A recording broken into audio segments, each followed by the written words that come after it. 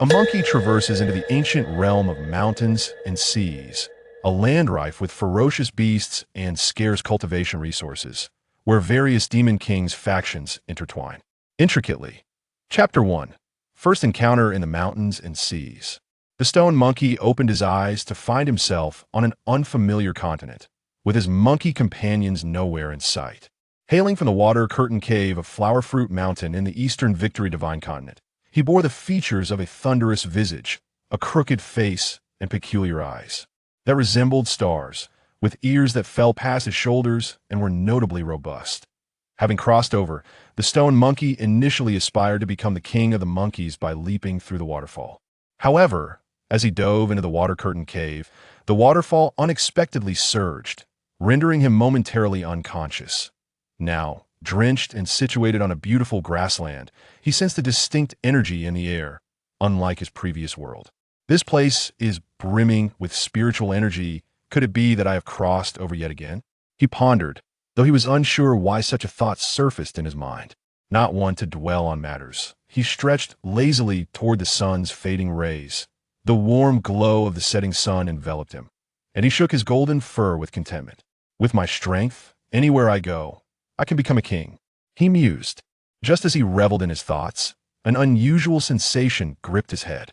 Upon inspection, he discovered a hard metallic headband.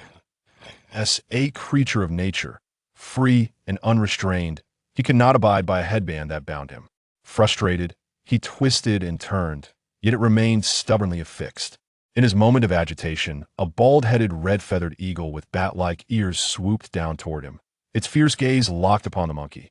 The bird emitted a cacophony of cawing sounds, speaking in a tongue the monkey could not comprehend but seemed to taunt him, asserting that this was its territory. The grassland was overgrown with wild weeds, littered with sharp stones. Curse it! I am one of the 13 protectors of Flower Fruit Mountain. How can I be bullied by a bald bird upon my arrival in your world? The stone monkey shouted angrily, his irritation compounded by the infuriating headband and the audacity of the bird to provoke him. Had he not been blinded by rage, he might have noticed the peculiarities of this creature compared to the birds of his previous world. This otherworldly red-feathered eagle, with its bat-like ears and blood-red eyes, exuded a menacing aura, clearly an intelligent beast. Moreover, it was a mutated noble of its kind, boasting the strength of a yellow level 29 mystical beast, having already formed a demon core. Previously, it had devoured a magic sound bat of a higher tier and now only awaited an opportunity to transform into human form.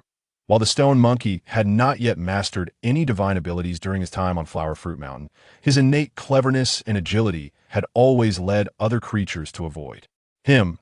Even the tigers in the mountains, his fellow monkeys, held him in high esteem, and his inherent arrogance led him to dismiss lesser animals entirely. Little did he realize that in the spirit-rich land of mountains and seas, even beasts that had yet to transform into human form possessed intelligence. Hey, you thieving bird, taste the fury of my hidden weaponry stone strike. With that, the stone monkey seized a stone from the ground and, with a flick of his wrist, hurled it fiercely at the soaring eagle. He believed that with his strength, even if he could not end the creature's life, he could at least force it to retreat. However, the red-feathered eagle circled in the air, disdainfully allowing the stone to strike. Upon contact with its iron-like feathers, the stone shattered, sending fragments flying back to the monkey, imparting a burning sensation upon him. Suddenly, a chilling metallic voice echoed in his ears.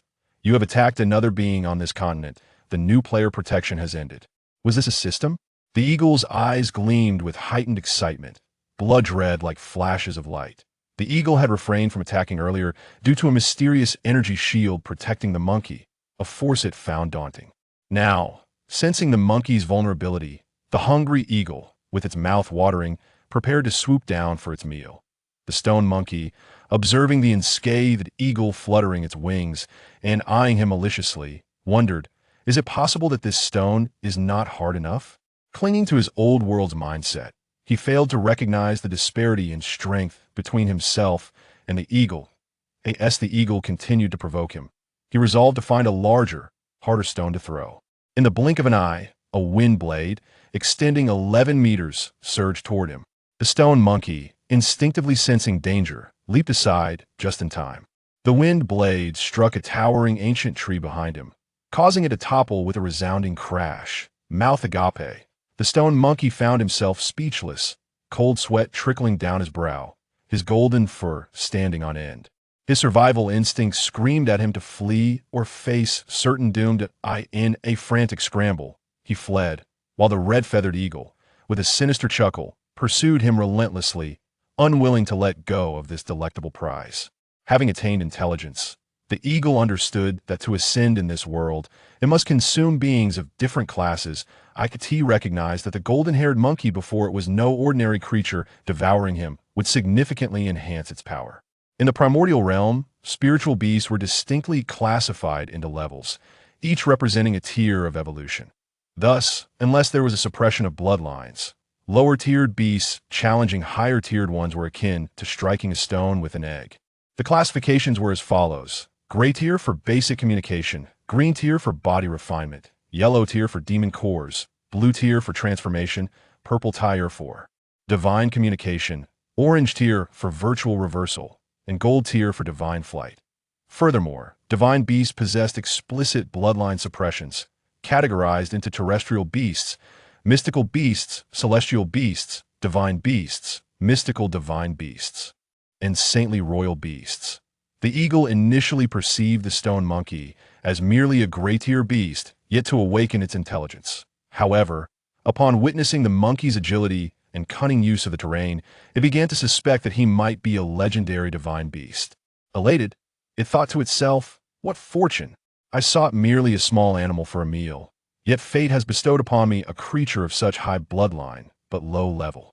Yet, upon reflection, most divine beast offspring are born at the yellow tier. And this monkey displays extraordinary agility. Could it possess innate divine abilities? Thus, it resolved that upon capturing the monkey, it would host a spiritual monkey feast, absorbing the monkey's bloodline and offering the now bloodless creature to its lord, the Grand Ancestor Miemeng. The Grand Ancestor could acquire the innate abilities of opponents below his level through the bloodline destruction technique. It was said that the Grand Ancestor was just in his rewards and punishments. Presenting such a treasure might elevate the eagle to prominence, much like its cousin, forever, ascending to the pinnacle of avian existence and becoming the dominion of this realm. Clearly, this red-feathered eagle was both cunning and battle-hardened. At level 15 of the green tier, it had once fought valiantly against a level 18 bloodthirsty bat, using its superior flying skills to outmaneuver and slay an opponent stronger than itself. Fortuitously, after devouring its foe, it had acquired a pair of bloodthirsty bat ears. The probability of devouring a foreign beast and acquiring its organs is less than 1. However, he was fortunate enough to encounter this slim chance, leading him to consider himself a lucky red feather eagle. Regrettably, the bat he faced was also a mysterious beast, providing little assistance to his bloodline evolution. Yet, if he could consume the stone monkey before him, it might propel his bloodline to the level of a celestial beast in the world of the classic of mountains and seas. While levels hold significant importance, bloodlines are paramount. As dusk approached, the monkey initially managed to evade the red feather eagle using his agility and the terrain. However, exhaustion soon overcame him. He bore numerous wounds inflicted by the eagle's wind blades, blood streaming from his body. Upon reaching the edge of a cliff, realizing he was at a dead end, he exhaled deeply and could run no more. Have I just traversed into this world only to meet such an end? The stone monkey cried out in despair, while the red feather eagle approached with a mocking laugh. Ding dong, you have been online for 12 hours today. Congratulations, you have received a novice gift pack. It contains a blue quality mortal bow, a small healing elixir, and a random servant skill book. With that, a bow, a dark pill, and a thin booklet materialized out of thin air. The stone monkey promptly swallowed the elixir, which instantly enveloped him in a golden glow, visibly healing the wounds carved by the wind blades. Congratulations, you have unlocked the level 2 hair summoning technique. Before the stone monkey's eyes appeared a system interface displaying introductions to various types of monkeys. With his life hanging by a thread, he paid little heed to the introductions and selected a robust monkey. You shall do a monkey resembling an ape with a flat nose, prominent forehead, and a white head and blue body, cried out, "Great king, great king." Initially, The red-feathered eagle was taken aback by the stone monkey's sudden stillness, thinking it had succumbed to fear and would await its demise. To his astonishment, another monkey appeared out of nowhere. Surprised and elated, he had not anticipated such a delightful turn of events. The summoned creature was a red-buttocked macaque, a level 9 celestial beast, possessing a formidable healing skill known as avoid death and extend life. The stone monkey decisively consumed the small elixir, leveling up to around level 10. He swiftly readied his bow and aimed at the red-feathered eagle. The eagle was taken aback by the stone monkey's rapid improvement. The stones shot at him were imbued with a sense of danger. In response, he unleashed his signature skill, bloodthirst, a demonic technique that held a certain restraint over the fairy-type stone monkey. The red-feathered eagle radiated a blood-red glow, appearing as a messenger from the depths of hell in the fading twilight. With a cry in the language of birds, the eagle invoked the storm technique, conjuring a tempest that engulfed both the stone monkey and the red-buttocked macaque he had summoned. Chapter 2. The stone monkey encounters demons at Fanata Mountain, with its rugged rocks, is a vast stone forest where vertical stone pillars rise up to 400 meters high. At this moment, the stone monkey, dazed by the storm, opened its eyes to find itself high in the clouds, nearly soiling itself in fear. It was being tightly grasped by the claws of a red-feathered eagle, unable to move. The stone monkey could hardly imagine the fate that awaited it if the eagle were to let go. It would surely be smashed to pieces. It was unimaginable that its life was held in the claws of a scruffy bird, and the stone monkey regretted its recklessness. At the same time, it lamented heaven. You really know how to play tricks on people. The red-feathered eagle had changed its mind upon seeing that the stone monkey had summoned another monkey, realizing that the secret hidden within this stone monkey was far too great. The surprise this stone monkey brought made the eagle's ambition swell. It could not inform the old ancestor of the extermination of the Mongols. It planned to take the stone monkey back to its lair for a secret interrogation by its cousin, the white-feathered eagle. Perhaps after the two of them learned the secret techniques of the stone monkey, they could eliminate the Mongols and take their place. The red-feathered eagle grew more excited as it thought about this. When it flew to a 500-meter high vertical stone pillar, it tossed the stone monkey into a stone cave within the pillar and then flapped its wings and flew away. At this moment, the stone monkey was on the verge of tears. The cave was no more than 3 meters deep, and besides a few eggs, there was a half-grown red-feathered eagle staring back at it. The stone monkey peeked down and felt as if it were in the clouds. Jumping down would surely result in losing every single hair. For a moment, it felt powerless to escape its predicament and dejectedly lowered its head. Meanwhile, the red-feathered eagle, not understanding monkey language, wanted to extract the summoning techniques from the stone monkey, so it flew to its cousin, the white-feathered eagle. The white-feathered eagle had already transformed into a level 40 blue-tier monster and was one of the 2 evil generals under the old ancestor of the Mongols. It possessed a supernatural ability to transmit its consciousness through magical power, hypnotizing opponents to reveal the secrets they wished to hide. The red-feathered eagle flew to a stone wall, its wings swiftly sliding through the air, and a blue light appeared, forming a magnificent stone door. As the red-feathered eagle entered the side hall of the white-feathered eagle, it saw a group of handsome men and beautiful women practicing enchanting techniques, oblivious to its presence. The white-feathered eagle had already transformed and appeared as a handsome scholar with a flawless face, though its eyes seemed to hold 1,000 years of icy coldness. The red-feathered eagle was extremely envious of its cousin's handsome transformation. However, despite the white-feathered eagle's exceptional talent, it was excessively indulgent and devoted all its energy to acquiring beautiful women. After capturing them and exhausting them, it would use its enchanting techniques to refine them into skeletal sails. The red-feathered eagle recounted the stone monkey's situation in bird language, and the white-feathered eagle pushed aside the weak, boneless beauty beside it, revealing a charming smile as it said, "Good, red-feathered eagle. This is indeed a great achievement.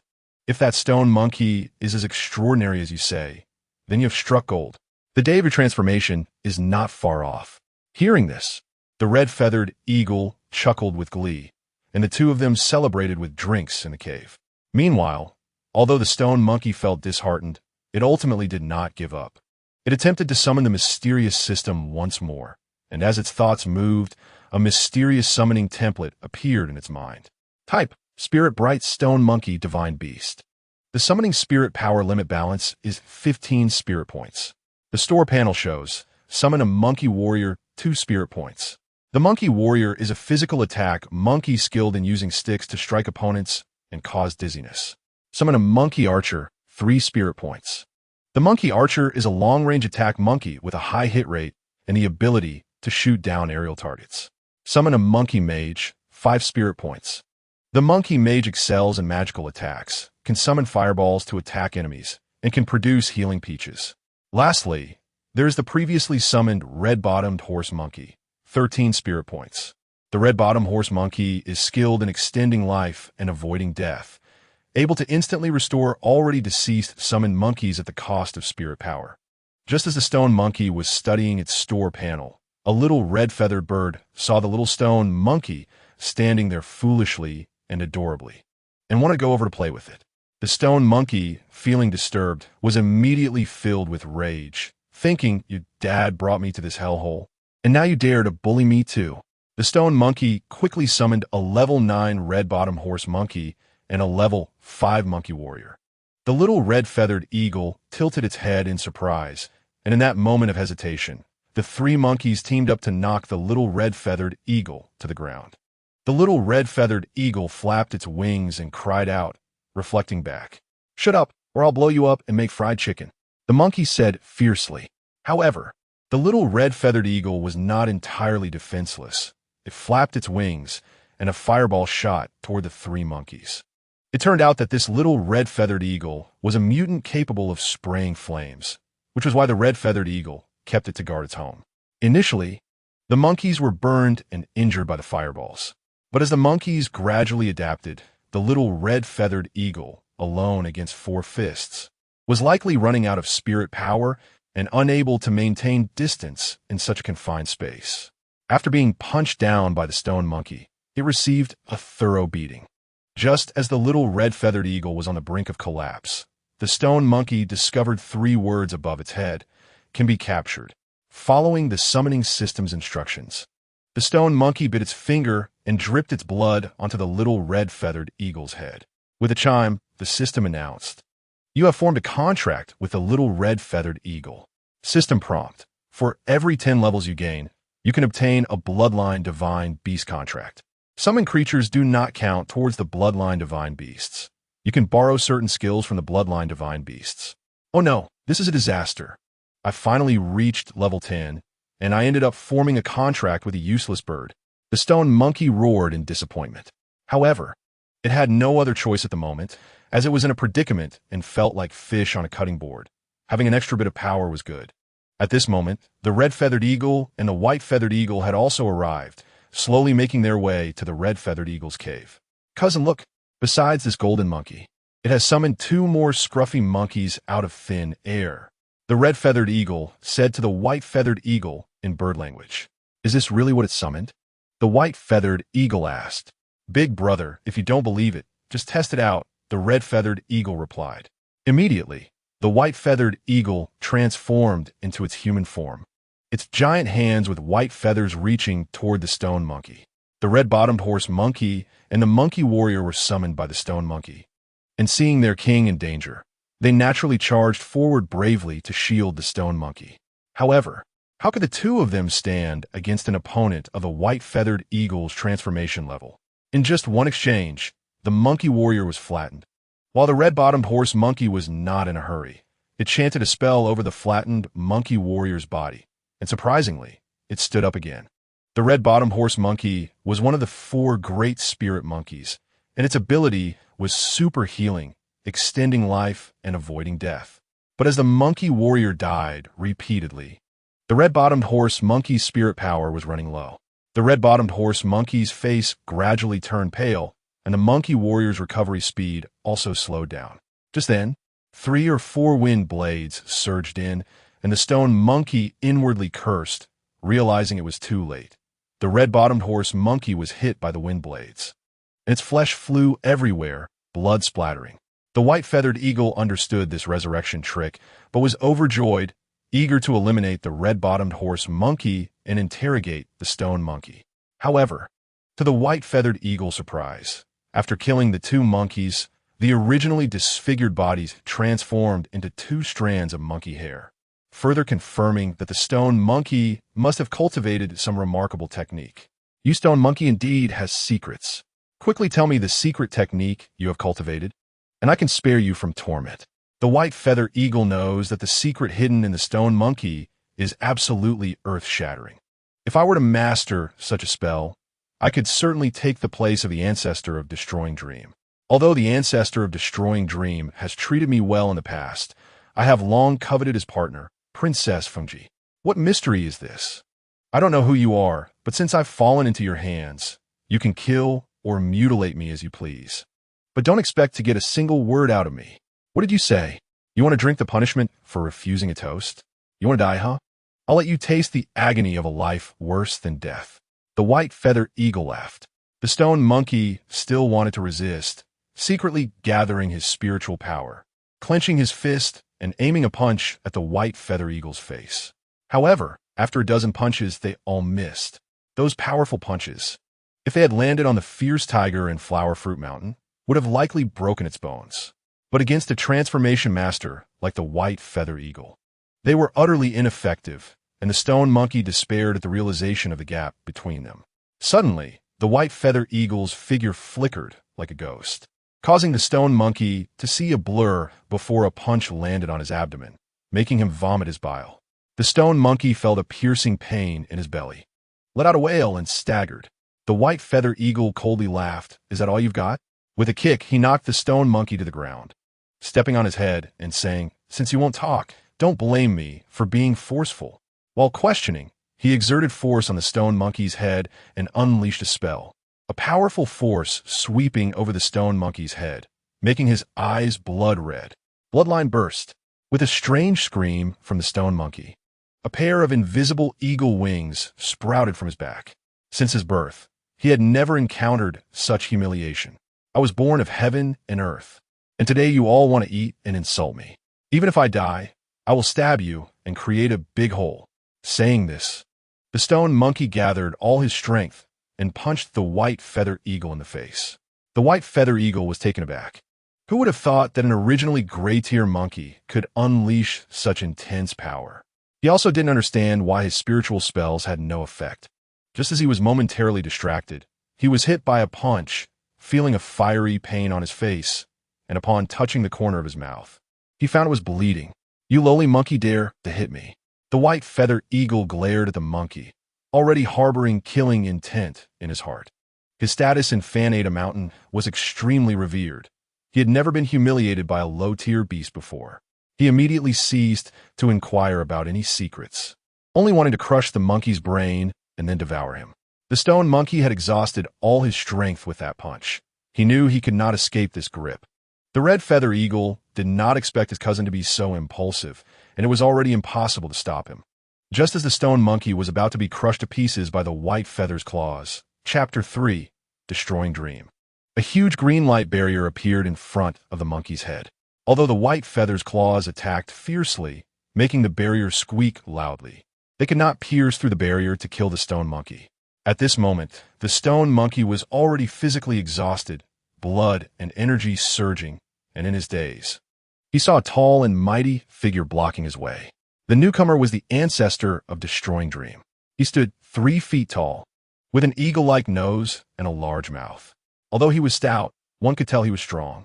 He grasped the white feather eagle's claws and said, "By Shan, this monkey is still useful to me, so don't rush to kill him." Greetings, ancestor of Destroying Dream. Upon seeing the ancestor's arrival, the white feather eagle immediately withdrew. He wished he could cut him into 1,000 pieces, but he acted respectfully. The ancestor of Destroying Dream swiftly took the stone monkey to his cave. "Parrot, you did well this time in helping me obtain such a treasure. Since Bai Xian already has rebellious intentions towards me, you can poison him for me, and afterward, Bai Xian's territory will be handed over to you." "Thank you, ancestor." It turned out that the parrot was an undercover agent sent by the ancestor of Destroying Dream to Bai Xian's side. In recent years, Bai Xian had become increasingly arrogant and disregarded others. If it weren't for the ongoing war between the Avian clan and the Terrestrial Beast clan, the ancestor of Destroying Dream would have already eliminated him, fearing that it would cause rebellion among his subordinates. The parrot was also a transformation monster. She had a slender figure, and her fingers were as delicate and soft as the tender shoots of newly sprouted white reeds. Her skin resembled frozen grease. Apart from her figure, she wore brocade and satin, with a gauzy garment on top, exuding an indescribable charm. After 2 or 3 days, the stone monkey's internal injuries gradually healed. Upon opening his eyes, he first saw a golden ceiling illuminated by bright firelight, realizing he was sleeping in an extremely luxurious room. Next to him was a beautiful fairy with an oval face and long black hair, cascading down her shoulders. She spoke in a clear voice to the outside. "The honored guest has awoken. Hurry and report to the master." The stone monkey said, "Thank you, miss, for saving me. This is the Destroying Dream Mountain Manor. Our master saved you." Soon after, several guards knocked on the door and respectfully said to the stone monkey, "Honored guest, the ancestor of Destroying Dream has feelings for you." The guards led him out of the room, passing through a long corridor. On both sides were artificially cultivated bamboo groves, and after passing through 2 side halls, they arrived at the resplendent main hall. The stone monkey had never seen such a grand and luxurious scene, feeling somewhat ashamed. The girl knelt down and said, "I pay my respects to Lord Destroying Dream." The stone monkey also said, "Lord Destroying Dream." The ancestor of Destroying Dream hurriedly said, "Little brother, how can you call me master? I cultivated transformation before you. Just call me senior." The stone monkey, who had always been irreverent towards heaven and earth, now gratefully clasped his hands and said, "Thank you, Senior Destroying Dream, for saving my life." The ancestor of Destroying Dream smiled broadly and kindly said, "Monkey, I see you have good talent. I have no children, so how about you become my adopted son, and I will teach you the methods of cultivation?" Since arriving in the Shan Hai world, the stone monkey had been bullied everywhere. Now, the ancestor of Destroying Dream, who could easily block the white feather eagle, was willing to be his adoptive father and teach him the methods of cultivation. He immediately felt he could not miss this opportunity and bowed down. The ancestor of Destroying Dream stroked his beard and said to the surrounding guards, "Go call my wife and swear." In a short while, a beautiful and charming woman with a clever smile, along with a girl about 15 or 16 years old, appeared. "Let me introduce you. This is my wife, Princess Fengji. She will be your adoptive mother from now on." Then he pointed to the cute and lively girl and said, "This is my daughter, Shuer. She will be your adoptive sister." The stone monkey did not hesitate and immediately bowed to the lady.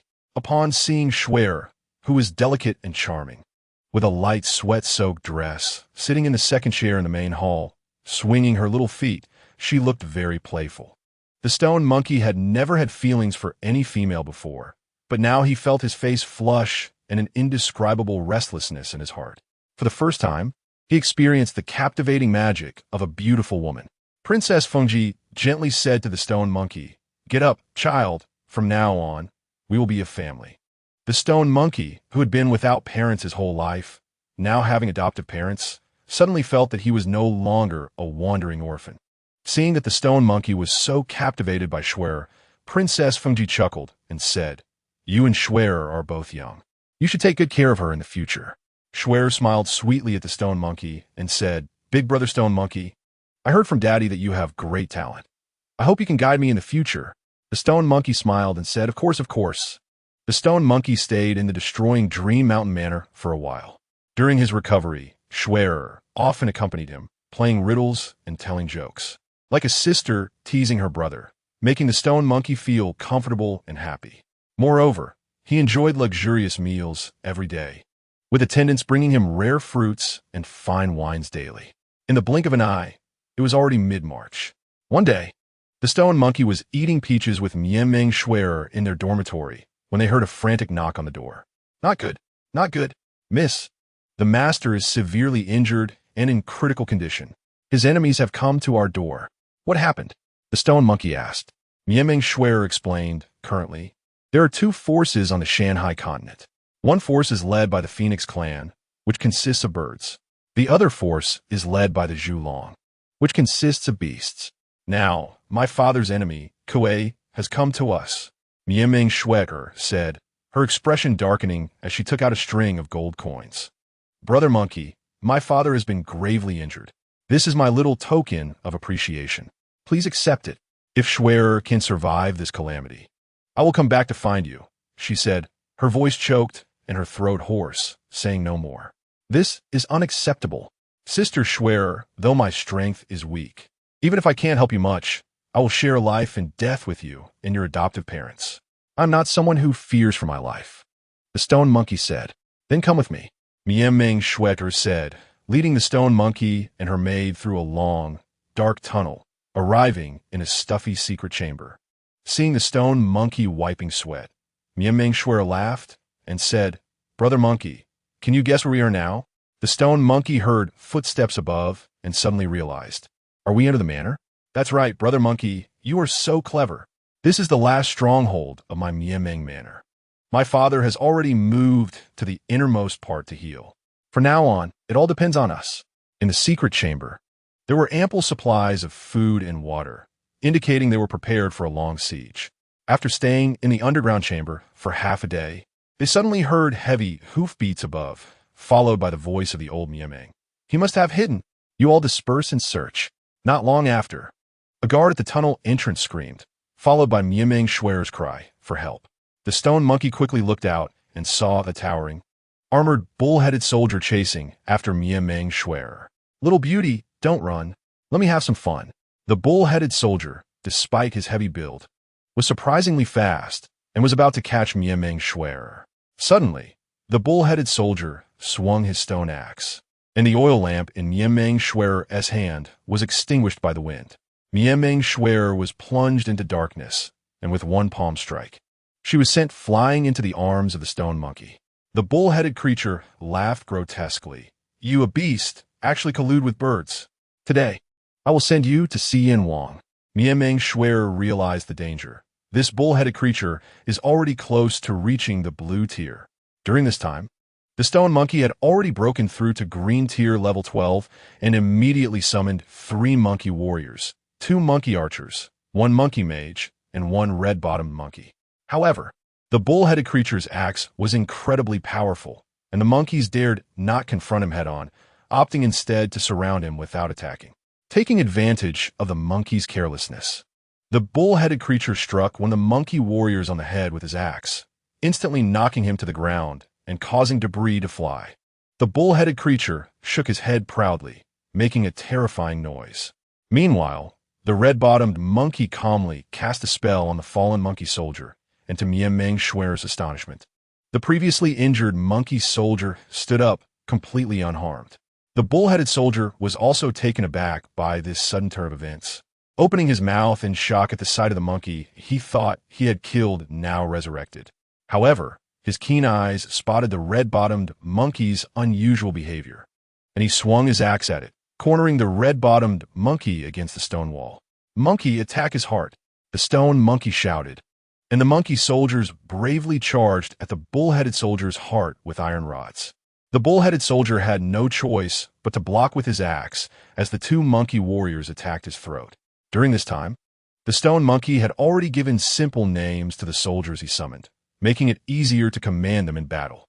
The bull-headed soldier repeatedly killed the monkey soldiers, only for them to rise again due to the red-bottomed monkey's spell, creating an eerie situation that left the bull-headed creature at a loss. Several monkeys were battered, but as long as the red-bottomed monkey chanted a spell, they would stand up again, instilling fear in him.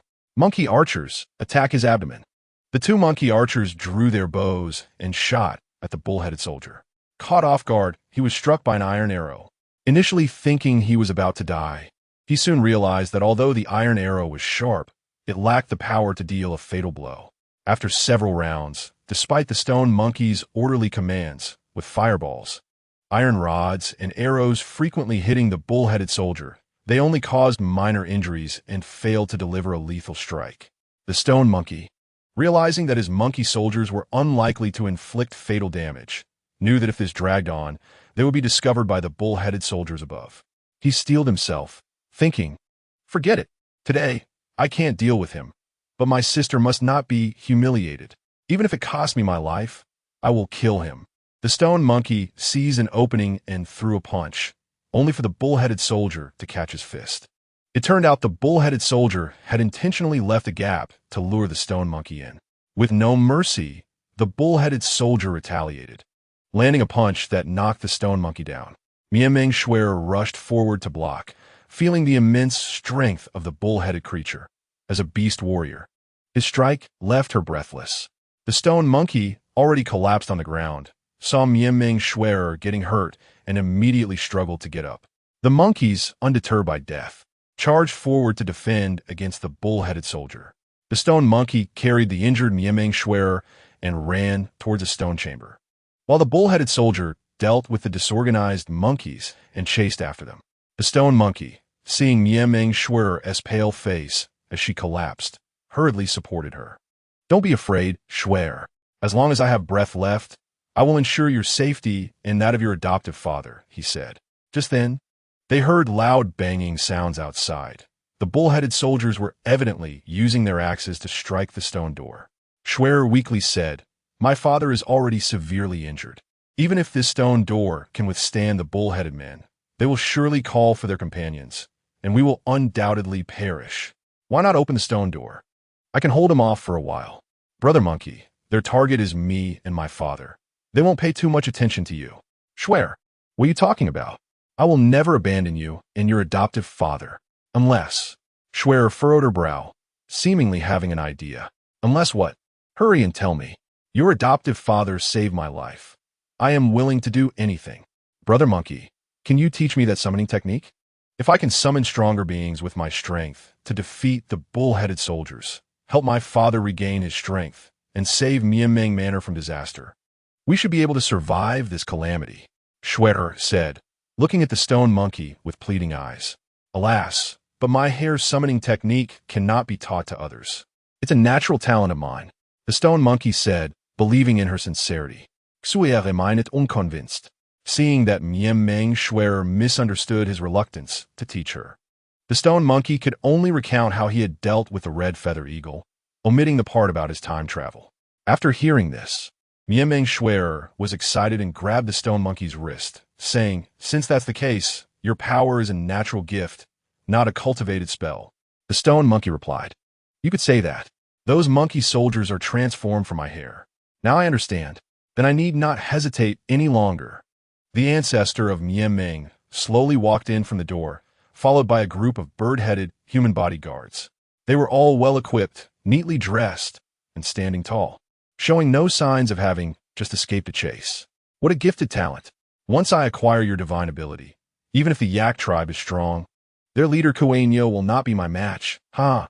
The ancestor of Mianming was overjoyed and turned to pat the bull-headed guard who had just chased after the stone monkey and Schwerer, teasingly saying, "Madam's 36 transformations and acting skills are truly impressive." The stone monkey, confused, looked at the unharmed ancestor of Mianming with a sincere expression and asked, "Father, weren't you heavily injured and in seclusion?" "Stone monkey, do you still not understand? Look at who I am." The bull-headed monster transformed into a slender, graceful beauty with an elegant appearance, revealing herself as his adoptive mother, Princess Fengji. "Mother, how could you? Ha! At this point, did you really think I would take a stinky monkey like you as my son? I've been raising you in luxury these days just to find out whether your divine ability is a natural talent or if someone has guided you. If your summoning technique is guided by someone, it will be troublesome if you refuse to reveal the incantation.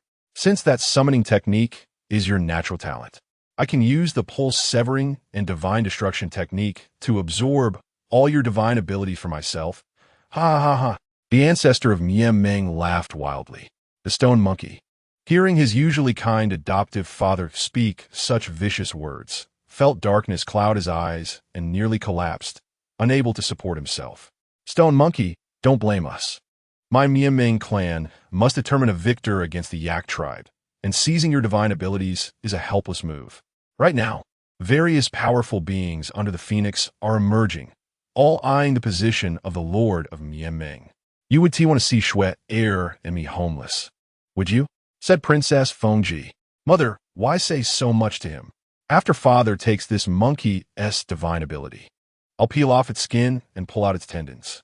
Hee, I haven't tasted wild monkey brain yet." The stone monkey felt as if his heart was struck by a heavy hammer. Unable to imagine that the sister who had just shared life and death with him would turn around and show a desire to eat his brain. He could only hope this was a nightmare, and when he woke up, his adoptive father and mother would still be kind, and Shui heir would still be so lovely. After finishing her words, Mianming Shui heir threw herself back into the arms of the ancestor of Mianming and said, "Father, this stinky monkey is truly disgusting, and it often has lice on it. I've suffered a lot serving this monkey these days.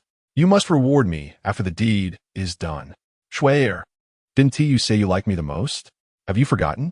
The stone monkey seemed to want to awaken Shui heir's past feelings for him. "Oomph. A fool who only knows how to eat peaches and bananas. Do you really think I would like you? Does a lazy toad dream of eating swan meat?" Mianming Shui heir's words were the last straw that broke the camel's back. He never expected that in this world of mountains and seas, male demons devour people without spitting out bones, and female demons are even better at playing with emotions. He truly felt like he had just escaped from a wolf's den only to enter a tiger's lair. Reflecting on his carefree life as a monkey in Flower and Fruit Mountain, although he had fought with other demons there, it was always straightforward. But after crossing into the mountain and sea continent, he realized how treacherous human hearts could be. First, he was hunted by the red feather eagle, then insulted by Bai Xian, and just as he thought he had found a good life, he was betrayed by his adoptive parents and the one he loved. The monkey thought he had found belonging, only to find reality terrifying once the mask was lifted. With that thought, he spat out a mouthful of fresh blood. Kneeling on one knee, the fearless him seemed unable to stand again, deeply understanding the horror of killing and betrayal. No, he could not just sit and wait for death. He thought to himself that even if he died, he could not fulfill the desires of this family with hearts like poisoned scorpions. Thinking of how Mianming Shui heir had cared for him, who could have imagined that beneath her charming and tempting appearance lay such an evil and malicious heart? He was both angry and sad. Suddenly, a pair of invisible wings sprouted from his back, the bloodline divine ability bestowed upon him by the little red feather eagle. He charged towards the spear of the bird-headed guards behind the ancestor of Mianming. How could the ancestor allow him to succeed? He reached out to grab the stone monkey's back. The eagle claws dug into his spine. This was the famous technique of the mighty divine bird claw. The pain was excruciating, yet the stone monkey still tried to charge towards the spear but could not get any closer. With hollow eyes, he heard the ancestor of Mianming shout, "Hee, pulse severing and soul destruction technique." The ancestor of Mianming did not expect the stone monkey would think of committing suicide. Fearing that delays could lead to changes, he immediately cast the spell on him. The spiritual energy that the stone monkey had painstakingly acquired surged into the ancestor of Mianming, and the stone monkey's golden fur visibly changed to a muddy yellow at a rapid pace. His bloodline being stripped away as if bones were being scraped and flesh was being peeled off. The pain was beyond words. An enormous phantom golden giant ape emanated from the stone monkey, roaring in anger, but no matter how it howled, it gradually turned to ashes. Meanwhile, a phantom Mianming bird emanated from the ancestor of Mianming, which originally had blue feathers and a red tail, now transformed into a resplendent golden figure. Looking quite majestic, before long, the stone monkey had transformed from a strong, clever, golden-furred, beautiful monkey king into a small, hollow-eyed, yellowish monkey. As for the ancestor of Mianming, he felt a surge of vitality rising within him. The once unshakable bottleneck had loosened, and he was overjoyed upon inspecting his cultivation, which had subtly broken through from the purple stage to the orange stage. At that moment, the stone monkey lost not only his cultivation, but also his vitality and talent. The ancestor of Mianming then revealed his true form, becoming a tall and mighty golden Mianming bird. The bird-headed guards at his side exclaimed, "Old ancestor is mighty." Despite his excitement, the ancestor of Mianming felt the qualitative leap in his body and bloodline brought by the stone monkey, but seemed not to have found the summoning technique in his mind. He shook the already limp stone monkey and asked, "Where's the summoning technique?" "Stone monkey, if you dare to deceive me, if the summoning technique really is your natural talent, I would have taken it long ago." At this point, the ancestor of Mieming, having transformed back into human form, furiously thought about the months of planning and luxurious living that still had not yielded that magical summoning technique. In a fit of rage, he slapped the stone monkey hard. The stone monkey, bloodied and with exposed teeth, spat blood on the face of Mieming, saying fiercely, coveting my divine ability, "I would rather die than tell you." "Good, good, good." The ancestor of Mieming angrily repeated the word "good" 3 times, thinking that this stone monkey was indeed stubborn. Even when he was nearly beaten to death by Bai Xian, he refused to reveal his divine ability. Now, he could only lock him up and find a way to lure him into revealing it. If you want to die, I will not let you die. Kulme, take this dead monkey to the 9 nether floating prison. Unless he speaks, let him die of old age there. Chapter 5.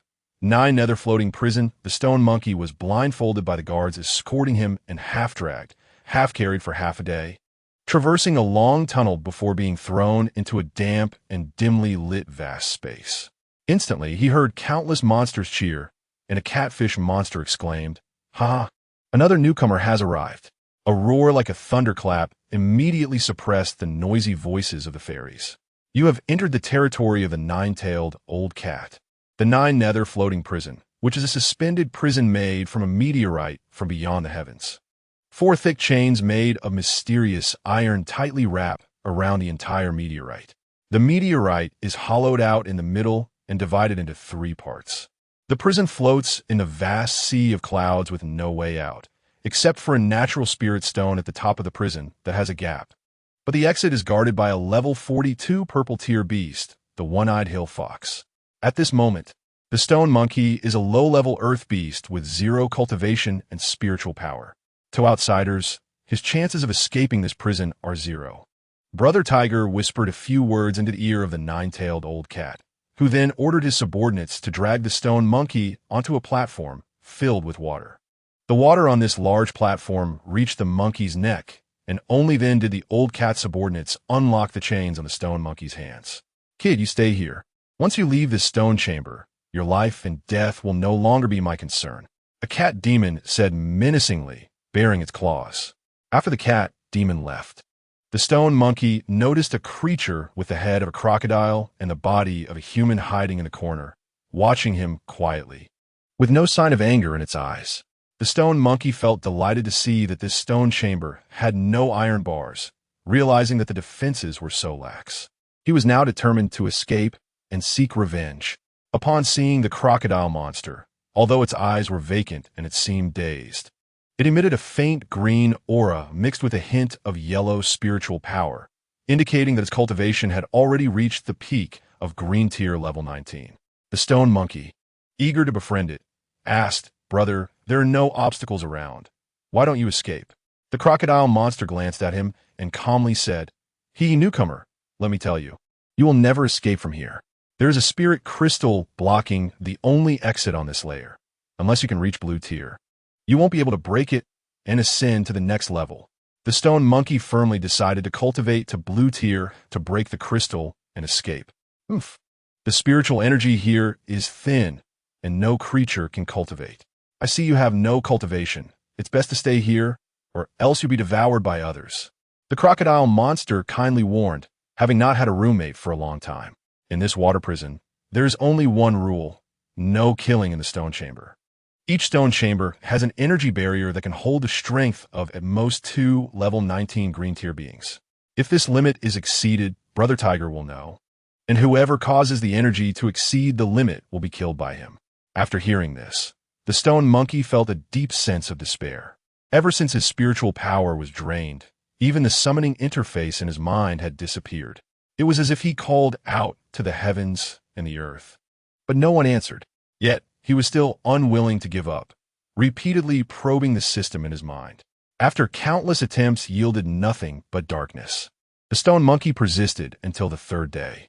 Just when he was about to collapse, a faint stream of spiritual power suddenly flowed into him. It turned out that the ancestor of extinction had only stripped him of all his innate talents and spiritual power, but had not severed his connection with the little red-winged eagle. Once the bloodline is bound, the bloodline spirit beast must stay close to its host and must deliver a portion of its spiritual power every 7 days, or else it would suffer greatly. On the 7th day, the little red-winged eagle finally sensed its host's location and flew to the periphery of the 9 nether floating prison to deliver the little remaining spiritual energy to its host.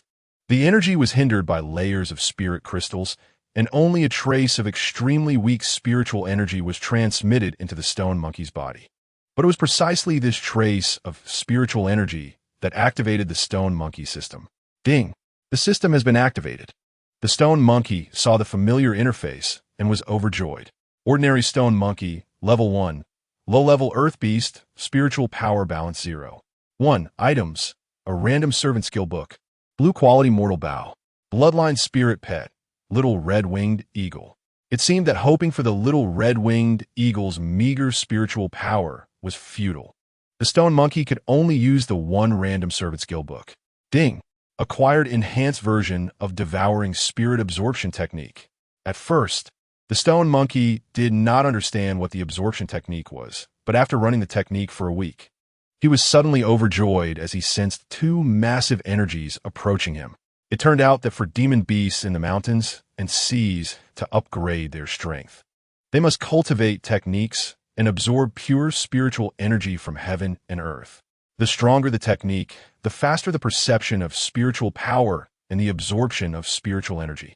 However, the demon beasts of the mountains and seas cannot directly absorb the spiritual power from spirit crystals, as the energy is wrapped in crystals, making it undetectable to them.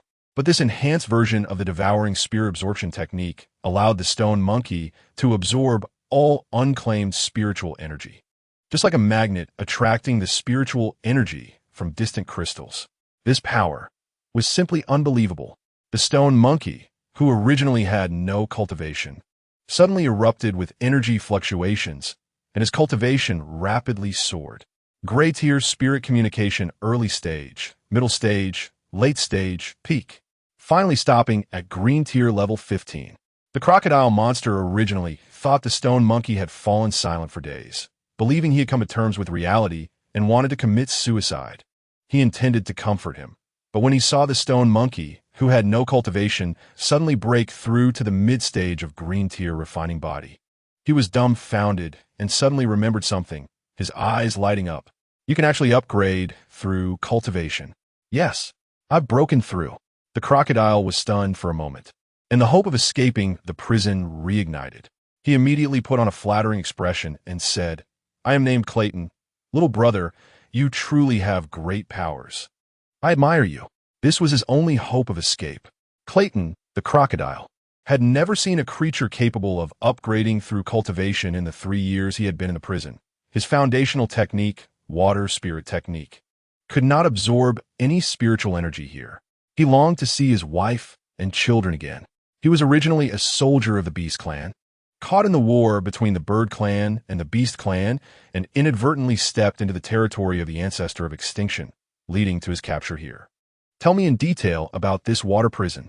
The stone monkey had realized that the crocodile monster was placing his hopes on him.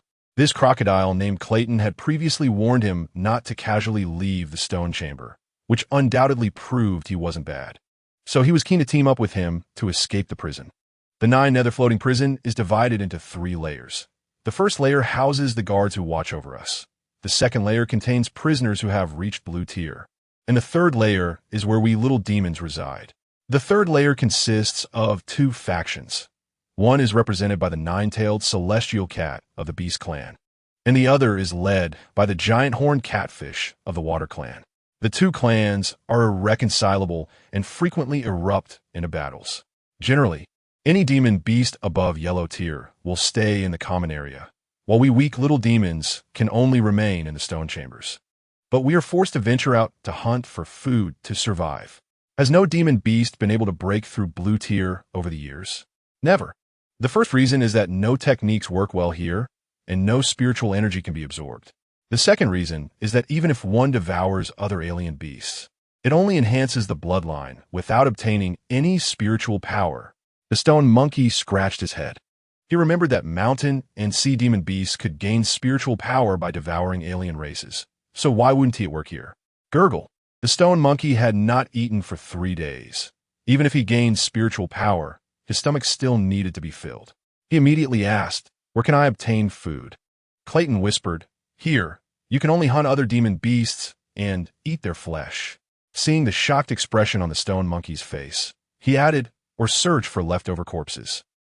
The stone monkey, born in Flower Fruit Mountain, had only ever eaten fruits and vegetables. Even in the Extinction Mountain village, he only ate cooked meat and fruits. However, after experiencing so much, it had awakened the beastly instincts within him. This prison was a brutal arena where the law of the jungle ruled. One must be ruthless and use any means necessary to survive. Chapter 6. Summoning Interface. Upgrade. The stone monkey and Crocodile Clayton decided to go hunting together. After experiencing so much deceit, the stone monkey warned Clayton not to mention his soul absorption technique to anyone. Concerned about encountering strong enemies, they decided to search for food only in the territory of the nine-tailed old cat. The water prison was filled with flowing sewage, and as they moved further away from the stone chamber, the sewage grew deeper, already covering the stone monkey's knees. Suddenly, the stone monkey stumbled and fell into a puddle after tripping over a rock in the water. Although there was water, the stones still hurt him, but he noticed that the puddle resembled a whirlpool, continuously sucking in and drowning creatures. Fortunately, the stone monkey had reached the green stage of body refinement. Otherwise, he would have been killed by the whirlpool's spiritual force. The deep pit was bottomless, and he had no idea where it led. As he reached in to feel around, he unexpectedly grabbed a large fish that had been killed by the whirlpool's force. The monkey was thrilled.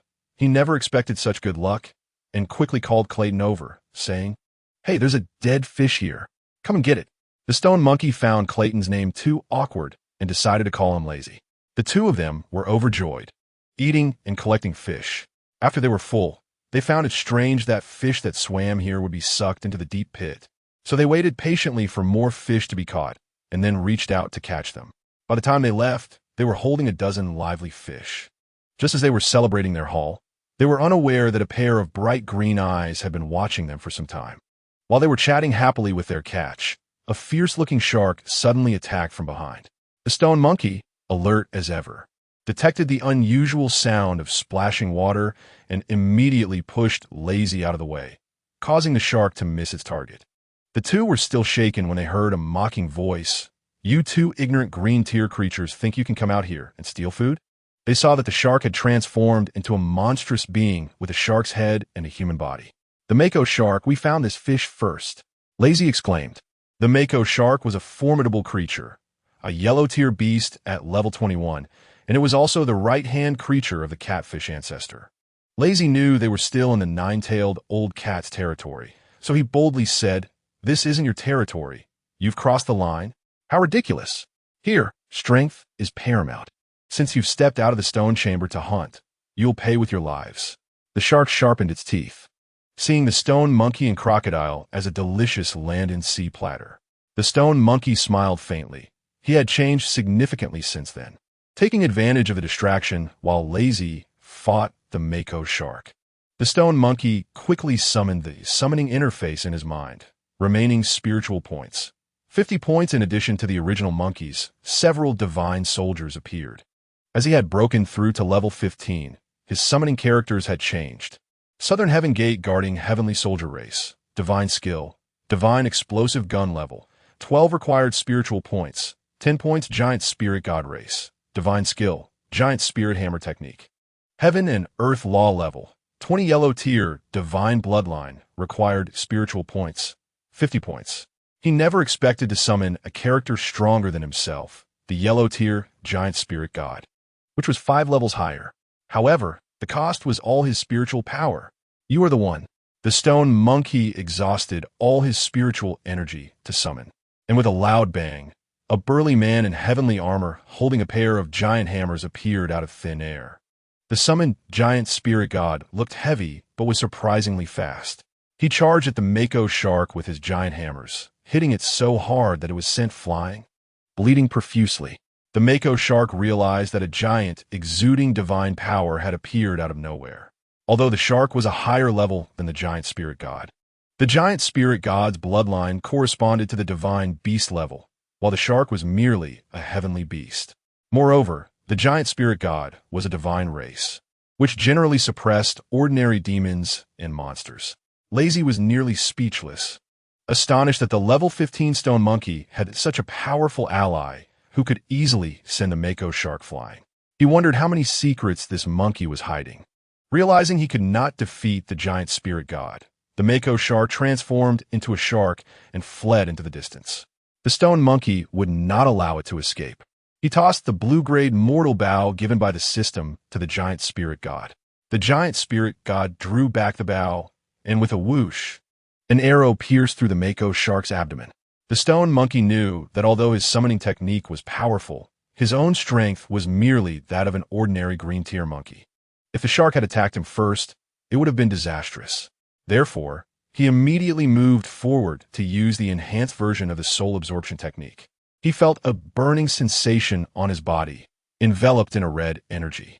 The absorption was successful. His bloodline advanced to beast level 90, and he obtained the shark's abdominal fin. It turned out that the enhanced version of the soul absorption technique had another powerful benefit. It allowed him to absorb parts of beasts that were higher in rank than himself, with a 50 chance of obtaining precious parts. The ordinary absorption technique only had a 1 chance of absorbing enemy parts. But the stone monkey did not expect this technique to be so powerful, allowing him to absorb the Mako shark's abdominal fin on the first try. 2 rows of fish fins appeared on the monkey's abdomen, enabling him to swim freely in the water and also practice water-based techniques. Good kid. You actually managed to kill my shark general. A monster with a catfish head was seen sitting in an extremely luxurious sedan chair carried by 4 strong water demons. Coming towards them, through the curtain, they could see that the dark catfish head had a pair of shiny, large horns. As he appeared, various strange fish gathered from all directions, transforming into monstrous beings with fish heads and human bodies behind the catfish monster. This is bad. He is the giant horn catfish ancestor, known in name alongside the 9-tailed old cat, with a cultivation level that has reached the peak of the yellow tier. Just 1 step away from transformation. Even more terrifying is that he can freely manipulate the sewage in the water prison. Even the 9-tailed old cat would have to be wary of him. His territory is to the west. How could he be here? The summoned giant spirit god, after killing the shark, received no spiritual energy at all. It seemed that the energy was absorbed by the deep pit. The spiritual energy indeed flows here. Kid, you killed my general, and today you will pay with your life. The catfish monster was extremely sinister. He did not want another fierce general added to the beasts. He waved his hand fiercely, and the sewage transformed into 3 water dragons. Seeing the stone monkey in danger, the giant spirit god tried to disperse the water dragons with his giant hammer, but the catfish ancestor was not an ordinary figure. He transformed his hands, and the 2 water dragons made of sewage tightly wrapped around the giant spirit god, immobilizing him. Meanwhile, another water dragon ferociously lunged at the stone monkey. In a critical moment, a white figure flashed by like the wind, and 9 tails lightly touched the water dragon, causing it to vanish. Catfish, your hands are too long. Want to kill someone on my territory? The newcomer was none other than the 9-tailed old cat, who repelled the water dragon and stood with his hands behind his back in front of the hundreds of monsters summoned by the catfish. It turned out that the 9-tailed old cat had recently discovered a deep pit that absorbed spiritual energy within his territory. Both he and the catfish had already reached the stage of blue tier transformation, but every time they tried to advance further, their spiritual energy would be drained away. Now that such a deep pit had appeared, both forces were surely unable to increase their spiritual energy at the 3rd level because it was all being absorbed by this pit. Old cat, what do you mean by this? This kid killed my shark general. Are you going to protect him? The catfish asked sinisterly.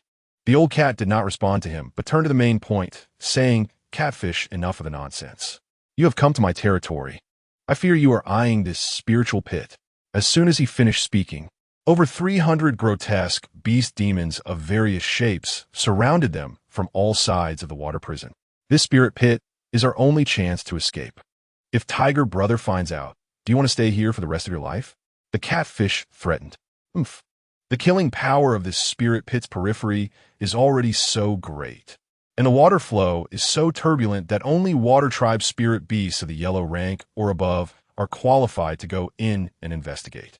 And you water tribe, having taken advantage, will still care about us beast tribe," the nine-tailed old cat said.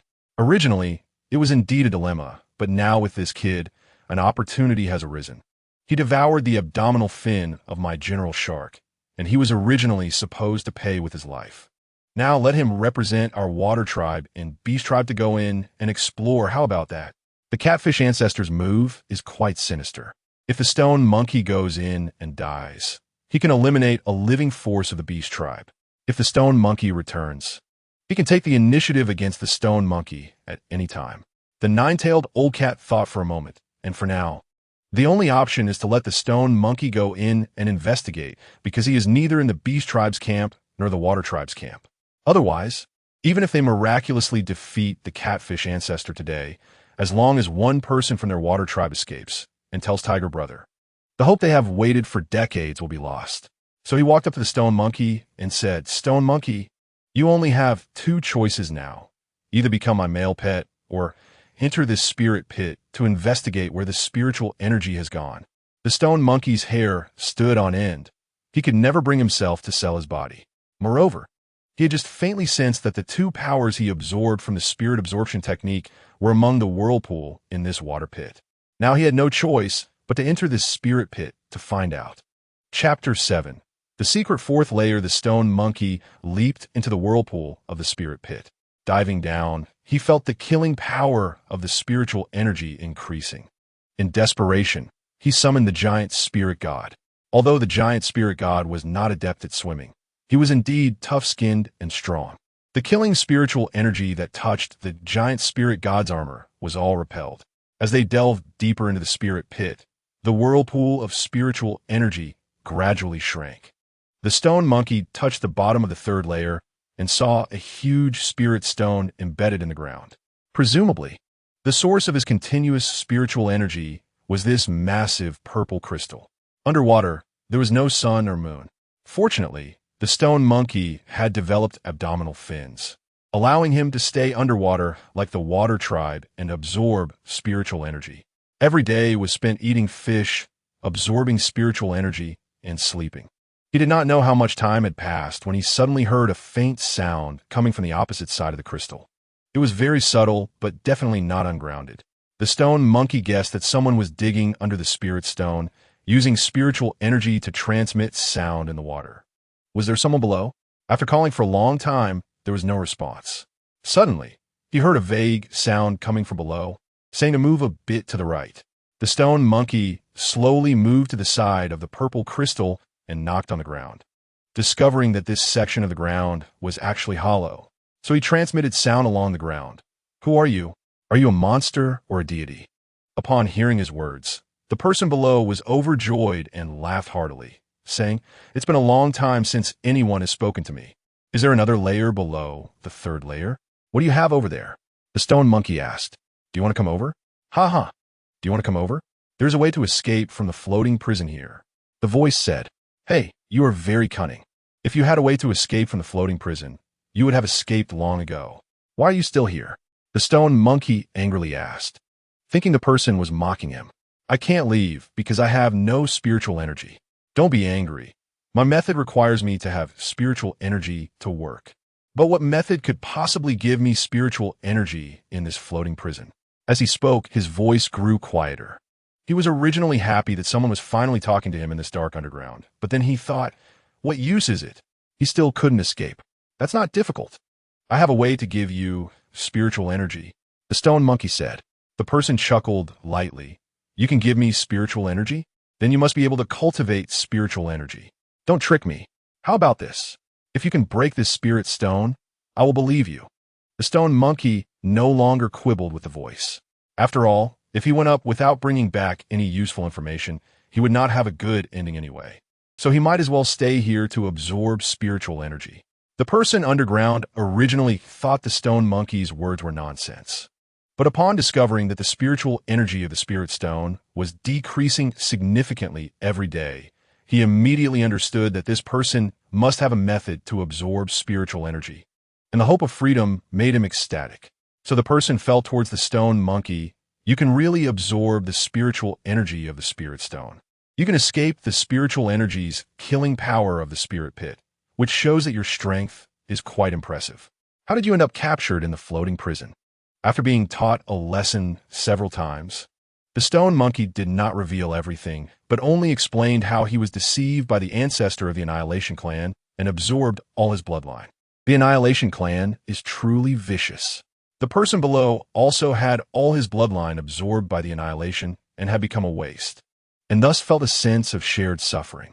He did not know how much time had passed when the giant spirit god absorbed the last trace of spiritual energy from the purple spirit stone, and his whole body burst into golden light. The fluctuation of spiritual energy changed from yellow to blue, clearly indicating that he had entered the blue-ranked divine metamorphosis stage.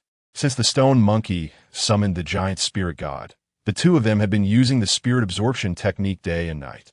In just a few days, the spiritual energy of the spirit stone had been nearly completely absorbed. With this back and forth, the stone monkey, being extremely close to the spirit stone, absorbed energy even faster than in the stone chamber and had already broken through to the mid-level of the 25th rank yellow stage. And since the giant spirit god was of the divine race and a divine general, his increase was even more terrifying and had reached the blue rank.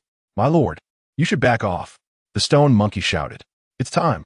The giant spirit god punched through the spirit stone, and a massive flow of water surged into the hidden fourth layer.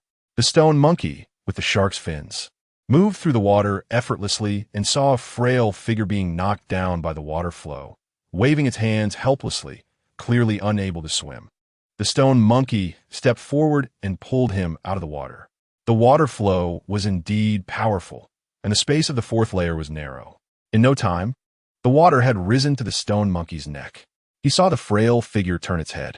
Using the dim light, he finally saw the appearance of a shadow and saw a monster with a fox head and a human body, drenched like a drowned rat. However, the fox had bright eyes like stars, a well-defined outline, and when it smiled, it revealed snow-white teeth, looking quite good, judging by its appearance. It seemed to be of a similar age to the stone monkey. The fox extended its hand and smiled. "I am Ming Tong. Thank you, friend, for your rescue. May I ask what the situation is on the third layer now?" So the stone monkey recounted the battle between the nine-tailed fox and the giant horned catfish over the spirit pit, as well as the matter of him being sent down to investigate in full. Did they think that their realm couldn't break through because of the purple spirit stone? Isn't the spiritual energy absorbed by the spirit stone? The stone monkey asked. The spirit stone may absorb some spiritual energy, but the spiritual energy of the 1,000 or so demons on the third layer has been absorbed by a spirit tree underground. Ming Tong, since you also want to go out, and I want to go out too, why don't we cooperate? Ming Tong said, to reach the top layer, we must go through this spirit tree. This tree is hollow inside and hard on the outside, but it leads directly to the first layer of the floating prison. To escape, there are two key elements. The first is to dig a small hole that a mosquito can crawl into on this tree. But this requires the catfish ancestors' pair of big horns. The second is that to crawl into the small hole, we must use the 36 transformations ultimate skill. And among the entire floating prison, only I know the 36 transformations ultimate skill. Ming Tong said, "You mean you want to exchange the 36 transformations ultimate skill for my spirit absorption technique?" The stone monkey said, "Smart. To escape from this prison, we can only cooperate fully. Deal." The stone monkey and Ming Tong hit it off, and the two tightly shook hands, reaching a cooperation agreement. The stone monkey taught the enhanced version of the spirit absorption technique in his mind to Ming Tong. After both learned each other's divine abilities, without delay, they rushed to the third layer to seize the catfish ancestors' pair of big horns. In the prison, there are no days or months. When the two arrived at the third level, they didn't expect there to be no one outside the spirit pit. Just as they were puzzled, A shadow tapped the stone monkey on the shoulder. The stone monkey instinctively pressed the sharp bowstring of the mortal bow against the person's neck. "Monkey, it's me. I am lazy." The stone monkey focused and saw it was indeed lazy, and unexpectedly asked, "Lazy, how could it be you? You haven't returned for days. And both old catfish and old nine-tailed cat thought you were dead. I knew you had divine powers and would never die like this. So I pretended to ally with old cat and waited for you here." "I see," said the stone monkey. "Who is he?" Lazy pointed at Ming Tong and asked. "I am Ming Tong, pleased to meet you." "What? You are Ming Tong, the son of the warden, one-eyed hill fox." Ming Tong glanced at the astonished crocodile monster and said, "Don't worry, I am absolutely on your side. My father sacrificed me to old ancestor Meng to save his own life. Old ancestor Meng used the severing pulse technique to transfer my entire being into his body. I am definitely at odds with them." The stone monkey sensed that Ming Tong, like himself, was the lowest class of earth beast and knew he spoke the truth. At this moment, the two were united against a common enemy. Moreover, Ming Tong was the planner of the entire escape plan, so he said to Lazy, "Lazy, we've decided to break out of prison. Do you want to join us? Our first step is to seize old catfish's giant horn." Lazy had initially regarded the stone monkey as his only hope for escape, and now, with the addition of the warden's son as a helper, he naturally agreed wholeheartedly. The three discussed that in order to obtain old catfish's giant horn, they would have to kill him. However, if they attacked head-on, not to mention his hundreds of water demons, they would likely also alert Brother Tiger, who was at the mid-level of the blue rank, which would be counterproductive. Ming Tong said, "So what should we do?" The stone monkey asked. "Old catfish has a peculiar habit of being very ostentatious. He has a silk golden sedan chair that he particularly likes. Lazy and I will transform into 2 bats using the 36 transformations and steal it, while you lie in ambush nearby. As soon as old catfish appears, we will kill him on the spot and seize the horn." He immediately shared the method of transforming into bats using the 36 transformations with Lazy. Lazy and Ming Tong transformed into 2 bats, and the two stealthily entered old catfish's residence. They heard old catfish's voice booming, and the two used their claws to hook onto his sedan chair. 1, 2, 3. The two grabbed the chair and intentionally made a loud noise, waking old catfish. Old catfish opened his eyes and looked outside, quickly discerning that there were 2 bat spirits, one at the initial green rank and the other at the peak of the green rank. He immediately got up to chase them, saying, "Where did these little thieves come from, daring to steal from me?" Seeing old catfish furious, Ming Tong smiled at Lazy and said, "We're halfway there." The two accelerated with all their might, flapping their wings nonstop, and reached the vicinity of the spirit pit, where they dropped the sedan chair from a height into the pit. Old catfish, in a fit of rage, leaned over the edge of the dark spirit pit to look, only to see that the original sewage had long since receded. He suddenly realized something was wrong, turned around, and saw a heavenly soldier and a heavenly general, with their weapons at the ready. The visitors were indeed the giant spirit god and a heavenly soldier from the southern heavenly gate. The giant spirit god shouted and lunged forward, wanting to grapple with old catfish. Old catfish sidestepped and used his giant horn to pierce the heavenly soldier's body, only to find that the soldier was holding onto the horn that had pierced through him. The giant spirit god seized the opportunity and brought down his hammer, but the giant horn was unharmed, causing old catfish to scream in pain. "Attack where the horn connects to the flesh," Ming Tong commanded. The giant spirit god struck again, and a piece of flesh from old catfish fell off along with the horn. Old catfish rolled on the ground in pain, not knowing how strong that divine general was, but the divine power on him was making it hard for him to breathe. Enduring the pain of his severed horn, old catfish planned to dive into a nearby stone prison. Stop him. He wants to use his spiritual power to attack the barrier of the stone prison and lure Brother Tiger over. Ming Tong immediately understood old catfish's intention. Old catfish was indeed one of the top figures on the 3rd level, and now that he was back in the sewage, the three couldn't stop him. They watched as old catfish was about to break the spiritual balance of the stone prison. Just as old catfish was about to attack with spiritual power, a white shadow quickly swept past, and old catfish's head fell to the ground. Unexpectedly, the newcomer was Old Nine-Tailed Cat. It turned out that the cunning Old Nine-Tailed Cat had sent another little demon to stake out the spirit pit. And the little demon had already reported everyone's movements to Old Cat. The stone monkey saw this and wanted the giant spirit god to deal with Old Cat. But when he saw Old Cat step into the stone prison and say, "I already know about your affairs. If you want to leave, you must take me with you. Otherwise, I will immediately break the balance of the stone prison. Think about what will happen if Brother Tiger finds out." The stone monkey thought for a moment. After all, Old Nine-Tailed Cat had helped them avert a crisis, and he could still stabilize the other demons outside. Thus, he reluctantly nodded in agreement with Old Cat. So, the four of them, Stone Monkey, Ming Tong, Lazy, and Old Cat, sneaked into the spirit pit. Chapter 8. Long-haired thus, Lazy, Old Nine-Tailed Cat, Stone Monkey, and Fox transformed into 4 mosquitoes, and with the help of Ming Tong's penetrating vision, they broke through the stone wall of the 4th level, dragging the shrunken giant horn into the gap. They saw a towering giant tree standing tall, with no end in sight. The giant horn was a rare treasure, capable of changing size at will. The group used the giant horn to break through the trunk of the ancient tree and flew inside. They moved through the dark trunk for an unknown amount of time, only to find themselves blocked by a layer of spiritual power barrier. "Don't panic. Let's use the giant horn to break through this barrier," Ming Tong said. The group exerted all their magical power to use the giant horn to breach the barrier, but the barrier was even harder than the bark of the spiritual tree. After all their effort, they only managed to grind out a small pit. "Not good. Spiritual power is rushing up."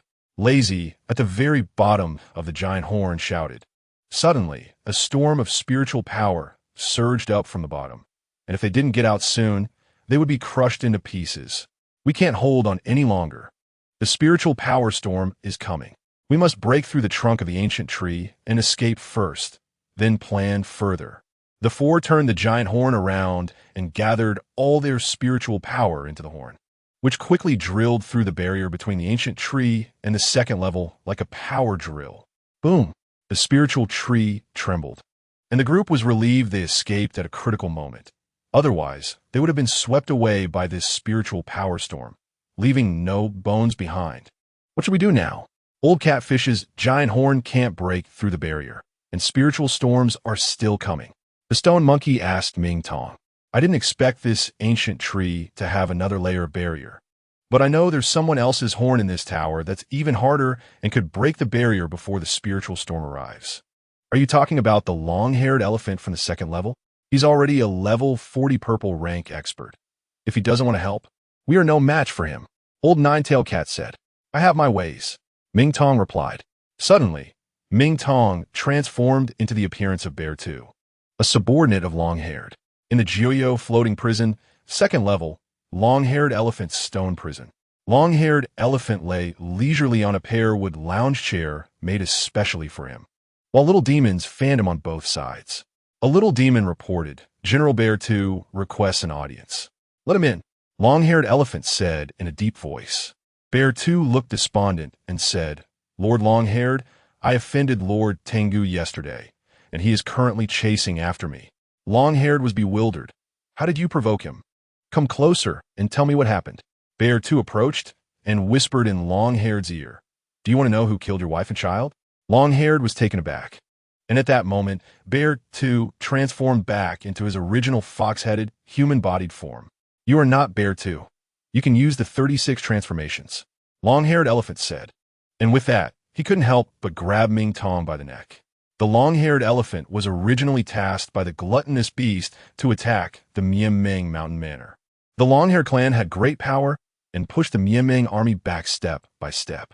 Unexpectedly, the enemy sent an assassin who transformed into the appearance of his concubine and stabbed the soul-locking needle into his chest, preventing him from using any spiritual power, leaving him helplessly watching his entire family being killed. Now, his spiritual power had greatly regressed, falling from the peak of the purple rank back to the early stages. He said fiercely, "Finally, I found you. The one who killed my wife and children is you." With a roar from the long-haired elephant, all the demons under him surrounded him, but the stone monkey was not to be outdone and immediately brought forth the giant spirit god, Thunder and the old cat. Let me go first. If you kill me, you will never find out who killed your wife and children. I also know that there is someone in Yimeng Mountain Manor who can perform the 36 transformations. I am sure he is the one who killed your wife and children. Look at my low spiritual power. Am I the person you want to find? I have a way to escape. As long as you help us escape, I will accompany you to find him. If not, with your purple rank powers, you could take my life anytime. You better speak now, or I will break your hand. The soul-locking needle gritted his teeth and refused to speak. He knew that the only thing the long-haired elephant cared about was revenge. If he told him now, he would have no leverage over the purple rank long-haired elephant. Suddenly, he heard a crack and felt a sharp pain in his arm, but he still gritted his teeth and said, "Only if you help us escape will I tell you." Seeing the pain on the soul-locking needle's face, the stone monkey, along with the giant spirit god, was about to attack the long-haired elephant when the soul-locking needle, enduring the immense pain, looked at the long-haired elephant and said, "Don't come over. Let him decide for himself. Then you can die." Although the long-haired elephant exerted force, his heart was shaken. He felt that this person had low spiritual power, and his figure was somewhat different from the black-clad master of years past. What if he was wrong about his revenge? He was also afraid that he would lose the lead on the killer from now on. This fox was stubborn and refused to speak, but was indeed a tough man. After much consideration, he let go. The soul-locking needle finally caught his breath, covering his neck and gasping for air. "If I find out you deceived me, I will turn you into dust." The long-haired elephant waved his hand, and the demons retreated. Thus, the soul-locking needle laid out all the escape plans and received the long-haired elephant's help. Everyone felt that time was of the essence and should set off quickly.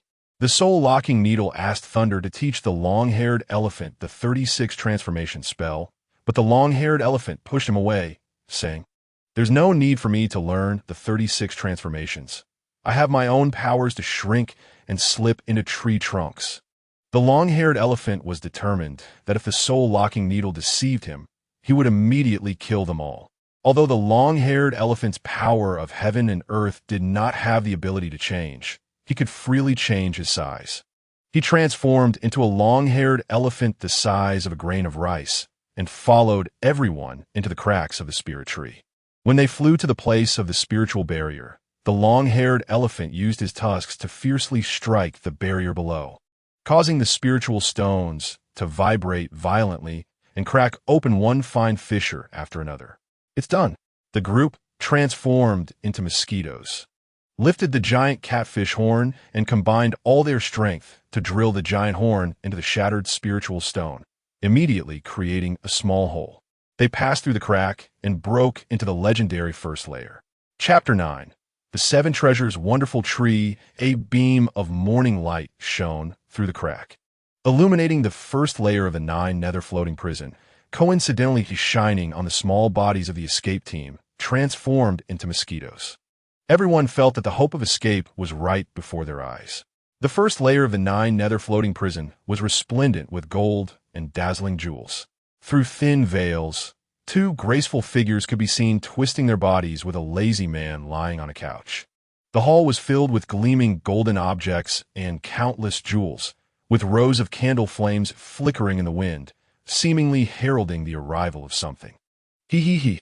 As the giggles echoed, the group saw that it was a water snake spirit and a scorpion spirit frolicking on a thin, strong old fox, with the bed curtains shaking violently. The sight made everyone's blood boil, but at that moment, their lives were at stake, and they could not hesitate any longer. The few transformed mosquitoes hurriedly flew toward the cracks in the spiritual stone, just when everyone was filled with hope that they could leave. A dazzling light quickly illuminated the area. They saw an ancient mirror hanging on the spiritual stone steel, blocking the prison entrance. As the group approached the crack, the mirror emitted a strong beam of light that enveloped everyone. Under the illumination of that light, everyone immediately revealed their true forms, panicking. "Oh no! The old fox has a terrible character, but is extremely powerful. If he discovers us, our chances of success are slim," the soul-locking needle said. "Oomph! What is so scary about an old fox?" the long-haired elephant shouted. He had always been blocked by the orange crystals of the second layer and could never pass that barrier. Now that hope was before him. He, originally a strong individual, was not afraid of the purple rank 42 level hill fox. Seeing the long-haired elephant so underestimating the enemy, the soul-locking needle knew he would suffer greatly later. After reaching the purple rank, leveling up again was not that simple, let alone the spirit tree and the one-eyed hill fox, who was his father and could not be easily dealt with even by those of slightly higher rank in his spirit tree domain. Do you think you can escape with your strength? The one-eyed old fox heard the voice and had already flown in front of the group. Kid, long time no see, the hill fox said to the soul-locking needle. The soul-locking needle's eyes were about to bleed. It was this man who killed his beloved second uncle. Although he felt hatred in his heart, he also knew that today he could do nothing against his father. Moreover, being discovered by the old fox meant that his chances of escape today were slim, so he whispered in the stone monkey's ear for a while, then said to the long-haired elephant, "I have already told the stone monkey who your wife's killer is." The long-haired elephant chuckled. His cultivation was closest to the old fox, and he wielded his thunderhammer to strike at the one-eyed hill fox, cursing while hitting old fox as a beast. "You actually allied with the Mian ancestor and became his underling. You really bring shame to your ancestors." The old fox laughed. "Being a lackey is better than you being imprisoned for many years and turning into a pile of mud." Suddenly, he spread his 5 fingers, and with a bang, a palm thunder shot out, the thunderous force causing the long-haired elephant to stagger back repeatedly. The 9-tailed old cat knew that if they could not defeat this old fellow today, they would not be able to save themselves. The crocodile monster thunder also displayed his powers. With the help of the spirit absorption technique, the crocodile monster thunder had broken through to the early yellow rank, while the 9-tailed old cat transformed into a 3-headed, 9-tailed, 4-armed monster cat to join the battle. However, the one-eyed hill fox steadily occupied the upper hand against 3 opponents. The stone monkey frowned. Just as he was about to take action, the soul-locking needle stopped him and said, "For now, if we want to restrain him, there is only one way: destroy the spirit tree, making him exhausted." After hearing this, the stone monkey found it reasonable and summoned the blue-rank giant spirit god. The giant spirit god used the spirit absorption technique to gather the spiritual energy of the first layer and smashed his double hammers down on the spirit tree. The spirit tree was named the 7 Treasures Wonderful Tree. Back then, because the Fox clan produced the unparalleled genius soul-locking needle, the Mian ancestor wanted to forcibly seize the soul-locking needle's talent. The Fox clan leader, Fox Lee, unwilling to let his nephew be taken, resisted the Mian army with the strength of the entire clan. As a result, hundreds of Fox clan experts died in battle. In the end, the soul-locking needle's father, Fox Ming, personally killed his own second brother and dug out one of his own eyes to show loyalty to the Mian ancestor, promising to personally capture his son, the soul-locking needle. The Mian ancestor still left the Fox clan and Fox Ming alive because Fox Ming controlled the 7 Treasures Wonderful Tree of the 9 Nether Floating Prison. The 7 Treasures Wonderful Tree could absorb the spiritual energy of heaven and earth and bear spiritual fruit. For many years, the cultivation of the demons in the 9 Nether Floating Prison could not advance a bit due to the existence of this 7 Treasures Wonderful Tree. The 7 Treasures Wonderful Tree was Fox Ming's life treasure, and unless it was a direct descendant, it could not be taken. Therefore, every year, Fox Ming would offer all the spiritual fruits produced to the Mian ancestor to curry favor, thus exchanging for this lavish yet precarious existence. The one-eyed old fox saw his life tree being struck and feigned a move to push back the 3 attackers, channeling all his thunderous energy towards the stone monkey and the others. The giant spirit god turned and swung a hammer at the hill fox. But the hill fox was incredibly fast, letting out low growls as if a purple lightning blade circled around the giant spirit god. Before long, the giant spirit god was covered in wounds, his armor battered and torn, blood and flesh rolling from the strikes of the hill fox's lightning. As the giant spirit god gasped for breath, the hill fox lunged forward, grabbing the neck of the dark pupil and forcefully pressing him into the life tree. "Since I can't escape, I'll drag you down with me." The dark pupil sensed the danger and tightly grasped a branch of the seven treasure tree with one hand while gripping the hill fox's fur with the other. A wave of numbness coursed through the dark pupil's body. Though he was convulsing from the electricity, he clung tightly to the life tree. The life tree, originally impervious to lightning, began to shake violently due to the massive amounts of sewage from the third layer contaminating the spiritual roots of the life tree in the fourth layer. The life tree was the hill fox's life treasure. When it flourished, they both flourished, and when it was harmed, they both suffered. The one-eyed hill fox also felt the numbing effects of the electricity, unable to pay attention to the stone monkey and the others. "Stone monkey, hurry and go," the dark pupil shouted in the end. The nine-tailed old cat and the long-haired one did not care about the dark pupil's life or death. Seizing the opportunity to slip through the gap, the long-haired one knew there was no hope for the dark pupil to escape. And the only one who knew the identity of his wife's killer was the stone monkey. Using spiritual power to wrap around the stone monkey, he hurriedly pulled the dazed monkey towards the gap.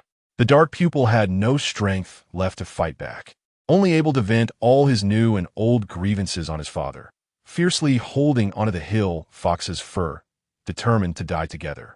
He tightly embraced the hill fox's body in the tree branch, and the two rolled continuously. Suddenly, the dark pupil caught a strange fragrance, ethereal like an immortal's aura, resembling a beauty's otherworldly presence. Turning to look, he realized it was the spiritual fruit of the life tree ripening at that moment. "Hooksy, you relied on these fruits to become the dog of the Annihilator. I won't let you be a dog." The dark pupil bit down on the purple fruit, exuding spiritual energy, devouring them one after another, each time taking a bite. Hushi's face changed dramatically. "You ungrateful child." As he spoke, Hushi increased the electric energy, causing the dark pupil to foam at the mouth, desperately struggling as he bit down on the branch, wishing to merge his flesh and blood with the life tree. Then something strange happened. The life tree began to envelop the dark pupil. Chapter 10. Ever-changing, the group finally escaped from the nine nether floating prison, greedily inhaling the spiritual energy of the vast sky. "We finally made it out," Thunderchild said, overwhelmed with joy. The stone monkey took a few breaths of spiritual energy. While he enjoyed this newfound freedom, he glanced back at the nine nether floating prison, thinking that without the dark pupil, they wouldn't know when they could escape the cage. How could he just give up on him? "Monkey brother, let's hurry and go," said the crocodile Clayton. "Thunder, you go first." The monkey felt a lingering debt of gratitude towards the dark pupil. "Forget it. I can always get caught again." Just as the stone monkey was about to leave, the long-haired one grabbed him and demanded, "Tell me, who is my wife's killer? I'll tell you when I get out." The stone monkey shook off the long-haired one and, without further ado, transformed back into a mosquito and slipped back into the gap. In the first layer of the nine nether floating prison, Hushi looked at the dark pupil wrapped by the life tree and said, "Did you think gathering a few little demons would allow you to escape? Look, is there anyone coming back to help you?" Just as he finished speaking, a massive giant spirit hammer sent the one-eyed hill fox flying, crashing into the barrier, stirring up clouds of dust. "Good kid, you don't take the road to heaven, yet you come crashing into hell." Before Hushi could finish cursing, he saw the stone monkey sprinting towards the main hall at high speed. The spirit monkey, relying on spiritual power, flew at full speed towards the orange spirit stone in the first layer. Hushi thought, "Not good. I can't let him destroy the orange spirit stone. Otherwise, if all the demons escape, I will be guilty of exterminating my clan." The closer the stone monkey got to the orange spirit stone, the more refreshed he felt. The wounds on his body gradually stopped hurting, and the injuries inflicted by Hushi healed completely, leaving only faint red scars. As the spiritual energy from the orange spirit stone continuously poured into the stone monkey's body, his cultivation level skyrocketed, rising to level 30 blue tier before stopping, achieving level 4 of the hair summoning technique. Ever-changing, Hushi, who was chasing after him, was frightened by the stone monkey's rising momentum. Suddenly, 100 level 20 divine beast bloodline Sun Wukongs appeared. As the stone monkey broke through, Hushi felt a surge of anger because he sensed that the energy of the orange spirit stone seemed to be weakening, and the demons in the second layer were becoming restless.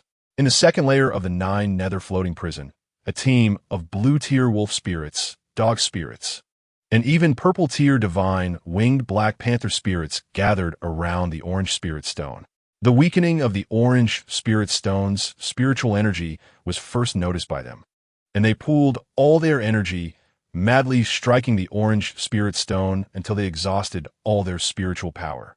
Against Hushi's purple-tier strength, the giant spirit god couldn't gain any advantage. The stone monkey summoned all of his newly acquired 100 points of spiritual power into clones, blending into the crowd of monkeys.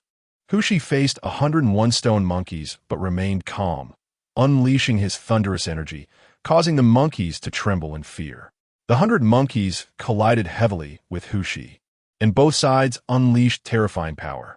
The stone monkey quickly operated the enhanced version of the devouring absorption technique, exhausting spiritual energy only to have it continuously flow back into his body. Although Hushi was powerful, he was relentlessly battered by the sticks, causing him to taste blood and cough up a mouthful. I actually got hurt. This monkey isn't bad. Hushi gathered all his thunderous energy, fiercely dispersing it all around. The monkeys were blasted away like marbles, crashing heavily against the nearby stone walls, raising a cloud of dust. I know who you are now, Monkey Head. Your ever-changing technique is indeed exquisite, but there's one thing you forgot. My tier is higher than yours. Your bloodline can't deceive anyone. Hushi pooled all his spiritual energy. As a demon cultivator, to protect the lives of his entire clan, he had to quickly defeat the stone monkey. Protect the king. The summoned monkey soldiers shouted loudly, charging towards Hushi without regard for their safety. One after another, the monkey army boldly attacked Hushi. Hushi also unleashed all his thunderous energy, clearly expending a massive amount of spiritual power. A battle between demon cultivators was a battle of spiritual power. He originally didn't need to go this far. If he killed all 101 monkeys, the stone monkey would naturally have no way to fight back. However, looking at the gradually diminishing energy of the orange spirit stone, he no longer had the luxury of engaging in a war of attrition with the stone monkey. Once the orange spirit stone was destroyed, the demons from the second layer would rush out, and he would definitely be punished by the ancestor of annihilation, leading to the extermination of the Fox Demon clan. As Hushi, exhausted from expending massive amounts of spiritual power and battered by many monkey heads, finally arrived in front of the stone monkey, he too was covered in wounds. But he didn't see the stone monkey's terrified expression. Instead, he saw a smile. Hushi hesitated not at all, using his thunderous energy to pierce through the monkey head's energy sea, wanting to stop the stone monkey from absorbing the orange crystal. But he saw the pierced monkey head transform into a hare, while the other 100 monkeys also turned into hares. Everything was over. Hushi hadn't intended to kill the stone monkey, but to his surprise, his thunderous energy was so powerful that it caused the stone monkey's soul to scatter. Just when Hushi thought he had succeeded, he noticed the hares behind him rapidly gathering, transforming into a diamond ape, which let out a loud roar. Hushi then realized he had fallen into a trap. Despite his immense exhaustion, he struggled to resist the heavy punch of the stone ape. However, he found he couldn't withstand it and was punched into the stone wall. The stone monkey also knew that both sides were at their limits. The clones produced by the stone monkey's ever-changing technique were all him, with the weakest ones serving as bait to lure Hushi. The stone monkey had transformed twice, and even though his cultivation had surged to blue tier level 32, he could no longer sustain the upcoming battle. At this moment, his eyes shone with madness, and blood continuously spilled from his mouth as he had reached the limit of his spiritual power. With a heavy punch, Hong Chong shattered the already damaged spirit stone, and monsters rushed out wildly toward this direction. The leading divine-winged Black Panther knew that the stone monkey had desperately saved everyone. So he picked up the stone monkey and quickly ran toward the cave entrance. Chapter 11. Situ Tiango. The monsters had escaped to the cave entrance, only to find a massive stone tablet blocking the exit, with only a narrow gap. The monsters trembled with anger. Originally, the monsters on the second level were all above blue tier, with only 3 being purple tier: the giant tusk mammoth, the divine-winged Black Panther King, and the dominant main golden lion. Among the 100 or so, only the giant tusk mammoth had the ability to transform. Originally, everyone had been a fairy, and the spells were invented by ancient immortals, except for those who were accepted as disciples by the immortals or taught by the phoenix and Ying to the direct lineage leaders. It was nearly impossible for other minor fairies to learn a transformation technique. The hope of escape was right in front of them. But who would have thought that the escape route only had a narrow gap? The monsters, having never learned any spells, began to complain and despair, with cries and roars echoing through the ranks. Seeing this situation, the dominant main golden lion roared, "Don't panic. The escape exit is right in front of us. Do you want to be trapped here for the rest of your lives? Now, I see only one way. We have to break through and create an opening for our escape. If you don't want to rot and die here, follow me to smash this entrance." The dominant main golden lion's prestige was the highest among the second-tier monsters. Although he was reckless, he had the authority of a leader. With the encouragement of the golden lion, those monsters that could fly rushed forward, using their bodies to crash into the cave entrance. A rhinoceros monster even broke its horn from the impact, yet it continued to desperately strike, hoping for a chance to escape. Those ground beasts, without flying spells, unleashed various attribute shockwaves to attack the cracks in the stone tablet from a distance, attempting to widen the gap. With over 100 monsters above blue tier attacking simultaneously, the entire 9-nether floating prison shook violently, dust flying and water rippling. The small monsters on the 3rd level, not knowing what was happening, thought the apocalypse was coming. However, despite the monsters' attacks, the meteorite cracks showed no signs of damage. It was useless. The 9-nether floating prison was as solid as gold, and they could not break free. Taking this opportunity, Hu Meng had recovered a significant amount of spiritual power. The divine-winged Black Panther, in order to clear the exit, had to lean the stone monkey against a stone pillar, close to Hu Meng. "Hu Meng, you killed your brother and sacrificed your child for this result?"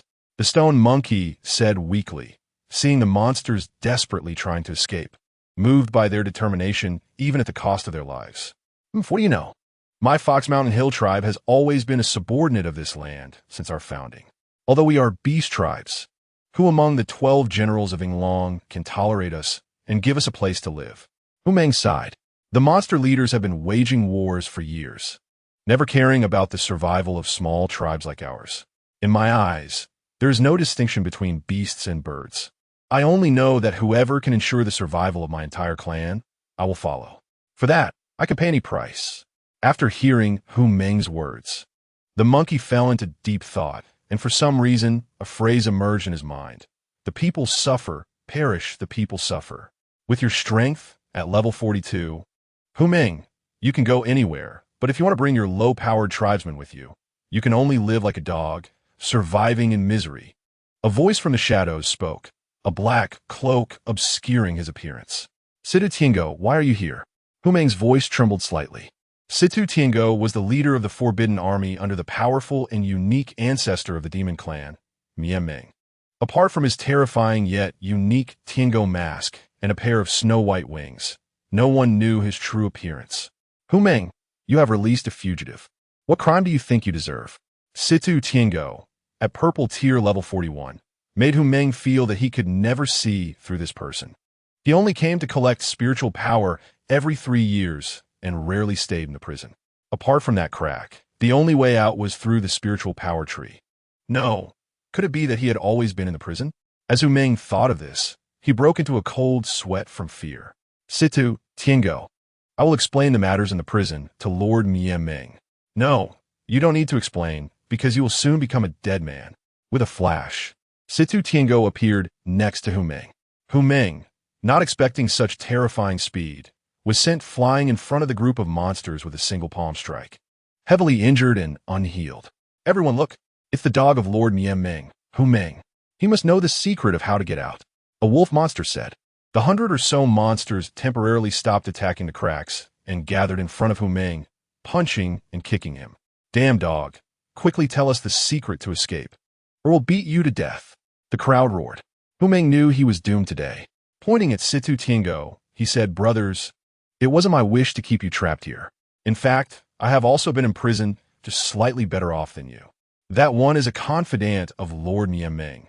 Your annual spiritual energy has been harvested by him. He knows how to escape.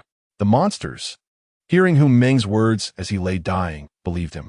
Moreover, those who had fought against Meng's army immediately recognized Situ Tiango, the leader of the Forbidden Army.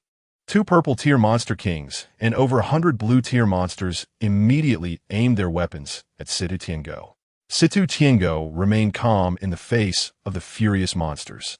With a gentle wave of his feather fan, 20 Meng birdmen hidden in the darkness appeared. These birdmen were the most elite warriors under Lord Meng, each possessing late blue-tier cultivation. Furthermore, their equipment was excellent. Although there were only 20 of them, if it came down to a bloody fight, the disorganized mob of monsters would suffer a great loss. At this moment, the Tiger Brother on the 3rd level, a 32-level blue-tier tiger monster, led dozens of smaller monsters with varying levels of cultivation and respectfully greeted Situ Tiango. "Welcome, Lord Situ." The tiger monster leads the prison guards to pay respects. Situ Tiango nodded slightly and said, "Good. I will request a reward from Lord Meng for exterminating these prisoners."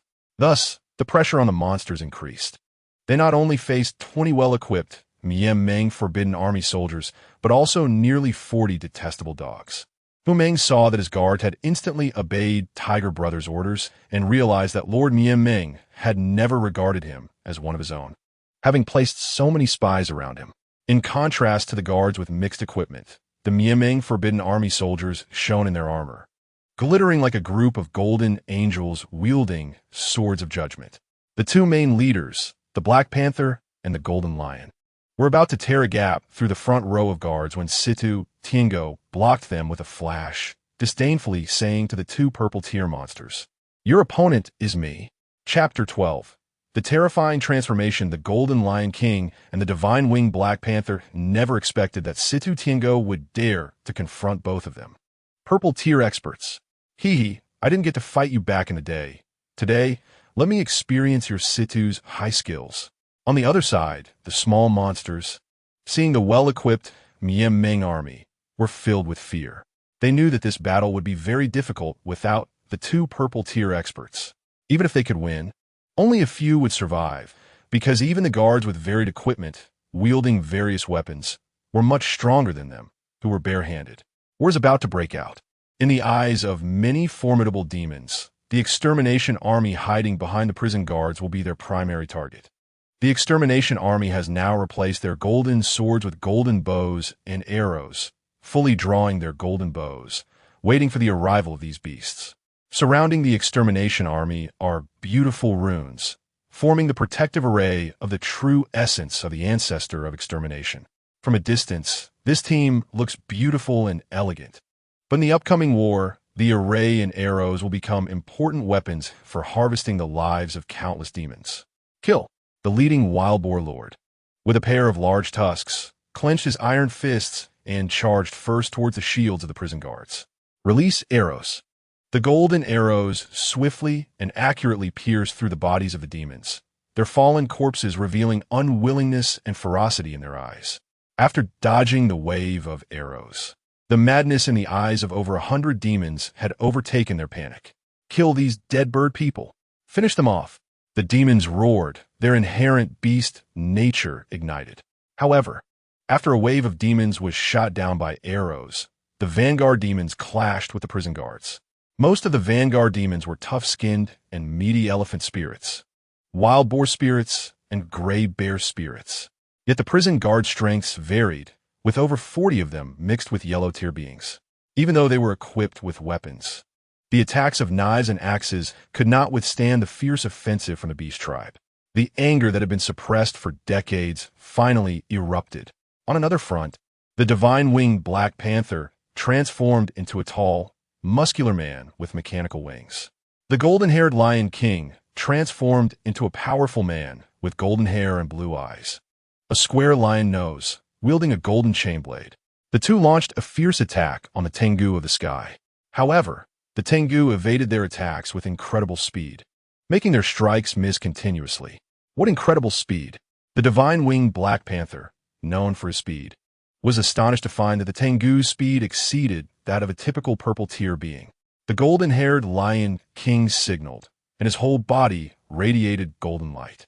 The divine-winged Black Panther, holding a silver spear, unleashed his full firepower, relentlessly attacking the Tengu, leaving him overwhelmed. The Golden Lion roared. A fierce wave of golden spiritual energy struck the Tengu. It worked. The divine-winged Black Panther exclaimed joyfully. He couldn't believe it was so easy to hit the Tengu. He knew this was a signature move of the golden-haired Lion King. Generally, opponents of the same tier would be gravely injured if they took this hit directly. As the dust settled in the air, the Tengu was seen with both hands shielding his chest. Besides a slight burn from the spiritual wave, he seemed completely unscathed. The injured fox spirit and monkey were astonished as they looked at the Tengu in the sky. They knew the Tengu's strength was definitely not simple. The Tengu brushed off the dust from his black robe and smiled. "It's time to show you both some color." The Tengu flapped his wings and descended from the sky, staring directly at the golden-haired Lion King and the divine-winged Black Panther. As they both landed, they could see the evil, murderous intent emanating from the Tengu's dark eyes through his mask. The golden-haired Lion King represented strength. The divine-winged Black Panther represented speed. Confident that together they wouldn't lose to any opponent of the same tier, in reality, they found themselves at a disadvantage against the Tengu of the same tier. The three stared at each other. In a contest between masters, the emphasis is on momentum. Whoever has stronger momentum has a better chance of victory. Suddenly, the Tengu sneered coldly, clearly taking the initiative, and his speed surged, striking the Black Panther aside like a bolt of lightning. The Tengu aimed to deliver a fatal blow to the divine-winged Black Panther. The Black Panther was knocked down, crashing heavily into the ground and creating a dirt pit. But he didn't dare delay. He understood that if he slowed down, it would mean death. He shot into the sky. "Oomph. You want to compete with me in speed?" The Tengu also accelerated into the air like a meteor. However, the Black Panther, who took off first, was suddenly caught up by the Tengu. What a shock!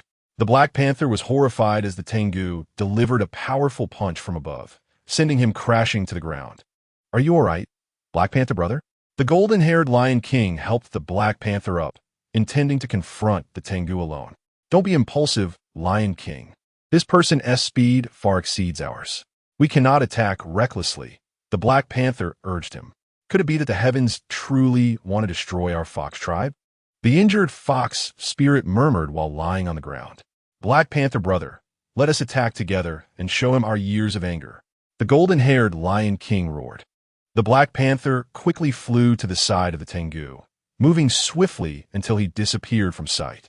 Shadow clone. The Tengu hadn't expected the Black Panther to possess such high-level martial skills. He frantically looked around to guard against a surprise attack, but the Black Panther's speed had reached its peak, leaving only afterimages in the air. Just then, the golden-haired Lion King suddenly appeared, grabbing the Tengu and preventing his escape, dragging him down from the sky. "I will show you the anger of our beast tribe." Not only that, but the golden-haired Lion King also radiated golden light, channeling all his energy to slam the Tengu hard into the ground. With a loud boom, the Tengu was heavily smashed into the stone wall. The next moment, the stone wall crushed by the golden-haired Lion King landed heavily on the Tengu. "He should be dead. Facing us two kings alone, he truly doesn't know how to die." The minor demons rejoiced at this. Suddenly, amidst the terrified gazes of everyone, a figure soared high from the dust, brushing off the dirt from his body, slowly saying, "Your strength indeed surprises me. I'm sorry, I underestimated you. As compensation, let me show you my second transformation. Prepare for despair." Second transformation. The fox spirit exclaimed in terror. This was a unique evolution of the demon race, after which not only did their spiritual energy surge, but their bloodline also evolved. The Tengu radiated black, demonic energy, soaring skyward. The first layer of height was exceedingly high, and the Tengu's demonic energy filled every corner. With an angry roar, all the white feathers from his wings fell, leaving only bare flesh wings. Then, the demonic energy enveloped his wings, sprouting black-red feathers that could drip blood. As everyone marveled, it was not over yet. The Tengu roared again, and two blood-red, demonic lightning bolts ignited in his eyes beneath the mask, his muscles bulging, and the demonic energy filled his black robe. 42, 43, 44. The Tengu's cultivation reached the peak of the purple tier, and his bloodline was already at the divine beast level 90. Let me tell you a secret. Even the ancestor of extermination has never seen my transformation. The Tengu slowly lowered his hands. The wounds inflicted by the Lion King and Black Panther had completely healed. Chapter 13. I have thunder and lightning. What kind of monster are you? Before the Black Panther could finish speaking, the Tengu curled his body, gathering all his demonic energy and charged at the Black Panther. The Black Panther had no time to pay attention, knowing that the Tengu's second evolution brought extraordinary strength. He fled into the sky at full speed, wanting to compete in speed, but just when he thought he had escaped the Tengu's attack range, a black figure suddenly appeared before him. "Humph, your speed is indeed fast. I've been waiting for you for half a day," the Tengu mocked, then unleashed a punch infused with demonic energy, sending the Black Panther flying and crashing to the ground. He quickly shifted to the side of the golden-haired Lion King. The golden-haired Lion King surged forward, his golden light enveloping his iron fists, and attacked the Tengu. Not bad for a Lion King's punch. The Tengu immediately changed form, the demonic shadows swirling, just like the Black Panther's enhanced shadow clone. The Lion King's attack couldn't touch the body of the Tengu at all. In no time, the golden-haired Lion King had been kicked several times by the Tengu. Hee, accept your fate. This is just a game. I saw Situ Tiango change from palm to finger, and several streams of magical light shot out from his fingertips, striking the vital points of the golden-maned Lion King with astonishing speed. However, Situ Tiango did not increase his strength to kill the golden-maned Lion King, but instead tortured him mercilessly with his swift finger techniques. A soldier can be killed, but cannot be humiliated. The monkey, witnessing Situ Tiango's cruel actions, struggled to support his body. Using the little spiritual energy he had just regained, he wanted to use the 1,000 changes technique again to support the two demon generals. "Don't go, it won't help if you do," Hu Meng shouted at him. "It's better than sitting here and waiting for death." The stone monkey retorted angrily. "Listen to me, if this continues, we will all be killed by the great Tiango. So you must devour me now. I know your devouring technique is different from others. If you let yourself devour my Thunder Eye, perhaps you can stand against Situ Tiango."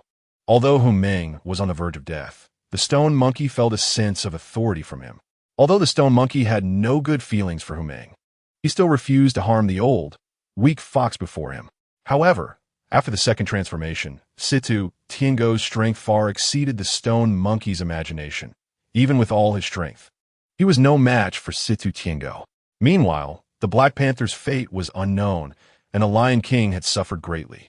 The Demon Coalition was being crushed by the Extermination Army. If Situ Tiango was allowed to free his hands to deal with the demons, everyone would be in grave danger, with life and death hanging by a thread. Little brother, seeing that you are still willing to return to save Ming Tong shows that you are a chivalrous person. You don't need to worry about Ming Tong. He is already absorbing my 7-treasure spirit tree. This is what I owe him, Hu Meng said. You mean you initially intended to save us, not harm us? The stone monkey said incredulously. Actually, I have known every move you made in the 3rd layer of the prison. The spirit tree is my life treasure. It is me, and I am it. I can let everyone else go, but I can never let Ming Tong go. Why? Why don't you explain clearly to Ming Tong? I killed Ming Tong's closest uncle, and I think this kid will never forgive me.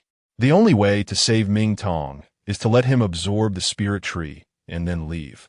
And then I will seal up that only gap, making the 9 nether floating prison a place that can only be entered but not exited. Now, my plan should soon be known to the extermination ancestor.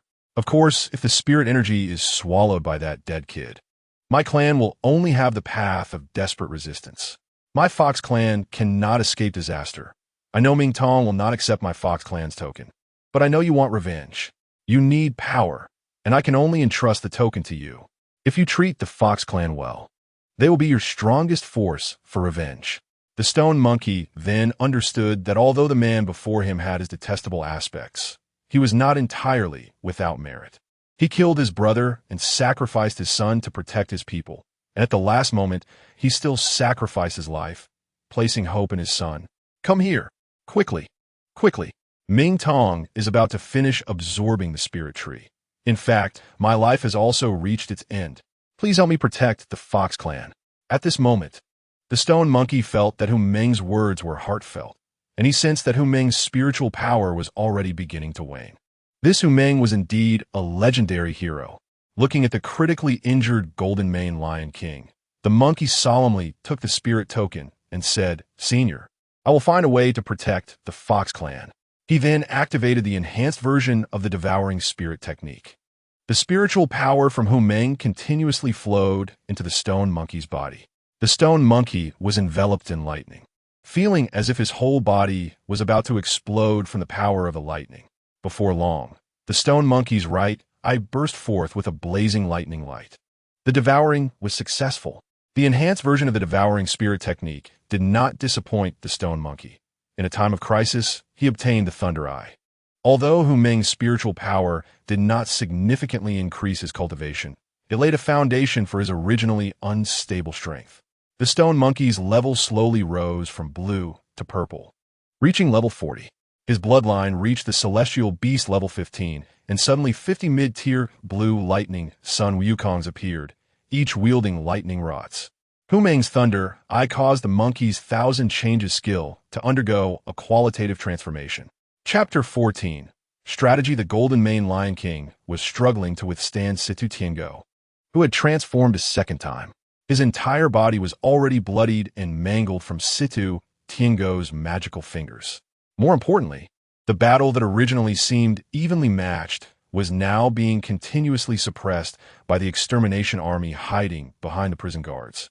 With one demon after another falling under the thunderous spells and fireballs of the extermination army. Watching the cries of despair all around, the monkey immediately split into 10 clones to support the demon army. The remaining 41 clones flew at full speed towards Situ Tiango.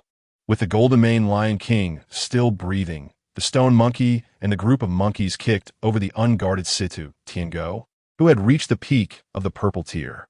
The monkey looked sympathetically at the injured Lion King, and several monkeys carried him and laid him on flat ground.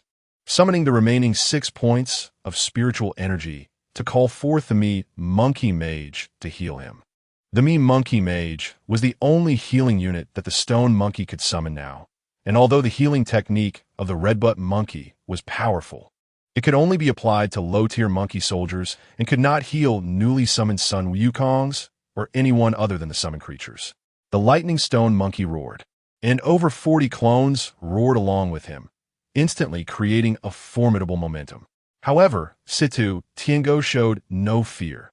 The 40 lightning Sun Wukongs struck down with their rods, targeting his vital points. In the blink of an eye, Situ Tiango was hit several times before he could react. However, unexpectedly, Situ merely twisted his arm and said, "I thought you were more capable than this. Is this all you've got?" Situ confronted the group of monkeys, and immediately, light and shadow intertwined. The clash of demonic energy and lightning resonated, shaking the entire 9-nether floating domain. All attention was focused on the two of them. Whoever could win would be the final victor. In just one round, the stone monkey felt his own lightning energy dissipating, realizing that the peak purple tier strength was indeed not to be underestimated. A sense of pressure surged, and he immediately recalled the remaining 10 clones, gathering all 50 lightning monkeys to strike at Situ Tiango. Situ's demonic energy suddenly cut off the thunderous battle cries of the lightning monkeys. He unleashed magical fingers, leaving a demonic mark among the monkey troops, resulting in deaths at least 3 meters away. Situ's speed was simply too fast after each of his strikes. If the monkey group had not formed an effective defensive formation, the remaining demonic energy from the magical fingers would hit the scattered monkeys. Continuing like this was not a solution. Although he had broken through to the purple tier, his advancement was unstable. Now that he had exhausted all his skills, he could only temporarily fend off Situ Tiango's attacks. If he insisted on fighting to the bitter end, there was no doubt that he would be the one to lose in the end. He saw that the meme monkey mage he summoned had found another severely injured divine winged Black Panther. The Black Panther, under the continuous healing of the meme monkey mage, slowly opened his eyes. Seeing that the stone monkey he had originally come to rescue had become much stronger, the severely injured Black Panther shouted to the sky, "Stone monkey, I have something to say to you." The stone monkey sent a clone to talk to the Black Panther. "Stone monkey, that Tiango speed is too fast, and this place is too vast. You just need to listen to my advice." Suddenly, the stone monkey abandoned the attack on Situ. The 51 monkeys turned to attack the extermination army. With the original Beast Clan army, plus these 50 stone monkey troops, even though the extermination army was well equipped, they were torn apart, unable to maintain formation. Situ knew that if this continued, his Imperial Guard would be completely annihilated. In desperation, he unleashed his magical energy and charged towards the group of monkeys. The monkeys dodged and evaded Situ's attacks, and at first, Situ held back slightly out of fear of harming his Imperial Guards. However, as Situ grew more enraged, he lost track of friend and foe, and his magical energy exploded wildly. The stone monkeys, realizing they couldn't win, didn't linger and began to fight while fleeing. Situ, not wanting to harm his Imperial Guards, after all, these birdmen were carefully selected trump cards, was thus restrained by the stone monkeys and flew to the second level of the 9 nether floating prison. Chapter 15, Thunderstone. At the second level of the 9 nether floating domain, which was cramped and low, Situ quickly realized the stone monkeys' intentions. They aimed to use the narrow height of the second level and the scattered towering stones, which stood 2 to 3 meters high, to limit his speed. Knowing he was no match for Situ, the stone monkeys hurried towards the purple spirit stones, hoping to draw on the enhanced version of the devouring spirit technique to absorb the spirit energy from the stones and gain a fighting chance. Situ leisurely placed his hands in the pockets of his cloak, wearing a disdainful expression. In the face of absolute power, any scheme was useless. Even though he knew the stone monkey's purpose, Situ showed no intent to speed up and intercept them, displaying extreme arrogance. He believed that his noble bloodline was incomparable to that of a lowly monkey, and no matter how hard the inferior monkeys tried, they could never match him. However, with the enhancement from the purple spirit stones, the stone monkey's strength surged. Although the spirit energy from the stones couldn't elevate them to the next level, it replenished all the energy they had lost in the previous battles. The stone monkeys, furious that this man had just killed so many innocent and weak monsters, struck a powerful punch imbued with thunderous energy right into Situ's face. Situ fell from the sky, shattering numerous rugged stones. This punch was for all the monsters you killed. Such bravado. Are you preparing your own grave? The monkeys, having just gained the upper hand, boasted, and it was no wonder that no matter how hard they tried, they couldn't catch up to the noble avian race. Before Situ could finish his exaggerated words, the stone monkey jumped into the air and landed another punch, sending Situ, who had just soared into the sky, crashing down again. "Kid, you're doomed." After being attacked twice in a row, Situ brushed the dust off his clothes and stood up, feeling a bit angry after the setbacks. What a strong guy. He took my full-powered punch at close range and didn't suffer a scratch. The stone monkey was astonished, but his combative blood surged. With a loud bang, the stone monkey shattered the spirit stone between the 3rd and 2nd levels. The little demons on the 3rd level, sensing the weakening spirit energy, gathered beneath the spirit stone and eagerly surged out, including thousands of water creatures and the little demons under the 9-tailed old cat. Is this rebellion just for these lowly monsters? Situ said as he fell to the ground, tilting his head with a look of confusion and disdain. Go for it. Monkey brother, defeat him. The little demons, regardless of whether they had grievances with the stone monkey before, now admired his formidable strength. The demon race respected power, and the little demons who had endured years of oppression from the avian race cheered for the stone monkey. The reason was simple. They were tired of the avian race's rule and management, and to most of them, the once mighty stone monkey had become their idol. In their hearts, the current stone monkey was their only hope for survival. The stone monkey and the Black Panther's clever strategy was to use the 2nd level to restrict Situ's speed while simultaneously rescuing the little demons from the 3rd level. The stone monkey knew that while these little demons might not be able to help him much, if they joined the battle on the first level, their support would be unimaginable. Sidhu's eyes glowed with magical light, and a black magical beam surrounded by red lightning suddenly shot towards the demons. He didn't want his Imperial guards to suffer any damage, but to everyone's surprise, the stone monkey stood firm and took the brunt of the attack for everyone. You all go to the first level and support the Black Panther now, the stone monkey commanded. Yes. The little demons at the third level were led by a late-stage yellow-tier tadpole spirit and a late-stage yellow-tier misty deer spirit. Both regarded the stone monkey as their idol. Brothers, we shouldn't stay by Monkey Brother's side. That would only make us a burden. Let us charge towards the first level, under the stone monkey's cover. The little demons quickly escaped. Sidhu and the stone monkey locked eyes, neither daring to act rashly while sensing each other's strength. Didn't he expect this guy to be stronger than I imagined? Can I defeat him? The stone monkey sensed that Sidhu's momentum was stronger than his own, and his magical power seemed bottomless, as if he was hiding some kind of power. The stone monkey felt a twinge of dread. Are you stunned by my strength? Are you scared and ready to flee? Sidhu taunted and provoked the stone monkey while swiftly launching an attack. With his arms outstretched, a swirling black mist surged towards the monkey. The stone monkey didn't dodge, radiating golden light, and braced himself to take the hit. It turned out that the stone monkey had reached the level of a mysterious beast through the devouring fox mist, and the system had automatically unlocked the golden body protection talent for him. Every time he advanced a level in his bloodline, he could recover one of his former talent skills. Two streaks of meteors collided fiercely, intertwining and separating, one figure glowing with golden light and surrounded by blue-purple lightning, crackling loudly. The other figure, entirely black with red magical light, moved so quickly that it left behind a series of black afterimages. The two figures were locked in a fierce battle. Sidhu flashed a wicked smile, raising his left hand towards the sky. Magical light sparkled, and a powerful, scorching beam slid past the stone monkey, instantly burning the spot it grazed, releasing the scent of roasted meat. If the stone monkey hadn't dodged earlier, he might have been seriously injured. The stone monkey couldn't hesitate. He knew that if this continued, he would inevitably be defeated after taking a few more hits. His muscles swelled, and he crackled with electricity. Take this. Thunder Dragon Fist. The stone monkey unleashed two powerful bolts of lightning, which transformed into two giant dragons. However, Sidhu didn't avoid them, panting heavily as the magical light surrounding him seemed to extinguish. Who would have thought your thunder dragons would counter my magical energy? Ha ha! Sidhu laughed heartily as the magical energy around him gradually restored. But with your level, this degree of lightning can't hurt me at all.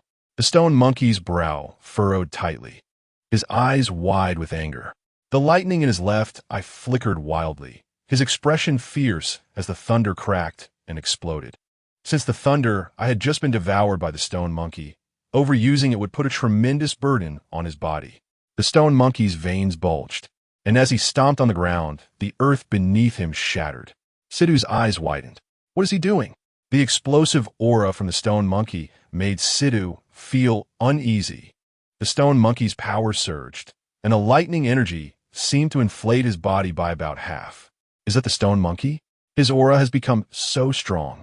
As the soul book's dark pupil absorbed energy at its final stage, due to the death of the fox mist, the Seven Treasures mysterious tree had become a masterless object, and the process of recognizing a master accelerated significantly. In the second-level prison, dust and smoke billowed. Unlike the third-level sewage, the rugged stones exploded under the impact of the lightning. The stone monkey had gathered the lightning energy to its peak.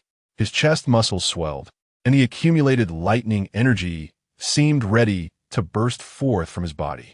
The stone monkey's overwhelming power caused Sidhu's black cloak to flutter wildly, and Sidhu's expression turned to one of surprise. But it was too late to stop him. It turned out that the fox mist had specially arranged for a large quantity of rocks imbued with lightning energy to be transported here, all for the day to deal with the Mienmeng clan. The stone monkey's power continued to surge, and the lightning energy sliced through the surrounding rugged stones, flooding into his body. With a roar, the stone monkey's lightning power reached its peak. The stone monkey, like a steam engine, panted as spiritual power continuously sprayed from its body. It turned its head to look at Situ, who was filled with shock and doubt, his whole body rattling. The stone block he was standing on was actually shattered by the aura emitted by the stone monkey, causing him to lose his balance. In a moment of distraction, the stone monkey charged at him. The stone monkey kicked off with both feet, using its strongest power to send Situ into the air. As Situ was struck by the impact and tried to stabilize his combat stance, he was unaware that the stone monkey had already surpassed him in speed. How could he exceed my speed? Situ was hit in the face by the stone monkey's lightning fist. Situ's mask was shattered along with it. Chapter 16. Situ's true identity behind Situ's mask was a pale, yet incredibly beautiful face with a pair of glass-like brown eyes that, under the backdrop of the soaring demonic energy, made him fit the title of Evil Prince perfectly. I didn't expect you to be such a pretty boy, the stone monkey teased. Situ no longer maintained his previous indifference and calm. He felt some anger as he saw the stone monkey's power surge, making him wary of this enemy in his heart. How could a wild monkey that had just entered the mysterious beast bloodline possibly contend with his strength? Heavens! Could this terrifying power come from the stone monkey? If it can easily deal with the enemy without waiting for me to arrive. No, the stone monkey's aura doesn't seem that stable. The dark-eyed fox, about to refine the 7 treasure meow tree, was puzzled. It felt that the stone monkey's spiritual power seemed to have reached its peak, but the subsequent dissipating made it worry. The 7 treasure meow tree was almost fully integrated with him, and he could sense the spiritual fluctuations throughout the 9 nether floating domain. Stone monkey, don't think I don't know that your power has already reached its limit. You just devour the Eye of Lightning and can hardly handle so much lightning stone. Seeing that the stone monkey's body seemed unsteady from consuming so much power, Situ was determined that the stone monkey had exhausted its spiritual power and prepared to engage in close-quarters combat. He used a moment's step and suddenly seized the stone monkey's hands tightly. But what Situ didn't expect was that the stone monkey's powerful lightning force swept over him once again. Situ's handsome face contorted in agony as the stone monkey's spiritual power didn't diminish at all, and the paralyzing sensation from the lightning coursing through his body caused him immense pain. The stone monkey indeed knew that Situ was right. Its body could not handle so much lightning energy. If it weren't for the enhanced version of the devouring absorption technique assisting it, it would have collapsed long ago. Although the spiritual power had been consumed to the final stage, its fighting spirit and momentum absolutely could not lose to Situ. The stone monkey thought of how it had absorbed the spiritual power of the purple crystal and continuously infused itself with so much lightning stone. Yet it still couldn't defeat the opponent before it. How unfathomable was Situ as an adversary. But what it didn't know was that the dark-eyed fox hadn't told it about the lightning stones precisely because the stone monkey had just acquired the Eye of Lightning, and it couldn't utilize so much lightning power in a short time. Forcing absorption would only impose a significant burden on its body. The monkey, knowing it was futile, still poured all its spiritual power into striking Situ. Situ's handsome face was repeatedly hit by the stone monkey. What he couldn't tolerate the most was being slapped in the face. The most unbearable was being injured by a lower-tier spiritual beast. In the final blow, the stone monkey wrapped its lightning power around its toes and kicked Situ into a massive wild rock. But when it wanted to launch another attack, it found its body beginning to disobey its commands. In terms of bloodline, Situ was stronger than it. In terms of rank, Situ surpassed it. Now, there is only the will to fight. Endless fighting spirit compelled it to continue battling. But the consumption of the Eye of Lightning was truly immense. The stone monkey only felt its Eye of Lightning ache, and the backlash brought a heavy burden that made it truly struggle to stand. Damn it! This damned monkey's power exceeded my imagination. Situ stood up heavily, wiping the corner of his mouth with his fist, seeing his noble blood spilling profusely, anger and pride engulfing his entire being. You still want to use such lowly tricks to deceive me? I will tear you apart. With a laugh, he threw a small dark ball into the air. Noble Dark Star, I need your power. The dark little ball seemed to hear Sidhu's call, and the dark light grew increasingly dazzling. Sidhu stared intently at the brilliant dark sphere. The glaring dark radiance made the stone monkey unable to open its eyes. The stone monkey had exhausted all its means, but at this moment, Sidhu summoned another magical item, feeling the scales of victory tipping in his favor. The dark star grew larger and larger, and a colossal being flew out from the darkness. When a massive entity that filled the entire second floor approached, it became clear that it was a dark-colored phoenix skeleton. The dark phoenix skeleton had eyes that were two pitch black holes. It had no feathers, but its skeleton was a dark metallic color, and the overwhelming evil aura made the stone monkey feel despair. Noble Dark Prince, may I ask what you summoned me for? The black phoenix surprisingly spoke respectfully to Sidhu. Sidhu gently extended his hand toward the black phoenix, and the dark skeleton transformed into a stream of power that drilled into Sidhu's body. Stone Monkey, you are done for. I didn't expect you to force me to use the black phoenix golden body. Sidhu turned to the stone monkey, and the ensuing pain twisted his face once more. What are you doing? The stone monkey exclaimed. The demonic energy enveloped Sidhu's body, wrapping him layer by layer. The stone monkey was drenched in cold sweat as it saw Sidhu's eyes become hollow, and his wings stretched out layer by layer. Was everything over? The stone monkey despaired in the face of this power, but saw Sidhu's body continually swell, his eyes turning dark and blood-red, and the surrounding lightning stones were constantly shattered by him. Soon he transformed into a gigantic fanged phoenix, roaring in rage, his towering body breaking through the barriers between the second and first floors, and all the demons looked at this colossal figure in terror. You are from the outer demonic clan. How could there still be demonic feathers existing in this world? The Black Panther recognized this race that had been extinct for decades. Chapter 17. Unyielding Fighting Spirit. The outer demonic clan is a mysterious race. No one knows where they came from, only that they do not belong to this primordial continent. The outer demonic clan is divided into the Feather Demon Clan and the Tail Demon Clan. The women of the Feather Demon Clan are all incredibly beautiful, and the men are exceptionally handsome. Their hallmark is having wings, and they possess the power to control darkness and powerful summoning techniques. But their only weakness is that once they are approached, it could be fatal. The Tail Demon Clan possesses extremely strong bodies and can absorb the bones of spiritual beasts for their own use, boasting formidable close combat abilities. The Prince of the Outer Demonic Clan is said to be a combination of the Feather and Tail Demon Clans, possessing not only a handsome appearance, but also the abilities of both clans. The King of the Outer Demonic Clan, Immo Kadi, married the Princess of the Feather Demon Clan. He himself belonged to the Tail Demon Clan, working tirelessly to balance the two clans. Although the members of the Outer Demonic Clan are all valiant and skilled in battle, they do not bully the weak and live peacefully on Phoenix Mountain. Aside from necessary hunting, they never kill innocents indiscriminately. However, because the Outer Demonic Clan possesses both powerful magic and astonishing combat strength, they were feared by the Phoenixes, which led to the dispatch of the Exterminator, the ancestor of the extermination. To eradicate them, the Exterminator launched a nighttime surprise attack, exploiting the weakness of the Feather Demon Clan's lack of combat skills, capturing the Queen of the Outer Demonic Clan with the Divine Net.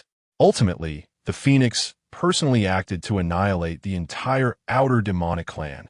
At this moment, the monkey felt suppressed. It originally thought it could save these imprisoned demons by itself. But just as it was about to defeat Sidhu, such a significant change occurred, and now Sidhu possessed the Black Phoenix Golden Body, making it clear that it could not defeat this powerful enemy. Run! A magical light struck towards the stone monkey. And this was no ordinary attack. It was the same kind of attack that had previously burned the stone monkey's fur. This move was also known as the piercing light beam, which required a long time for Sidhu to charge up before he could unleash it. However, now that he possessed the golden body of the Black Phoenix, he could use it at will. Faced with this terrifying move, the stone monkey felt he no longer had the strength to continue fighting. Once his fighting spirit wavered, the immense burden of spiritual power caused the stone monkey to collapse, and the attack pierced through his right arm. The golden-maned Lion King and the Black Panther looked at the stone monkey in panic. They had originally viewed him as their hope for escape, but now, facing the peak of the purple stage Sidhu, they felt helpless. Damn it. Am I going to fail like this? I can't accept it. I still want to take revenge on the clan destroyer. I still want to. The stone monkey fell in pain and despair, but his will was like a spark, still trying to awaken his body. He had thought that with the system, he could gain so much that he could be the hero who saved all living beings. He could be the killer who defeated his opponents across levels. But now he realized that relying on others was not as good as relying on himself.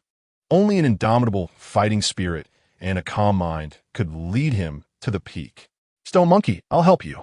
The divine-winged Black Panther, under the healing of the monkey mage, had regained some spiritual power. He stepped forward. Black Panther, have you gone mad? The Black Phoenix is not something we can resist. The golden-maned Lion King pulled him back. Lion King, our hope for survival relies entirely on this little monkey. He is in danger now, and we absolutely cannot stand by. If he abandons us, he could have escaped long ago. But you will die. The golden-maned Lion King roared in anger. I know, but even so, I must go. Looking at the determined back of the Black Panther as he walked away, the Lion King seemed to see hope for the Beast Clan in the Stone Monkey and the Black Panther. The golden-maned Lion King had lost because the Beast Clan was not united. He had been captured by the Miameng clan while surrounded by enemies. He understood that if the Stone Monkey died, his group would be powerless to resist, not just in terms of strength, but also in spirit. However, fighting the Black Phoenix was certain death. Even when facing the evolved Sidhu, they had been beaten down without any power to fight back. The Black Phoenix's power was so strong that even adding all their strength would be futile. The Lion King thought to himself.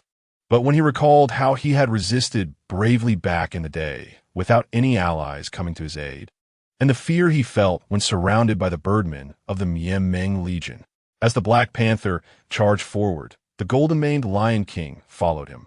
All right, live as a demon hero, die as a ghost hero. Today I, the golden-maned Lion King, will bleed on the battlefield with you. At that moment, the golden-maned Lion King had forgotten his fear and seemed to have become the invincible general of the Beast Clan. The Black Phoenix roared arrogantly, as if all living beings in the world should submit to him. He used the tips of his wings to continuously stab into the stone monkey's body. The force was not strong, but enough to make the stone monkey wish for death. The stone monkey continuously coughed up blood, and at that moment, he heard the Black Phoenix say, "You damn stone monkey, if it weren't for you being drained of your talent by the clan destroyer, I would have already avenged my great hatred. You deserve to die."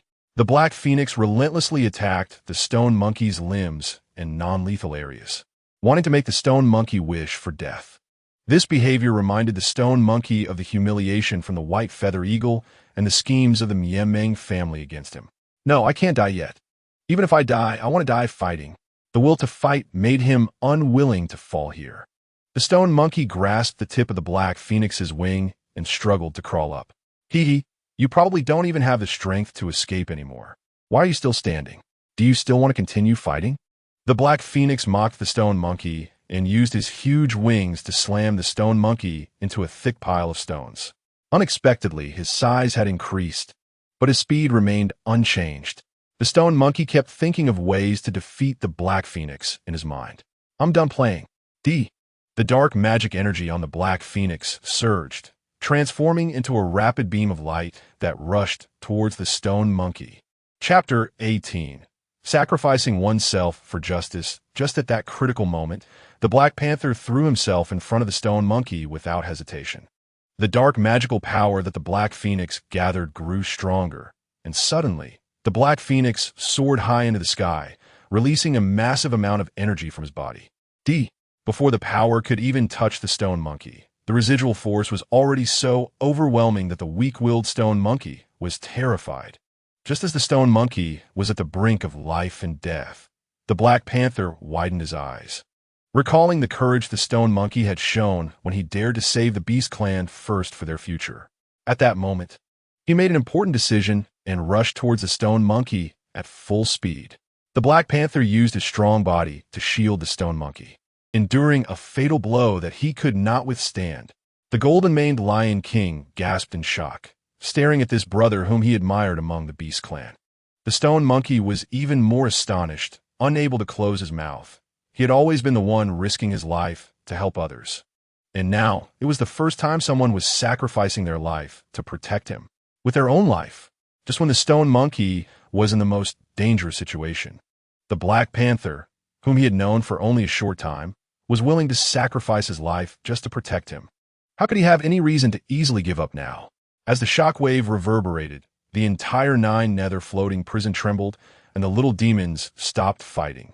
Witnessing this astonishing scene, where their king was willing to sacrifice himself for this man.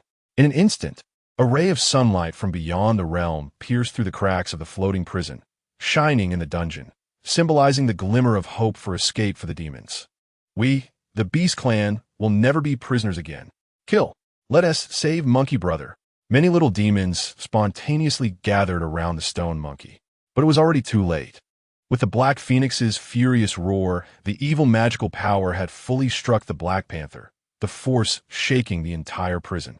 The black power, accompanied by red magical light, burned through the Black Panther's entire body. He coughed up blood, constantly struggling and trembling, but still held his hands open to bear all the attacks for the monkey.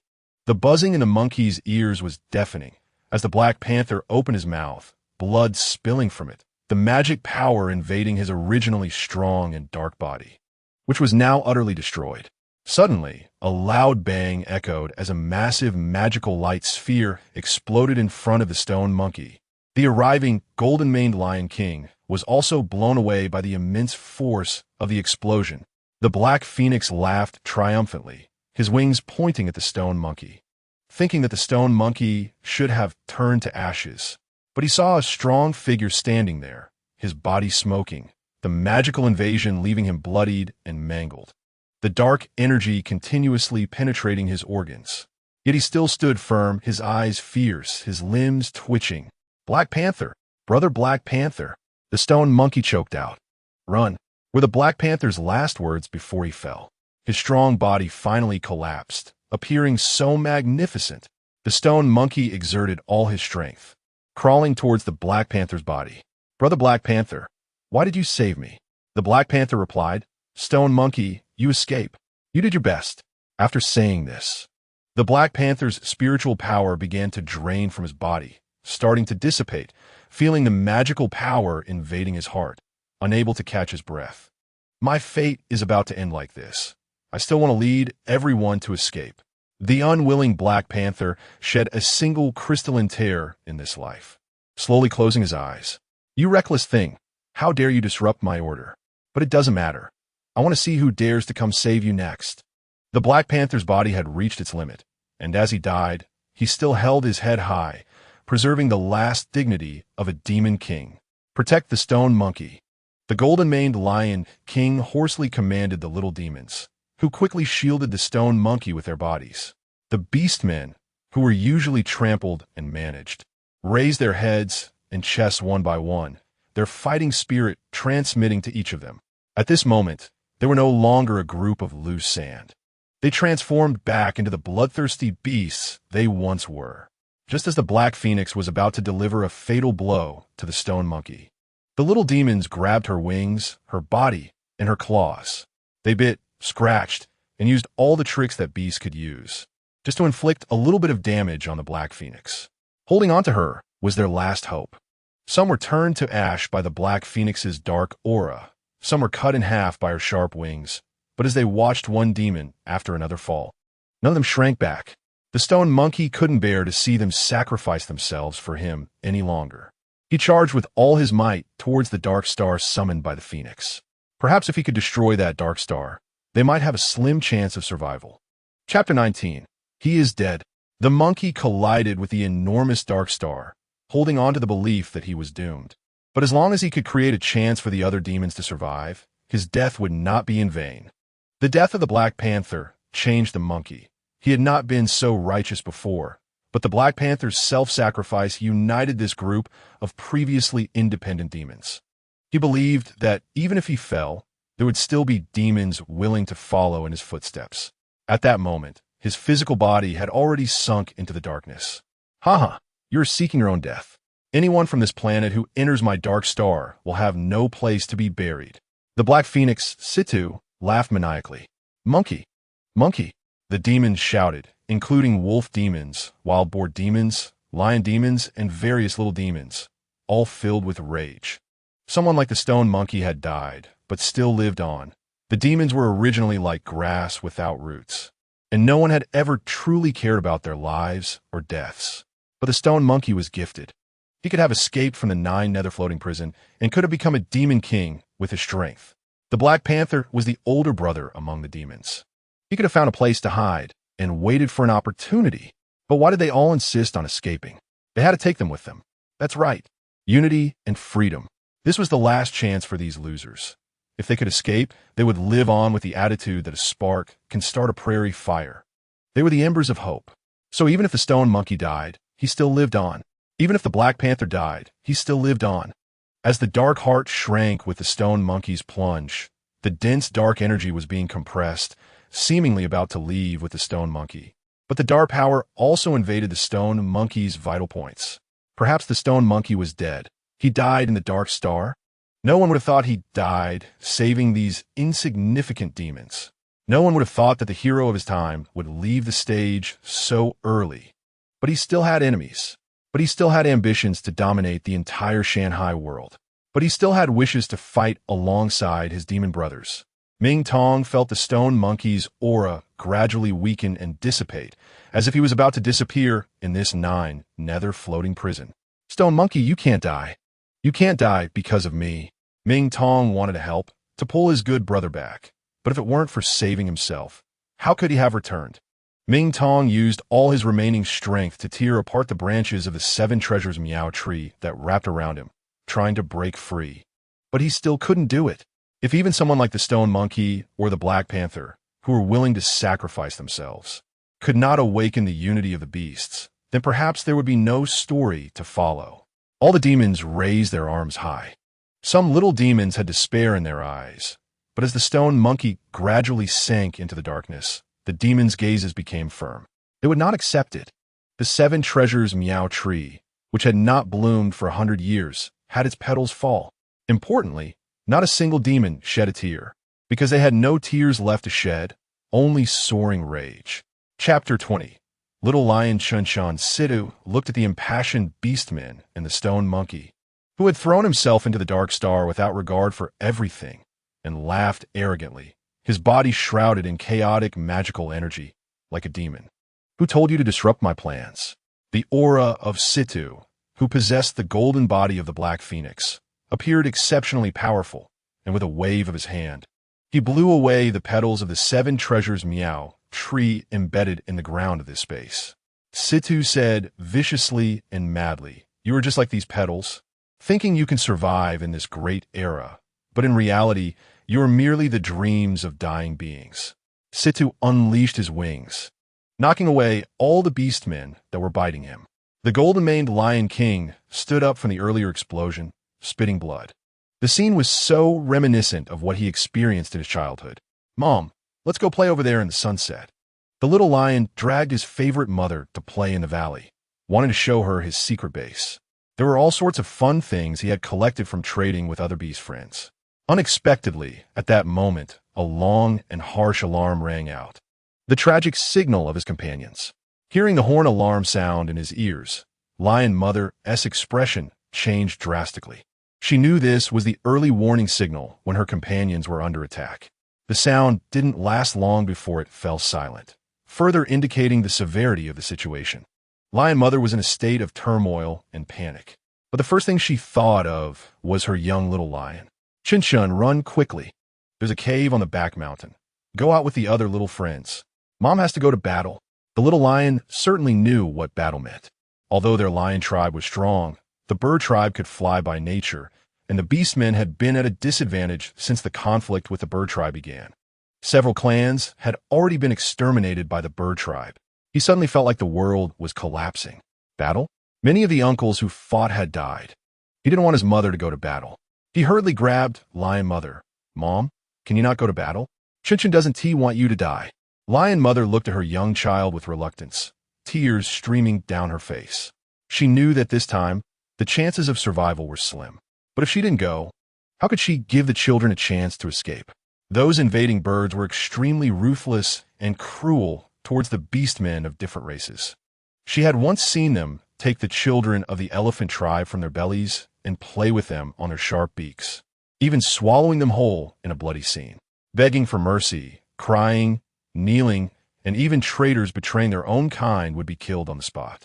For those ruthless and malicious invaders, your fear of losing your life and your pleas would only excite them further. Your kindness and weakness were merely a meal and a fatal weakness in their eyes. No, child. Mom also wants to be with you forever, but for everyone. For our golden-maned lion tribe. Lion Mother choked up, struggling to speak, child. You need to know that you are the most outstanding descendant of our golden-maned lion tribe. You must avenge us. Saying this, Lion Mother made up her mind. Regardless of the little lion Chinchin's cries and struggles, she carried him across the river. Chinchin, go to the back mountain and find Uncle Black Bear. He will protect and guide you. No, Mom, don't go. Chinchin cried, his fur matted with tears sticking to his face. At that moment, heavy rain began to pour from the sky, accompanied by thunder and lightning, as the torrential rain fell from the thick clouds, drenching Chinchin's lonely figure. Why? Why do these invaders start a war? We moved our home here, and they found us. Watching his mother's back as she ran away. The little lion Chinchin's eyes were filled with reluctance and attachment. Chinchin stayed in place until he saw his mother's figure completely disappear. The immense pressure and pain, combined with the dreadful weather, made him feel suffocated. He longed to follow his mother and watch the rushing river. He let out a piercing and angry roar until his young voice became hoarse, then silently turned and left. The young lion, filled with hatred, found a cave where they would leave under the protection of Uncle Black Bear, who had always helped them. Just as they were about to leave, a powerful aura suddenly appeared from a vulture patrolling the sky. Uncle Black Bear also saw it and hurriedly sent the remaining young lions into the cave. The last young lion anxiously shouted to Uncle Black Bear, "Uncle Black Bear, let's go. They will catch up soon." Uncle Black Bear looked at the young lion in front of him and sighed, "Uncle must protect you. You all go. Remember the deep blood feud between our Black Bear and Golden Mane lion clans and the birds." Saying this, he blocked the cave entrance. The young lion only heard the words "hurry" and "go," and the light in the cave completely darkened. Outside the cave, Uncle Black Bear faced the fierce vulture charging at him with dignity, shouting, "The Beast Clan will never be slaves," and began to fight with the vulture. However, as a support, he couldn't match the invading warrior in power. Before long, Uncle Black Bear fell into a pool of blood, his eyes fixed on the grinning vulture flying towards him. His body twitched once, and then he lost his life. The invasion of the Golden Mane lion clan lasted for 2 days and nights. In the end, apart from the few young lions who escaped, all the brave warriors who resisted the invading Golden Mane lion clan were killed. The reason for the war was merely to compete for cultivation resources, as they coveted the treasures of the Golden Mane lion clan, and it was also to demonstrate the strength of their vulture clan to other beast clans. The entire Golden Mane lion tribe was drenched in blood, with gruesome corpses everywhere. The young lion Chun-Chun, after the extermination of his clan, often gazed in the direction of the former Golden Mane lion tribe, just as the spring breeze stirred his fur. He thought of his mother, his former companions, and relatives. Although the spring breeze was cold, his blood grew hotter. He would no longer cry. He wanted to be a warrior, just like his father before him. He would use his boiling blood to burn the enemies who invaded them. Looking at the young lions behind him, who were also filled with hatred and growing stronger, he thought, "I must become stronger for the remaining clansmen, and for that phrase that echoes in my nightmares every night. The Beast Clan will never be slaves." The Golden Mane Lion King pulled himself from his hazy memories and roared angrily at the massive figure of the Black Phoenix. With that, he charged at the Black Phoenix with all his might. Chapter 21, Purple Rank and Orange Rank, Part 1, Seeking Death. Due to the impact on the Dark Star, the Black Phoenix transformed back into its original form as Situ. That monkey's potential was so great that the Dark Star had to absorb him and even retracted the Black Phoenix's golden body. But what did it matter?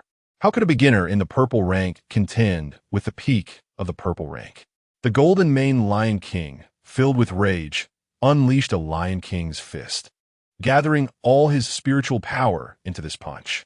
Situ tried to block the punch, but found that the lion's strength was far beyond what he imagined could be easily blocked. And with the Lion King's fury, the spiritual power surged significantly. Situ was knocked back 3 meters by the punch. He frowned. After all, he had used the Black Phoenix's golden body, and his remaining spiritual power was limited. Not to mention that using the Black Phoenix's golden body had already consumed a large amount of his spiritual energy. If he were not an extraordinary genius of the Outer Demon clan, he would not have been able to summon the Black Phoenix and remain unscathed. Situ was extremely furious. If it weren't for the fact that the Stone Monkey's talent was absorbed by the ancestor of the Demon clan, with his abilities plus the Black Phoenix's golden body, he could have defeated the ancestor of the Demon clan. However, after absorbing the Stone Monkey's talent, the ancestor of the Demon clan unlocked his long-standing bottleneck, and his strength upgraded from the peak of the purple rank to level 54 of the orange rank, leaving just 1 step to reach the mid-orange rank. Although the peak of the purple rank seemed only 1 level away from the orange rank, crossing that threshold was like entering a vast sea of stars. While failing to cross it created a significant divide between purple and orange ranks. The reason was simple. Spirit beasts could transform into human forms starting from the blue rank. But whether it was the laws of heaven and earth or the 36 transformations, they could only change their bodies. In contrast, spirit beasts at the orange rank could begin to comprehend the laws of heaven and earth and truly harness the energy of their territories. Even if the Black Phoenix's physical body was powerful, it could not fight against the ancestor of the Demon clan who had mastered the laws of heaven and earth. The 12 generals under the Phoenix, originally the weakest in strength compared to the ancestor of the Demon clan, had many talented bird clans eyeing the ancestor's territory. Now that the ancestor of the Demon clan had successfully entered the orange rank, no small-time characters dared to covet him anymore. Chapter 21, Part 2. Although Situ was shocked by the power of the Golden Mane Lion King, the difference in levels was still present. A starving camel is still bigger than a horse. Situ's figure shifted, creating shadow clones, and his figure immediately turned into a phantom in the air. Situ was born with the magic and speed of the Demon Feather clan, also possessing the close combat ability of the Demon Tail clan. Although the Golden Mane Lion King was powerful and filled with fighting spirit, he was also injured under Situ's storm-like attacks. Golden Mane Lion King, we are here to assist you. A wolf demon and a wild boar demon fought back to back with the Lion King. Though they had not yet reached the purple rank, they were at the peak of the blue rank. The wild boar demon threw a large, wide-bladed knife to the Golden Mane Lion King. The wild boar demon wielded a pair of iron chains with hard hammers, while the wolf demon held a sharp sword. Although Situ was fast, the 3 had formed a stalemate, and he had already consumed a large amount of magical energy, making it difficult to deal with all 3. Even so, Situ arrogantly said, "You ants think you can fight me?" As he spoke, he directed his magic energy towards the weakest defense of the wolf demon. However, the activated fighting spirit of the wolf demon showed no signs of retreat. "Die, you damn birdman."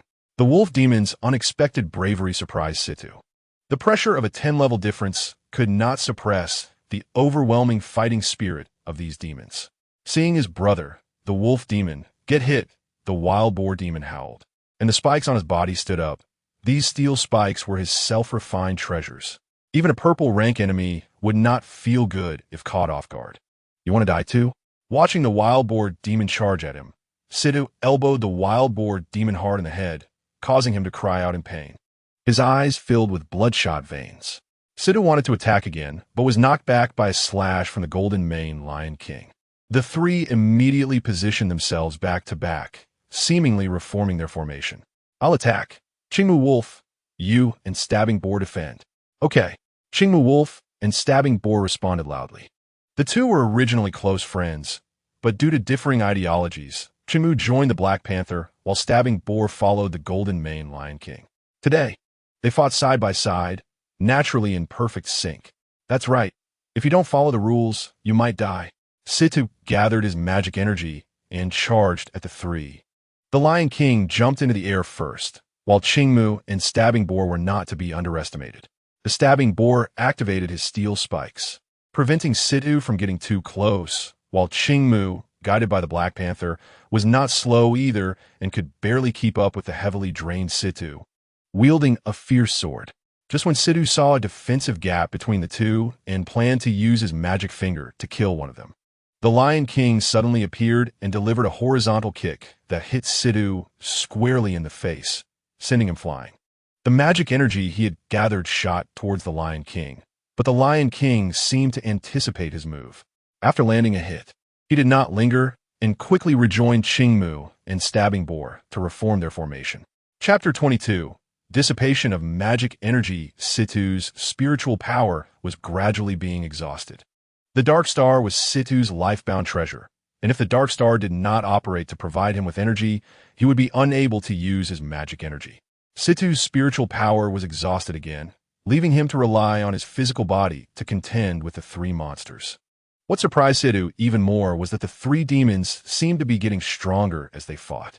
If they attacked the golden-maned Lion King, the Stabbing Pig would release poisonous quills, working with the speed of the Greenwood Wolf to restrain their own speed, waiting for an opportunity. Meanwhile, the golden-maned Lion King would unleash his Lion's Roar and Golden Lion Blade techniques, both powerful enough to harm them. Situ's Birdman guards were surrounded by those little demons, unable to break through, and they didn't confront the guards head-on, primarily engaging in guerrilla warfare, targeting the weaker prison guards first. Such tactics were causing the Imperial Guards a splitting headache, because once all the prison guards were eliminated, the Beast and Water tribes would have an absolute numerical advantage. By then, the demons, familiar with the Nine Nether floating prison, would turn the tables on the Imperial Guards. Damn it, the demonic energy on Situ had completely dissipated, and he had reverted to having white feathered wings. Did it really take that much demonic energy to dissolve a stone monkey? Situ was alarmed, knowing that the dark demonic star was buried with numerous ancestors of the demonic feather and demonic tail clans, as well as many demons cruelly killed by the Bird Clan's Phoenix, their grievances overflowing. Normally, those who entered voluntarily, even if they were Orange Tier experts, wouldn't fare well. Of course, an Orange Tier expert could directly kill Situ, which would cause the dark demonic star to dissolve on its own. The Lion King sensed that Situ's strength had greatly diminished and his injuries had worsened. It was time to avenge the stone monkey. Saying this, the Greenwood Wolf charged at Situ with all its might. Situ sneered. Just as he was about to confront the Greenwood Wolf, he suddenly saw it soar into the sky. Situ was alarmed, feeling someone grab his wings from behind, and with the Stabbing Pig's full charge, the poisonous quills pierced into Situ's body. Situ spat blood, still being fiercely grasped by the golden-maned Lion King. What do you want to do? The golden-maned Lion King didn't answer, his body erupting in golden light as he exerted all his strength, literally tearing one of Situ's wings off. Situ felt a tremendous pain in his back. Chapter 23. The Tengu Mask unleashes its fury. You bunch of ants have completely enraged me. Situ's eyes turned cold, the severed wing turning blood red as a pair of blood-red wings sprouted from his back.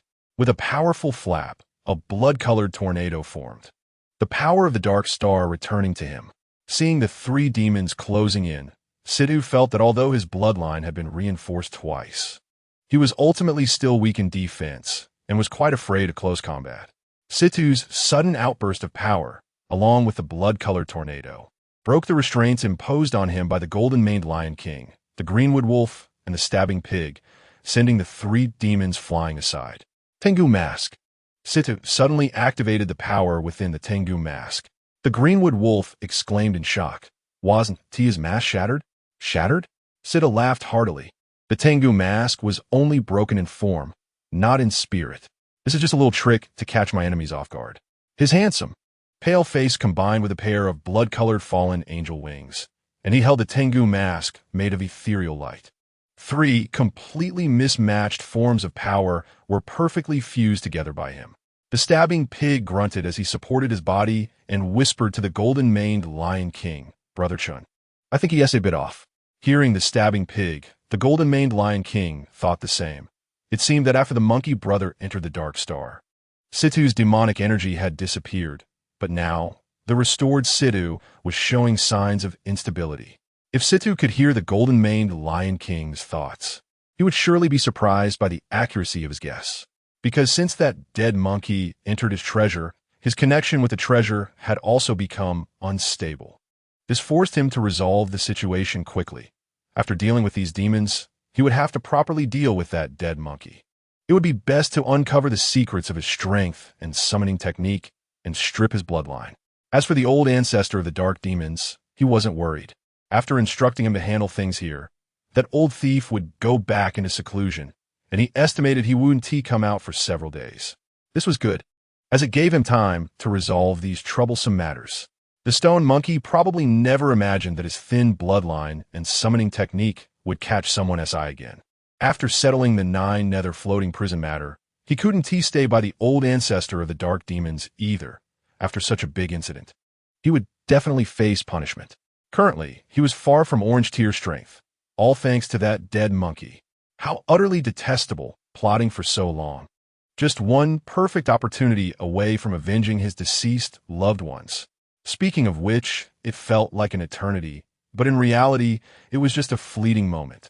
However, this pause from Situ gave the 3 demons a chance to catch their breath. What Situ never expected was that during this brief moment, the injuries of the 3 demons had nearly healed, thanks to the full effort of the monkey mage left behind by that dead monkey. Good gracious! Are you playing with a perpetual motion machine? What is a perpetual motion machine? Why did I think of that term? Situ shook his head, not caring about that anymore. He replenished his spiritual power with the Tengu mask and then activated one of its functions, forming it into a bow and arrow. From a high vantage point in the air, he unleashed several light arrows at the Red-Buttocked Monkey. The 3 demons hurriedly used their weapons to block for the Red-Buttocked Monkey. But to their surprise, the light arrows changed direction. The 3 demons were unable to react in time, and the monkey mage was shot dead. Oomph. Now that there's no old monkey to heal you, let us see you die under my arrows today. The demons thought during their healing. Their leader was still helping them even after death. And could we not even avenge our leader? Seeing Situ's arrogant demeanor, the 3 demons were furious. The Greenwood Wolf anxiously said to the stabbing pig, "Old pig, I didn't expect his mask to have so many functions. Not only can it change form, but it can also replenish his spiritual power." The stabbing pig also looked bitter, glancing at the frenzied Brother Chun and the Greenwood Wolf, knowing they had to continue fighting for the monkey brother as well. The 3 demons had a mutual understanding, and after recovering their spiritual power with the monkey mage's healing, they nodded to each other, clearly understanding each other's intentions. Obviously, if they did not close the distance, they would be constantly suppressed by Situ. Without the Black Phoenix's golden body and with his incomplete bloodline power, he was at his weakest in close combat. Situ watched as the 3 demons erupted with speed, realizing they wanted to close in to hunt him down. His lips curled into a cold smile, naive. "I wonder how you will break through my blood-colored tornado. Even without the power of the Black Phoenix's golden body, you still cannot match me today." The 3 demons strained to get close to Situ, but were always blocked by arrows. They barely managed to close the distance, only to be blown away by the blood-colored tornado. After several attempts, they were all covered in wounds. Looking at the 3 demons who were now at their last gasp, Situ knew they were truly finished. Healing was useless since their bodies were too fatigued to continue fighting. Situ's eyes turned cold. It's over. The foolish light arrows flew toward the 3 demons' foreheads. Crisis. The 3 demons were all skilled fighters. Naturally, they knew the situation was dire, but who could save them? Looking at the rebels still desperately fighting against the demonic army, but also on the brink of collapse, had they failed again? Suddenly, the mystic eye within the 7 treasures mysterious tree opened, and a powerful mental force stopped the light arrows from reaching their foreheads. The 3 demons were stunned. Feeling this powerful mental force, and looked towards its source, could it be? The mystic eye. The mystic eye had consumed a large amount of spiritual fruit, and, due to its own bloodline, was able to control this 7 treasures mysterious tree. Awakening immediately, it spotted the three demon kings in danger. With a bang, the seven treasures mysterious tree revealed a gap, and the transformed mystic eye bird rushed towards Situ like lightning. Situ was affected by the mental force, and had just broken free when he saw the little bird had already reached him, quickly flapping its wings and flying back. At the same time, it unleashed his blood-colored storm, and it proved to be the right choice, as under the influence of the mental force. His judgment of the mystic eye's speed was severely mistaken. After using his skills, Situ suddenly realized and wiped the sweat from his brow, saying, "I didn't expect your mental strength to be so strong that it could affect me." Ming Tong snorted and ignored him, although he was in a semi-dazed state. He could clearly sense what was happening outside. He knew for certain that this Situ Tiango had killed his good brother. That's right. Ming Tong believed that the stone monkey was dead, so he was only thinking about avenging Brother Monkey now. The three demons, although eager to fight again, were indeed too weak and could only watch the battle between Ming Tong and Situ Tiango while also observing the small demons that had already shown signs of defeat. Damn it, if only the monkey mage hadn't been killed. Even though they knew that they might also be exhausted from healing, they thought maybe they could help these lower-level little demons deal with the enemies. Just as the demons sighed, voices came from the cave guarded by the Mian Ming army that turned their worries into joy. Chapter 24. Situ's Defeat Great. Chong Mao and Lei Zi have returned. The three demons saw Chong Mao being dragged by the anxious Lei Zi, leading a group of demons that had escaped from the cave back to the fight. With the addition of Chong Mao and Lei Zi, the situation began to turn in favor of the Beast Clan, and the Miaming army and some guards were being pushed back. Everyone was very surprised. This was like rain falling in a drought. Haha. Situ also saw that things were not going well, but in combat he found that Ming Tong's strength was now nearly equal to his own, and his mental power was even stronger than that of an ordinary orange tear, which was why it could affect him. Situ's expression grew darker. He felt that things might not go well for him today, and he might even be left behind. Feather from the east. Situ's feathers grew rapidly, and a large number of hard blood-red feathers shot out, with some of the upper feathers forming barbs. Ming Tong saw Situ's actions and knew he was going all out, but he didn't expect such a move.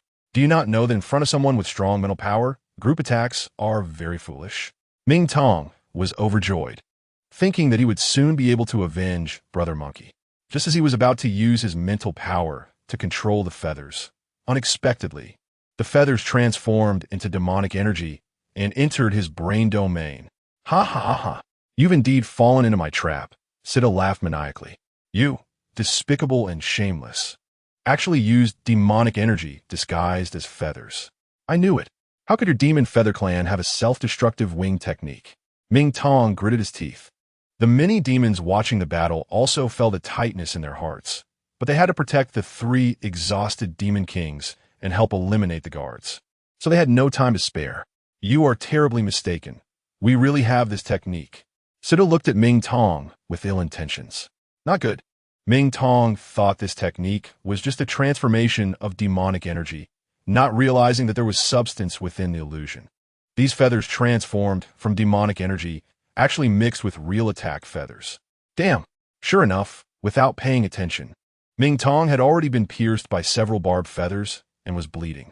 Your mental domain has already been invaded by my demonic energy.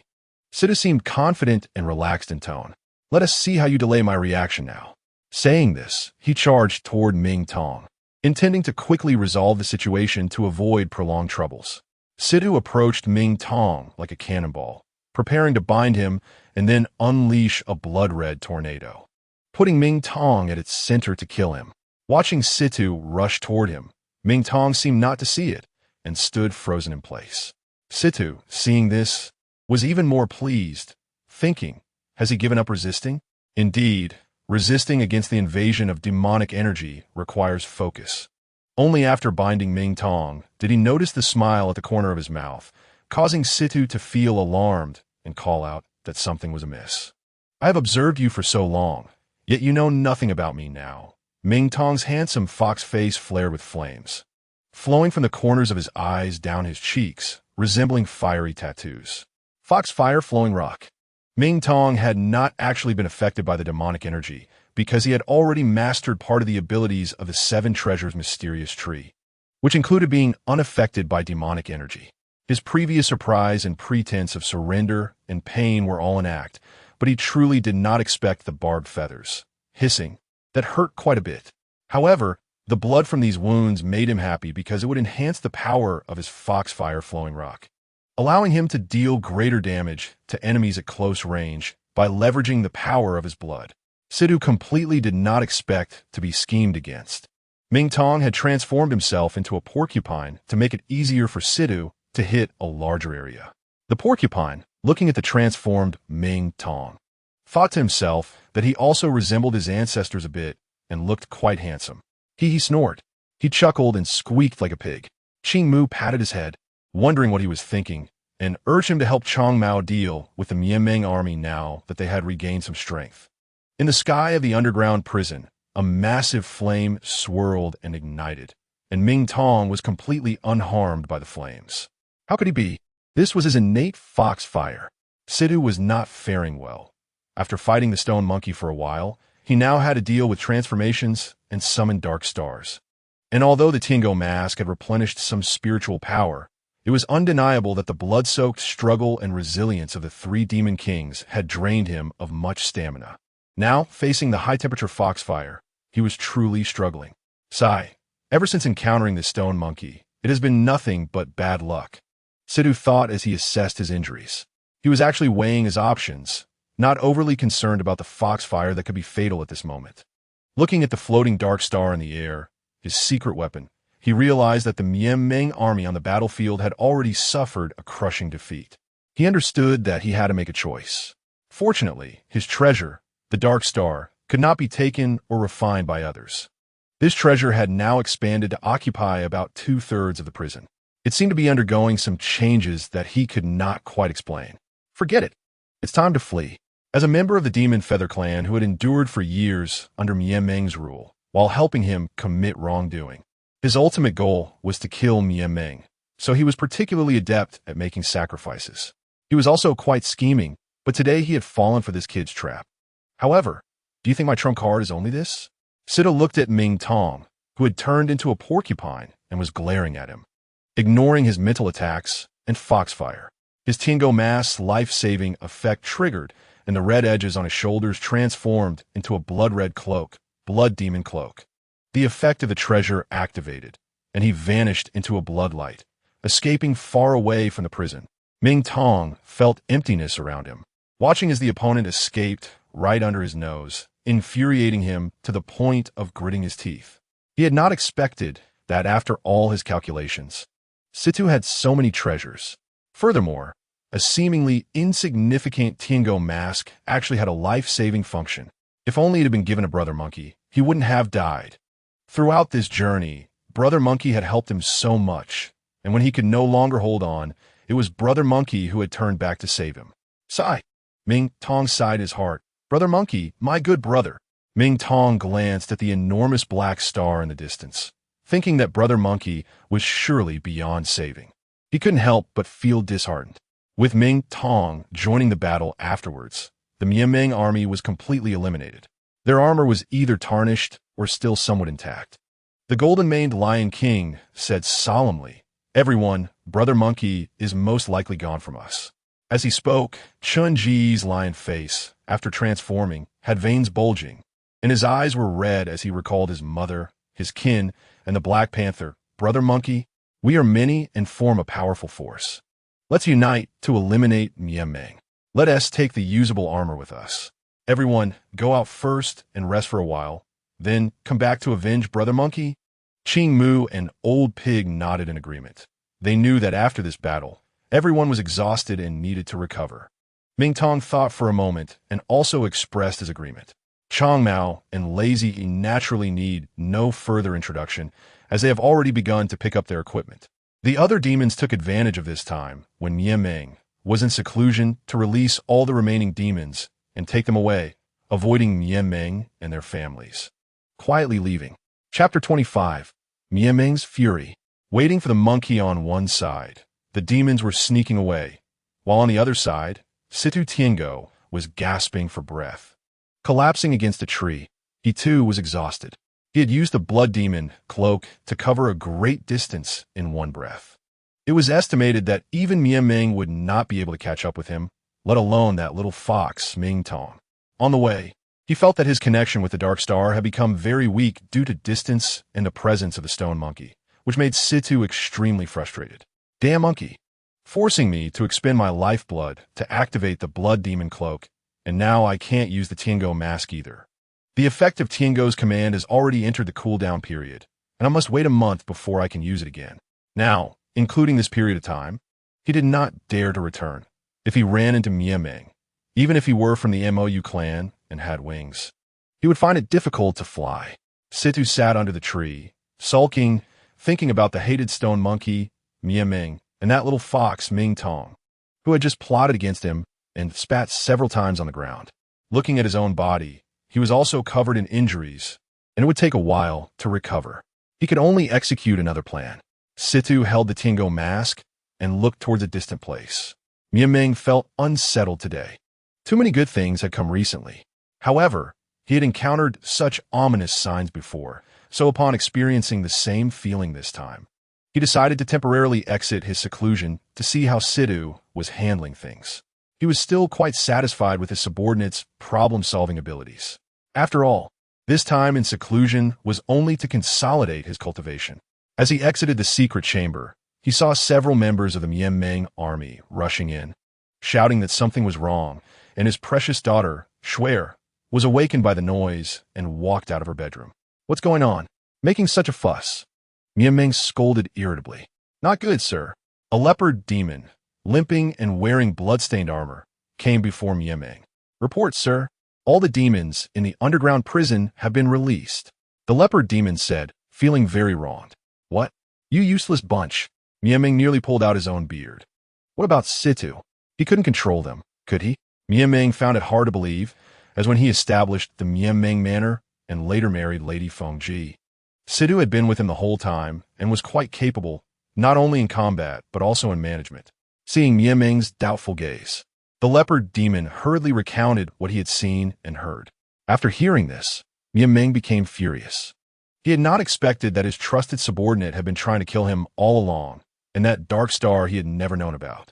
Oh, hiding for so long. Turns out to be a small celestial demon clan wiped out by the Phoenix Lord back then. You're so young and already playing schemes with me, Minga? After listening to the leopard demon's account, he was shocked to learn that a stone monkey had caused such chaos. It nearly rescued all the demons, and later, when it was mentioned that the Ming army he had meticulously trained was wiped out by a group of prisoners, Ming's face turned slightly pale. Angrily laughing, he kicked the leopard demon down, saying, I provide you with food and drink, and I personally designed the training and equipment for you, setting up formations. Thinking you would be of great use. Ming picked up the leopard demon again, pressing his face close to his. The leopard demon, terrified, waved his hands and explained, Sir, it's unjust. He absorbed and took away the 7 treasure divine tree, and then defeated them. What? Shuer was also surprised, along with Lady Fengji, who had come in response to the noise. The 3 were all furious, mainly because the 7 treasure divine tree was the foundation of their cultivation, and there were many mysterious aspects yet to be explored. Due to bloodline limitations, they had planned to take their time with it. Just recently, they had obtained some cultivation methods that included training with the 7 treasure divine tree, and once they fully acquired it, their strength would greatly increase. They never expected it to end up in such a disastrous situation. The anger was palpable. The 3 hurriedly abandoned the leopard demon and rushed to the underground prison. What met their eyes were layers of corpses, piled upon one another. The 3 were heartbroken, not only over the empty 7 treasure divine tree, but also because there was no one to provide them with spiritual fruit anymore. Ming gritted his teeth, his yellowed teeth nearly grinding to dust, his beard shaking violently. Shuer pondered for a moment and advised her father, Father, don't be too upset. Although we've suffered great losses, we still have that method to improve our cultivation, right? Ming glanced at his daughter and said, Do I not know that method? It's just too damaging to the heavens. Lady Fengji also sighed. That's right, your father is right. That method is indeed too damaging to the heavens. Moreover, we must pay attention to merit. If we truly go through with it, we will surely encounter many inner demons and obstacles, she said, looking worriedly at the sky. Ming's ancestor took over. We might even suffer heavenly punishment. If the stone monkey had heard this family's words, he would probably feel his beliefs collapsing again. Is this what you all say?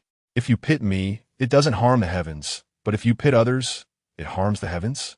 Your conscience is awakening too quickly. He would think, smiling sarcastically. Haven't you done enough bad things? The water curtain cave schemes are not as deep as yours. I really have nothing to say. Schwer tucked a strand of hair behind her ear and smiled. Mother, father, do not worry. That traitor left us a treasure, which must be a good thing. Ming pouted and stroked his beard, carefully observing the huge dark star, but found it to be just a sphere that absorbed nearby light sources. He didn't dare to touch it. He was afraid of falling into a trap. As the saying goes, the older one gets in the martial world, the more cautious one becomes. This was also why he was still testing a seemingly ordinary stone monkey, who possessed summoning abilities, and coaxing his daughter to deceive it. Princess Feng-ji smiled at Ming. Husband, do you not recognize this treasure? Ming exclaimed in surprise. Could it be that Madame knows what kind of treasure this is? To be honest, I have never seen a treasure transform from such a small orb into such a large sphere. Moreover, it seemed to have a very rich demonic energy. Even now, he was somewhat wary of the demonic energy from the celestial demon clan, because the uniqueness of demonic energy hinders the flow of spiritual energy, meaning it was a completely different system from the spiritual energy on the continent. Therefore, few techniques or treasures could restrain him, and he could even attain a certain amount of mental energy. However, cultivating demonic energy was extremely difficult and required an environment rich in demonic energy. On the continent, they did not have such an environment. Initially, the Celestial Demon Clan had only relied on powerful techniques to absorb the underground demonic energy gathered by formations to slowly cultivate. It was said that in their ancient and distant homeland, the world was filled with demonic energy, making their demon clan the strongest race. After a catastrophic war, some of the demon clan fled to this continent. However, this was only recorded in their Celestial Demon Clan's history books. Who knows if it is true? As for how I know this, Ming smugly answered himself. Of course, it was because I personally seized their treasury under the leadership of the Phoenix Lord. Seeing his father lost in his glorious achievements, Schwer coughed and hurriedly said, Mother, please tell us, what exactly is this? Princess Feng-ji smiled gently, completely devoid of her former snake-like demeanor, and said, This is a treasure that carries the inheritance of the Celestial Demon Clan. Chapter 26. Waiting for the Monkey. Inside the Dark Star, Ming's ancestor was initially terrified, then overjoyed. Is it that recorded treasure? Seeing Lady Feng-ji nodding affirmatively, he laughed heartily. Great. Great. A blessing in disguise. How do you know this is that so-called inheritance treasure? Seeing the two people looking at her in confusion, Madame Feng-ji confidently expressed her deduction, affirming that this must be that treasure. Why? The two asked their questions. Because I have seen this treasure with my own eyes. Madame Feng-ji, not waiting for the two to interrupt, happily said, Back when I had not yet married your father, there was a pursuer from the outer demon clan who stole this treasure to offer it to me.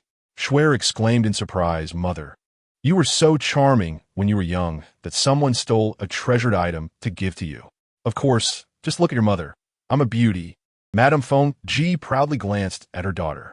The expression of old ancestor Ming turned ashen, but he was somewhat pleased.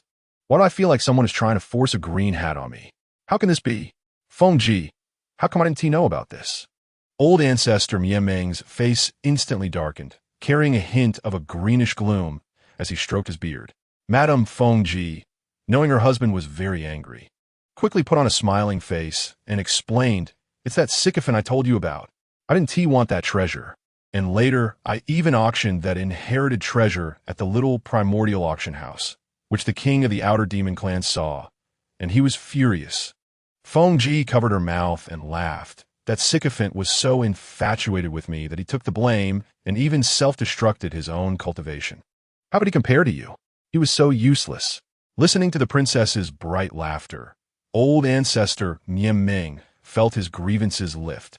realizing that the princess indeed had a knack for soothing people, yet he couldn't refuse it. Suddenly, he remembered that past event and clapped his hands, laughing until tears almost came out. I remember now. You priced that priceless treasure as a beauty-enhancing pill. Ha ha. When that king saw the price, his face turned ashen, as if his father had just died. Madame Feng Ji pouted, forming crow's feet. Wasn't he lacking beauty-enhancing pills at the time? But the thing given by the sycophant wasn't worth much, so I couldn't price it too high. One pill was enough for a single use. I thought that was more than sufficient. Schwer also laughed. Mother, your methods are indeed brilliant.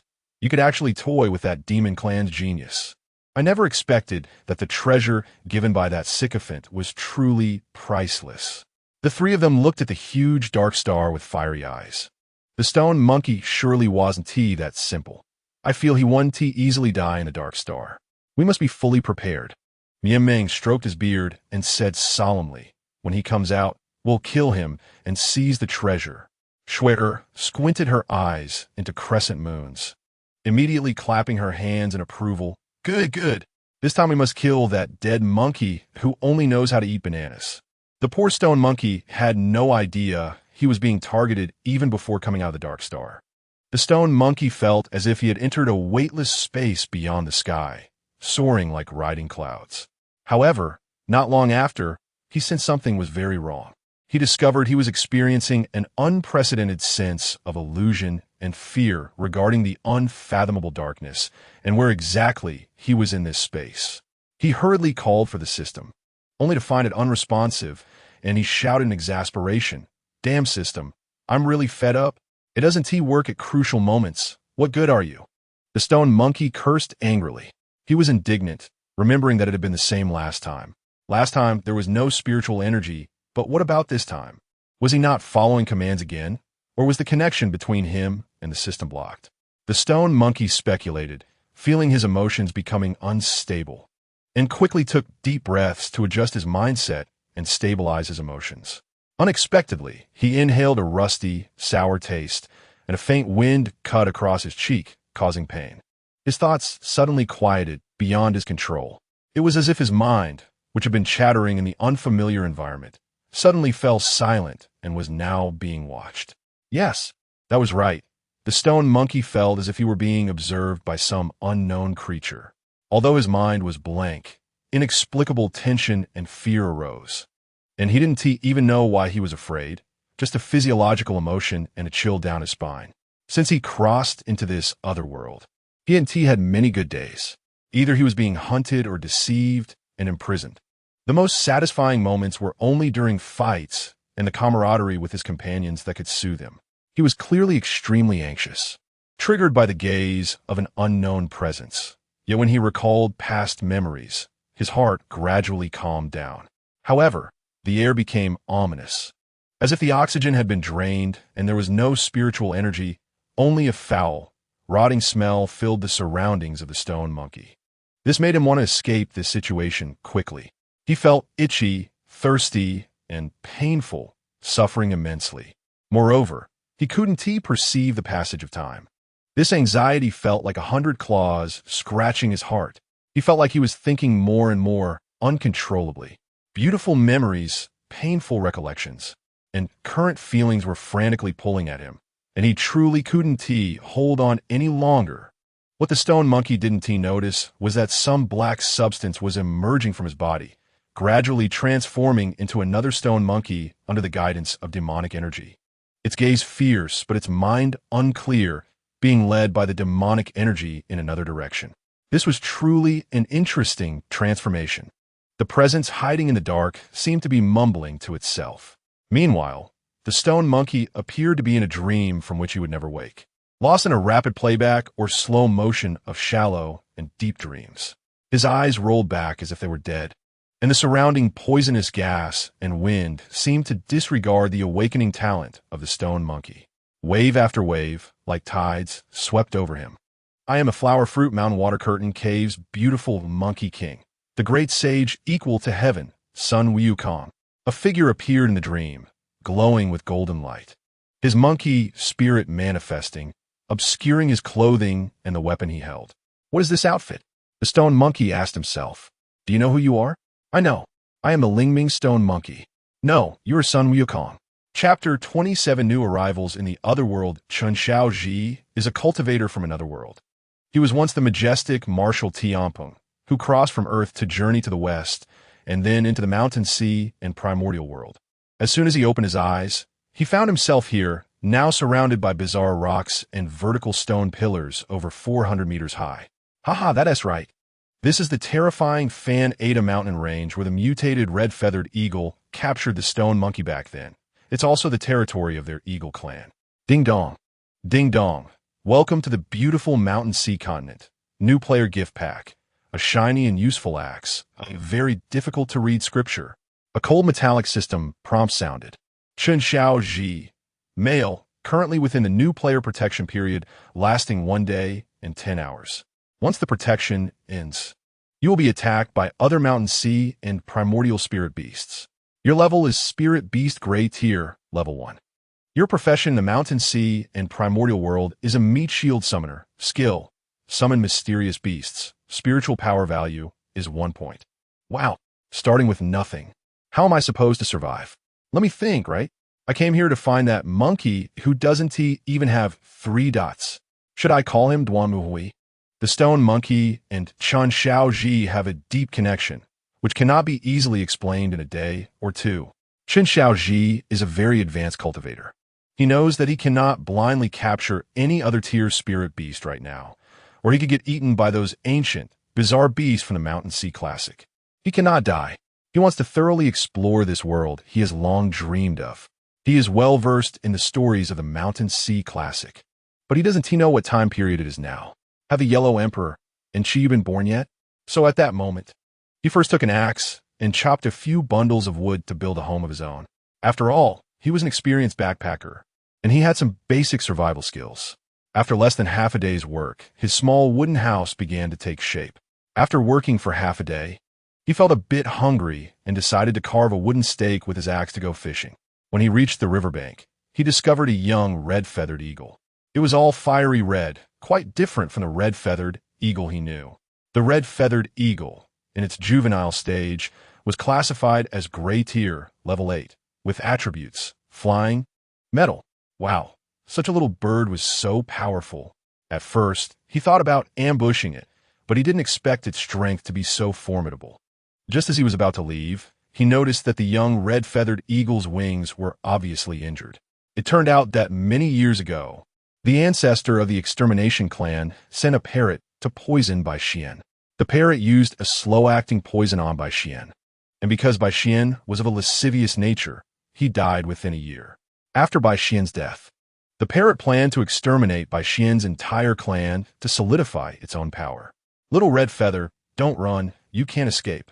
With a light laugh, a beautiful woman descended from the sky, her figure graceful. But when she turned her head, Xiao Ji was astonished by her appearance. She had a green body and a white beak, and even her eyes were white. The young red-feathered eagle clearly recognized Chen Xiaoji and flew directly into his arms. The woman in green saw Chen Xiaoji and laughed, saying, "Oh, this young man looks quite handsome. Which tribe are you from?" Chen Xiaoji looked at the beautiful woman and saw her name. Qing Geng, level. Transformation, level, attributes. With type, flying type. Chen Xiaoji bowed and said, "Miss Qing Geng, hello, hello. I have long heard of your great name, and it is indeed a fortune to see you today. Haha, you've heard my great name." Qing Geng smiled as she waved her sleeve. "Kid, you really know how to talk. But I must catch this little bird today, so you better retreat quickly, and I can spare your life." Originally, Qing Geng was not a bad person, and with her extraordinary talent, she was now the deputy palace master of the Feathered Eagle Palace. She didn't want to harm anyone unnecessarily. Chen Xiaoji looked at the injured young red-feathered eagle with compassion and said, "Miss, this little red feather has already become my summoned beast. Could you spare its life?" "Hee hee hee. You think you can tame her? Let me see." As she spoke, Qing Geng reached out to grab the red feather in Chen Xiaoji's arms. Unexpectedly, a holy power repelled her. "Good, you little brat. You really know how to play dumb. Are you from the Nest clan or the Fire clan?" "Huh?" Chen Xiaoji was startled and said, "Miss Qing Geng, I mean no offense. I cannot control this power. Please be forgiving." Qin Gong heard his tone was very sincere and not deceptive, but she also thought that if she didn't take the red feather back, she would have no explanation to give to the parrot. All right then, come with me to see our palace master. Chen Xiaozhi felt confident that he had a day of protection and thought that getting close to the big shots of Shan Hai Jing would definitely be beneficial. So he agreed. Qin Gong saw that Chen Xiaozhi had a handsome appearance and a deep, unfathomable strength, which made her have a good impression of him. And they chatted along the way. Miss Qin Gong, I have been in closed-door cultivation for many years, and I have not asked you who is currently in charge of the human race. Qin Gong looked at him in surprise, thinking that this person had a celestial demeanor. Could he be from the ancient divine race? She replied, since Pangu opened the heavens, humanity has divided into two major factions. One is the Nest clan, who maintain their habits in trees and cultivate the divine with technique, and in recent years, they have been our avian subordinates. The other is the Fire clan, who cultivate the heavenly fire technique, and they have been the bee subordinates for many years. What about the Shinon clan, Jili clan, and Xinyuan clan? Haven't they appeared yet? Chen Xiaozhi asked. Qin Gong shook her head and said, that's truly unheard of. Chen Xiaozhi secretly resolved to find the divine with technique, or the heavenly fire technique, as soon as possible to gain the ability to protect himself. Ahead is the White Feather Palace. When they reached a stone tablet, it prominently displayed the three characters, White Feather Palace. Ding! Congratulations to the host for completing the challenge of the Ada Mountain Range and gaining 1,000 experience points. Successfully leveled up to level 5. Current spiritual power, 15 points. Automatically entering the shop interface. The creature that appeared before Chen Xiaozhi startled him. The Mo clan Griffin Horn Dragon required 15 points of spiritual power. Chen Xiaozhi didn't care about the rest. He was so excited that he wanted to showcase his abilities in front of Qin Gong. Summoning it, Chen Xiaozhi shouted loudly. AMO clan Griffin Horn Dragon appeared before Qin Gong. It had thick bony plates on both sides of its neck and back, known as neck shields, with 2 or 3 differently shaped horns on the shields. These horns were powerful weapons for defense. The Griffin Horn Dragon had a peculiar beak, similar to that of a parrot, which was advantageous for digging up the roots of plants.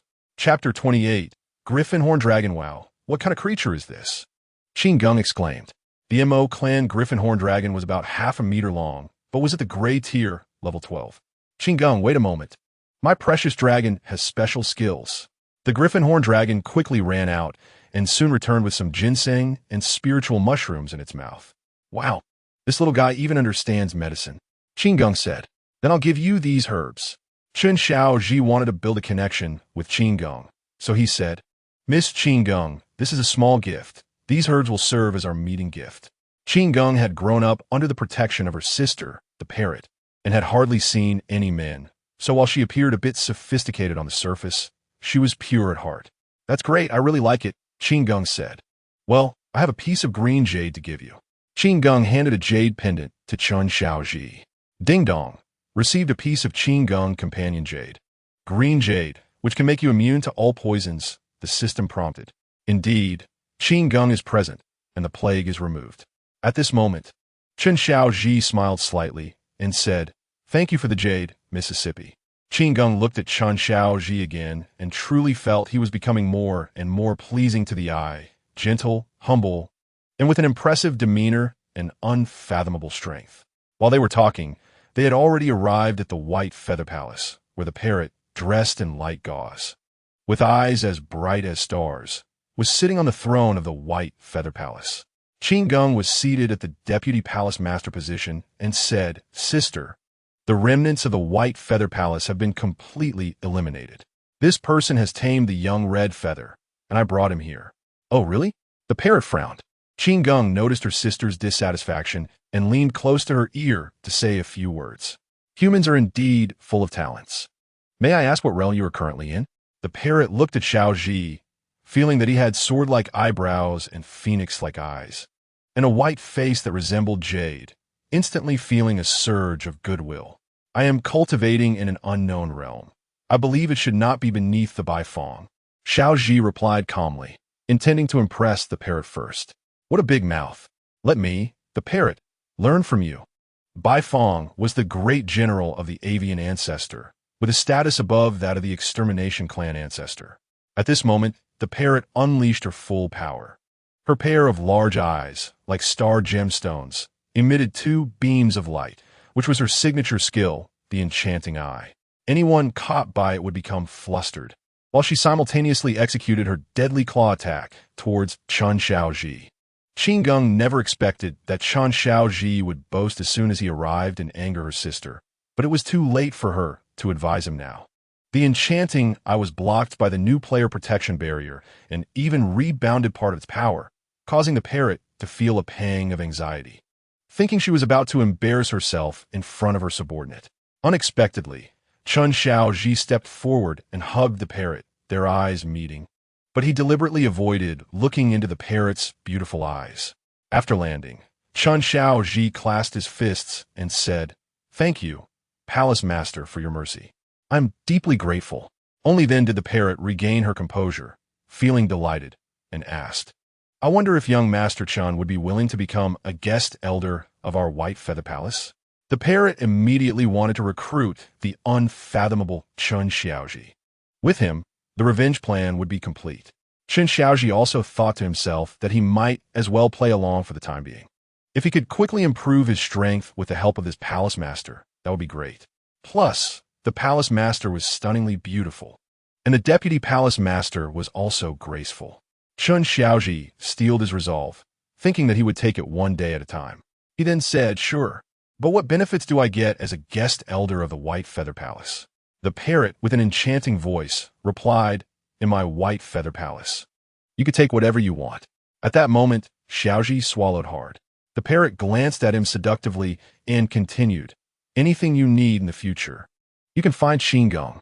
Thus, after becoming a guest elder of the White Feather Palace, Chen Xiaoji had the members of the palace find him the divine wood and divine fire cultivation methods. His biggest problem at that moment was to rapidly increase his strength. Otherwise, if something went wrong in the future, he would be in deep trouble. That night, Chen Xiaoji first opened the divine wood cultivation method. This was the most basic cultivation method for those with nests, and almost every adult was familiar with it. Following the instructions in the book, Chen Xiaoji practiced for a full cycle. Ding dong. Do you want to exchange the divine wood cultivation method? The system's prompt appeared. It was already midnight, and there were only 24 hours left of the novice protection period.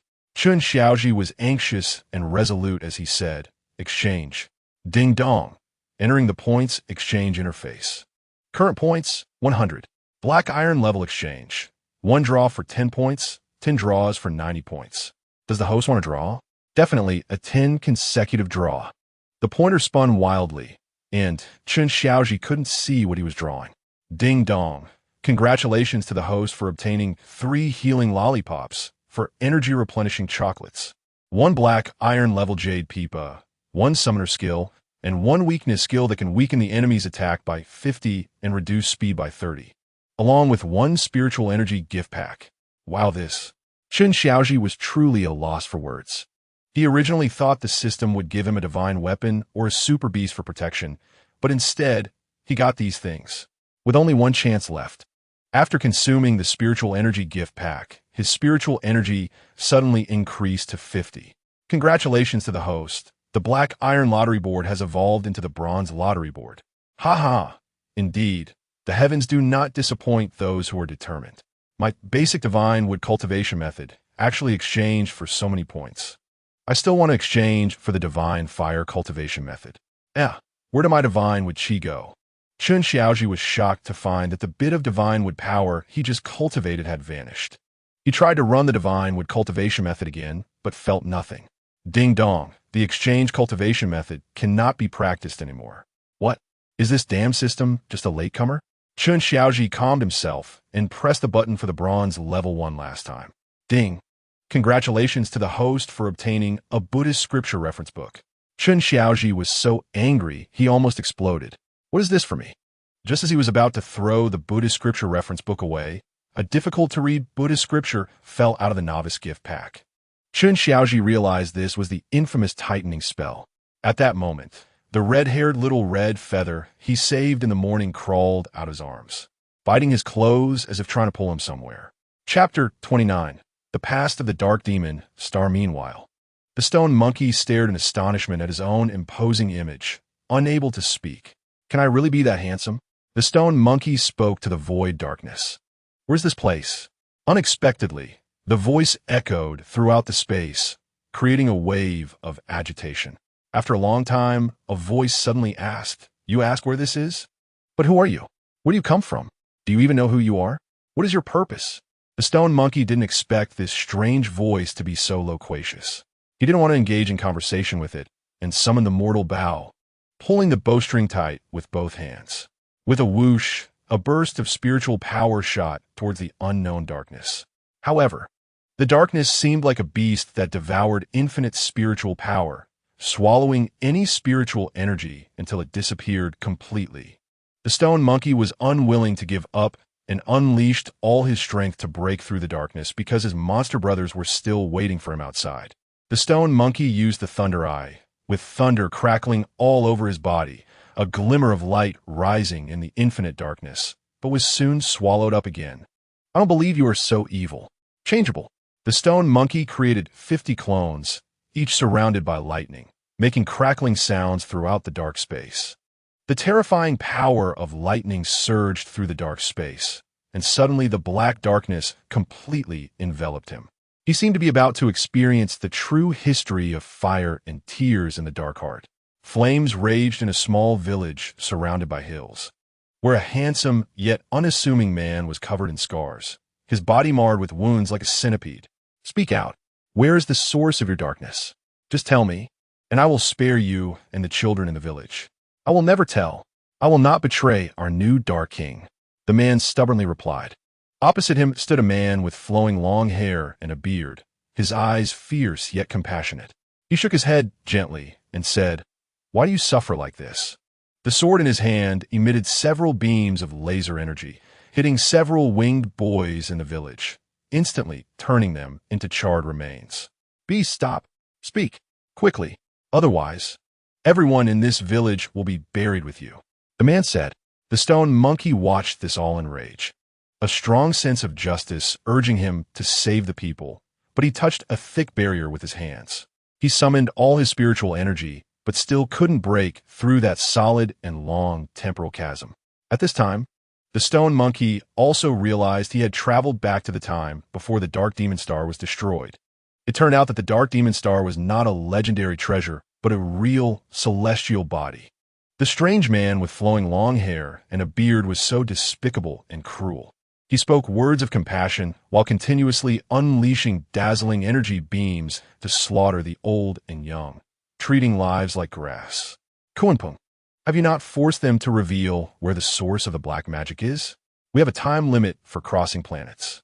Once discovered by the Creator's spirit, we will be in trouble, said a noble-looking man with a refined demeanor. He had a youthful face with white hair, looking almost otherworldly, his features perfectly proportioned, moving with the grace of a prince from the celestial realm. Senior brother, don't be anxious, there is still time, right? If not, we can work together to destroy this planet, and the threat will naturally be eliminated. The handsome man disdainfully glanced at his younger brother Kunping, who spoke the most elegant words while doing the most terrifying things. But he would not commit such inhumane and dirty acts unless absolutely necessary. The scarred man was shocked to hear that these two wanted to destroy the Dark Demon Star, his mouth agape. Their demon race was the most powerful being on this planet, and no creature had ever been able to so easily defeat the already mature demon feather and demon tail tribes in the village. But in front of these two, his proud combat power felt like child's play. He couldn't predict how deep their strength was. Perhaps even the king would not be their match. At that moment, he could only plead for help. He surged forward to attack the two again, spreading his wings and channeling all his demonic power, fiercely striking at the elegant celestial prince. The man glanced at him faintly, his finger merely raised slightly. The demon immediately felt his body swell, and with a bang, a burst of flesh and blood exploded, splattering blood and meat onto every demon who had knelt down in surrender. They let out wails. It turned out that this demon was the village chief of this village. He was young, but exceptionally talented, the most powerful person in the entire village. However, upon encountering these two strange men. The man killed the strongest in the village as easily as squashing an ant. Besides the noble celestial prince and the long-haired, scruffy man, there were about 10 other godlike figures, each exceptionally skilled. So who wants to die next? Kunpeng laughed. No, I don't want to die. A woman stepped out from the crowd. I don't want to die. I know where the magic source is. A small boy followed her. Why didn't you say so earlier? Then take us to find the magic source. The woman hurriedly pulled the boy to lead the way, while the other demon clansmen pointed at her back, angrily cursing, "You wretch, betraying us. You will fall into hell for eternity." The woman lowered her head. She had to leave a way out for her child. Suddenly, she heard a bang behind her. Kunpeng released an energy ball from his hand, and the entire village was blown away. Everything in the village disintegrated into powder in an instant, and as for those demons, even their flesh was nowhere to be found. You should be glad you made the right choice. Otherwise, you'd end up like them. Kunpeng chuckled. The woman trembled all over, tears swirling in her eyes. She seemed to know her fate. The stone monkey saw all this and was furious, but he also found the woman very familiar. Upon a second thought, it was Princess Fengji. How could Princess Fengji be a demon? Why did she marry the ancestor of extermination? This left the stone monkey utterly puzzled. Soon, Princess Fengji led Kunpeng and the noble prince to a spring of demonic energy, from which the demonic aura erupted like a source. Chapter 30. Refinement. I finally found it. Kunpeng exclaimed. Senior brother, why don't you refine this magic eye with me? Kunpeng said to the noble celestial prince. No, we absolutely cannot refine it. If we refine this magic eye, the demonic aura will dissipate, and without the magic eye, the dark magic star will be unable to refine the demonic energy, leading to its destruction. The beautiful woman said frantically. Kunpeng completely ignored her pleas. Smiling like the nobleman, the two flew into the sky, chanting spells together, using their powerful magic to open an extremely potent formation to begin refining the magic eye. As their formation took shape, the demonic energy surged into their bodies. Meanwhile, all the demons on the dark magic star felt that the whole world was about to collapse. What is happening? The demon king asked. Your Majesty, it seems the tremors are coming from the village of Taker, where Queen Miyu is. The demon king slammed his hand on the armrest of his throne. Quickly gather all elite troops. Follow me to rescue the queen. Yes, your Majesty. A messenger with a lizard tail quickly conveyed the orders throughout the city. At the magic eye, after Kunpeng and the celestial prince had refined for a long time, the influx of demonic energy began to slow down. However, most of the demonic energy was completely refined by the two celestial men, but a small portion stubbornly surrounded a small black crystal, which they could not refine, as if the crystal was like the positive and negative poles of a battery to them. Humph, I can't believe there's something on this planet that we can't refine together, Kunpeng said, somewhat exasperated. Senior brother, why don't we just destroy this planet to eliminate future troubles? The noble celestial prince frowned slightly and said, destroying the planet would inevitably leave a handle for the creator spirit. Since we cannot refine it, we might as well leave them be and take them to the mountain and sea world, observing the effects of this magic stone slowly. Before Kunpeng could respond, the celestial prince made a decision. He spread his immense spiritual power throughout every corner of the planet, not even lifting his head, and snapped his fingers handsomely. The entire planet seemed to experience a time-space distortion, transforming into a small light point. Then, with a whoosh, the dark star, which had lost a large amount of magic devices, appeared in the mountain and sea world. The once gigantic dark star had turned into a small black ball, which is the origin of the dark star. The surviving natives of the dark star also came to the mountain and sea world, along with 10 ancient celestial clans. Amidst the astonishment of the ancient celestial clans, the scene shifted, and Kunpeng and the mysterious celestial prince also arrived on the mountain and sea continent, which seemed to be a mysterious human tribe. Kunpeng saw his senior brother's terrifying magic, and his tone seemed to carry more respect than before as he said to him, why don't we take the opportunity to draw the demonic energy into the mountain and sea, helping us eliminate those beasts and birds? That powerful force should be able to wipe them out in one go. The celestial prince replied calmly, "You still act without thinking. First, if the demonic energy erupts, although our celestial clan can resist it, a large number of people will die. I've told you many times that people are the foundation of our celestial clan. They will continuously provide me with resources. Secondly, while the demonic energy can eliminate most monsters, the core under the Phoenix and Ing Long can definitely handle it. When the time comes, can you deal with the two of them working together? Thirdly, although the creator spirit has temporarily broken through the void, he must have left a hand. He will never allow us to destroy this world through unconventional means. Moreover, the demons are strong while the celestials are weak. We must keep a low profile. After all, beasts and birds are still the mainstream species of this continent, and if we want our celestial clan to rise, we must create conflicts between the two groups. Let them kill each other." The mysterious celestial prince turned his head and casually said to the demon woman, "I'm giving you an immortal opportunity. Go and lurk beside the general of the bird clan, looking for opportunities to spy on information and stir up discord between the beast and bird clans. If you do well, I can spare your son's life, allowing him to live with the surviving demons." At that moment, a fleeting killing intent flashed in the child's eyes. That's right. He was the one who would be exterminated by the Phoenix years later. Situ and Fengji turned out to be mother and son.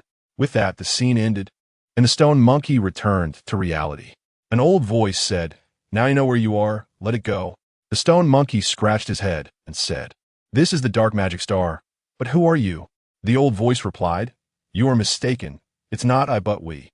That mysterious celestial prince and Kuanpeng are disciples of the creator spirit. And the dark magic star was also created by the creator spirit. We're the souls of the demons who died on that planet thousands of years ago. That kid used his powerful celestial power to annihilate a large number of the original residents and creatures of the dark magic star, then forcibly compressed the dark magic star. But it's not as simple as they think. Does this mean there are predecessors in this space who can deal with those two inhumane celestials? No. But if Kuanpeng dared to forcibly destroy the dark star back then, it would have triggered forbidden techniques, and they wouldn't have survived either. The dark star, as a civilization much older than the mountain and sea world, is not something they can trample on at will. The unparalleled powerhouses of our planet have long since broken through the void and returned to the source world. Stone monkey, you are not from this world.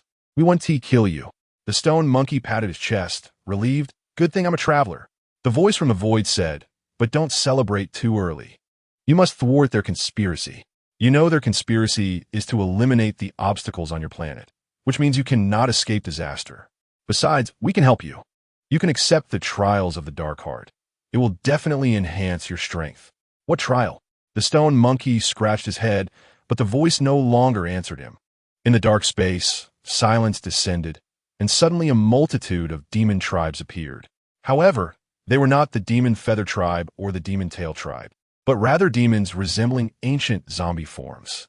They recklessly lunged at the stone monkey, seemingly wanting to drain his blood. The stone monkey roared, summoning the long-lost giant spirit god, who was now covered in lightning. The giant spirit god swept through the hordes beside the stone monkey, but those zombies fought desperately against the giant spirit god, seemingly unafraid of death. The giant spirit god swung his lightning hammers, sweeping away the zombies. But the dead zombies transformed into demonic energy that flowed into the stone monkey's body. The stone monkey's body automatically activated the enhanced version of the devouring spirit technique, and the demonic energy no longer rejected him, instead becoming a part of his own power. Chapter 31. Inner Demon, Ayamu Hui. The giant spirit god, initially fierce and brutal, with each swing of his giant hammer, countless zombies transformed into demonic energy, replenishing his energy. The zombies, seeing the giant spirit god's might, evolved into even fiercer ghouls. Unlike the zombies, the ghouls developed sharper teeth, their flesh peeling away to reveal deep white bones. The bones, nourished by demonic energy, became even sturdier. At first, the giant spirit god could withstand them, but as the sharp teeth of the ghouls continuously pierced his divine body, he ultimately could not withstand such a large number of ghouls and was gradually devoured piece by piece. The stone monkey remained calm. He was actually testing all of his summoned creatures, trying to determine which form of spiritual power summoning was the most powerful. He then summoned thousands of monkey warriors. Even with the healing of the monkey mages, the lower-level monkey warriors could not harm the ghouls. Soon, the stone monkey withdrew his divine ability and summoned the guardians of the southern heaven gate. They shouted as their spears thrust forward, and dazzling bursts of gun techniques illuminated the area. After the guardians of the southern heaven gate were also killed, the stone monkey smiled mischievously, transforming into a seabird and fleeing towards a nearby sea of demons, with the zombies and ghouls closely following him. The stone monkey had long since planned this. He leaped into the sea, and those zombies, fearing the power of water, still jumped into the demon sea like headless flies alongside the clever stone monkey. The strength of the zombie and ghoul army was instantly diminished. The stone monkey chuckled, thinking it was time. He unleashed lightning from his left eye, employing the eye of lightning, and then shouted the thunder dragon fist. As his fists gathered lightning energy mixed with demonic energy, two giant dragons formed. The lightning dragon crazily devouring the zombies and ghouls. The stone monkey grew more courageous in battle and, after devouring a large number of zombies and ghouls, used his abdominal fins to swim deeper into the demon sea. However, the dwindling number of zombies still stubbornly followed him. But as the stone monkey ventured deeper into the ocean, the magical power of the zombies weakened further. The monkey chuckled and utilized his indestructible Vajra body talent, extracting the giant horn of the catfish ancestor. He used the sharp, giant horn as a weapon, capable of piercing the body of the seven treasures mysterious tree. And those demons formed from demonic energy were no match for it. The stone monkey pierced the horn into the body of the zombie. No matter how many zombies bit him, he remained unfazed, his body radiating golden light as he rampaged through the demon sea, killing zombies at will. However, he did not realize that his consciousness was already beginning to change. As the stone monkey became more and more frenzied in his killing, he absorbed vast amounts of demonic energy, becoming increasingly arrogant and reckless, losing sight of everything around him. He was completely unaware that his eyes had turned blood red, indistinguishable from the original Sea Tuesday. But when darkness grants you power, you also become a butcher of darkness. The stone monkey became more and more insane, more and more elated, while his rapidly rising cultivation made him overly confident. However, he did not notice that his spiritual world had birthed three inner demons of greed, hatred, and ignorance. After he went on a killing spree, a dark version of the stone monkey emerged.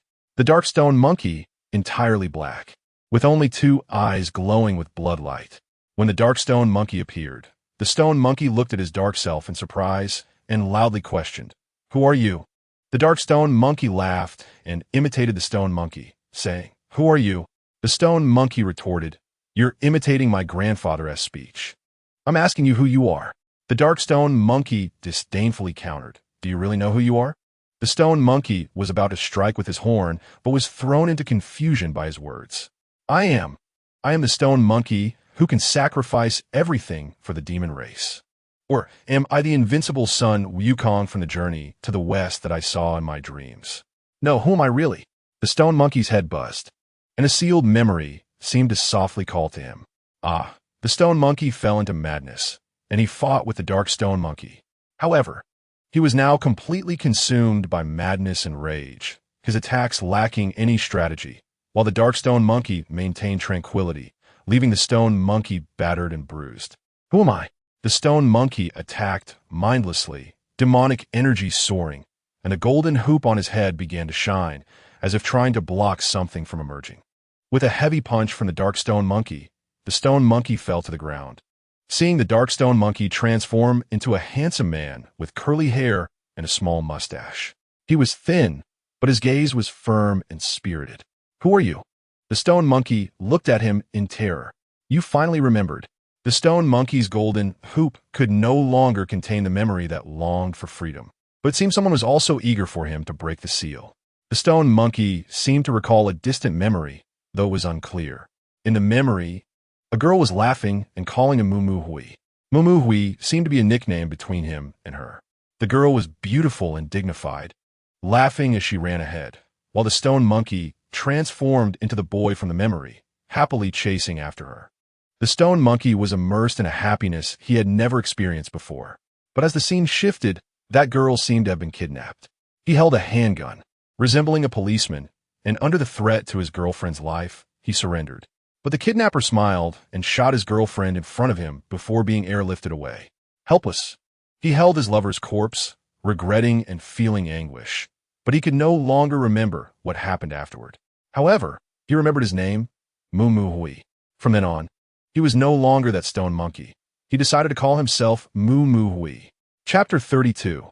The Style of a Master, Chen Xiaoji. Meanwhile, Chen Xiaoji was also guided by the little red-winged eagle to the 9 nether floating prison, where he saw a group of shining golden-armored soldiers guarding 3 people who seemed to be watching something. Chen Xiaoji, relying on his invincible time protection, boldly walked towards the 9 nether floating prison, ignoring everyone around him. Boldly, who are you? Quickly retreat. The guards of the ancestor of the demon extinguishing sect shouted loudly, seemingly ready to eat this kid who appeared out of nowhere. Chen Xiaoji, as a high-end and experienced practitioner, knew that he had less than 23 hours of show-off time left. Seeing the birdmen all dressed in shiny armor and equipped to the teeth, he realized that the 3 people staring at the dark, round balls over there must be important figures. He quickly decided to take advantage of his invincibility and make some connections. Hey, over there, what are you looking at? Chen Xiaoji pointed at the ancestor of Mianmeng and shouted, ignoring the many armored guards. Mianmeng Schwerer saw that Chen Xiaoji had no aura at all, but was indeed strikingly handsome. She thought to herself that this human was just a pretty face. The Birdman guards clearly did not expect that an ordinary person with no spiritual energy fluctuations could see a group of monsters and even dared to strike up a conversation. Angrily, the Birdmen raised their golden spears and aimed them at Chen Xiaoji, as if envisioning him being pierced by dozens of long spears, and they all chuckled wickedly. With a bang, something astonishing happened. Dozens of Birdmen seemed to be repelled by a massive spiritual power barrier, seemingly without even touching Chen Xiaoji's clothes. These well-equipped guards, each no weaker than the mid-level blue tier, were carefully selected by the ancestor of Mianmeng. Yet, under the hands of these mid-level blue tier birdmen, Chen Xiaoji did not even raise a hand. This person must be a master among masters. Such a birdman battle array could even handle a purple tier master. The 3 members of the Mianmeng family were taken aback. However, Chen Xiaoji did not even raise his eyelids. Dozens of birdmen seemed to encounter a strong backlash and were sent crashing to the ground by their own energy. He felt that all of this was quite natural. The experienced ancestor of Mianmeng sensed that this person was extraordinary. Since he did not strike to kill, perhaps he could be won over. So, with a smiling face, he said, brother, I apologize for the rudeness of my little ones. May I ask who you are and what brings you here? Princess Fengji also smiled and nodded at Chen Xiaoji. He was delighted. The events in Shanghai could be said to involve many demon beauties, and this Princess Fengji was undeniably alluring. Chen Xiaoji felt like drooling. However, he knew how a handsome master should behave, so he steadied his emotions and smiled faintly. Slowly, he clasped his hands and said, I am Chen Xiaoji, the eldest disciple of the immortal of the nest. My master has sent me down the mountain to travel. May I ask what this black ball is? The ancestor of Mianmeng's heart tightened as he thought. The immortal of the nest? This person's strength is so formidable. Could his master be Kuanpeng? If that's the case, has Kuanpeng already discovered this treasure? The ancestor's expression grew tense as he quickly thought of various implications. But then he realized he could not let the duck that was already in his mouth fly away. Mianmeng Schwerer noticed her father's embarrassment and chirped, Big brother, we are capturing a big bad guy. This bad guy stole our family's things, and my mom and dad are over here to catch him. Can you help us? Chen Xiaoji was instantly melted by the charming plea of the petite and lovely Mianmeng Schwerer. He had never seen such a cute and captivating little girl. His eyes widened, feeling that even Chang'e was nothing in comparison. Of course, Chang'e and Mianmeng Schwerer were not of the same type. If Chang'e was an untouchable fairy of celestial beauty, then Mieming Schwerer was definitely a cute girl who could evoke a man's true desires. Chen Xiaoji turned his eyes and asked, "May I ask what your name is, little beauty?" Schwerer giggled and said, "Big brother, my name is Mieming Schwerer. You can also call me Schwer. This is my dad, the ancestor of Mieming, and this is my mom, Princess Longji. They are both the best people." Oh, Schwerer, what a beautiful name.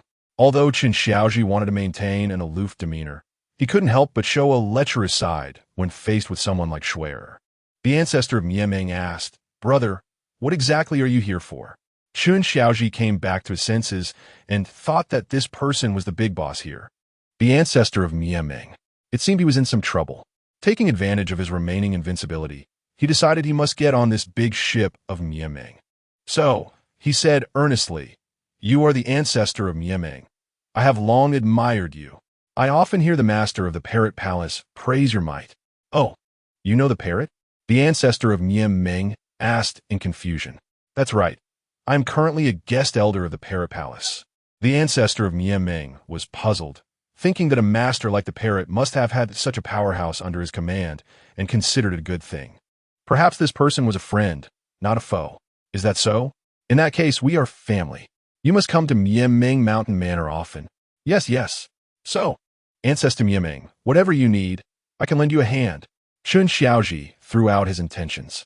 The ancestor of Mieming was still hesitant. After all, having a powerhouse here was not necessarily a good thing. Who knew what his true identity was? "All right, since you say so, then respect is better than obedience. Let us catch this villain together." Princess Fengji spoke up, smiling slightly at Chen Xiaoji. Fengji naturally hoped for the situation to become more chaotic. She also speculated that Chen Xiaoji might be a disciple of the mysterious person who defeated their demon clan back then. Chen Xiaoji had no intention of helping the ancestor of Mieming catch any villain. Firstly, he found Princess Fengji mature and beautiful, and Schwerer petite and cute. Secondly, his invincibility time was running out, and if he could help a master, it would be of great benefit to him in the future. This scene was seen by Lei Zi, who is still gathering information near the 9 nether floating domain. It is said that Ming Tong led the remaining imprisoned little demons to escape from the 9 nether floating domain. Ming Tong still held onto a glimmer of hope, believing that the monkey was not dead. After seeing the ancestor of Mieming staring at the black ball all day, he became even more convinced that the monkey was alive. Therefore, he left some spies in the 9 nether floating prison to gather information day and night. At this moment, seeing another unfathomable powerhouse join the team to capture Brother Monkey, the spy captain Lei Zi was anxious and hurried to report to Ming Tong. Chapter 33. Inner Demon. Black Wukong. As for Mu Hui, he could not comprehend what he had just experienced, but he felt a significant connection with the woman in his hallucination. Suddenly, Mu Hui saw the dark, power-filled Wukong appear behind him, grinning wickedly. Did you see clearly? The stone monkey had gained direction and responsibility after the earlier scene. Although he still did not fully understand what had happened a long time ago, he decided to continue using the name Mu Hui from now on. Therefore, when Black Wukong invaded his heart as the inner demon, Mu Hui naturally let go. He chuckled and said, "No matter who I am, you are just my inner demon. I am the king, and you can only be my mount." Black Stone Monkey, upon hearing this, became furious and gritted his teeth, saying, "Who is the king and who is the mount? It's not yet known. If I can defeat you, then I am the king. Enough with the nonsense. I will show you my strength. Hee. One of us must ultimately become the king, and the other must become a mount. But don't think that being strong means anything special." Mu Hui had always believed in the supremacy of strength, but after undergoing a baptism, he had his own understanding of what true strength was. Strength starts from the heart. Even with his initial purple tier strength, his desire to protect the demon clan allowed him to fight evenly with the peak of Sidu's eyes. "Black Wukong, I see your methods are impressive, but I will never let you control me." Black Wukong replied, "Then let us determine the victor here. Your methods are not necessarily better than mine. You have fins and can swim in the sea. You have wings and can fly. I can do those too."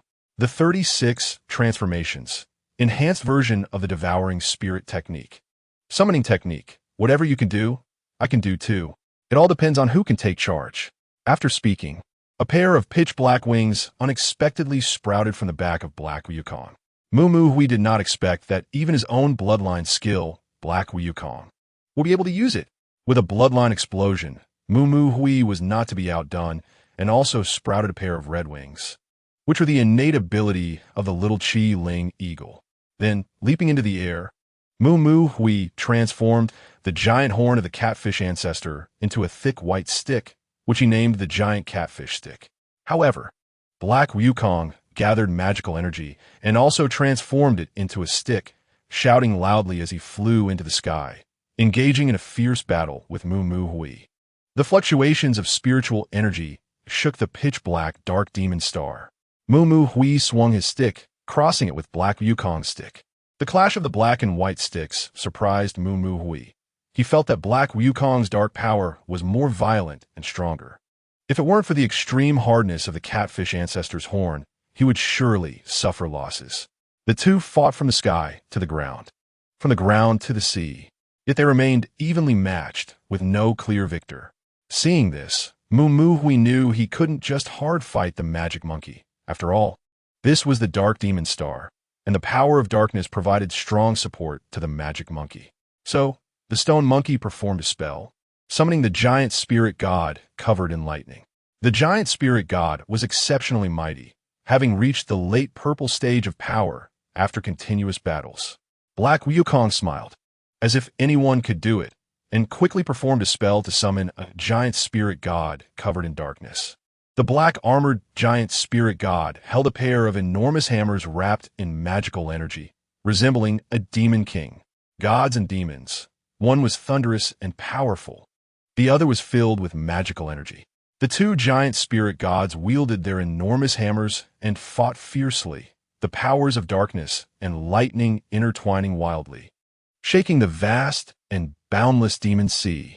Countless magic fish and magic shrimp were also casualties. The stone monkey broke through the waterway. Seeing the two giant spirit gods locked in a fierce battle, he knew this was not the way to subdue Black Wukong. His lightning power would always deplete, while Black Wukong could utilize ample magical energy, becoming braver with each battle. He compared the two and withdrew the giant spirit god, taking advantage of the moment to strike Black Wukong with a Thunder Dragon double punch. The Thunder Dragon charged at lightning speed toward the stone monkey. Black Wukong chuckled, thinking he was going to sneak attack. He also executed a Dark Dragon double punch, condensing all his dark power into two massive black dragons, clawing at the Thunder Dragon.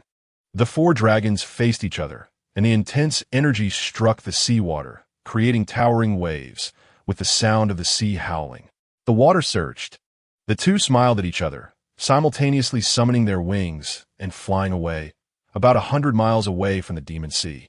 Moo Hui was constantly pondering how to defeat the ever-powerful magic monkey. He noticed that the magic monkey, like Sidu, would become manic after fierce battles, and he devised a plan. Let me first tease the black stone monkey. He pulled a hair from his body, which instantly transformed into a louse, landing on Black Wukong's ear. Black Wukong was furious, seeing Moo Hui fighting, but not hard fighting, always flying freely in the air with the speed of lightning. Suddenly, Moo Hui stopped, and seeing that Black Wukong had lost his direction, he gathered all his strength. Just as he was about to swing his stick, he suddenly felt an intense itch in his ear. After scratching hard, the stone monkey shot from his mouth into his vital organs. Black Wukong immediately felt his insides churning and realized he had fallen for a trick. He quickly flew 100 miles, trying to distance himself from Moo Hui. He unleashed all his dark power, attempting to expel Moo Hui from his body using his dark power.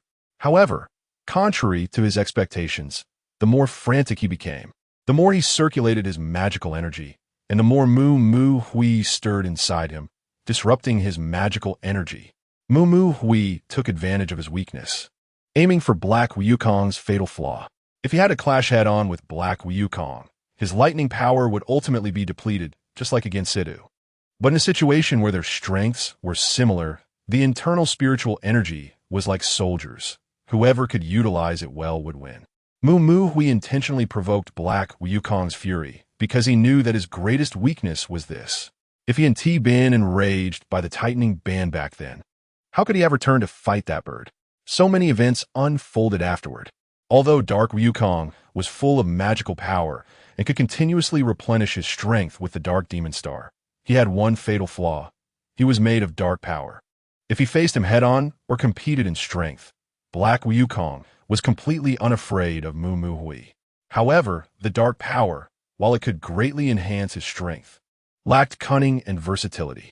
This test was ultimately about whether the stone monkey could be flexible and defeat himself. Chapter 34: The Second Bloodline Divine Beast.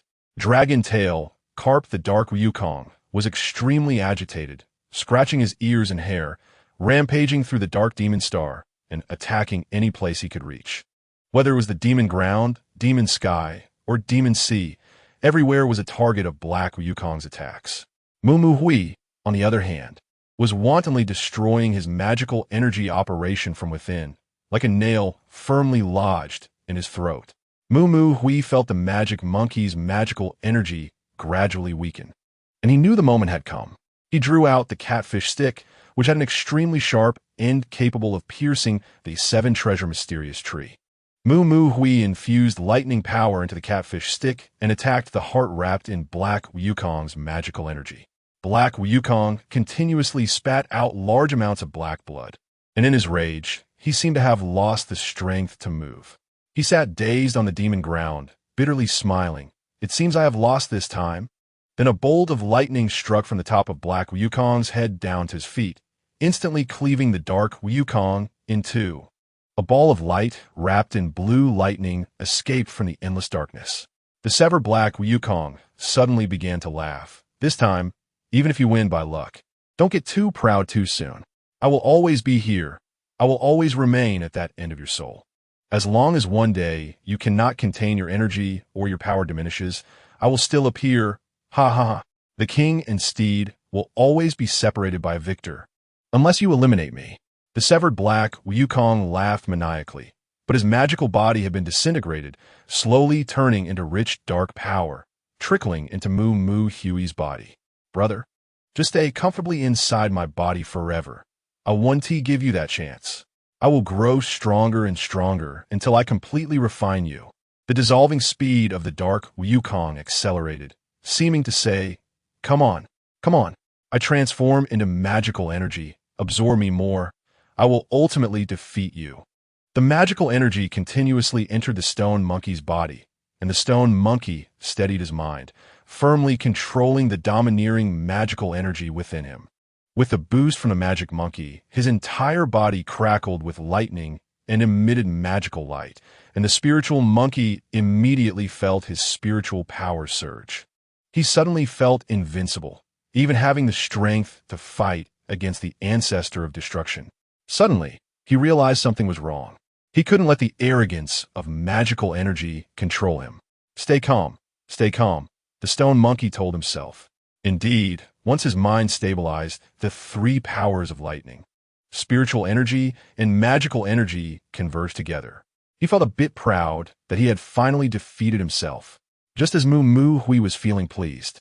He was unaware that the earth-shattering battle had stirred the colossal beings of the Dark Demon Star. The stone monkey sprouted wings and flew into the sky. The waves beneath him rolled, and magic fish and magic shrimp continuously leaped from the surface of the sea. "What is this?" Suddenly, a massive pitch-black shadow appeared on the sea surface. As the shadow drew closer, it seemed as if the space was cracking, and a dragon-tailed carp monster with a huge mouth burst out of the water, aiming to devour the stone monkey. This dragon-tailed carp was an extraterrestrial demon seed of the Dark Demon Star, with a dragon head, dragon tail, and glittering fish scales. The stone monkey swung the catfish stick with all his might and struck hard at the monster that resembled both a fish head and a dragon head. The stick hit the monster's head with a loud bang, and the creature roared in anger. Its long and resplendent dragon tail whipped out of the water and forcefully knocked Mu Mu Hui into the sea. The power was astonishing. Mu Mu Hui was taken aback. However, he absolutely refused to give up.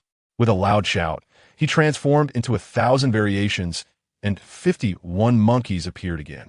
The dragon-tailed carp spirit had never seen such a spectacle and was stunned. Then, the 51 monkeys all charged at the dragon-tailed carp spirit. This dragon-tailed carp spirit was a tyrant of the demon sea and had never suffered such a loss.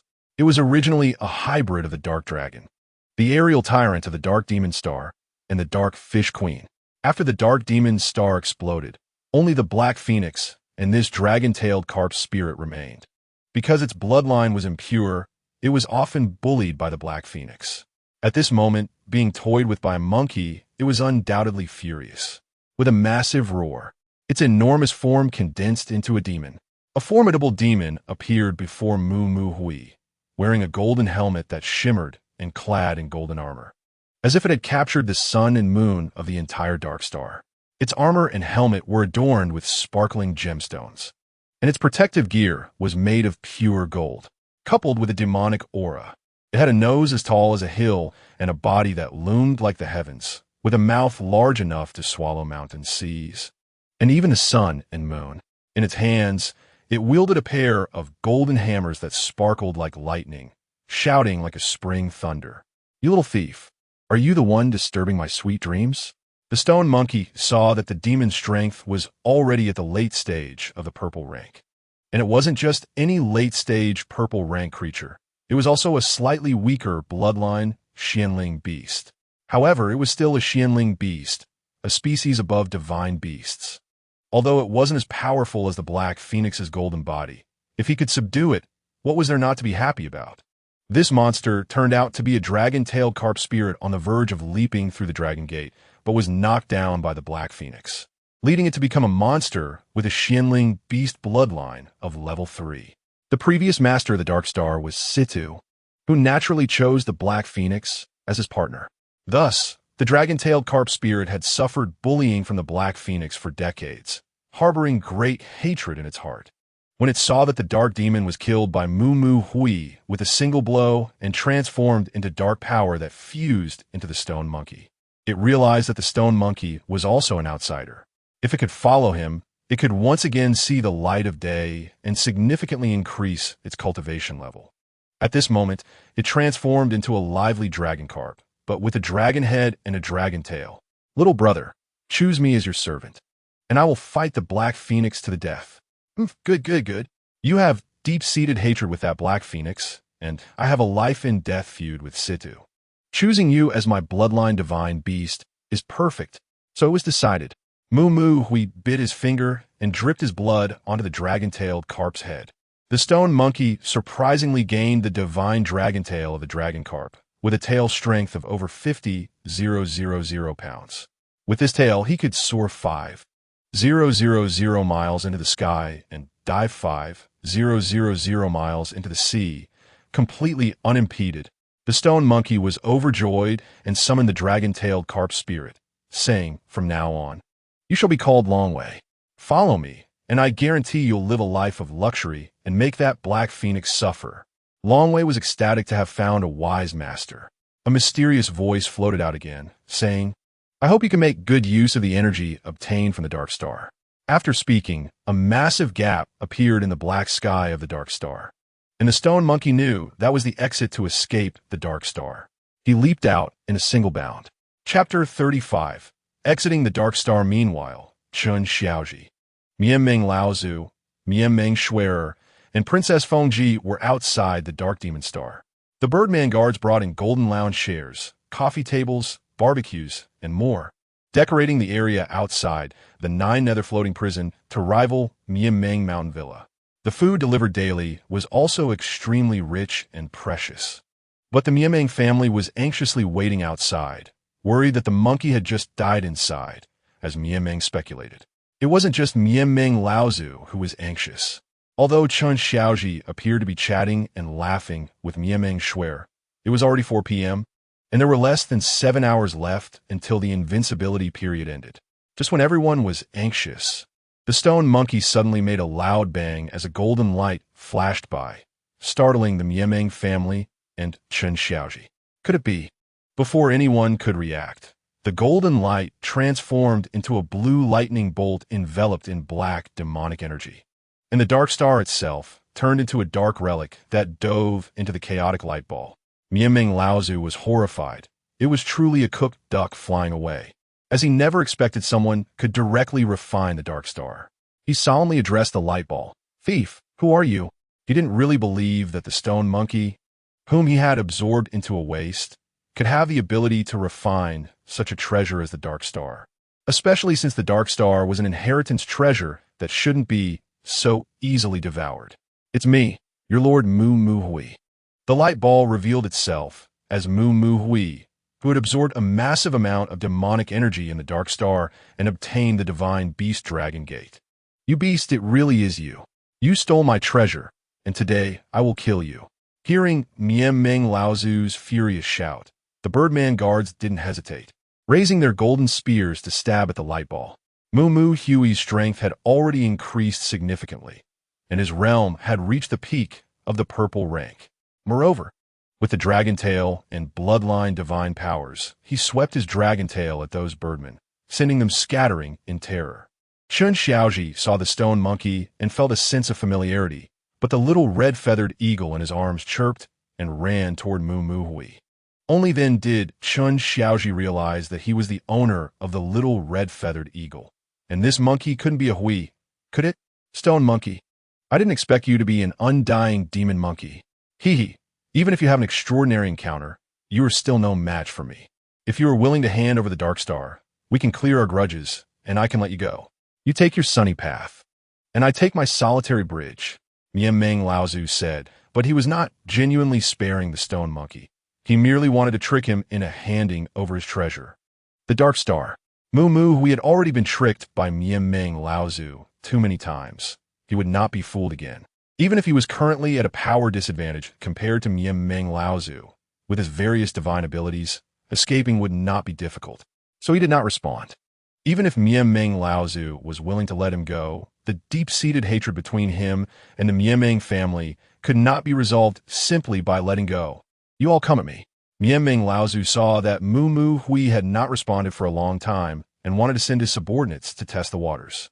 However, when the Birdman guards saw that their opponent was just a tail, they had already suffered significant injuries and dared not approach. A brave Birdman guard said to Mianming Laozu, "My lord, this fellow is indeed powerful." Before the Birdman could finish speaking, Mianming Laozu, furious, looked at his useless subordinates. With a mighty claw, he pierced through the guard's body, shouting, "What use are you? The 9 nether floating prison has fallen, and the 7 treasures wonderful tree is lost. You all deserve to die." Mianming Laozu acted like a local tyrant in this place. And when the birdmen saw Mianming Laozu fly into a rage, they all knelt down. Mianming Shui'er, with a glint in her eye, said, "Daddy, Daddy, don't be angry. We still have a human expert here, don't we?" Upon hearing this, Mianming looked at Chun Xiaoji with a charming and pleading gaze. Chun Xiaoji was overjoyed, seeing the birdman scared silly. He thought that if he could showcase his skills now, he would surely win Mianming Laozu's favor. His plan was simple: to provoke the enemy with words, then use the system barrier to shock them away. If he succeeded in showing off, everything would be fine. He pointed at the birdman guards who were too scared to lift their heads and said, "You all, form a formation for me. Watch as I skin this monkey alive and scatter its soul." Chun Xiaoji stepped forward and pointed at the stone monkey, saying, "Little monkey, I am the grand disciple of the human race's great god, Chun Xiaoji. I advise you to surrender obediently to your grandfather Chun. Perhaps I can spare your life." The stone monkey looked at Chun Xiaoji and noticed that this person had no spiritual power at all, yet was extremely arrogant. However, he found that although this person was arrogant, he wasn't that annoying. Moreover, he felt that aside from seeing his beloved in the illusion, he had also seen this person before. At first, Chun Xiaoji introduced himself to see if the monkey recognized him. Seeing that there was no reaction, he presumed it wasn't him, so he laughed and said, "You monkey, are you retreating or fighting? Are you afraid of your grandfather Chin? I am a human race's martial Tianpeng. Let me give you 10 moves first. Stand still and let me hit you." Mu Mu, we didn't expect this person to be so arrogant. He activated all his demonic energy and lightning, unleashing his strongest move, Demonic Lightning 5 Dragon Destruction. This was currently Mu Mu Hui's most powerful attack. The little red-feathered eagle chirped and said something to Mu Mu Hui, who was distracted. However, it was too late to withdraw the attack. The system's newbie protection barrier received a tremendous impact and then rebounded the attack entirely. The 5-dragon destruction was no simple move. It was the first summoning move given by the system, triggered by the stone monkey's subjugation of the dragon tail carp spirit, resulting in a mutation. The 5 dragons represented the thunder dragon, demonic dragon, water dragon, spirit dragon, and fire-winged dragon. Fortunately, the little red-feathered eagle told him that it could rebound others' power. The stone monkey activated his golden body protection, but even so, facing such a powerful rebound, Mu Mu Hui was pushed back 10 miles. Instantly, his whole body turned charred black. Ancestor Miameng was shocked, not expecting the stone monkey to have grown to such a level. If he hadn't devoured the stone monkey's innate divine abilities and crossed ranks to reach the orange tier, he would have been severely injured by that move. Not only was he astonished by the stone monkey's growth, but he was even more shocked by Chun Xiaoji, who could casually rebound such terrifying power. Was his strength at the late orange stage, or even at its peak? Ancestor Miameng didn't dare to speculate further because he thought to himself that he must win Chun Xiaoji over. Otherwise, if this person assisted the parrot, the consequences would be unimaginable. Chapter 36. The meeting the stone monkey stood unsteadily, having expended a tremendous amount of spiritual energy to execute that move. Since the little red-feathered eagle had informed him that this guy could rebound others' moves, he thought to himself, let's see how he attacks. Chun Xiaoji struck successfully and knew he had made quite an impression, so he turned his back and slowly said, "Little monkey, your strength is too weak to be worthy of battling with me." He then elegantly turned away, standing with his hands behind his back. He didn't want to seriously injure others and establish a strong enemy. He walked up to Ancestor Miameng and said, "This monkey has been injured by me, and he should know his mistakes.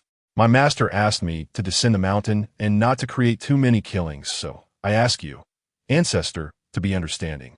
At this moment, Ancestor Miameng's face lit up with a smile, saying, "Immortal, you shouldn't call me Ancestor.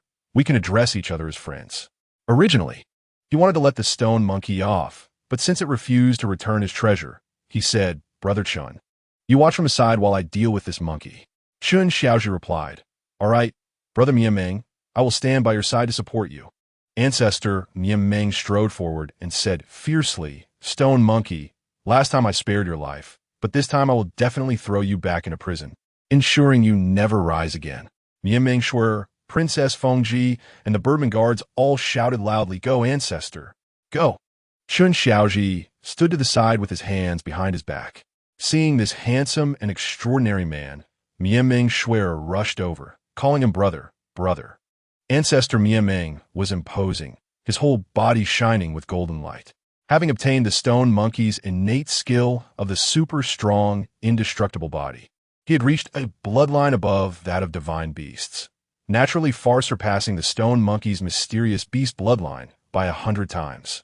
The stone monkey grinned. He knew he couldn't continue to fight hard at this moment and must escape, planning to take revenge after regrouping. Meanwhile, the monsters watching the stone monkey's battle with Ancestor Miameng were all alarmed. If Monkey Brother fell into a disadvantage, they would risk their lives to protect him. Some little monsters had already gone to summon their captain, Lei Zi, since the scouts reported to Ming Tong that more strong individuals had joined the pursuit of Monkey Brother. The monsters were all furious and lay in ambush. Ming Tong also increased the number of scouts.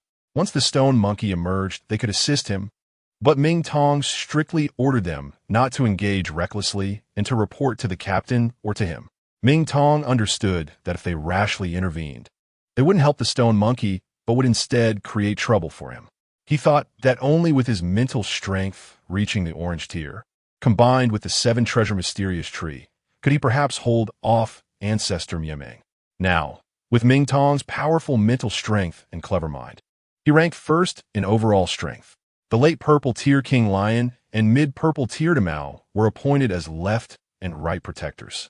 The peak blue tier Spiked Pig, peak blue tier Greenwood Wolf, late blue tier Nine-Tailed Old Cat, late blue tier Jackal Spirit, and mid-blue tier Lei Zi became the captains. Now, seeing Monkey Brother escape from the Dark Star, The monsters were all delighted and sent a lark to report to their captain, the protectors, and Ming Tong. Time was of the essence. Taking advantage of Mu Mu Hui being severely injured, Ancestor Ming immediately attacked with all his strength, launching a powerful move, Mighty Divine Bird Claw at the Stone Monkey. Although the Stone Monkey was at the peak of the purple tier, the dark demonic energy indeed helped him a lot, bringing his strength close to the orange stage. However, without crossing into the purple tier, it was difficult to challenge beyond his rank, especially since he was already internally injured. The Stone Monkey swung out his dragon tail. His bloodline erupted, and Ancestor Ming was instantly alarmed. Isn't this the level of a mysterious spiritual beast? Ancestor Ming thought in surprise. How long has it been since I crippled the Stone Monkey's bloodline? And he has evolved from a ground beast to a mysterious beast, then to a heavenly beast, a divine beast, and now a mysterious spiritual beast? This is too monstrous. In fact, it was not so. The Stone Monkey's bloodline had evolved to the peak of the mysterious beast, but he used his innate skill right away to show Ancestor Ming that he couldn't do anything to him. What do you do to me? I'm no longer the little monkey you could easily toy with. Everyone was astonished to see that the Stone Monkey's strength and bloodline were evenly matched with Ancestor Ming. They were amazed by life.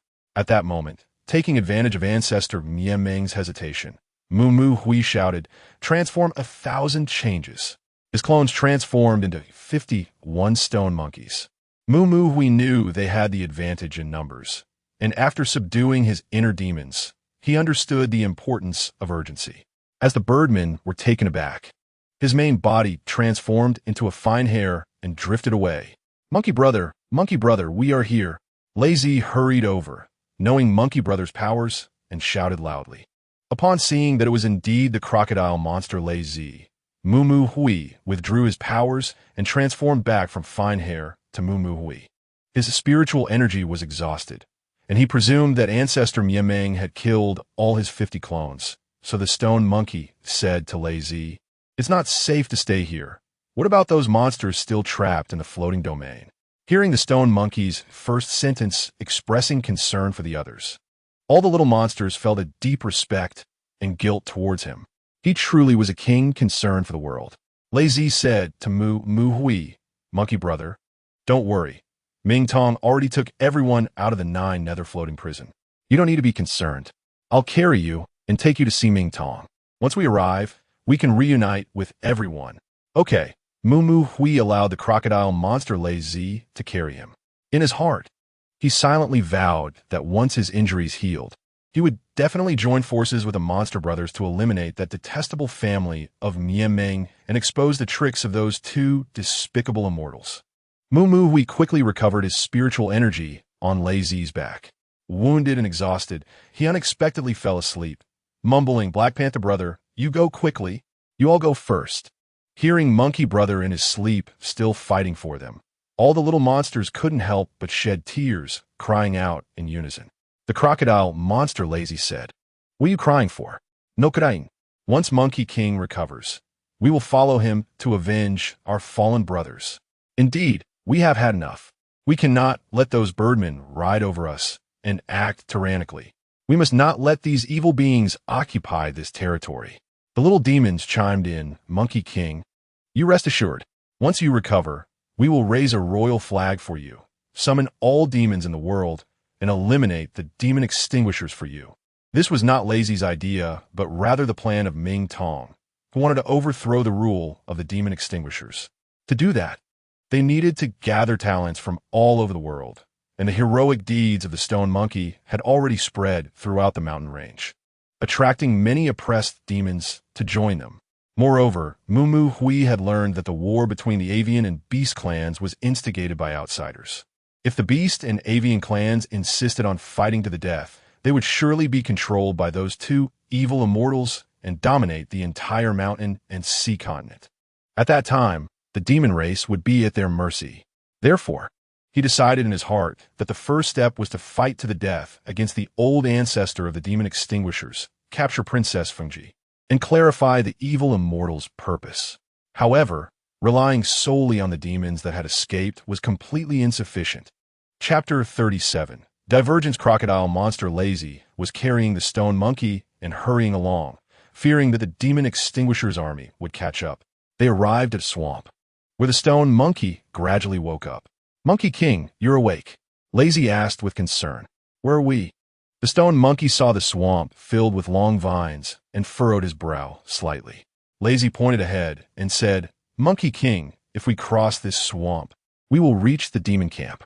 "All right, I still feel something is off about this place," the monkey said, hearing the Monkey King's words. The 5 or 6 little demons under Lazy as command all drew their short knives. "Kid, good eyesight. Since you've come to the Snake Stink Swamp, you might as well leave your life here."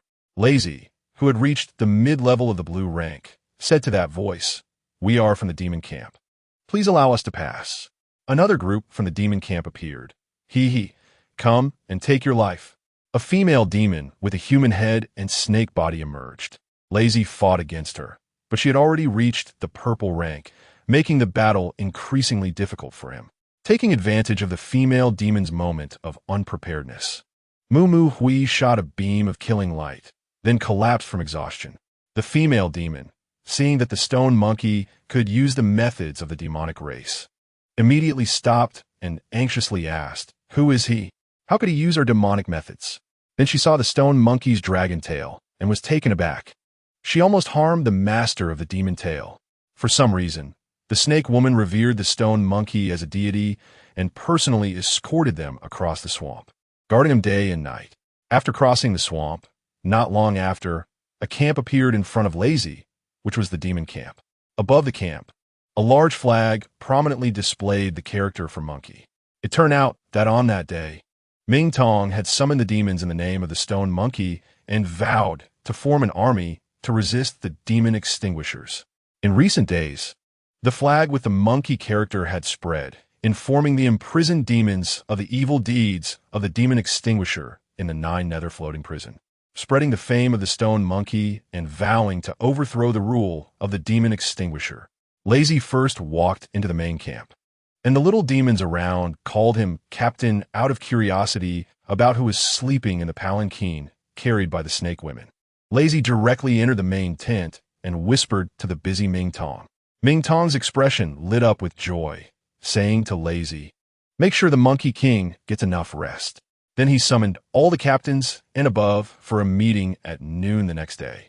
The next day at noon, everyone, "Look who has come." Lazy helped Moo Hui lift the tent, and everyone was unaware that Moo Hui had returned. Only Ming Tong and Lazy knew. Moo Hui walked in from outside. Everyone was immediately overjoyed. Ming Tong walked over and said, "I knew you wouldn't die." The demons surrounding him were all familiar to the stone monkey, including the wild boar spirit, Lion King, Greenwood wolf, Shiba Inu spirit, and even a 9-tailed old cat and Long Mao came over. There was also an owl that Moo Hui did not recognize. Everyone gathered happily. Ming Tong had already told Long Mao that his grudge was against Princess Fengji, and everyone admired the stone monkey's strength and bravery. Lazy was the first to speak. "Monkey King, what should we do next?" Moo Hui replied, "What to do? We have suffered so badly at the hands of the demon extinguisher. Can we let him off?" The Greenwood and Shiba Inu, former subordinates of the Black Panther, were the first to speak up, saying it was impossible. They must overthrow the rule of the demon extinguisher. "We must avenge Big Brother Black Panther. It's best to attack tomorrow." Their indignation and bravery made everyone laugh heartily. The owl coughed.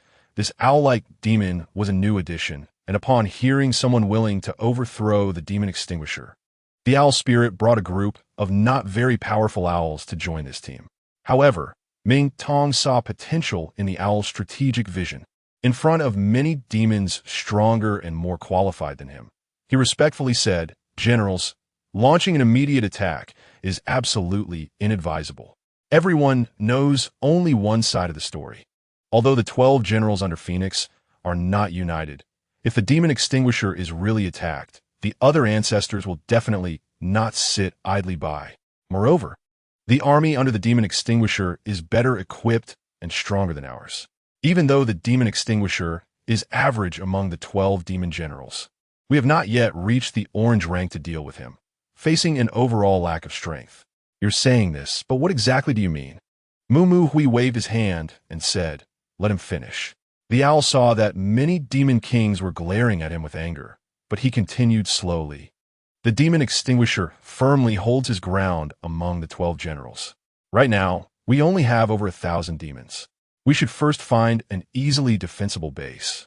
Then rest well, dividing our forces into parts to gradually take down the demon extinguisher's army, seizing their armor and equipment. It's a strategy of retreating when the enemy advances and advancing when the enemy retreats, gradually wearing down the demon extinguisher's army and expanding our own supplies. Moo Hui felt that what the owl said made sense. He could not act recklessly, as he was responsible for the lives of over 1,000 demons. However, the Lion King disagreed with the owl's strategy and preferred to fight the demon extinguisher to the death, believing that the avian clan was unreliable. Just as he was about to curse him, he led the charge. Suddenly, Ming Tong said, both sides have valid points. Then we can't just live in comfort, surrounded by beautiful wives and concubines, enjoying a leisurely life. The demon extinguisher still holds great power, and even if we defeat him, the demons under Phoenix will definitely not spare us. In response to Ming Tong's mediation, the Lion King still shouted, "Even so, we must fight the demon extinguisher to the death." Are we afraid to fight? If we let the demon extinguisher catch his breath, it will be us who dies. Although Ming Tong internally agreed with the owl strategy, the team was still primarily composed of the Beast Clan. He suddenly realized that the Lion King and the owl, though one was civil and the other martial, would certainly be at odds in the future. So he forced a smile and said, "Today, the Monkey King has returned. Let's not discuss these matters for now. Let's hold a feast to welcome the Monkey King." Upon hearing this, the demons celebrated joyfully. As this period had indeed made them very low-spirited, they needed a festive banquet. This also prevented the relationship between the Lion King and the owl from deteriorating further. Hearing that a banquet was to be held, the Lion King nodded. Fine. Let us drink and be merry today." When it comes to drinking and feasting, he is the happiest. However, he felt a bitter smile when he saw Moo Hui and Ming Tong exchanging glances. Chapter 38. Underflow at the Banquet. All the little demons were joyfully busy. It seemed they had forgotten about the 9 nether floating prison. The demon race, just like that, could illuminate everyone with even a glimmer of hope. At the banquet, the demons were seated with the civil on one side and the martial on the other, and all kinds of demons came to participate in this banquet. In the camp, lanterns were hung and decorations adorned the surroundings. The stone monkey sat at the main table, and the various demons toasted to him, to which the stone monkey happily responded. He needed this banquet to strengthen his bond with the demons. The demons were particularly moved, willing to sacrifice their lives to save one another from peril. Thus, Ming Tong rallied the demons with the idea that as long as they united, they could surely overthrow the oppressive forces of the demon ancestor. Any demon with a heart could join the demon camp. Ming Tong aimed to attract heroes from all sides and put forth a banner stating that any demon willing to resist unfairness could join the demon camp. This drew many small demons, and in less than a month, over 100 demons had joined, making the camp bustling with activity. Moreover, the camp issued a decree that made all demons, regardless of rank, under the protection of the demon camp, which delighted everyone. It must be said that Ming Tong's move was precise and effective, striking a chord in the hearts of the demons, whether they were birds or beasts, from land or sea, who were eager to join this big family. Although most demon kings were land beasts, there were still some avian members in the camp. Ming Tong sought to gather both aerial and aquatic demons to create a unique banner of mutual prosperity for the demon race. However, he knew that achieving true unity among the demons was no simple task. The representative of the avian demons was the owl named Yuanji, who had also lived under the oppression of the demon ancestor. Upon learning of a military force rising against the demon ancestor, he decisively formed an aerial army to join the cause. At first, Ming Tong was not very pleased to see the owl's air force, as most of the owl's subordinates were green-tier spirit beasts, which were not particularly strong. However, Yuanji constantly advised Ming Tong on the benefits of an air force, not for direct confrontation with the demon ancestor's army, but for reconnaissance. They could serve as the eyes of the demon camp. Ming Tong was increasingly impressed by the owl's strategic vision. Although Yuan Ji was only a low-tier blue demon, Ming Tong still advocated for his inclusion in the core of the demon forces, making him the only avian core member. Though Yuan Ji temporarily held a position below several captains, he served as the owl strategist, and in terms of strategic planning, his role already surpassed that of several captains. Under his suggestions, Ming Tong refined many military regulations and decrees.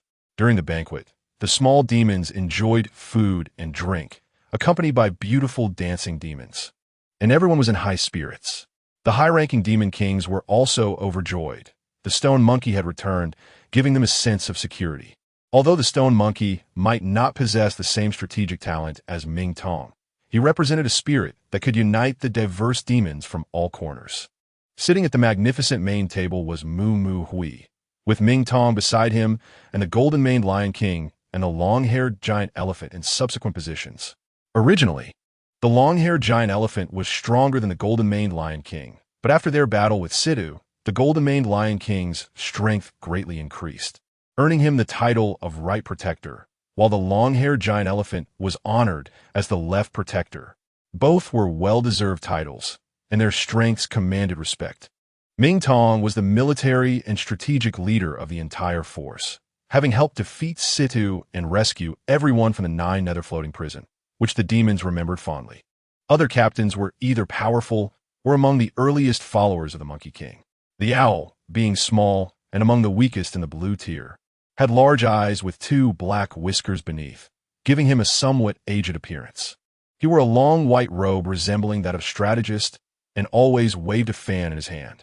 Despite joining the demon corps, many demons voiced their discontent, believing his strength and military capabilities were insufficient for such a position.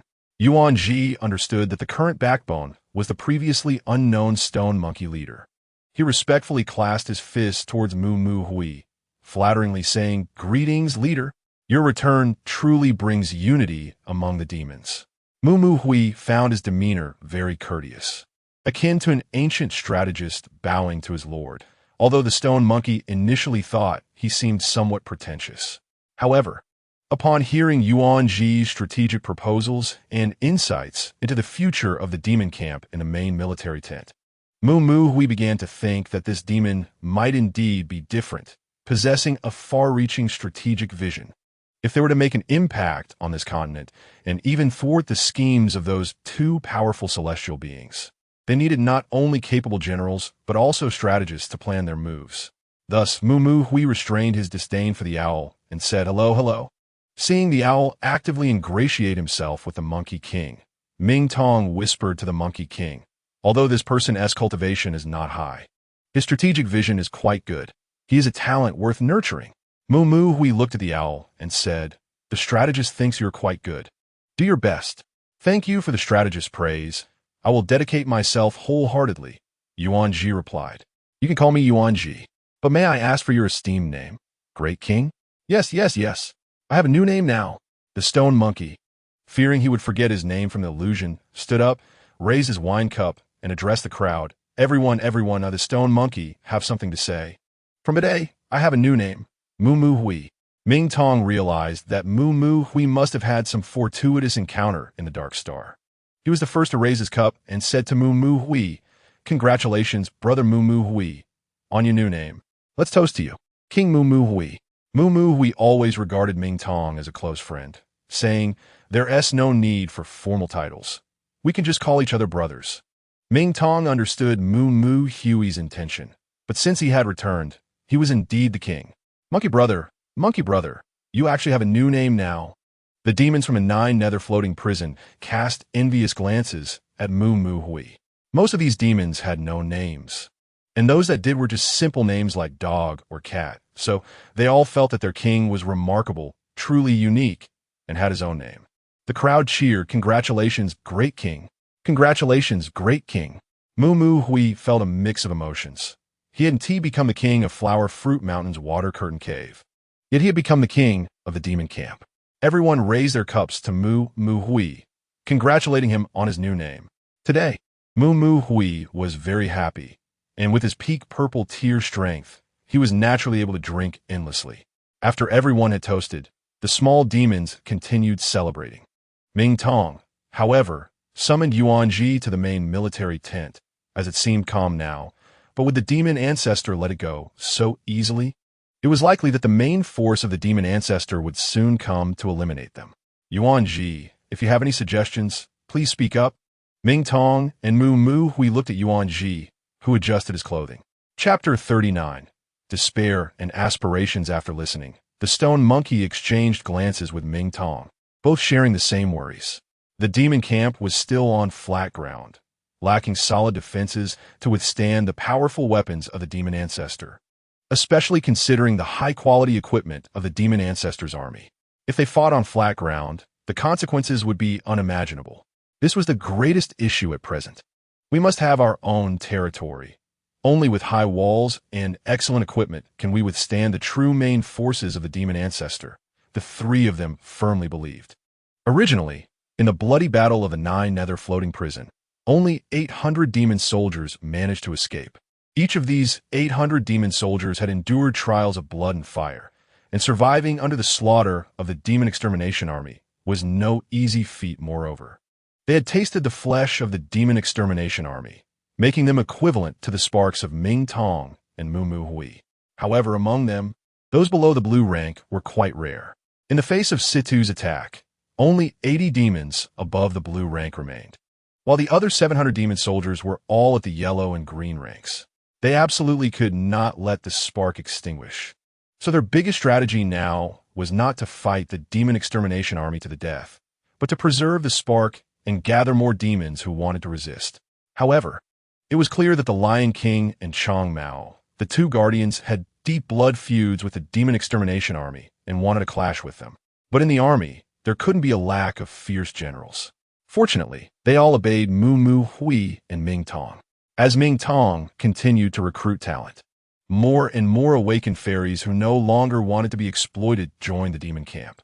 Now, the entire demon camp had at least over 1,000 small demons within its ranks.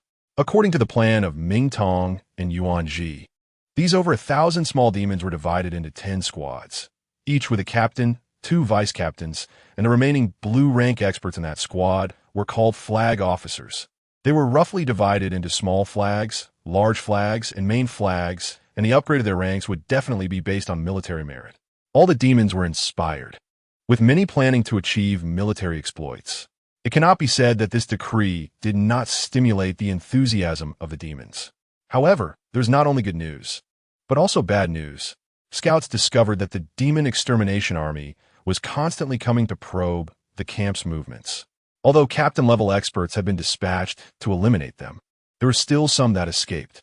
However, our scouts reported that the ancestor of the demon extermination army seemed to be quiet, but everyone knew this was impossible. This meant that in this information war, the enemy was in the dark while we were in the light, like the calm before a storm. Once the demon extermination army launched an attack, it could potentially be a complete wipeout. Although many demons felt they had found a sense of belonging and were satisfied, some finally escaped from the Nine Nether floating prison and felt relaxed about their freedom, while even some small demons were talking about love. But happiness and joy were only known to the upper echelons, who understood the dire straits and pressures the demon camp was facing. After listening to Yuan Ji's opinions and ideas, Shi Ho and Ming Tong made a decision. They must find a base of their own, recruit more demons there, and even establish a mature training system with survival of the fittest to ensure the flame of resistance against violent rule. Ming Tong and Mu Mu Hui both knew that if they couldn't find a defendable and attackable good place to station, then when the demon extermination army arrived, the demons would meet their doom. Although over 1,000 demons had already formed an undeniable force, they had no chance against the formidable and well-equipped demon extermination army. Even if some of their purple rank experts could survive, what about the ordinary demons? If the flame extinguished, it would be a fatal blow to the demon camp. Perhaps the demon camp would collapse internally without needing the demon extermination army to attack. Therefore, the immediate task was to find a suitable resting place. If they maintained the status quo, the demon extermination army would carry out a large-scale encirclement, and they would collapse before they could even form an army. Even if they could withstand the first wave, it would be a very difficult fight. In the end, the hard-earned strength they had accumulated could be shattered in an instant, leading to chaos. In light of this situation, they had to come up with a feasible plan. All right, Yuan Ji, you have many ideas. I will discuss them with military strategist Ming Tong. You may leave for now, Mu Mu Hui said to Yuan Ji. Mu Mu Hui had already thought of a perfect location when Yuan Ji proposed his ideas, but he believed Ming Tong might not be willing to go there. Understood. I take my leave. Yuan Ji saw Mu Mu Hui's expression and knew that the king must have a plan in mind, so he did not linger. He was confident that his suggestion would be accepted by the king, which was why he wanted to join the demon camp. Here, there were no intrigues. Everyone had a single goal: to overthrow the violent rule of the demon extermination ancestor. Speaking of which, Yuan Ji from the Owl clan had also experienced great ups and downs. Their Owl clan, due to low cultivation talent, had sent supervisors to oversee them. Each owl was forced to mine, even though they were originally a clan of mages, under the cruel whips of those supervisors. The death toll among the owls had been rising sharply each year. Upon learning of the existence of a demon camp, Yuan Ji decisively killed the supervisor and led his owl clan to seek refuge. The fact proved that Yuan Ji's judgment was indeed correct. In the entire demon camp, no one was seeking power or engaging in intrigue. The martial Lion King and Chang Mao, though domineering, never withheld provisions from the demons, ensuring that the soldiers were well fed. Even though the Lion King and Chang Mao were somewhat dissatisfied with how quickly he had become an advisor, they did not bully the Bird Clan, which was unexpected for him. Moreover, military strategist Ming Tong was insightful and resourceful, strongly advocating for him to join the core of the demon camp. How could he not devote himself fully and strive to the end? King Mu Mu Hui exhibited the demeanor of a hero. Although rewards and punishments were clear, he always took care of everything. Furthermore, Ming Tong utilized King Mu Mu Hui's prestige to recruit talents widely and open channels for discussion. If the demon camp could withstand several waves of attacks from the demon extermination army, he firmly believed that the violent rule of the demon extermination army would eventually be ended. The Owl clan would no longer have to mine, leading to exhaustion and death. Yuan Ji left with full confidence. Chapter 40. The Demon Tail Clan Mu Mu Hui, although knowing that Ming Tong might not be willing to go there, thought for a moment for the sake of his 1,000 demon followers and took out a token, saying to Ming Tong, "Actually, your father entrusted the Fox Clan's token to me before he passed away. Even if you have grievances with him, he is already dead. Why not let go of your hatred?" Indeed, upon hearing the words Fox Clan, Ming Tong, who often laughed and did not take things seriously, fell silent. His father's death left him with mixed feelings. He was not as relieved as he had imagined. While he did not understand some of his father's actions, he knew he was gone. Mu Mu Hui did not expect Ming Tong to be less resistant than he had imagined, saying, "After the incident in the 9 Nether floating prison, I believe the demon extermination ancestor will not spare your kin. Our journey to the Fox Clan is not only to save ourselves, but also to help the Fox Clan. After all, they are your own kin, and they have not done anything seriously wrong. Here, take the token. Why don't we head to the Fox Clan?" Ming Tong did not take the token, but frowned slightly, saying, "Since he gave the token to you, Monkey Brother, you should manage the Fox Clan well. Since going to the Fox Clan is the best choice, then I won't hesitate. Let us set off." Seeing Ming Tong's resolute expression, Mu Mu Hui did not insist and temporarily kept the Fox Clan's token for Ming Tong.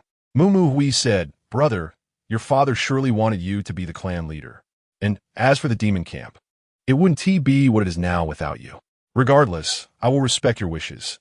If you want to go, then go. If you don't want to go, we can go elsewhere. It's not that I don't want to go. I just don't want to face my uncle's child. But what you said makes sense.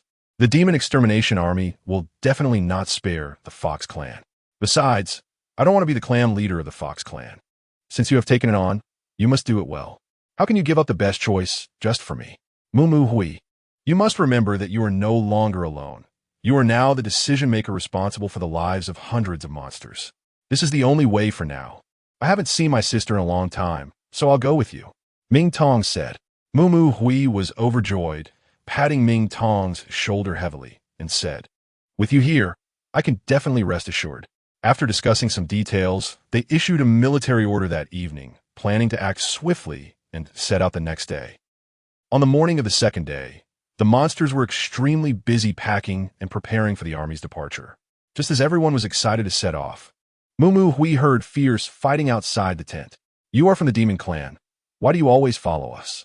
If it weren't for you saving the king, I would have torn you to pieces long ago." The Lion King shouted angrily. It turned out that this morning, the Golden Mane Lion King had sent someone to notify the demon clan to return to the swamp, as the army was about to depart. And the demon snake monsters naturally wanted to follow their master. The little monster, whose companions had died at the hands of the demon clan, said a bit unreasonably, "I don't know. You demon clan shouldn't follow us." The Snake Queen was not someone to be trifled with. She slapped the little monster half to death. Seeing his subordinate being beaten, the Lion King could no longer hold back his anger. "Do you think I want to follow you stinky monsters? If it weren't for the demon tail ancestors being here, I wouldn't stay in this broken monster camp." At this moment, the one speaking angrily was the purple tear Snake Queen.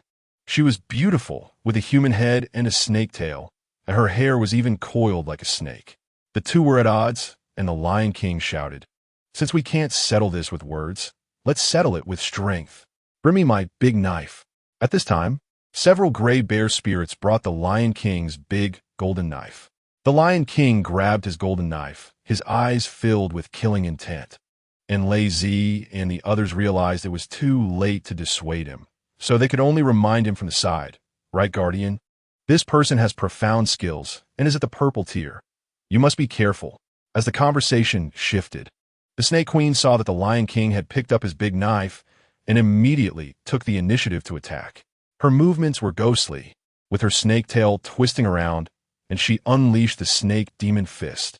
The Lion King immediately felt that his opponent's strength was not low, so he responded with the Golden Lion Fury Punch.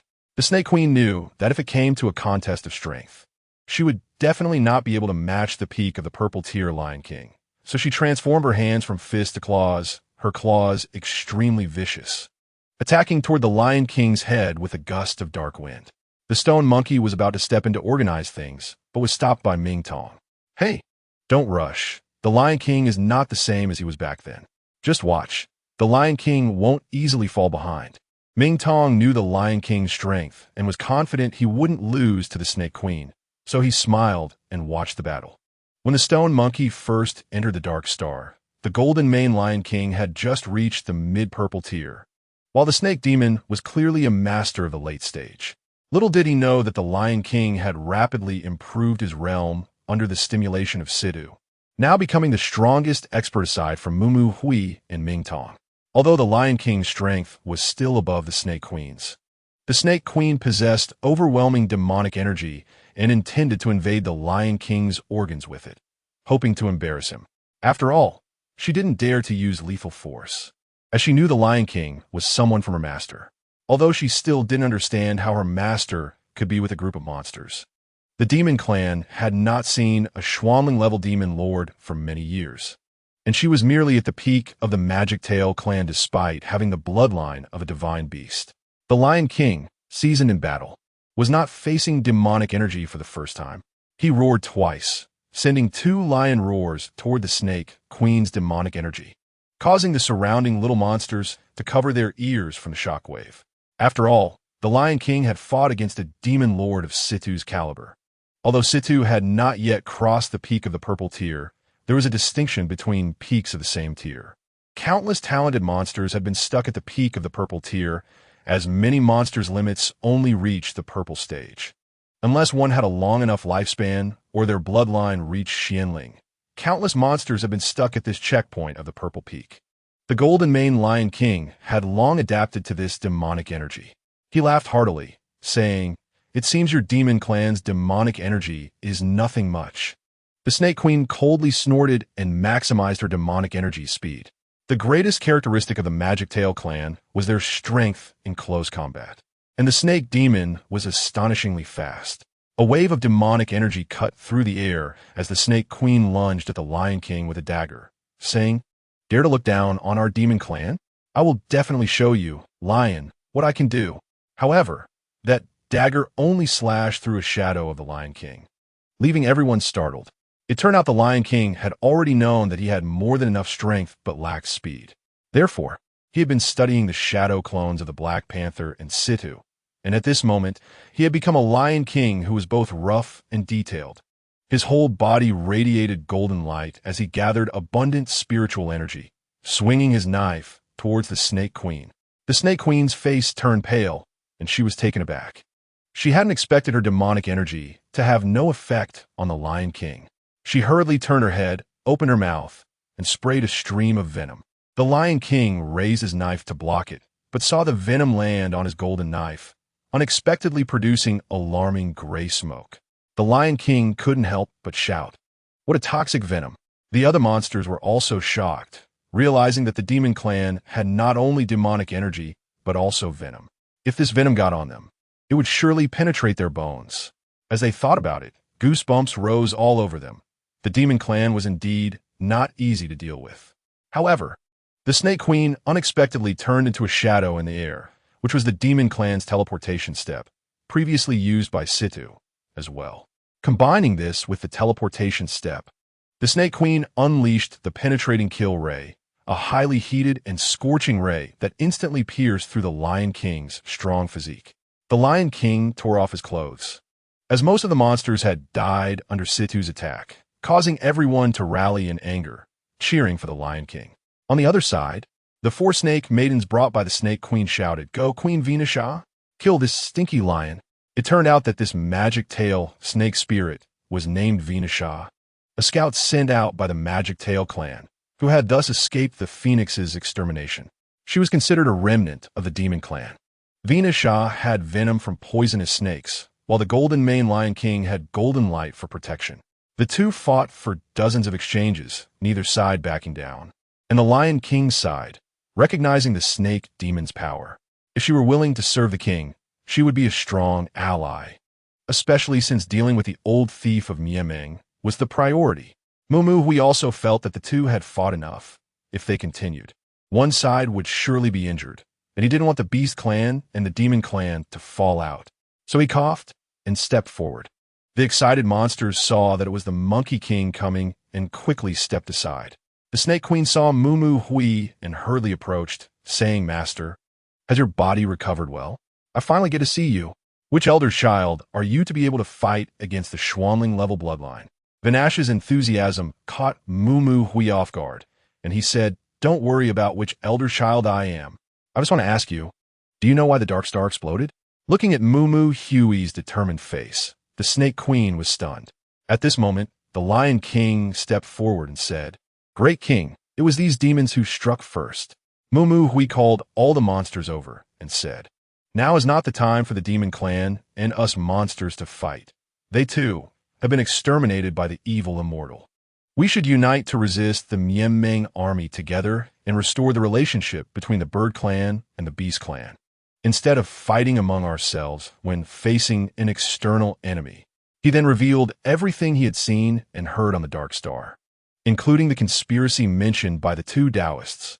The demons were all surprised, wondering why the demon race had split into two factions, and how the beast and bird races were in a tug-of-war, ultimately benefiting the human race.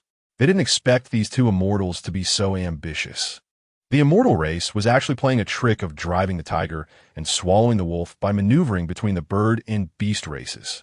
I have long felt that the human race is not to be trusted, always claiming to help this and that, only to ultimately seek to dominate us. My lord, the human race is currently weak. As long as you give the order, why don't we go slaughter villages right now? Reckless. If we go to war with the human race now, then the Demon Clan will attack us, the human race will encircle us, and the beast race might also get involved, Al Yuanji said. Mumu Hui nodded and said, "And I believe these two evil immortals are the root cause. There are also righteous people within the human race, and we should unite the good forces, instead of going to war with any race." After hearing this, the demons felt that those two immortals were truly detestable. We should first ease the conflict between the beast and bird races. I currently don't know how many spies from those two immortals have infiltrated our army, but eliminating the violent force of the Demon Clan is what we should prioritize. All right, let us do it, as the Lord says. Mu Mu Hui can now rally the demons with just a call. At this moment, a person had appeared next to the Monkey King. This person was Long Wei, exuding a powerful demonic aura, with strength comparable to the Lion King. He said to Vanessa, "From now on, you will follow Lord Mu Mu Hui to revitalize our demon race." The Snake Woman, upon seeing Long Wei, knowing he was from the ancient demon race, naturally wanted to join Mu Mu Hui. Hearing how things were, she said, "I am willing to contribute to Lord Mu Mu Hui, and I ask the Monkey King to avenge our demon race. The heroes of the demon race have entrusted me with this matter. Queen Vanessa, you can rest assured. I will do my utmost." Mu Mu Hui said, "From now on, we must unite sincerely." The demons all shouted, "Lord Mu Mu Hui, amazing. We must unite. Naturally, we must unite all forces." Mu Mu Hui said to the already well-prepared demons, "Everyone, we are setting out this time to the Fox Clan, not to seize someone else's territory, but to help them eliminate the threat of the Demon Clan's army. Therefore, when we arrive at the Fox Clan's territory, we must abide by local customs and military orders. If anyone violates them, I will not show mercy." Next, let our strategist say a few words. Ming Tong, dressed in a long robe, stepped forward and said, "Everyone knows that the spies from the Demon Clan's army monitoring us are increasing. If we stay here, what awaits us is certain destruction. Therefore, I discussed with Lord Mu Mu Hui to head to my hometown, the Fox Clan's territory, to recuperate. The Fox Clan's territory is very beautiful, and everyone need not be so tense. We want the Fox Clan to integrate into our demon camp, so they can feel our enthusiasm and help them recognize the wickedness and cold-bloodedness of the Demon Clan's army. I now announce that we are heading to the Fox Clan." The demons knew that in this mountain range, only the Fox Clan was the maternal ancestor, the beast race. Although they had already submitted to the Demon Clan's ancestor, the blood debt between the Fox Clan and the Demon Clan was the deepest, and they possessed the most defensible geographical position. It can definitely be regarded as a stronghold that is easy to defend and hard to attack in this mountain range. The demons believed that if they could add the strength of the Fox Clan, they would definitely be able to compete with the Demon Clan. Chapter 42. The demons packed up and set off towards the Fox Clan. Traveling for a whole day, their spirits high. Until nightfall, they set up camp in a grove not far from the Fox Clan. After pitching the camp, the high-ranking demons gathered in the tent to discuss the upcoming military deployment. "Everyone, please look." That owl, UNG, started drawing on the ground. We can see that to the north of the Fox Clan is the territory of the Lingdiao Palace, where the parrot resides. Their new palace master is the parrot, rumored to be extremely beautiful and capable of enchanting all beings. She is the new Demon King under the Demon Clan, and we don't know if she will participate in the plot against us. However, the Bailing Palace has just been purged, so their strength should be the weakest among the Demon Clan subordinates. Our southwest is the territory of General Faping, who is extremely powerful and our greatest rival. General Faping is also the strongest general under the Demon Clan, rumored to be incredibly fast and knowledgeable in various military strategies. Besides the main army of the Demon Clan, Faping can be considered a trump card army. There should be more than 20 of Faping's warships, well equipped, and he has probably been summoned by the Demon Clan's ancestor. Next is the eastern side, where the Crow Clan resides. Although their individual strengths are formidable and they like to gather in groups, they are not so loyal to the Demon Clan's ancestor. Rumor has it that the Crow army has close ties with Situ, now that Situ has defected. I find it hard to predict what the Crow army's next move will be, as Al UNG was speaking passionately and wanted to continue discussing the strategic deployment. A sound of breaking air interrupted him, as if UNG suddenly came to a halt. The high-ranking demons immediately sensed something was wrong and hurried out of the tent to see a flock of cawing crows swirling above their heads. The demons quickly grabbed their weapons and rushed out of the tent, only to see the Crow army swirling in groups in the air. Under the leadership of the flag, the demons drew their swords and arrows, aiming at the crows in the sky. However, there were still too few demons to fight in the air. The number of arrows was also limited, and if a fight broke out, the demons would suffer losses. Yet those crows continued to circle above the panicked demons, not in a hurry to attack, while the nervous fairies with drawn bows were sweating profusely. Moo Hui stood at the front, gathering his spirit energy, his voice like spring thunder. Who is the great figure present? Please reveal yourself. With abundant spiritual power, it turned out to be as rumored. Suddenly, a black figure appeared before everyone. You are the stone monkey? I heard you defeated Situ, so I came to see if you really have such great skills. The speaker had slick back hair, bright eyes, a high nose with stubble, and wore a fitted black stealth outfit. You flatter me. I, Moo Hui, am merely outraged by the violent rule of the demon clan. If you're also dissatisfied with him, why not join us? Ha ha ha. Defeat me first, and then talk. Moreover, helping the demon clan's ancestor to eliminate you will be much easier. You defeated Situ in a 9-nether floating prison, which makes me take notice. Let me see if Situ's strength has indeed declined. Haha, but don't let me down or I will kill you. If you, sir, intend to make things difficult for us, then I, Moo Hui, will make you unable to bear the consequences. You're quite arrogant. I want to see if you truly have the strength to be so arrogant. The black-clad man smiled wickedly and said, just as Moo Hui was about to make a move, he was stopped by Ming Tong, who said to Moo Hui, you are now our great king. How can you casually fight someone who just appears? Let me take care of it for you. Ming Tong winked at Moo Hui. Moo Hui thought it made sense, so he nodded in agreement for Ming Tong to take the lead. The black-clad man was extremely angry to see that the stone monkey did not take the lead himself. Sir, you actually sent out a nameless nobody. Do you look down on me? The black-clad man said angrily. I'll ancestor. I am also one who defeated Situ. You should take a few moves from me before fighting our boss. The black-clad man was surprised to hear that this fox had also defeated Situ. He saw the fox's eyes emit a mental attack, and suddenly his movements began to slow down, realizing that this fox was not just talking. This level of attack was already very close to orange-level mental power. Ming Tong did not dare to underestimate the situation. He launched a mental attack right away and discovered that the strength of the crow ancestor had already reached the late stage of the purple rank. The crow's face turned pale, clearly affected by his own mental power. At this moment, the fox also showed no mercy. The branches of the Seven Treasures' wonderful tree extended infinitely, attacking the crow ancestor. The crow's expression changed as he transformed into a dark shadow, instantly appearing beneath Fox Ming Tong's feet. Although Fox Ming Tong's mental power was almost at the orange stage, his strength still hovered around the purple rank. And while he was powerful at long-range attacks, he was at a disadvantage in close combat. The crow transformed into a shadow, emerging from the darkness, and clawed fiercely. The shadow rolled continuously beneath Fox Ming Tong's feet, occasionally appearing to strike at his weaknesses with a dagger. Fox Ming Tong would not allow the crow to deplete his spiritual power for free. Suddenly, a burst of fox fire ignited around him. This was Ming Tong's innate fox fire.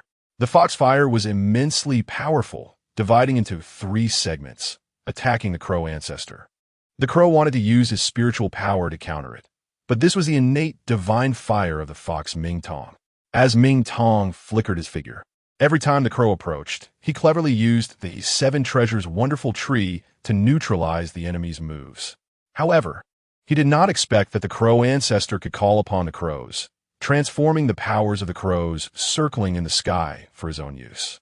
Beneath the circling crows, the crow ancestor was able to utilize domain powers, just as Hu Meng once did in the 9-nether floating prison, leveraging the 9-nether floating and the 7 treasures' wonderful trees power. However, there always exist stronger opponents. The crow ancestor, who possessed domain powers, was not inferior to Situ, which explained why he dared to charge alone into the monster camp. If Fox Ming Tong continued like this, he would undoubtedly suffer losses. The crow demon was feeling quite pleased. He intended to assert dominance over the newcomer monster. The crow ancestor moved swiftly, the dark daggers aimed at vital points. Ming Tong turned to defend himself, but the crow ancestor took advantage of Ming Tong's inability to engage in close combat, forcing him to retreat. And just when Ming Tong was in crisis, a burst of foxfire appeared from a distance, launching a surprise attack on the crow ancestor. Suddenly, a red figure sprang out from the woods, grabbing Ming Tong's shoulder and quickly fleeing into the forest. Chapter 43. The Fox Clan elder, the Red Little Fox, was none other than Ming Tong's sister, Luer. Ming Tong had always been extremely worried about his sister's situation in the Fox Clan, which was why he was willing to come to the aid of the Fox Clan from the monster camp. You've improved a lot in your martial arts, brother. I've heard about your ruckus in the Nine Nether floating prison. Has this news spread so quickly? Ming Tong scratched his head, but then he remembered their father had also died. The Red Little Fox lowered her head, revealing that these past few years without their father and older brother had been tough for her. Since their father killed her uncle's son, Hu Yao, had always made things difficult for Luer. Luer, don't worry.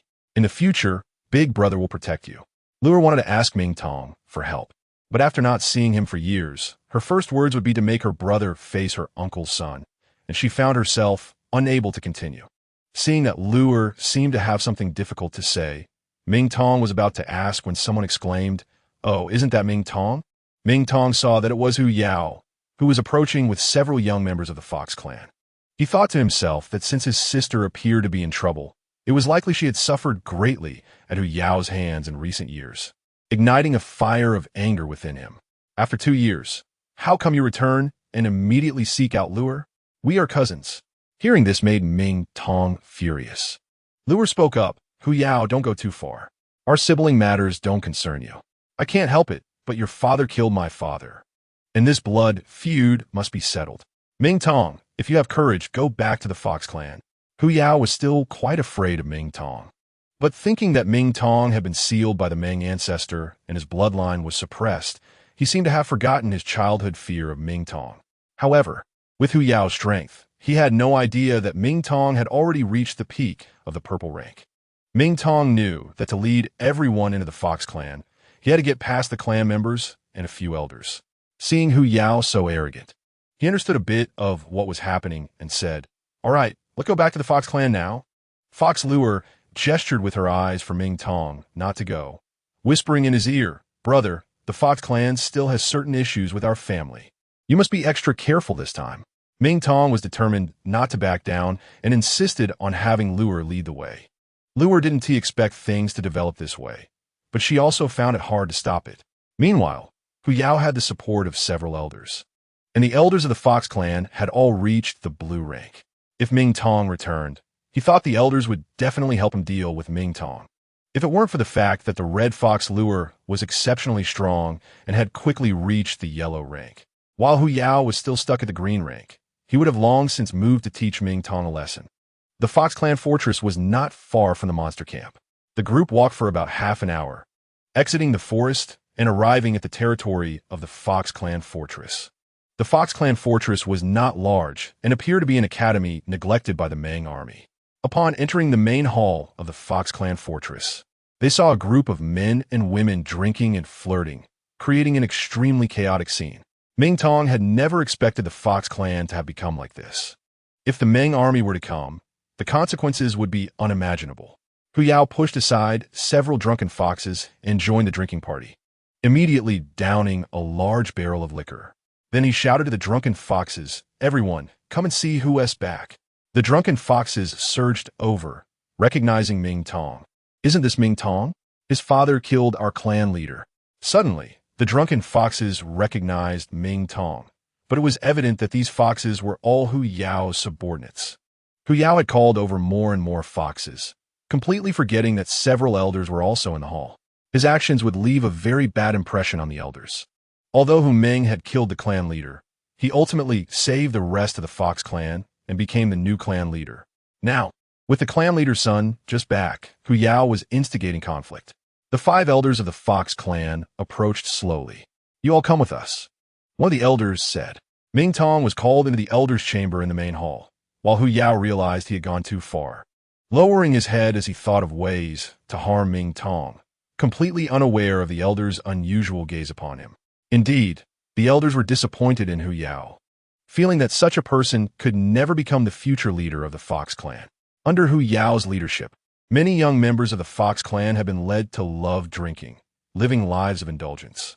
Now that Ming Tong had returned, he was also the son of the clan leader, and Hu Yao openly provoking trouble made the elders dissatisfied with him.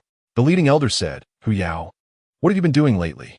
always causing trouble for the Fox clan, still stuck at the green rank. What are you doing trying to be the clan leader? Hurry up and get out.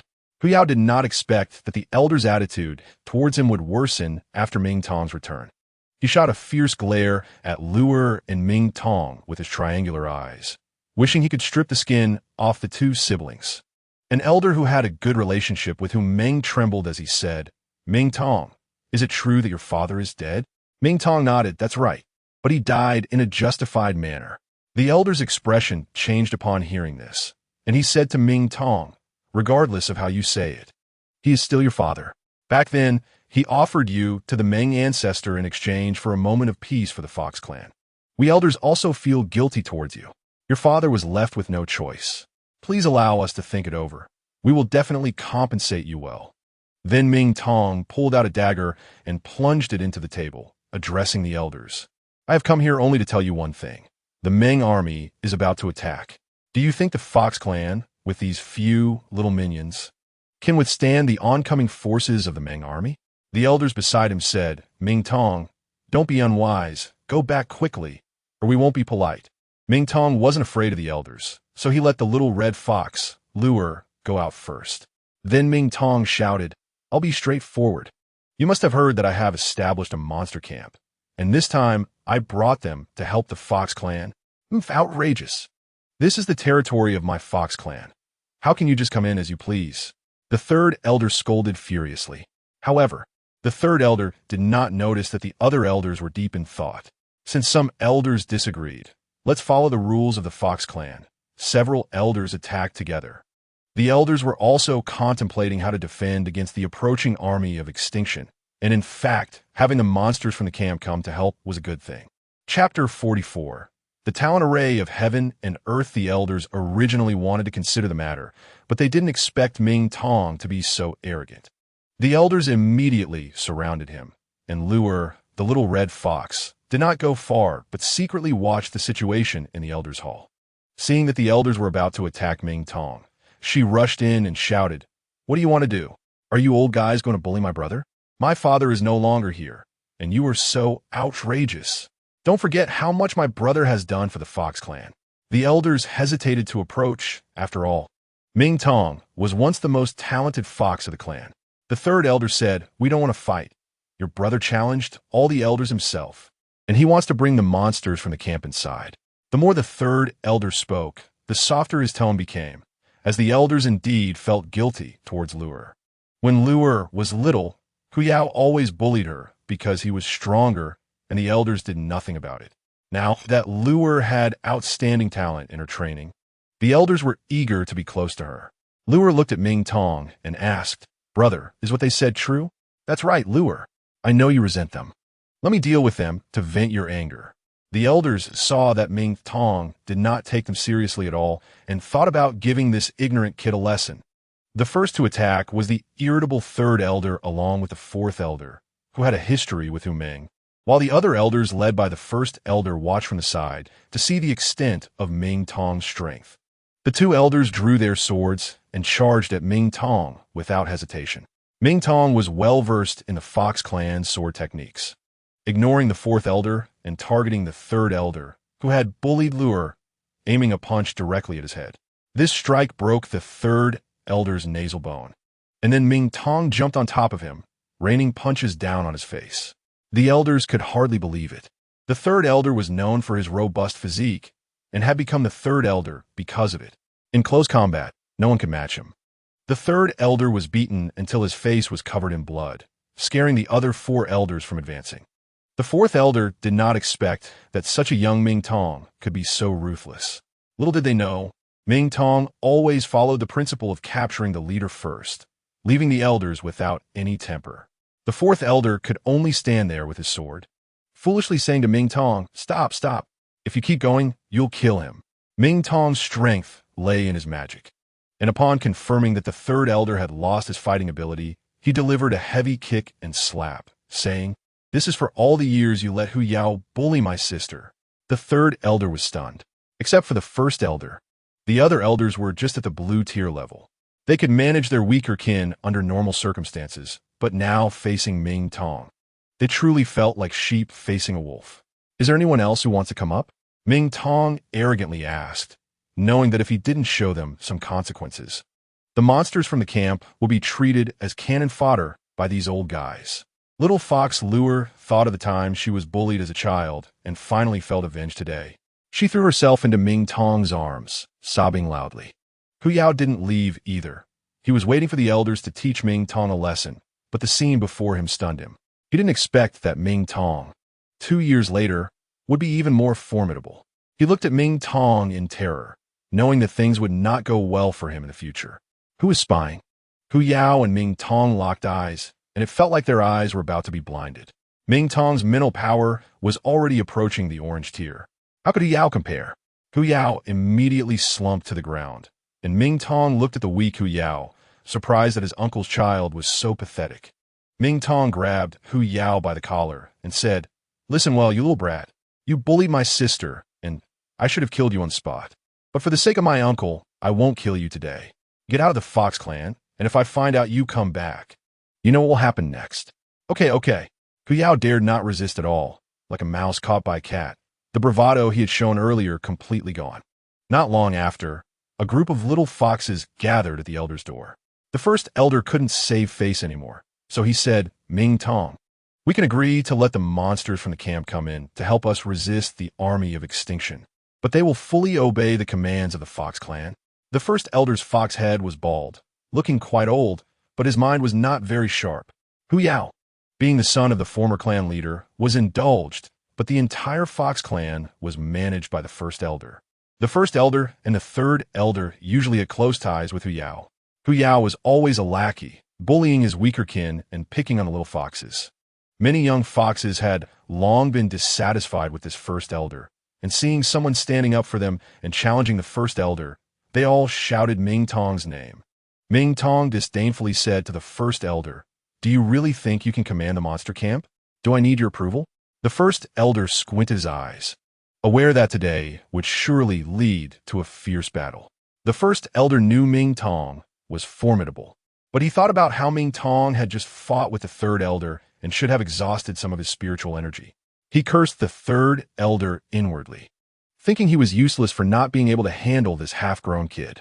He said to the other elders, "This kid is so arrogant. We must teach him a lesson today. Why don't we use the Fox clan's talent array?" The fourth elder said, "Is it really necessary to use such an array against a child?" The first elder was determined. Today he would definitely show Ming Tong some consequences, thinking that activating the array would make it easy to handle such a kid. He arrogantly said to the fourth elder, "Old fourth, this kid is climbing above us. Are you still going to protect him? Who does he think he is to disturb us, brothers?" Ming Tong saw that nearly half of the Fox clan had come, and he was determined to establish his authority. As the elders began to form the array, Ming Tong thought that if he could seize the first elder first, the array would collapse without a fight. If he got trapped in the array, even if he could win, he would inevitably suffer serious injuries today. Unexpectedly, Ming Tong suddenly launched a surprise attack on the first elder, unleashing a mental flame aimed at him. If successful, it could greatly limit the opponent's combat power. Ming Tong was also lucky. He successfully hit with his foxfire. Taking advantage of the first elder's confusion, he threw a punch at the first elder's bald head. However, the first elder was at the peak of blue-tier strength and was a battle-hardened veteran. He gritted his teeth against the pain and shook off Ming Tong. "What are you waiting for? Form the array." The elders began to form their spells. The four elders surrounded Ming Tong, and he shouted, "Innate Foxfire." The Foxfire enveloped Ming Tong, and he accurately targeted the elders' faces, quickly knocking 2 of them to the ground. However, boosted by the array, the other elders got back up, surrounding Ming Tong and trying to exhaust his stamina instead of clashing with him directly. Although Ming Tong was young, he was also a seasoned fighter, retreating while fighting, backing into the hall of the Fox clan to avoid being attacked from all sides.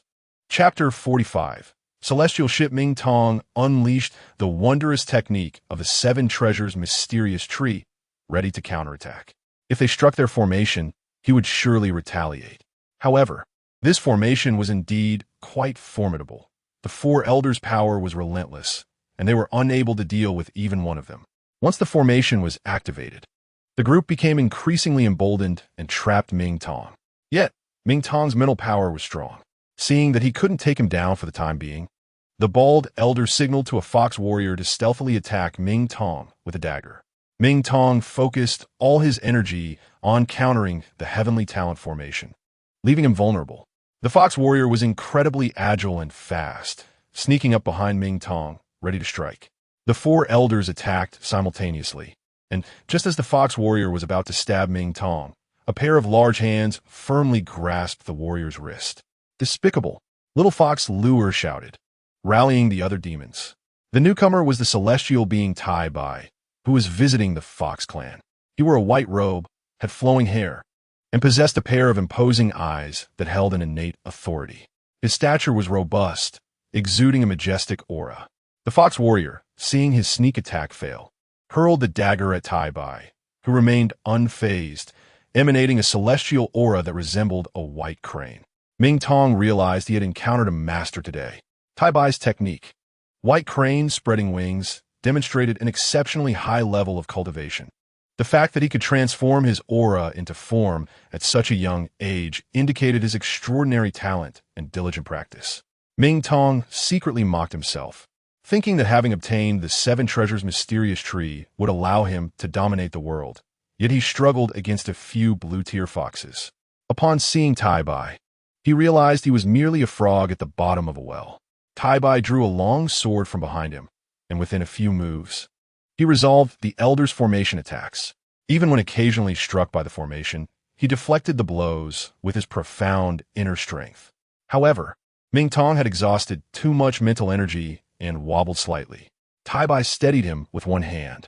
The Fox clan did not expect the human that Lure had brought back years ago to be so formidable. The onlookers were astonished that this previously unknown celestial being could easily dismantle the Elder's formation, realizing that he was indeed not just a name without substance. Tai Bai glanced at Ming Tong with concern and said, "Brother, are you all right?" "I'm fine. I'm Ming Tong. Thank you for your help. I didn't expect I couldn't withstand such a simple formation." Ming Tong expressed his gratitude, realizing that without Tai Bai's timely assistance, he might have suffered severe injuries today. "Ming Tong, I often hear Lure mention you. This formation is no ordinary one. It is the heavenly talent formation left behind by the first Earth Emperor, which is particularly effective against mental power. Although your mental power is strong, it is precisely countered by this formation." Tai Bai noted, seeing that Ming Tong was young but had already reached orange-tier mental strength. It seemed Lure's brother possessed both skill and courage comparable to his own, prompting him to want to befriend him. Tai Bai then said to Lure and Ming Tong, "You're injured. My celestial ship is nearby. There are medicines for treating wounds. After we handle that, you and I will drink until we're satisfied." Ming Tong admired Tai Bai's martial righteousness, noting that Tai Bai's spiritual power and skills surpassed even those of the stone monkey, and his demeanor was very forthright. He readily agreed. "All right, then I'll trouble you." "Brother Tai Bai." "Not at all. Follow me," Tai Bai said, taking to the skies and heading towards his celestial ship, which was extremely luxurious. Among celestial beings, it was known that Tai Bai commanded the largest and most opulent celestial ship. Upon arriving, Ming Tong was astonished by the ship's grandeur. As the door opened, Tai Bai's attendants greeted him. "Greetings, celestial being." Ming Tong looked on in envy. Tai Bai led his siblings to the office, instructing Lure to help Ming Tong bandage his wounds. Ming Tong then asked, "I wonder where Brother Tai Bai learned his skills?" "I don't have a master. I learned everything myself," Tai Bai replied. "Oh, I see. That's good." Ming Tong thought to himself, curious if Tai Bai might be a disciple of those two evil celestial beings. After chatting for a while, Tai Bai's attendant knocked and whispered something in his ear. Tai Bai frowned and stood up, saying, "Lure, you and Brother Ming Tong enjoy yourselves on the ship. I have something to attend to." "Okay," Lure replied. Tai Bai then apologetically clasped his fists towards Ming Tong, saying, "I must attend to an urgent matter. We will drink together another day." Ming Tong reciprocated, "No problem, Brother Tai Bai, you go ahead." Ming Tong and his sister descended to the celestial pool. This was Ming Tong's first visit to the celestial pool. It was now past 9 p.m., and the people around the pool were becoming lively. Some celestial maidens began to dance in the center of the pool, while others sat by the side, watching celestial attendants play with wine bottles. Cups of celestial wine were being downed one after another. The bottles danced obediently between the attendants' hands, bouncing up and down, gentle yet playful. Ming Tong was surprised that Luer had unexpectedly become Tai Bai's disciple, which meant Tai Bai occasionally visited the Fox clan. Ming Tong and Luer drank together, but soon he began to feel a bit stuffy. Watching the maidens dancing energetically, he suddenly thought of his monster friends. "I need some fresh air," Ming Tong said, standing up and walking out onto the deck, breathing in the air from the high altitude. Suddenly, he saw several figures crossing the sky, flying in that direction, accompanied by the sounds of fierce combat. It was Tai Bai's voice. He saw Tai Bai with a dagger lodged in his back, surrounded by 5 celestial beings. Ming Tong instantly sobered up, taking out the 7 treasures mysterious tree and rushing over. Upon getting closer, he noticed Tai Bai's eyes were clouded by celestial poison. He had tightly shut his eyes, likely unable to see anything. The several celestial beings betraying him were about to strike when Ming Tong blocked them with the 7 treasures mysterious tree, launching a powerful mental attack towards them. "Brother Tai Bai, be careful," Ming Tong shouted. "Is that you, Brother Ming Tong? Hurry and get away. There's a master among them." Tai Bai's words had barely left his mouth when a black-clad celestial man stepped forward. He was a large bald man with a thick mustache beneath his nose, muscular and quick on his feet, reaching Ming Tong in an instant.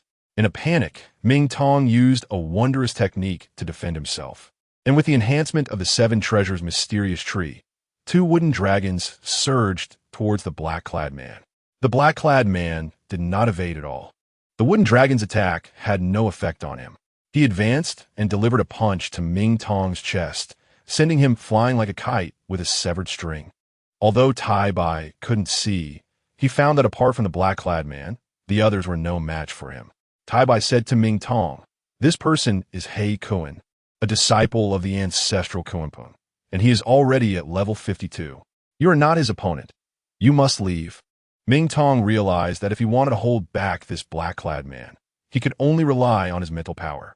Chapter 46. The 9 major systems of humanity. Ming Tong shot a beam of light towards the black-clad man's eyes. Seizing the moment while the man was stunned, he quickly grabbed Tai Bai and headed towards the celestial ship. Fortunately, the operation of the celestial ship was not difficult, and Ming Tong quickly mastered it. Hastily igniting and starting the ship, He Kuan knew that today's mission was to capture Tai Bai's celestial ship to force the ancient celestial kings to unite against the demon clan. He relentlessly pursued, rolling forward and crashing into the celestial ship. With a loud bang, the celestial ship shook violently from He Kuan's impact. Ming Tong remained calm, and under Tai Bai's guidance, he slammed down with his foot, causing the ship to speed away. Tai Bai thought to himself that this time they were saved and was about to thank Ming Tong when he heard another crash. It seemed He Kuan had charged at them again. Tai Bai was startled, thinking that this celestial being's speed was incomparable to that of the celestial ship. Although Tai Bai couldn't see with his eyes, he knew that He Kuan must have received the true teachings from the Kunpeng ancestor. He told Ming Tong to go all out, light up the artillery, and obstruct He Kuan from catching up. Ming Tong, with exceptional talent, fired 7 spirit power cannons in quick succession. He Kuan didn't dare to take them head-on and was indeed thrown behind. Ming Tong looked at the complex terrain below and fired a few more shots at He Kuan. Then, he quickly flew down, dragging his sister and Tai Bai into the jungle. He Kuan finally discovered the warship, but found that there were only playful immortals inside. He was furious and killed a few playful immortals with a palm strike, confirming that Tai Bai had definitely escaped. "Ming Tong, you truly saved me this time," Tai Bai said. "Where are we going? Who are those people? Why did they betray you?" Tai Bai asked. Tai Bai felt a mix of emotions in his heart, never expecting that his trusted aide, Xiao Liuzi, would betray him. It turned out that He Kuan was a disciple of the Kunpeng ancestor, who came to the warship pretending to do business with Tai Bai. But in reality, he wanted to capture him and threaten his father, the immortal king, and Kunpeng to jointly attack the demon clan. Realizing that he was in danger, Tai Bai suspected there must be a conspiracy behind it. Remembering that the ancient immortal clan's elder had grievances against his father, He wondered if his father was also in danger, and felt anxious. Although the situation on his father's side was not optimistic, he believed nothing unexpected had happened. As Tai Bai's wound from the knife continued to bleed, his consciousness gradually became blurry. Seeing Tai Bai faint, Ming Tong checked for signs of life around him and was relieved to find he was still breathing. It definitely couldn't stay here. So he headed towards the demon camp. To cut a long story short, 2 days passed in a flash. Tai Bai had been faint for 2 days, and when he finally opened his eyes, he saw Lure sitting by his bedside. He felt much more at ease, believing that he and Ming Tong had escaped danger. Ming Tong had brought Tai Bai to the demon camp, and it was already past 11 p.m. Seeing the wounds around him bleeding profusely, he hurriedly called for Mu Hui to come and check the wounds. Mu Hui summoned over 100 monkey mages to treat Tai Bai's injuries. Injured Tai Bai got up and asked Lure, "Where's Ming Tong?" Lure looked outside and said, "I'll go call them." "No need. I'll find them myself," Tai Bai replied, slowly walking out of the courtyard with Lure's support. Outside the courtyard was a large open space where thousands of demons were practicing. It was the basic sword technique taught by Mu Hui. Tai Bai saw the demons wielding their swords, executing moves like drawing, sweeping, lifting, blocking, striking, stabbing, pointing, crashing, stirring, pressing, chopping, cutting, and washing. Although these techniques were basic sword techniques in military formations, the demons executed them with great momentum. Indeed, the demon clan was full of talent. Tai Bai thought. At this moment, Tai Bai saw Ming Tong practicing swordsmanship. He also noticed that although Ming Tong's skills were agile, his offensive style was lacking in power. After Ming Tong finished a set of sword techniques, Tai Bai praised good and stepped forward. Ming Tong, seeing Tai Bai, smiled and said, "Tai Bai, you're better now." Tai Bai replied, "The injury is not a problem. Come, let's spar." "No, big brother, your wound is just healed. You shouldn't fight," Ming Tong said worriedly. "It's fine, I'll only use one hand. If you can make me take a step, then you win." Although he knew Tai Bai was highly skilled and was intentionally guiding him, he felt unconvinced that he had to defend against him using only one hand. So he used a sword technique, twirling the sword flower, and said, "Big brother Tai Bai, be careful, I'm coming." The technique Ming Tong used was the powerful Meow technique, which he learned from the 7 Treasures mysterious tree. Tai Bai was somewhat surprised to see this move, realizing its power was considerable. If assisted by a spell, it would surely be immensely powerful. Ming Tong was also alarmed if he faced multiple opponents. This move wouldn't be easy to use, but in a one-on-one situation, it was always advantageous. However, it consumed a lot of energy, and he could only use it twice in a battle before exhausting his spirit energy. Facing Ming Tong's full power strike, Tai Bai first used the empty-handed technique to neutralize some of the power of the Meow technique by gathering internal energy in his hand. Then used the technique of 4 ounces deflecting 1,000 pounds to block the attack. Ming Tong then employed the basic sword techniques like drawing, sweeping, lifting, blocking, striking, stabbing, pointing, crashing, stirring, pressing, chopping, and cutting, trying to exhaust Tai Bai's energy. After 13 rounds of fighting, Ming Tong realized that even in his injured state, Tai Bai's strength far exceeded his own. He then used all his strength to thrust out his fastest and most fierce sword strike. Tai Bai had anticipated this and used the white crane internal energy, which transformed into a celestial crane. Then, he quickly flicked the back of the sword with both hands, and Ming Tong was blasted away by his own energy. "I haven't used this heavenly mechanism finger for a long time," Tai Bai said. Ming Tong knew he had lost and reluctantly said, "I lost." "Good lad. I only knew your mental strength was terrifying. I didn't expect your swordsmanship to have reached a certain level, forcing me to use my internal energy to win," Tai Bai said. "Brother Ming Tong, remember this. The human and immortal clans have 9 major martial arts systems and 5 ultimate techniques. Although there are many sects now, they cannot escape this foundation. I know the 5 ultimates: gold, wood, water, fire, and earth, but what are the 9 major systems?" Ming Tong asked. "Ha ha ha. To understand the 9 major systems, you first need to know about the Nest and Fire people. Besides the ancient immortal clan, there are also the legendary Dao ancestor. The Dao clan is said to be a disciple of the creator spirit. Nuwa created humans to expand the strength of the immortal clan, But the human clan, in order to become immortals, came up with physical and spiritual training, leading to the emergence of many sects, namely the military array, heavenly mechanism, Kunpeng, ancient, Chaobang, Yun, Ghost Head, and Shiyun. My greatest enemy in the ancient times is Kunpeng, and the person who secretly harmed me this time is also from Kunpeng. Chapter 47. Back to the Fox Clan. Secondly, you need to remember the characteristics of these sects' martial arts. The military array is characterized by great strength. They are all body cultivators with open and grand moves, adept at rebounding enemy attacks, and their ultimate technique is the Great Thunderblade technique left by the Gold Ultimate. The other 8. Heavenly Mechanism specializes in refining energy with wine and is good at fast attacks when others throw a punch. The disciples of the Heavenly Mechanism can throw several punches in succession. Kunpeng excels in physical sanctification.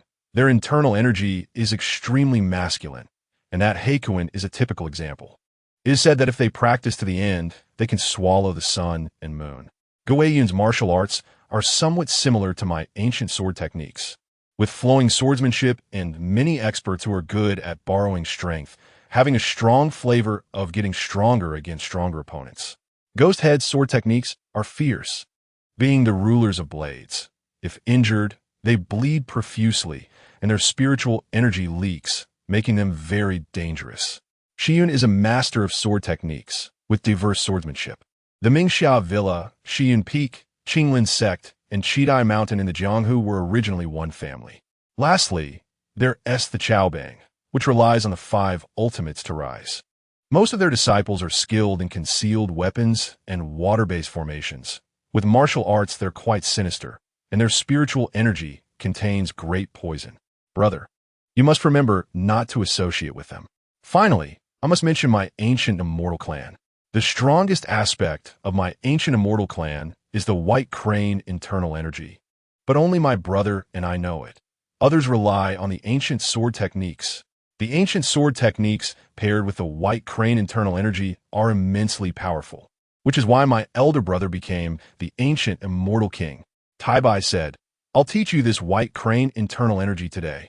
After saying that, Tai Bai executed the white crane technique, performing hand-to-hand attacks with capturing, grabbing, locking, and taking, showcasing aerial strikes as forms of aerial capture and distant grabbing. The former is for offense, and the latter is for defense. It is a wonderfully refined attack of spiritual energy. Ming Tong was amazed.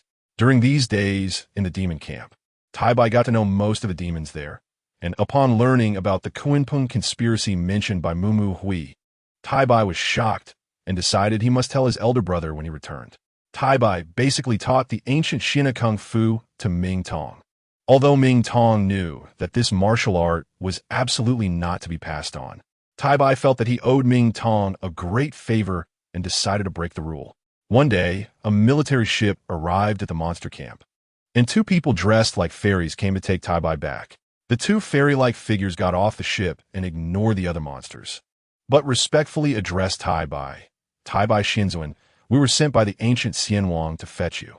Tai Bai looked them up and down, feeling they looked familiar, then said to Mumu Hui and Ming Tong, "Don't blame them. My brother's people are like this." Mumu Hui said it was fine and sat aside, allowing them to chat. "How is my brother doing? You 2 look unfamiliar to me. Did my brother send you to find me? Do you have any tokens?" A slightly older man pulled out a token from his bag and said, "Xian Wang is well, but many brothers have died. It's understandable that we seem unfamiliar to you. We all come from a secret base." When Tai Bai saw the token, he believed them since they mentioned the secret base. It seemed that his elder brother had sent some unfamiliar faces to avoid drawing attention. Concerned about his brother, Tai Bai said goodbye to Ming Tong and Mumu Hui. "My brother has found a way out. I must see him." Mumu Hui clasped his hands and said, "The green mountains remain, and the waters flow forever." Although Tai Bai had not known these monsters for long, they had already become close friends who trusted each other. Before leaving, Tai Bai reminded Ming Tong to be careful of the Kunpeng people, as Ming Tong had revealed his likeness in front of them. "Big brother, if you're safe, be sure to send me a message."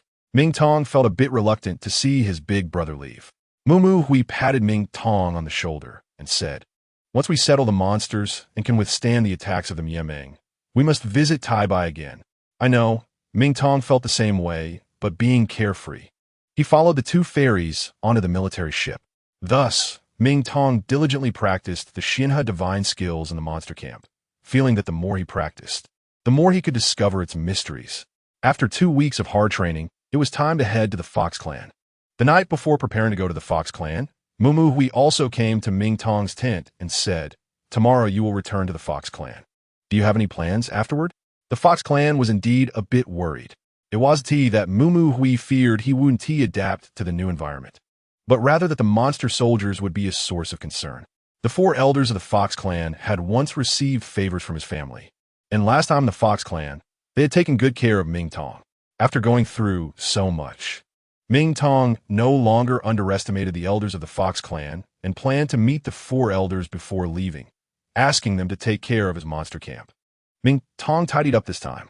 Outside, he wore a black strategist's outfit, and inside was a white long shirt, dressed like a scholar.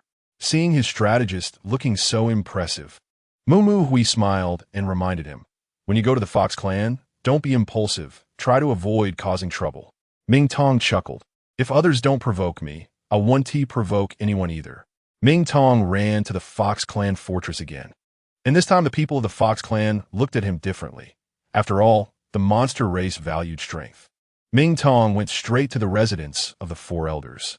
Upon his arrival, the 4 elders were a bit startled. Ming Tong said, "Elder, it was reckless last time. Please don't take it to heart." Hearing this, the 4 elders were delighted. He had a past with Ming Tong's father and was willing to help him more. So he said, "Ming Tong, I want to tell you last time that it's been a long time. I heard you are now the strategist of the monster camp." Ming Tong smiled and replied, "Not at all. Being a strategist is hard work, far from being as good as Elder's job." The 4 elders asked, "Did those monsters come today?" "They did. I had them wait outside," Chu Tianbui answered. "Oh, that's good. It's important to have some rules," said the 4 elders. "Elder, I came today to ask if you could take care of the monster camp in the Fox Clan fortress in the future," Ming Tong said, offering gifts through his attendant. The 4 elders saw how much Ming Tong had matured from his previously impulsive self.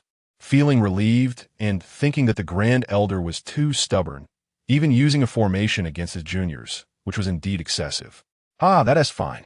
However, our Fox Clan fortress always respects strength. I will definitely take good care of the training resources allocated to them, but ultimately it depends on their own fortune," said the 4 elders. Chapter 48. Inner Courtyard Elder, since you have agreed, I know you are responsible for the spiritual stones of our Fox Clan fortress. Since my monsters have come, I believe Uncle 4 will not be stingy, right? Ming Tong seized the opportunity to ask. Ming Tong. You know how fierce the competition for resources is in the Fox Clan fortress for cultivators. Just look at that Fox Yao, who is favored by the Grand Elder and the 3rd Elder, and almost all the good training spiritual stones were piled up with him. And yet that kid, as you can see, is not even cultivating as fast as your sister. I can take care of you a bit more, but spiritual stones can only assist cultivation. They cannot be directly extracted." The 4 elders laughed. "Elder, don't worry. As long as the spiritual stones are in place, my monster camp will definitely protect the Fox Clan." "All right, your words are reassuring. Ming Tong, I still want to advise you. After all, the Grand Elder holds power now, especially in the Fox Clan fortress. Although the Fox Clan fortress lacks experts, it is undoubtedly the most advantageous terrain in the entire Miemeng forces. It can both attack and defend. Uncle, you also saw last time that they used formations against me. Besides you, I won't recognize anyone else. Moreover, the Fox Clan fortress is a survival of the fittest. Strength is respected," Ming Tong said. "All right, the Grand Elder was also frightened by you last time. You 2 siblings have celestial beings helping you, and he said that the previous matters are cleared unless there are fatalities or extremely severe fights in the Fox Clan fortress. Otherwise, our elders will not intervene. However, even so, there's an unwritten rule in the Fox Clan fortress that every week, each Fox Clan must accept a challenge and cannot refuse. The loser must contribute their resources. You see, don't underestimate the current Fox Clan. It is no longer what it used to be. Now the Fox Clan has divided into an inner courtyard and an outer courtyard. The son of the second elder was favored by the Qingxiu Fox clan and sent to the inner courtyard. Oh, I'm not worried about being bullied. I just don't know the difference between the inner courtyard and the outer courtyard of the Fox clan fortress. It's like this.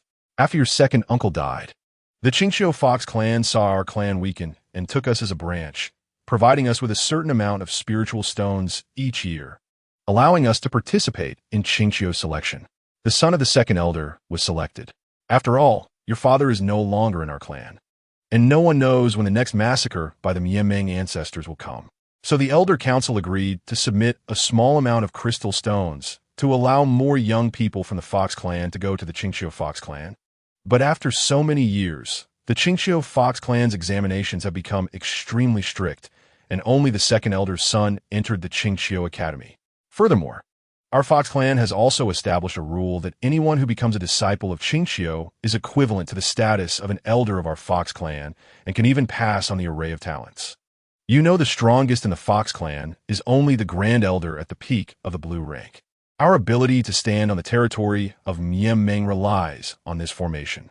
Are you saying that as long as we can enter the Qingxiu Academy, we can obtain the array of talents? Ming Tong had seen that formation before. If the monsters in the monster camp learned this formation, they wouldn't have to fear the Demon Meng army anymore. Ming Tong secretly felt happy for the monster camp. But if the elders of the Fox clan knew that Ming Tong intended to spread the formation widely, they would certainly be furious on the spot.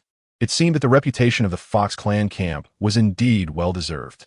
In that case, we must get into the Qingxiu Academy so that we can understand the overall strength of the entire Shan Hai.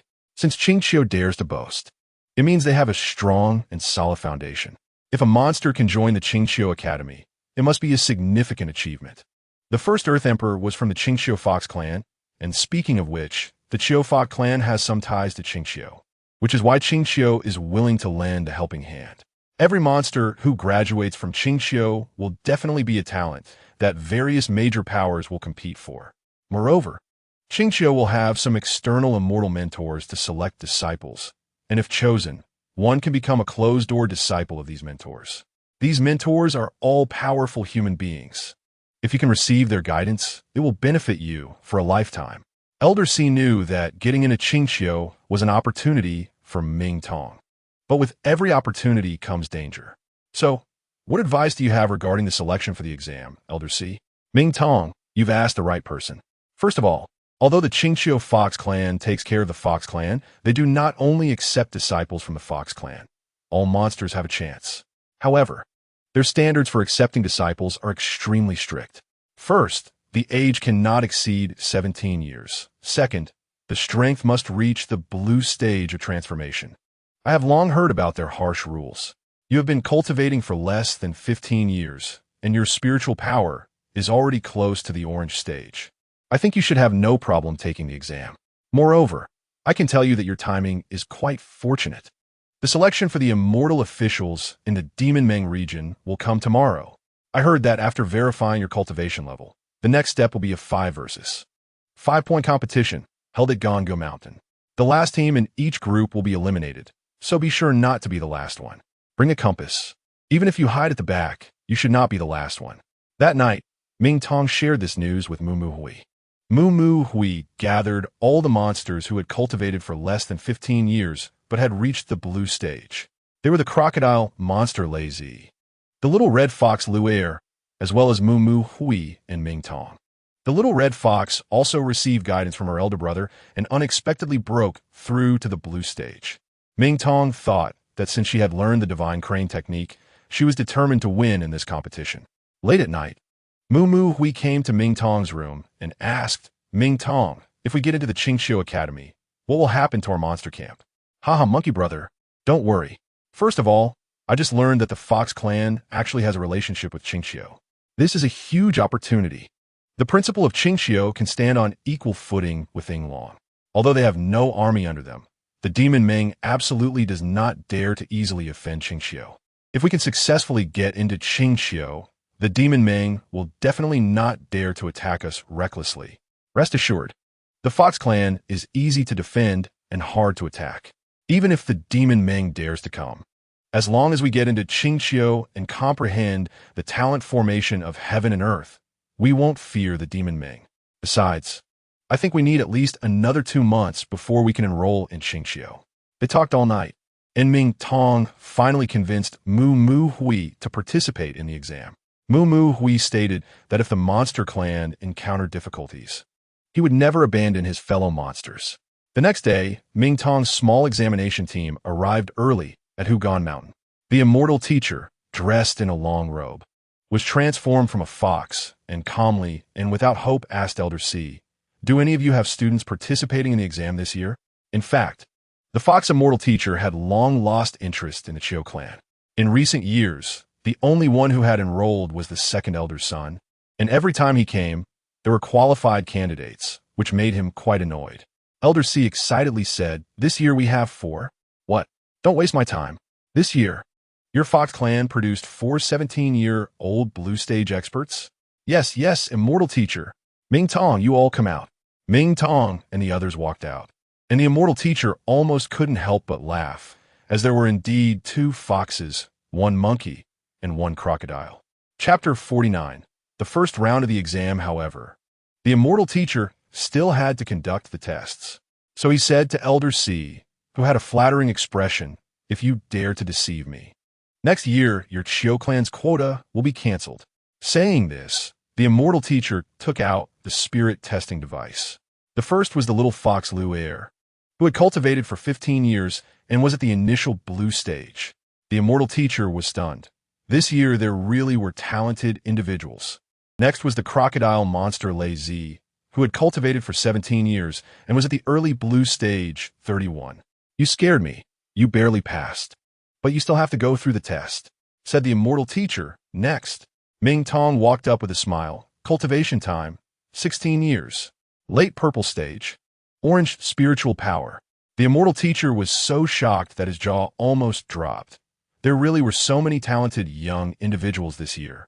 "Come here. You look like just a mysterious beast, and you've met the standard." The immortal teacher pointed at the stone monkey. Mu Mu Hui stepped forward, and the spirit testing device flickered blue and black, leaving the immortal teacher speechless. Cultivation, 2 years, peak purple stage. Orange stage bottleneck has been loosened. All right, you all passed the test. Qingqiu has set up a simulated battlefield here. You need to pass the final selection to enter Qingqiu. The immortal teacher then led them to the established battlefield. When Mu Mu Hui saw it, he noted that the scenery was beautiful, and the surrounding monsters crowded the front of the mountain, with many monsters from various camps also present, really disregarding military regulations. "I need to have a good talk with the Lion King when we return." Mu Mu Hui said, "Come, all monsters who linger will be killed without mercy," said a powerful Qingqiu immortal. This threat immediately scared the monsters away, and many wanted to see how Qingqiu recruited students. "I've explained the rules to you, so I won't repeat myself. Prepare for the exam. Those whose names are called, step forward." The following teams were called. Team 1, Yagu, C2, Mo Xiao Ru, Suvai, Hu Yun Ting Ting. Team 2, Lu Er, Mu Mu Hui, Lei Zi, Ming Tong, Hua Huan. Take your weapons and prepare to enter the arena. When Mu Mu Hui looked, he realized it was a narrow escape. C2 actually came to participate in the competition, along with that old crow ancestor Yagu. Among his opponents, just C2 alone was difficult to deal with, not to mention Yagu, although he didn't know how strong the others were. They were definitely stronger than Lu Er and Lei Zi. Previously, when competing with C2, the demonic energy had caused him great losses. Now that he was also at the peak of the purple stage, he must see who is superior. "C2 and Yagu are our key targets," Ming Tong said. The competition was divided into 2 phases. The first phase was that each of you had a badge.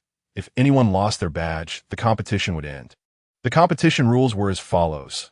1. Team members cannot snatch each other's badges. 2. Badges cannot leave your person. Otherwise, you will be immediately eliminated. 3. The first person to be eliminated will lose their eligibility for enrollment. 4. If a candidate leaves the exam area, they will be immediately eliminated. The second phase is a team battle, where your 2 teams will compete against each other with no special rules, but still, team members cannot snatch each other's badges. The more badges you obtain, the better. After finishing, he looked at the participants and said, Team 1, follow me. Moo Hui and the others followed the assistant mentor to Team 1's base. You can get to know each other now. After 5 minutes, the competition will automatically start. Moo Hui and the others already knew each other. The crocodile monster Lazy said to Hua Huan, I'm Lazy, good at fighting with hooks. I'm Moo Hui, skilled in staff techniques, and I prefer close combat, Moo Hui said. Hua Huan raised his head and glanced at Moo Hui.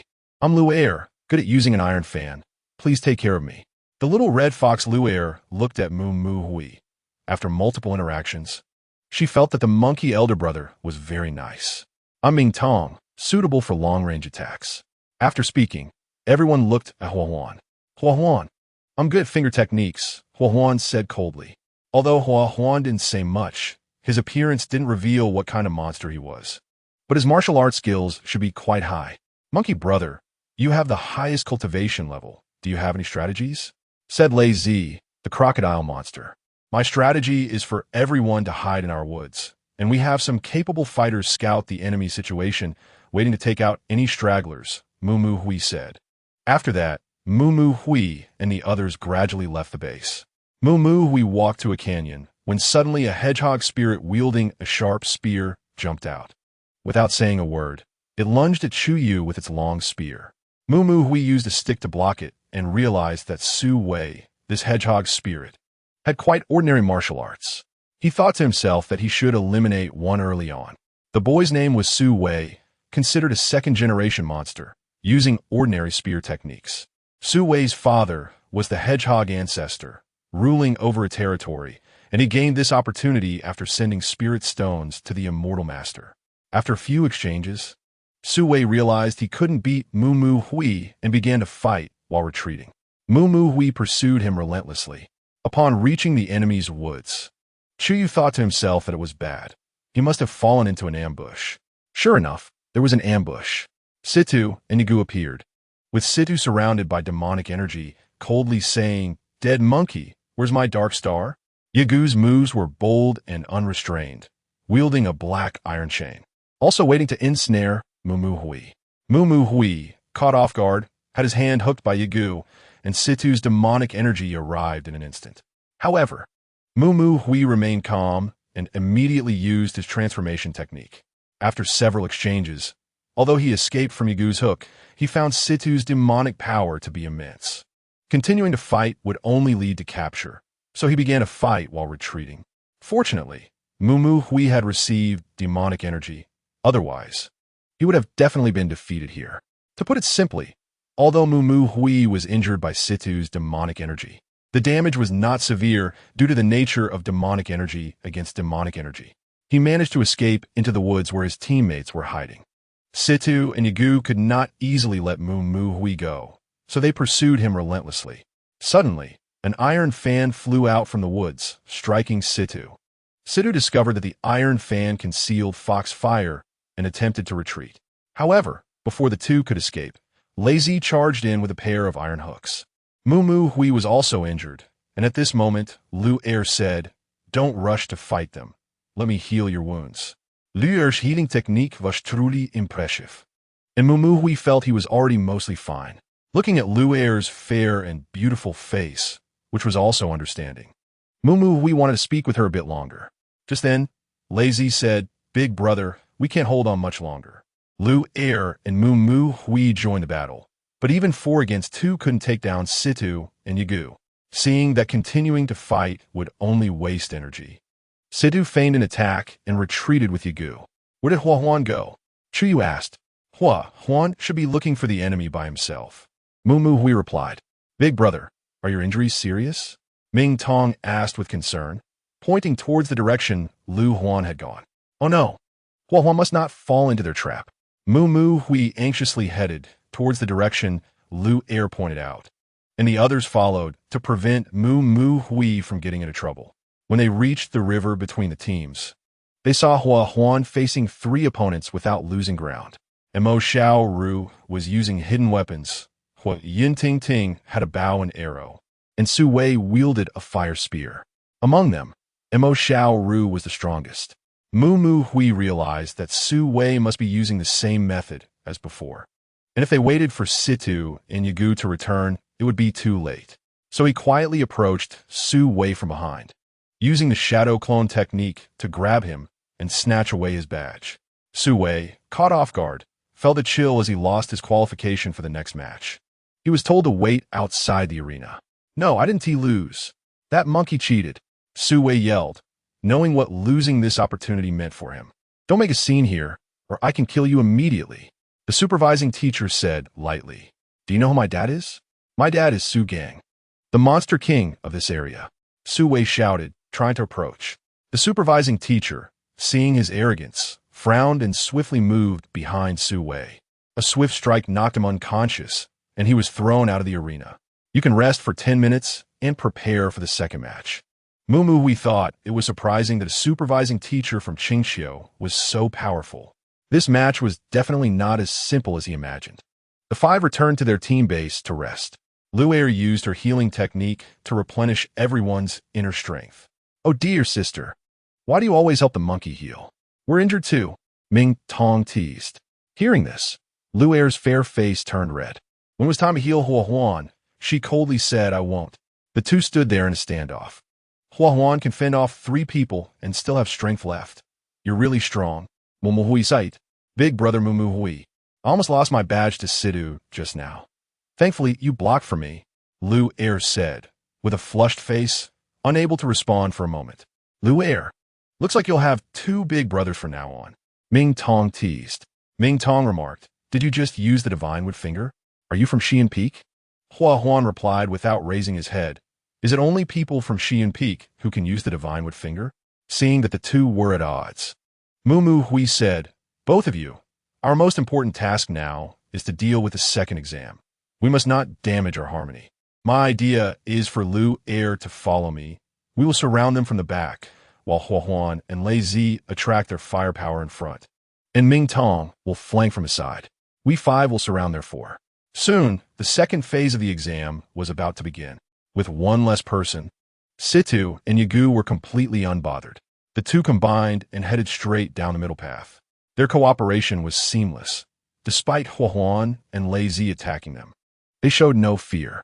Hui Yin Ting Ting shot an arrow from behind Lei Zi. "Oh, this is a good opportunity. Brother Hua, your skills are unmatched. One against them is no problem. I'll be right back." Hua Huan frowned, knowing that going would likely mean he wouldn't return. Just as he was about to speak, he noticed Lei Zi had already gone far. After saying that, he followed Hui Yun Ting Ting into the middle river channel. "Lu Er, follow me. We will surround them," Mu Mu Hui said. "Big brother Mu Mu Hui, I just saw Lei Zi follow someone into the opposite river channel." "Oh no, Lei Zi must have fallen into a trap." Sure enough, the girl Lei Zi followed was Hua Yun Ting Ting. At first, he thought she was just a girl and wouldn't be strong, so he swung his hook, intended to take her down first. However, when he chased into the middle of the river channel, a shadow rushed towards him, and Hui Yun Ting Ting turned around and shot an arrow at him, blocking his escape routes. Indeed, Mo Xiao Ru's skills were not to be underestimated. The 3 of them had been able to withstand Hua Huan's divine wood finger thanks to her support. Mo Xiao Ru moved like a ghost, drew a dagger, and in just a moment, she seized Lei Zi's badge. Lei Zi sighed, and soon the sad Lei Zi was escorted out of the arena by the officials. Meanwhile, Mu Mu Hui, with Lu Er, knew this was a rare opportunity, perhaps the only chance. Hua Huan was currently facing 2 opponents. If those 2 girls helped, he would likely not be able to hold on. Without hesitation, Mu Mu Hui instructed Lu Er to hide aside. He then launched an attack on Mo Xiao Ru with lightning speed. Mu Mu Hui's moves were bold and unrestrained, while Mo Xiao Ru's techniques were ghostly.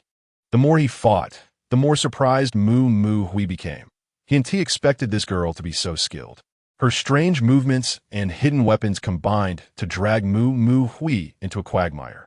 All Mu Mu Hui could think about was escaping quickly to help Hua Huan, and in his haste, he hardly used any demonic energy. In weapon duels, every moment is crucial and perilous.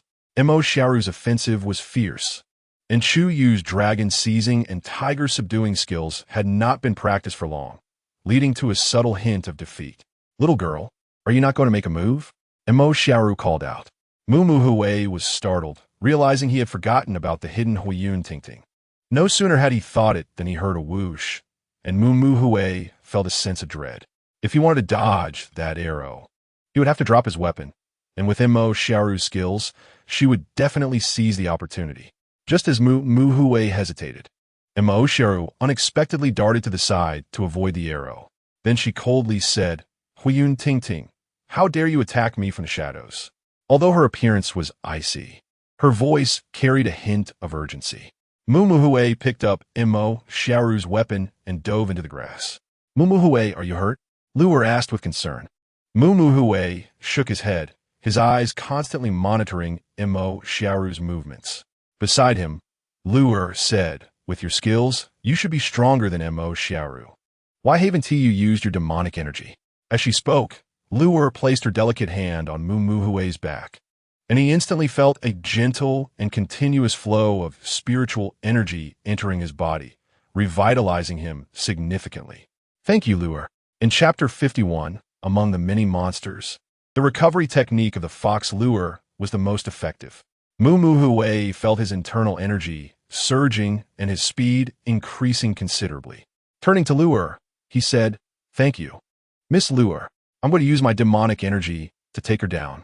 Luer blushed slightly and said, Mo Xiaoru's martial arts come from the Chaobang, which are insidious and ruthless. The techniques often involve risking lives for lives and exchanging injuries. You mustn't get entangled with her. Just use your demonic energy to take her badge. At that moment, Mu Mu Hui leaped out of the grass, focusing his demonic energy solely on Mo Xiaoru's badge. Mo Xiaoru's Chaobang skills were only at the intermediate level, and her techniques were mostly external. At this time, Mu Mu Hui's powerful demonic energy enveloped him, and his moves became relentless, culminating in a move called the Demonic Energy Twin Dragon Fist. In a swift motion, Mo Xiaoru lost her badge to Mu Mu Hui. However, she couldn't understand why Huiyun Tingting had shot an arrow to help him, yet she felt no compassion for Huiyun Tingting and was determined to obtain her badge as well. Just as she was about to pursue, Luer said, Mu Mu Hui, our priority now is to take down Situ and Yagu. Mu Mu Hui knew Luer was still worried about Ming Tong, so he no longer hesitated and ran toward Ming Tong and the others. Brother Mu Mu Hui, over here. The fox Luer quickly spotted them. Brother Mu Mu Hui, Huohuan's martial arts are impressive. Situ and that Yaga can't take him down for now. Mu Mu Hui took a closer look. And indeed, Huohuan's divine wood finger method was fierce. Brother, we should wait until Huohuan has worn them down before we go in and grab their badges. Don't be reckless. We must consider the bigger picture, Mu Mu Hui said, leaping into action. The little fox Luer thought to herself, my silly brother. He probably doesn't understand the benefits of getting more badges this time. Ming Tong had just overheard their conversation and said to Luer, Mu Mu Hui isn't unaware of the benefits of collecting more badges. He is just steady and clever, but he has a sense of chivalry. Without saying more, Ming Tong also joined the battle. The little fox Luer pouted, feeling a bit angry. However, she was influenced by Mu Mu Hui's chivalry, grabbed an iron fan, and joined the fight. Once Mu Mu Hui and the others joined the fray, Situ and Yagu could not withstand the onslaught. Huohuan glanced at Mu Mu Hui, thinking that he was also a person of loyalty, not sitting back and watching the fight. He then used the divine wood breaking finger with additional force aimed at Yagu, who found it difficult to defend. The divine wood breaking finger was a unique skill of Shiyun Peak, using the divine wood technique to manipulate the fingers. Huohuan, originally a close disciple of Shiyun, later learned this profound skill from a mysterious person, and his divine wood finger was already quite formidable. As the scene unfolded, Mu Mu Hui's demonic energy twin dragon fist, Huohuan's divine wood finger, and Luer's iron fan all converged on Yagu. Yagu, feeling cornered, pushed Situ away and said, Situ, you go first. I'll hold them off. He then executed a move called the Crow's Iron Chain, binding himself and the three together, hindering their combined assault. Seeing his brother about to be eliminated, despite being cruel and evil, Situ's only friend for many years was Yagu, and he thought of making a trade. At that moment, Huiyun Tingting grabbed Situ and pulled him into the grass. Mu Hui no longer hesitated and took Yagu's badge. At this point, he had already obtained badges from Yagu, Mo Xiaoru, and Su Wei. "What are you doing pulling me?" Situ said angrily, wanting to rescue Yagu. "It's useless for you to go now. You'll just let down Yagu's goodwill," Huiyun Tingting said. "Now, as long as we use the terrain to maneuver against them, we have less than 5 minutes left. Once this is over, we can enter the inner door. You should know what entering the inner door of Qingqiu means. What do you know? Worst case, we two brothers go to the outer door together. I don't want to be a coward at the outer door," Situ said defiantly. Perhaps Situ still didn't understand Huiyun Tingting's intentions. He was only thinking about trading one for another, not caring about whether he would end up in the outer door. What he didn't know was that Huiyun Tingting's intention in bringing him into Qingqiu was actually to avoid the pursuit of the ancestor of destruction. The inner and outer doors of Qingqiu were vastly different. If he became an inner disciple, the ancestor of destruction would definitely not dare to kill Situ openly. "What about me? I want to join the inner door. This is a crucial opportunity for me, and I hope you can come with me. Do you still want revenge? Think about the predecessors of the Dark Star," Huiyun said. Situ thought for a moment. Although he regretted that Yagu could not accompany him to the inner door to escape the pursuit of the ancestor of destruction, knowing that it was already a done deal. He couldn't resist the charm of the beautiful woman when he heard Huiyun Tingting say so, yet he still felt a bit guilty toward Yagu. Meanwhile, Mu Hui had already obtained 3 badges. As long as you can collect 4 badges on your own, you may become a future Immortal Committee member, Luer said. "What is the Immortal Committee?" Mu Hui asked, then took off a badge from himself and handed it to Huohuan, saying, "This badge is for you. If it weren't for you fighting 2 against 1, I wouldn't have been able to get this badge." Huohuan looked at Mu Hui, but did not reach out for it. I need to talk," he said, moving to a secluded part of the woods. Chui wanted to follow, but was stopped by the fox Luer, who said, "Brother Mu Hui, don't give him the badge. Don't you know that becoming an Immortal Committee member means you'll have a voice in Qingqiu in the future? You'll be accepted as a direct disciple by the Immortals and prioritized for promotion in Qingqiu. Brother, if you stay with me with my help, we can still strive for another badge, whether it's against Huiyun Tingting or Situ." Seeing Luer caring for him so much, Mu Hui was greatly moved and smiled. "Luer, Brother Hua has something to discuss with me. I'll be back soon." Following Huohuan to a place without hidden dangers, Huohuan said, Mu Hui, "I want to make a deal with you." Mu Hui replied, "Brother Huohuan, speak your mind." Huohuan said, "All right, I'll be straightforward with you. There are 5 minutes left in the competition. Without my help, you won't be able to gather 4 badges. If you want to collect them, I need to borrow the Dark Star from you." Mu Hui was taken aback. "Brother Huohuan, you really think highly of me. How did you know I have a Dark Star?" Huohuan replied, "There is no need for hidden words. I've heard that the Dark Star of the Demon Clan Situ has been refined by you. With the Dark Star, even the ancestor of destruction cannot handle you." Mu Hui thought that the Dark Star was a serious matter, although he believed that Huohuan was definitely not a bad person. The Dark Star was not something that could be borrowed casually, and he suddenly felt hesitant. Chapter 52, Immortal Committee. "Or you will help me deal with an enemy in the future," Huohuan said again. "Okay, I promise you. I promise you not because I need that badge, but because I want to be your friend." After saying that, Mu Hui left without looking back. "To be friends with me," Huohuan said softly, lowering his head. He actually wanted to ally with Mu Hui out of desperation, but he had a deep-seated grudge that he could not ignore. Seeing that Mu Hui was steady and resourceful, he felt he could befriend him. He then made a promise and was determined to help Mu Hui obtain another badge. Originally, Situ and Huiyun Tingting could have lasted for 5 minutes due to the terrain, but Huohuan had already sprinkled the unique sedative of Shiyun Peak on Situ during the previous fight, tracking Situ and Huiyun Tingting within his own wild area. He figured they must have deemed the most dangerous place as the safest. Huohuan then used the Divine Wood Finger to fight Situ and Huiyun. Situ did not have time to think much and thought, "This is just what I want." He immediately used the Demon Chi Fist to clash with Huohuan, while Ming Tong and Lu Er took the lead in restraining Yu Ting Ting. As Huohuan fought with Situ, he became increasingly astonished, not expecting this person's demon energy to be so terrifying. He feared that Situ had already mastered the true teachings of the Dark Demon Star. If he hadn't lost the Dark Demon Star, and if his Divine Wood Finger wasn't the highest level martial arts, he might not have been able to surpass Situ. While the two were locked in a fierce battle, Hua Huan suddenly leaped backward and unleashed 3 distant Divine Wood Destruction Fingers. These 3 strikes consumed almost all of Hua Huan's internal energy. At this moment, Situ had no way to evade. After being struck by the Divine Wood Finger in 3 major acupoints, he felt the demon energy stop, and his whole body went numb. "Mumu Hui, it's now!" Lu Huan shouted. When Mumu Hui encountered Situ, he didn't dare to be arrogant. Even though Hua Huan had previously informed him of the wonders of the Divine Wood Finger, Mumu Hui still exerted all his strength to use the 5 Dragons' Annihilation. Indeed, although Situ was hit by the Divine Wood Finger, when Mumu Hui was about to seize his badge, he still charged toward Chuyu with just his physical body.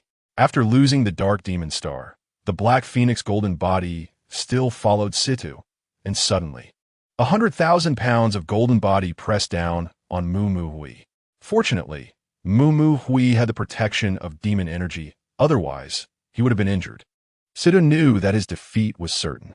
He spat out a mouthful of blood, presumably forcing his chi and blood to break open an acupoint. He then used his demon energy to shake off Ming Tong and Lu Er, who were also injured by his charge. However, Situ did not attack the 2 of them and pushed all his strength toward Hua Yun Ting Ting, saying, "You should leave quickly."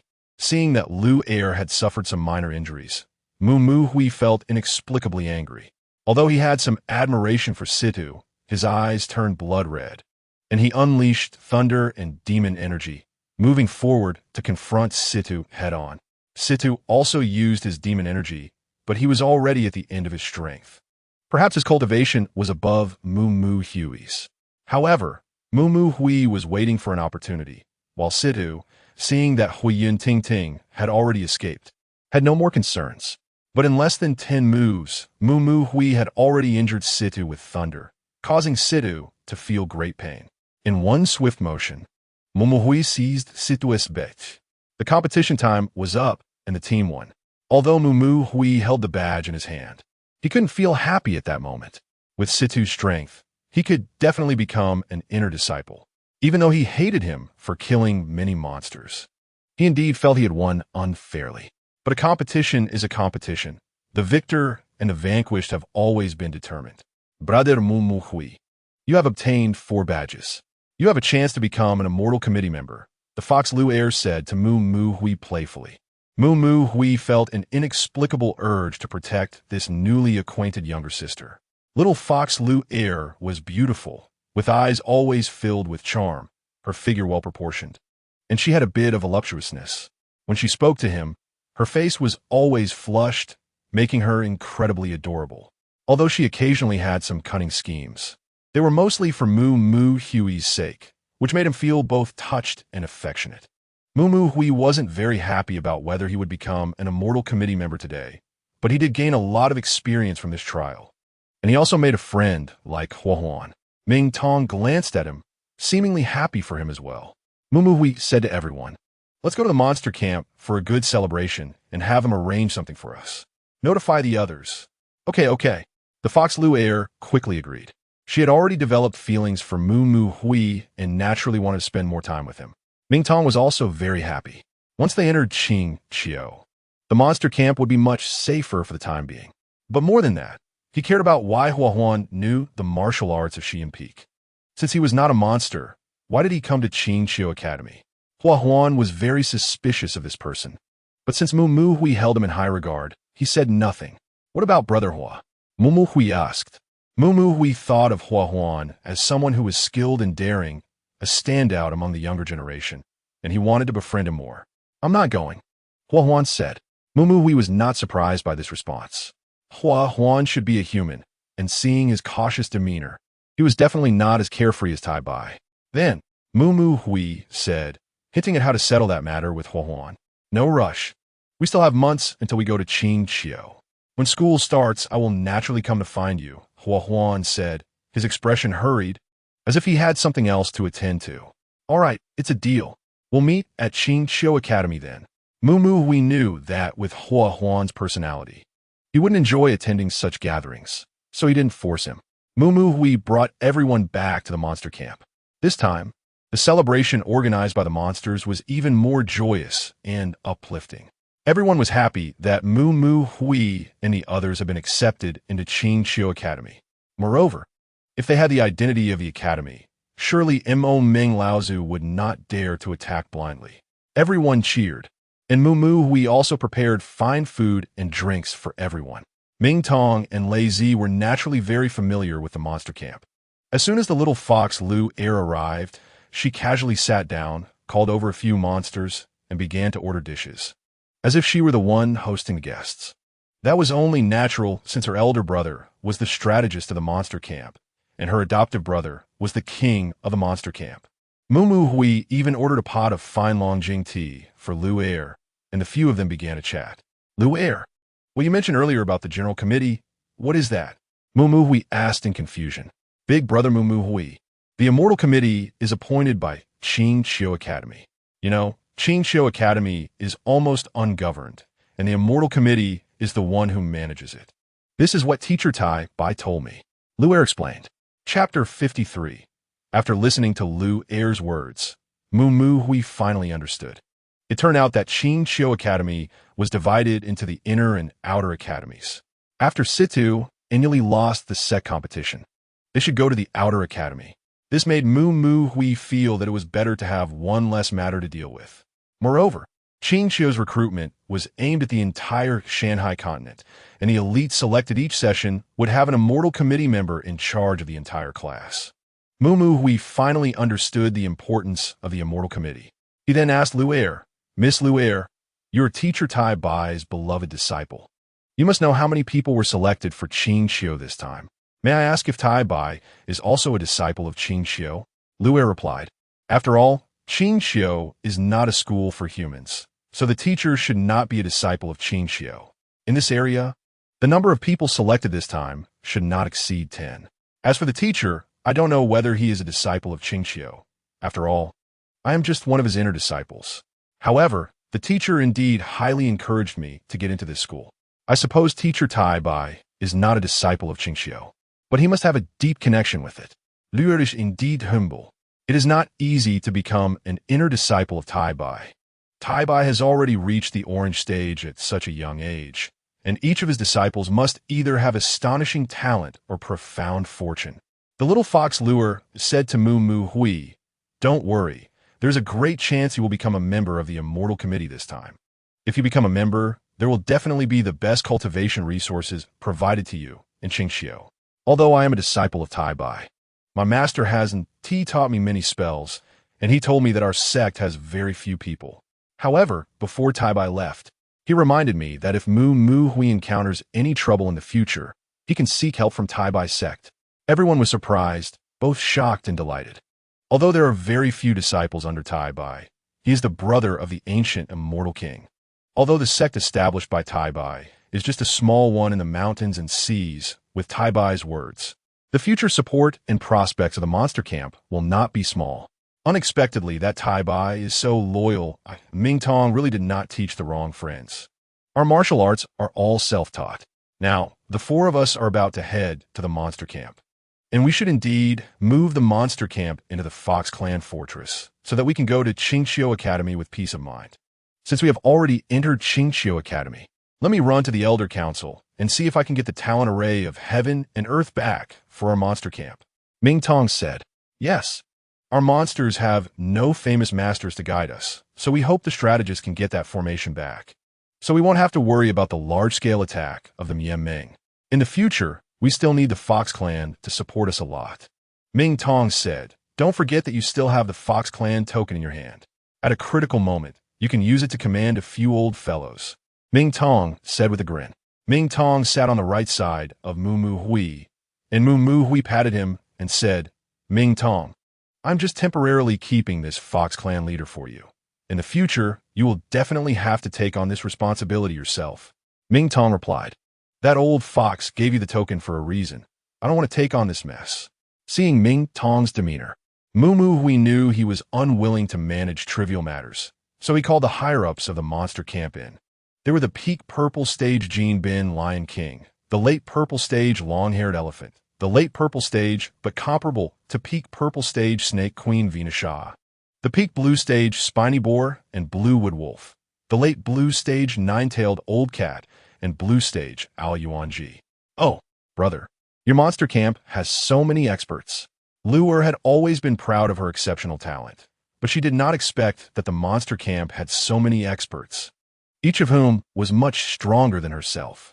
The monster camp, plus Lei Zi with early blue stage strength, and the monkey with peak purple stage, and Ming Tong with late purple stage strength but orange stage spiritual power, just happens to be ranked among the top 10 monster kings. Therefore, Mu Hui told Lu'er the story of how he got to know the various monsters. Lu'er listened with great interest, not expecting that establishing the monster camp would be so arduous and thrilling. The 10 monster kings then chatted and joked about the situation until after 10 o'clock, and everyone took their leave of King Mu Hui. In the big tent, only Mu Hui and Ming Tong remained. Tomorrow, I will go discuss with the Fox Clan elders about relocating the monster camp to the Fox Clan fortress. On the third day after the competition ended, Mu Hui was called in for an interview by the instructors of Qingxiu. The location was the hall of the Fox Clan. The Fox Clan elders, having learned that 4 people from the monster camp had entered Qingxiu Academy, changed their previous attitude and almost provided the best cultivation resources to the monster camp. In recent years, only the second elder's son had entered Qingxiu, and unexpectedly this time, 4 people entered the inner door of Qingxiu. It was said that Mu Hui might even become a member of the Immortal Committee of Qingxiu. The Fox Clan had completely embraced the monster camp, and at this point, even if the monster camp wanted to leave, several elders of the Fox Clan would desperately try to retain them. As soon as Mu Hui entered the hall, he saw 2 people waiting for him, a middle-aged man with a fat head and big ears, and the other was the immortal master who had knocked out Su Wei with a hand chop that day. Knowing the etiquette, Mu Hui stepped forward and bowed deeply, saying, "I am Mu Hui." "Oh, so you're Mu Hui. I am Wang Xuanda Qingxiu," said the middle-aged man in a loose, immortal robe, who was the instructor of Qingxiu, and he was holding a pipe. The other person was tall and thin, calm and composed, with a majestic demeanor. This person spoke. Mu Hui, you performed well in this competition, and Qingxiu School now appoints you as a member of the Immortal Committee of Class 3. Mu Hui was delighted at heart, but maintained a calm expression. Seeing that Mu Hui received this good news without changing his expression, the man secretly praised him, thinking that, in this generation, talents emerge in each generation. He immediately added, "In addition, there are 2 questions I need to ask you. First, we know that you have established the monster camp and have a feud with the ancestor of Mianming. After graduation, do you wish to join along?" "No. After all, the monster camp is still the monster camp. After graduation, my ambition is to further cultivate and learn." "Good."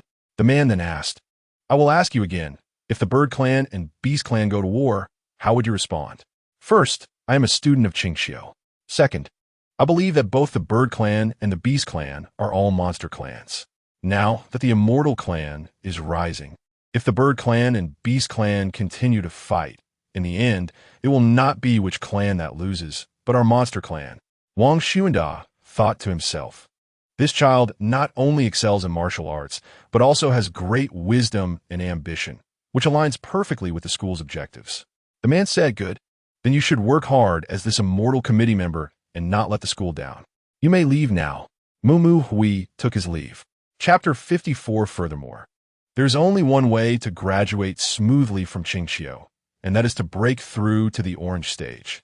Although Mu Hui and Ming Tong are currently both at the peak of the purple stage, considering that both the Bird Clan and Beast Clan have 12 generals, before the ancestor of Mianming devoured Mu Hui's talent.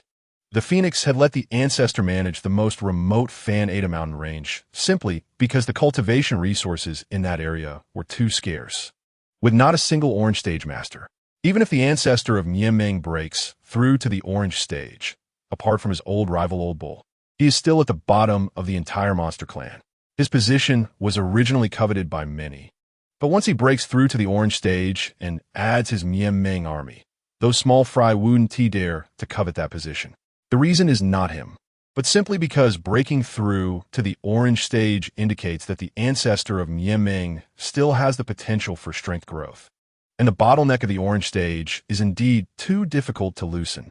Who knows how many exceptionally talented spirit beasts are stuck at this threshold. The Phoenix appointed Meng as the 12th monster general not just because of Meng's severing veins and soul technique, but also because if he encounters a great opportunity, he might break through. It is important to note that above the orange stage, there is still the gold stage, dark gold, and 9 transformations to saint levels of cultivation. However, most monsters with good talent remain stuck at the peak of the purple stage for many years without being able to advance further. Mu Hui knew that he would soon be heading to Qingqiu Academy, and if breaking through to the orange stage was a requirement for graduation, then he needed to make strategic preparations. Therefore, he called the other monster generals and the 4 elders of the Fox clan together. The 4 elders of the Fox clan had supported the monster camp previously, and now their status had risen significantly, holding a position in the Fox clan comparable to that of the first elder. The first elder also knew that he needed to avoid the limelight, and he couldn't afford to offend any of the kings in the monster camp, as he couldn't fight them. Moreover, the second elder was closer to the fourth elder because his son was also in Qingqiu, so he became even friendlier with the fourth elder. The fifth elder was originally a fence-sitter and did not dare to easily offend either side, seeing the monster camp's power. Mu Hui specifically built his own military camp in the Fox clan, using the 4 as a model to encourage the younger generation to train well and reasonably allocate resources according to their bloodlines and training qualifications. This measure firmly won the hearts of the Fox clan, and Mu Hui further proposed to teach a simplified version of the spirit absorption technique to talented little fairies, allowing them to directly obtain spirit stones and spiritual power. This news quickly caused a sensation throughout the monster camp and the Fox clan. The Fox clan has the most spirit stone mines, and the spirit stone partitions of a 9 nether floating prison were all excavated from the mountains of the Fox clan. If the simplified version of the spirit absorption technique spreads widely in the Fox clan and the monster camp, how many purple rank masters will emerge? In the Fanata mountain range, apart from the strongest Meng mountain manor, General Faping is at the peak of the purple rank. The ancestor of the Crow clan is comparable to the peak of the purple rank, and the strength of the parrot of the Lingdiao Palace is unknown, but it is definitely above the purple rank. Only the Foreign Fox clan, relying on the talent array of heaven and earth, can barely match a peak purple rank. Now, with the Golden Mane Lion King, the Snake Queen, the Long-Haired Elephant King, and the Elder Council, it's equivalent to having 3.5 peak purple rank masters, unless the ancestor of Meng personally leads the charge. The fortress of the Fox clan can be said to be as solid as gold. Mu Hui also made simple arrangements regarding the criticisms from the various monster kings. The Golden Mane Lion King, as the right protector, serves as the right marshal of the troops, commanding 500 little monsters. The Long-Haired Elephant King, as the left protector, serves as the left marshal of the troops, commanding 450 little monsters. The Snake Queen, as the leader of the guard team, commands 50 elite monster soldiers who are blue rank experts. If anyone disrupts the decisions of the political committee and attempts to rebel, Vanessa has the right to detain them. Mu Hui actually kept Long Wei and chilling on Vanessa's side privately. Ali Yung was appointed as the chief political officer. If a decision must be made, Yung has a veto vote. Other members of the political committee include the spiked pig, the greenwood wolf, the jackal, and the 9-tailed old cat. In the absence of Mu Hui and Ming Tong's notification, each member has 1 vote, while the long-haired elephant and Lion King each have 2 votes, totaling 9 votes. Yung has a veto vote regarding the attack. After everything was arranged, with the little monsters reluctantly bidding farewell, Mu Hui, Lei Zi, Ming Tong, and the little fox lure prepared to set off for Qingqiu. All the way without conversation, the 4 reached the Qingqiu Academy, where they saw the ethereal atmosphere, resembling a white Arabian castle, resplendent and alluring. Transformed fairies danced in the air, showering petals everywhere. Mu Hui, this is Qingqiu Academy. This is simply a paradise on earth. Sighed Lazy. From now on, don't call me king at school, just call me Xian Wei. This place is really great. Entering Qingqiu Academy, Mu Mu Hui and the others were informed by the guiding fairy that they were not in the same class. Ming Tong, with extraordinary spiritual power, was assigned to the military class. Luer and Lei Zi were assigned to Class 1, while Mu Mu Hui was in Class 3. In the new student Class 3 of Qingqiu Academy, the new students were whispering among themselves, seemingly discussing who the Xianwei of Class 3 was. After a while, with a harsh bell ringing, the students of Qingqiu's new student Class 3 took their seats. A middle-aged fairy walked in, appearing to be under 30, with small but bright eyes that seemed to shine. At a glance, one could tell his cultivation was not simple. Just looking at the muscles bulging with blue veins on his arms indicated that he had a solid foundation in martial arts and was not to be trifled with. The students below speculated whether this teacher was a leopard spirit or dog spirit. My surname is Feng. You don't have to call me Teacher Feng. The Xianwei of your Class 3 is Mu Mu Hui. From now on, if there are matters in the class, just find him. As soon as he finished speaking, the students below began to whisper among themselves, discussing who this Mu Mu Hui was. However, among the many students, it was not difficult to spot an evil figure. This person was the defeated Situ from that day. He never expected to enter the inner court, and didn't he know what Qingqiu saw in him to give him a special admission. However, this indeed allowed him to escape a calamity, since the ancestor of Mianming learned that Situ was a remnant of the demon clan. He issued a killing order with a heavy reward for Situ's head. If Mu Mu Hui and Situ were ranked in the heart of the ancestor of Mianming, Situ would definitely rank first. Whenever the ancestor thought of how Situ had joined Mianming at a young age and achieved great merits for him, Mianming appreciated Situ greatly and even regarded him as a confidant. Unexpectedly, he ended up being pecked in the eye by the eagle he had raised all his life. Situ was indeed the remnant left behind after the phoenix destroyed the demon clan, and for many years he had been by his side. He had suspected Situ, but Situ's disguise was too good, leaving him terrified of this young man. Without the support of demonic energy, Situ remained calm and resourceful. He never expected that this Situ was his enemy who had a grudge against his clan. Whenever the ancestor of Mianming recalled Situ's respectful demeanor toward him, cold sweat would break out. This Situ must be killed, and he must not let the phoenix know he is still alive. Chapter 55. Situ, however. Situ knew that there must be an important reason for Qingqiu to reserve a spot for him in the inner court. When he heard that Mu Mu Hui had become the Xianwei, he naturally felt very dissatisfied, as it was this Mu Mu Hui who had caused him to lose the Dark Star and miss the opportunity for revenge. Situ knew he could not break through to the orange rank in the short term. Even if he did, Mianming was also at orange rank strength, plus his Mianming Legion. Situ felt that revenge was far away. If Xianwei was someone like Hua Huan, that would be fine, but this Mu Mu Hui might not even be stronger than him. He could do what Mu Mu Hui could do. Silence. Mu Mu Hui, come up and introduce yourself. Saying this, he signaled Chu Yu to come up. Mu Mu Hui left his seat and walked to the podium, confidently saying, "Hello everyone, my name is Mu Mu Hui, and from now on, I am a Xianwei of Class 3. The students below applauded.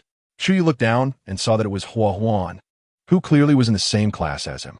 What a narrow road for enemies. Situ Shun Ti had been eliminated. He should be in the outer door. To think he is in the same class. A rabbit spirit led the applause, and the students below, realizing that they would have to live under Mu Mu Hui for a year, no matter what, also began to clap.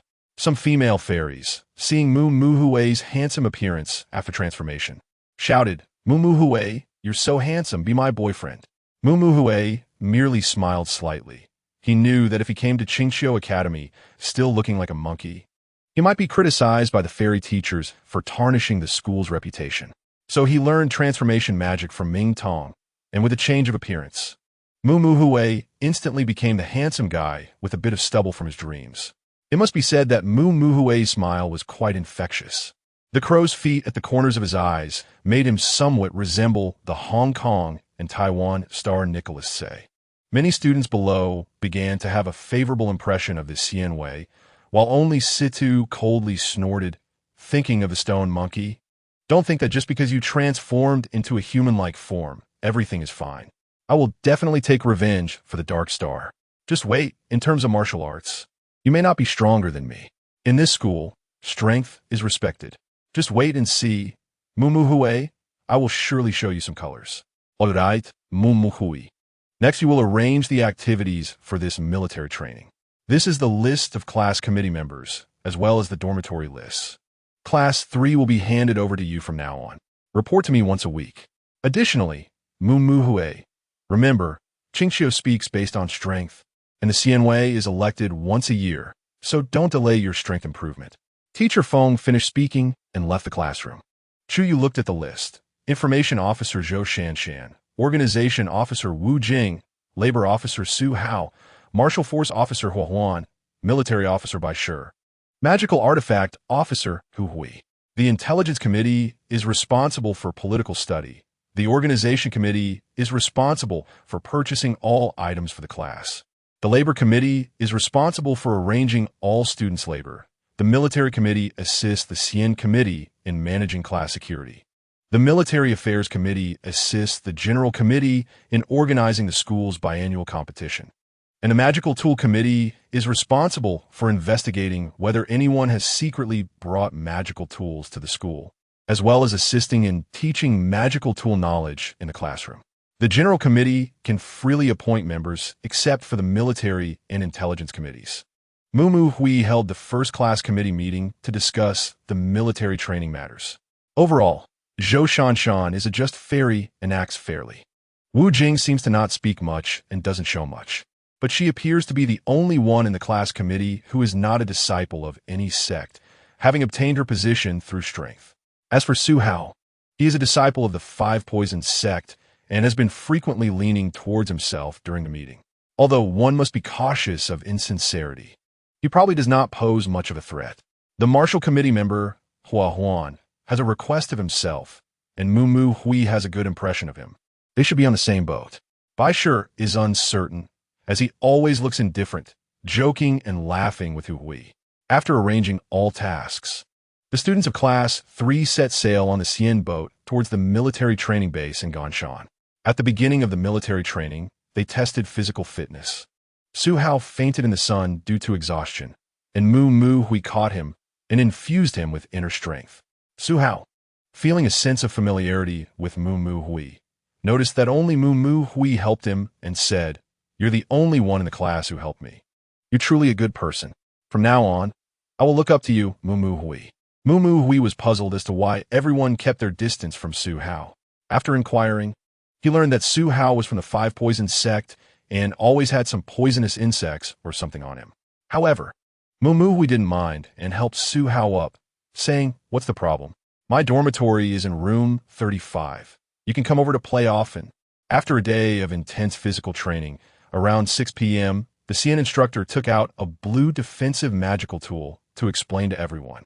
After the explanation, everyone returned to their dormitories. That night, Sita wanted to go out for a small relief and walk to a patch of grass, suddenly hearing two low voices. The next day, during the scheduled training time, the instructor gathered all the students from Class 3. Last night, someone stole a blue magical tool. Step forward quickly. Don't let everyone be punished. The Xian instructor said fiercely. Losing a magical tool during military training could lead to the immediate dismissal of the instructor's qualifications. Report to the instructor. It was Hui who hid the blue magical tool. He concealed it in the dormitory. Situ shouted loudly. Hui was shocked. How'd he know? It turned out that last night, Hui saw Hua Huan getting up to go to the Xian instructor's room and thought to himself that it was bad and wanted to stop him. However, Hua Huan's movement was too fast. When Hua Huan got the blue defensive armor, Hui blocked him, saying, "Hua Huan, what are you doing?" Hui, "You know I need this magical tool." Hua Huan replied, "No, didn't I promise to help you take revenge? Besides, your martial arts are already so high. Why do you need so many magical tools? What exactly do you want to do? You must tell me today." Hui, "I want to kill an important figure from Shiyin Peak. He is the one who caused my family to be destroyed. What exactly is going on? You should tell me. Who do you want me to help you kill?" Hui said, "That person is not someone we can deal with for now. Even if we have the Dark Star, we still need to find a way to lure him in. The danger level is extremely high." Hui, "I don't even know if we can take revenge. This matter carries a high level of danger. You must think carefully. Huan stared at Moo Hui and said seriously, "Since I promised to help you, I will definitely help you to the end, and ultimately, our monster camp will also have to battle the Immortal Clan, right?" Chapter 56. At this time, Sidhu went out for a midnight relief and overheard the two talking in the forest. "Huan, if it really doesn't work, let me keep this magical tool for now. I have a way to temporarily prevent others from discovering this absolute weapon. Otherwise, this place must have detectors, and it will be discovered immediately." It turned out that Moo Hui had brought the Dark Star this time. The Dark Star is one of Moo Hui's important treasures that can use its powerful demonic energy to shield the magical tool's spiritual power.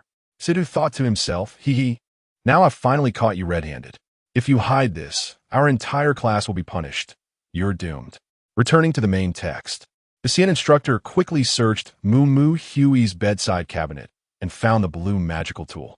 It turned out that Moo Hui had originally hung his Dark Demon Star Blackstone in his dormitory, and the blue magical tool buried outside would not be discovered due to the coverage of the Dark Demon Star's demonic energy.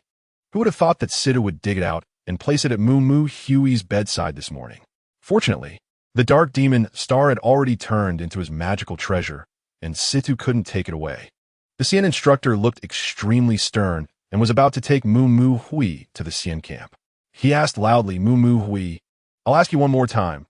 Did you steal it, and do you have accomplices?" "I didn't take the item, I don't know anything, and I don't have accomplices." Moo Hui knew that if this matter was confirmed, he would certainly be expelled from Qingqiu Academy, but he still did not mention Huan's name. Huan knew the seriousness of the matter. If Moo Hui was expelled from Qingqiu Academy, he would not only have failed to help Moo Hui, but would have harmed him instead. How would he face Moo Hui in the future to borrow the Dark Star? So Huan wanted to stand up and clarify that Moo Hui was not the one who stole the magical tool. Su Hao saw the blue magical tool that was found and loudly said, "Report to the Xian instructor. Moo Hui did not steal the absolute weapon. He was framed. Instructor, I am a disciple of the Five Poison sect and have blue powder on me all year round. Everyone knows that." Su Hao said, "Moo Hui, quickly extend your hand." Moo Hui immediately extended his hand, and Su Hao poured white powder on it, which immediately revealed colors on Moo Hui's hand. "Instructor, take a look." Su Hao poured the powder on the blue magical armor, and it did not change color at all. Everyone witnessed how Moo Hui had helped Su Hao, who was suffering from heat stroke yesterday, and many fairy classmates began to plead for Moo Hui. Several classmates from the same dormitory stood up and said, "Report to the instructor, we did not see Moo Hui leave the dormitory last night." The Xian instructor knew that Moo Hui was from Qingqiu Xian Committee and did not want to falsely accuse him. So he took the blue armor magical tool and ran to his superior's office. The Xian instructor knocked on the door of the superior's office, where Manager Li was having tea with Instructor Wang. "Report, Manager Li, the lost blue armor magical tool has been found." He then recounted what had just happened to Manager Li and Instructor Wang. "Instructor Wang, what do you think? Should we deal with this kid?" Manager Li said with a flattering face, "That Moo Hui, do you know who his friend is? He is a good friend of Tai Bai. Think about how he could steal a blue armor magical tool. Fortunately, the blue magical tool has been recovered. So let's leave this matter at that and make a big deal small," Instructor Wang said. Upon hearing that he was a friend of Tai Bai, Manager Li smiled at Instructor Wang, then turned serious and said to the Xian instructor, "Did you hear how to handle this? Go, and there must not be such incidents again. If it happens again, I will make you pay for it." After returning, the Xian instructor was furious but knew that Moo Hui had someone backing him, while Sidhu did not. He returned and said, "Sidhu, as an active trial student of my 25th class, why didn't you stand up to testify at that time? You also can't escape responsibility. I punish you to run 20 laps, and you are not allowed to have dinner today. I will confiscate your training resources for a week." Sidhu was extremely angry. A mere celestial master instructor dared to humiliate him like this. If he were in the Ada Mountain range, he would have already killed him with a single strike, roasting him alive. However, he needed to rely on the Qingqiu Academy to break through the purple tier bottleneck, and he needed their protection to avoid being killed by the Demon of Darkness. Now that he had lost the Dark Demon Star, he could only endure. Situ already held a grudge against Mu Mu Hui, and now that he had clearly caught Mu Mu Hui in a bind, it was he who was being punished. His hatred for Mu Mu Hui only deepened. After running 20 laps, Situ returned to the dormitory, panting. At that moment, the Bull Demon King, Bai Shi, handed him a towel and said, Mu Mu Hui is currently at the peak of his class. Why don't we mess with him during martial arts training tomorrow? Situ replied, I can handle just Mu Mu Hui, but it's that Hua Huan. Bai Shi said, no problem, leave a Huan to me. Situ and the Bull Demon King, Bai Shi, were originally students of the same teacher. Bai Shi was highly skilled and the son of the ancient second elder. He was already a formidable figure during his studies. The next day, the Celestial Master Instructor announced that there was a martial skill requiring 2 students to practice together. With Mu Mu Hui as the leader, he asked, who else is willing? Situ raised his hand and shouted, I'll do it, I'll do it. Mu Mu Hui thought to himself that this was not good, but he couldn't directly refuse. However, thinking that Hua Huan would protect him, he figured that even if Situ made a move, with Hua Huan and his own strength, dealing with Situ wouldn't be a problem. This martial skill required one student to step on another's hand, flying into the air before landing 180 degrees, unleashing a powerful wave of spiritual energy.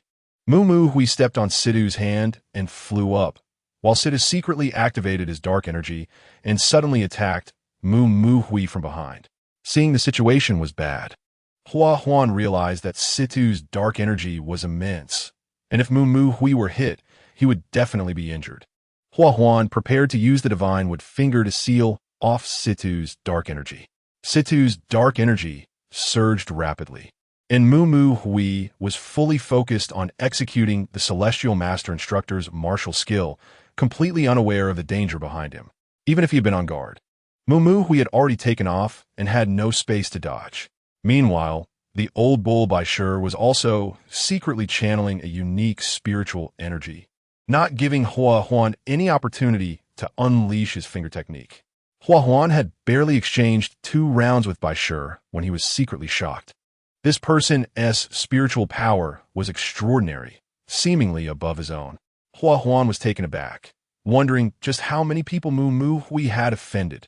Although Bai Shi had not reached the orange tier, in matters of the peak purple tier, he had far more experience than Mu Mu Hui, Hua Huan, and Situ. Bai Shi could be considered the number 1 below the orange tier. Just as Situ's palms were about to strike, Chu Yu, Zhu Dachong, who shared the same dormitory with Mu Mu Hui, stepped in front of Chu Yu and clashed with Situ's palm. Despite Zhu Dachong putting all his inner strength into the strike, he still staggered back 2 steps, suffering some internal injuries. At this moment, Mu Mu Hui saw Situ provoke him repeatedly. If Zhu Dachong hadn't blocked that palm for him, he would have likely embarrassed himself in front of many classmates, even if he wasn't injured. Thinking of his past grievances with Situ, Mu Mu Hui was determined to teach Situ a lesson today. Unable to endure any longer, he gathered all his strength upon landing, and with the thunder and dark energy crackling, he unleashed the magic thunder double dragon fist at Situ. Situ steadily sent out a magic spirit finger with his entire body enveloped in dark energy, blocking Mu Mu Hui's attack. The 2 were about to engage in a fierce battle. You 2 stop it right now, the Celestial Instructor said sternly. It's you 2 causing trouble again, isn't it? Situ, Mu Mu Hui, I warn you both not to cause any disturbances during military training. After a day's training, Mu Mu Hui and his roommates returned to the dormitory. Zhu Dachong was the first to speak, saying that Situ is truly despicable, always fixated on you. On the surface, Zhu Dachong was speaking up for Mu Mu Hui, but there was more to it. Zhen Jiran, a disciple of the Tiangong Pavilion, came from a wealthy family but had low martial prowess. He was also planning to align himself with Mu Mu Hui. He said, Mu Hui, Situ is harming you like this. He must hate you to the bone. In my view, that Bai Shi is quite skilled, and he probably isn't just Situ's helper. You must have offended him too. Mu Mu Hui replied, Brother, I don't understand. The grudge between Situ and me has been ongoing for a long time, but why would Bai Shi want to harm me? Jinjiran said, I've heard about Bai Shi. If it weren't for you, Mu Mu Hui, he would have aimed for the position of Celestial Committee. Now that you hold this position, you must be a thorn in his side. I think you should use your authority to find a way to kick these 2 out of Class 3. or even expel them from the academy. I can't agree with that. First of all, we're all in the same class.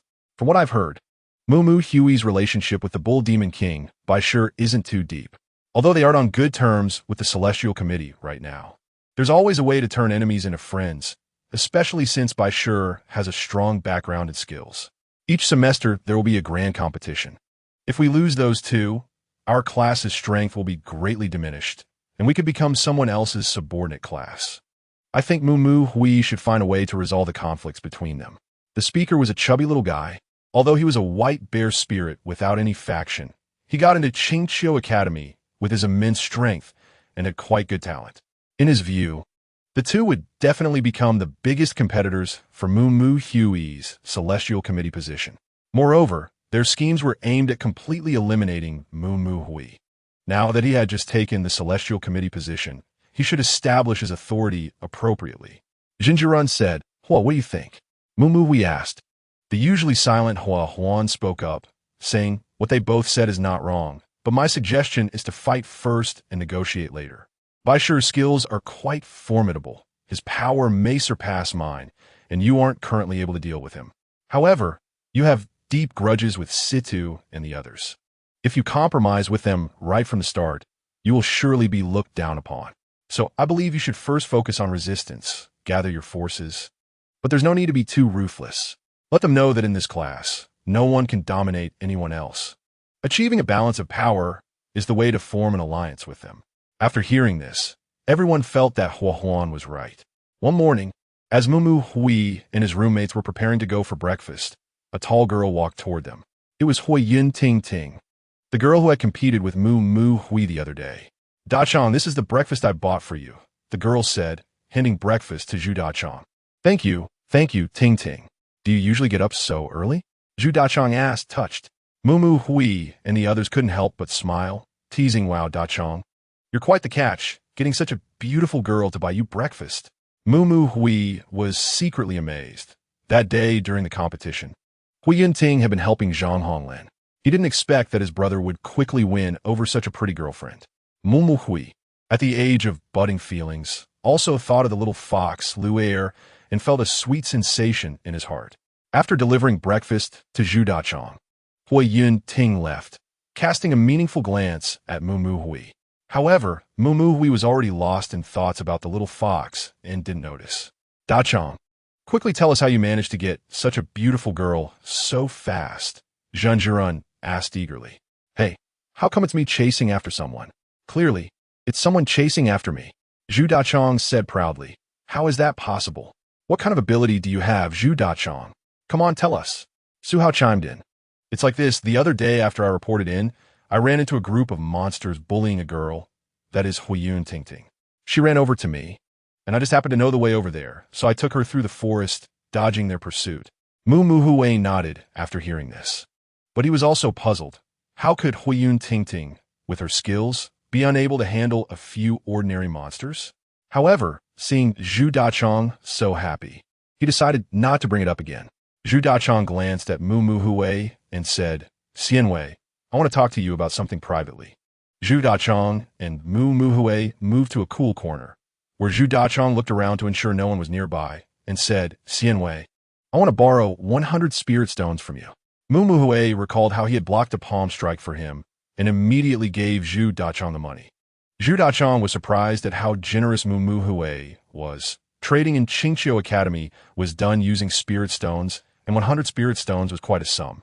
Zhu Dachang asked Moo Hui, "Aren't you going to ask what I need the spirit stones for?"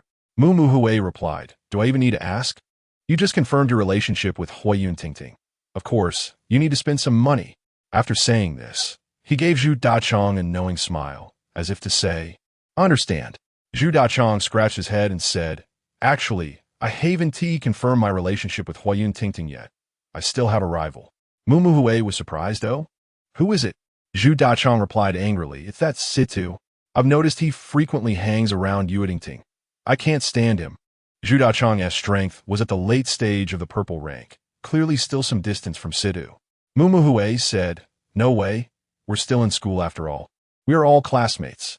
"You don't mean to?" Moo Hui gestured with his hand across his neck, feeling a bit regretful about lending him the spirit stones. Moreover, Mumuhui knew very well that Sidhu's strength was not something Zhu Dachong could handle. Zhu Dachong said, "Since I feel a kinship with you, I want to hide this from you. Actually, I was held back a year at Qingqiu because I often hung out outside. And later, I was injured by a monster with a purple artifact, taking a year off, so I got expelled from the school. This time I came back to Qingqiu to turn over a new leaf and study hard. But Sidhu doesn't take me seriously at all. And he bears a grudge against you. Mumuhui. Why not?" Chapter 58. Qingqiu's past. Mumuhui said, "Although Sidhu doesn't take you seriously, his strength is indeed much stronger than yours. I can't say I can easily take him down." Zhu Dachong said, "After that competition, I saw Sidhu laughing and joking with Huiyun Tingting. I've never seen her smile so happily before. So, I followed them until they separated. And I want to tell that Sidhu that Huiyun Tingting is my girl, and he should stay away. But he actually pushed me away and ignored me. I know he has peak purple rank strength, but I'm not afraid of him. After all, I was once the #1 figure in Qingqiu." Mumuhui thought to himself, Zhu Dachong is indeed proud and rarely regards others highly. Sidhu holds a deep grudge against him, and it's only a matter of time before they clash. It would be better to take this opportunity to bring Zhu Dachong into his circle. So he said, "I see. What do you plan to do next? Once the military training is over, we'll be moving into the dormitories at Qingqiu Academy. And it won't be easy to go out. Are you really thinking of calling someone from outside to teach him a lesson?" Zhu Dachong said, "It's likely that ordinary folks can't teach that Sidhu a lesson, but I have to tell you, I have a purple dagger on me, just in case. If we decide to deal with Sidhu, Xianwei, I'll need you to take care of me. No problem, when a brother is in trouble, I'll definitely support you." Mumuhui said, "Zhu Dachong, I want to ask, who exactly do you plan to call to deal with Sidhu, who has peak purple rank strength?" Mumuhui asked. Xianwei, let me slowly tell you." Zhu Dachong said, "Xianwei, you probably don't know the origins of Qingqiu and Shan Hai, right? Come, let us walk and talk." And the two headed toward the training ground. Qingqiu Academy was founded by the first Earth Emperor. It neither helped the Bird Clan nor the Beast Clan. But both clans absolutely dared not provoke Qingqiu Academy. The reason is that the strength of Qingqiu Academy could potentially match or even exceed that of the Bird and Beast clans. And Qingqiu has such a great reputation in Shan Hai, which can be traced back to the first battle between the Yinglong and the Phoenix. That battle is known as the Beast Annihilation War. At that time, no spells had been passed down. The Bird clan had the ability to travel through the wind and sky, while the Beast clan had basically never learned any flying spells, leading to the Beast clan being pushed back continuously. This was the most explosive war between the Bird and Beast clans since the Primordial War, and the horror and reputation of the Bird clan began to spread from that time, marking a battle that established their prestige on the Shan Hai continent. At that time, only the Dragon clan could compete with the Bird clan, but the Dragon clan was few in number and under the fierce attack of the Bird clan. The Beast clan was nearly exterminated. At this moment, Qingqiu Academy intervened, sending 18 Qingqiu experts to the battlefield between the Beast and Bird clans. Their magical power was immense, each possessing the ability to move mountains and fill seas. Even the Phoenix and Yinglong at that time could only look on in awe. They could be said to be the top experts on the Shan Hai continent, and they had always remained secluded in Qingqiu. No one had ever seen them act. And their leader was the Earth Emperor, the only one capable of contending with the Creator Spirit. Zhu Dachong excitedly said, his eyes seemingly reflecting the fierce and grand battlefield of that time. The Earth Emperor was far more powerful than those 18 experts. Of course, the Earth Emperor once fought alone against the 3 disciples of the Creator Spirit. In the end, the 3 disciples were no match for the Earth Emperor and were forced to summon the Creator Spirit. And in the end, it's unknown how he made the Creator Spirit break through the void, no longer concerning itself with worldly matters. And for all these years, the Earth Emperor has also been trying to break through the void, not knowing where he is cultivating. Among those 18 experts at that time, 8 of them could freely control 8 elements: wind, fire, thunder, earth, water, wood, silk, and stone sand. For many years, the Bird clan suddenly invaded the Beast clan, wanting to annihilate them, because the bird clan believed their bloodline was superior to the beast clan. The beast clan also refused to submit and fought back desperately. The combined forces of the bird clan totaled over 100,000 demon troops, and they even had celestial ships, which were powerful weapons, with each ship equipped with 2 cannons, totaling over 270 cannons. At that time, the Phoenix also established military regulations for the army, and the dispatched troops generally included bird clan infantry, bird clan cavalry, bird clan artillery, bird clan archers, bird clan logistics troops, and bird clan naval troops. They also conducted intelligence gathering on the beast clan. Although the beast clan had a larger number of troops, their military discipline was very lax, and they had very few decent warships. Faced with the bird clan's aerial troops, aerial medical teams, aerial snipers, and bird clan fleets, the beast clan was completely taken by surprise. They never expected that although the bird clan was physically weaker than the beast clan, just being able to fly allowed them to develop so many weapons that could restrain ordinary beast clan members. Moreover, the bird coalition was equipped with some of the finest bows and celestial ships on the Shan Hai continent at that time. Once the dark mass of warships passed, ordinary beast clan members would certainly suffer massive casualties. The beast clan could only pitifully use rough bows or javelins to shoot down the bird clan in the air. The gap between the two sides was indeed vast. Eventually, the bird clan invaded all the way to the banks of the Yellow River of the beast clan. Just as the beastmen army was being overwhelmed by the coalition of the birdmen, 18 masters from Qingqiu descended from the heavens. These 18 masters will forever be remembered by our beastmen. They will either be worshipped or remembered through the ages. The first to arrive was the personal disciple of the Earth Emperor, known as Horan. According to legend, he is a hybrid of the fox tribe and the human tribe. From birth, he was neither accepted by the demon tribe nor by the human tribe, yet his talent was extraordinarily high. He is the eldest disciple of Qingqiu, but no one has seen him for a long time. At that time, he merely used the indestructible eternal flame to raise a wall of fire on the banks of the Yellow River. After that, 5 more masters appeared on the battlefield, each possessing abilities such as flying or extraordinary defenses against the birdman's rain of swords, or superpowers utilizing fire and water, pushing the coalition of birdmen into retreat. They are historically referred to as the 5 Great Masters. Following this, another 13 masters dared to come to aid the beastmen, teaching them spells and how to build defensive structures, ultimately enabling the beastmen to resist the birdmen. Several years later, the development of the beastmen was rapid. We beastmen would no longer be killed at will by the birdmen. Although battles continued, they were more evenly matched. The birdmen's phoenixes still harbored a relentless desire to annihilate our beastmen, and in recent years, they have vigorously developed various forms of warfare and celestial ships. However, we beastmen have not fallen behind, with a multitude of new stars emerging, making the birdmen wary. Chapter 59, Wind God City. So that's how the great hatred between the birdmen and beastmen originated. I see. We nodded and said, yes, and my ancestor, Zhu Dachong, also participated in battles against the birdmen. He was ultimately stationed near Qingqiu. Zhu Dachong proudly stated, oh really?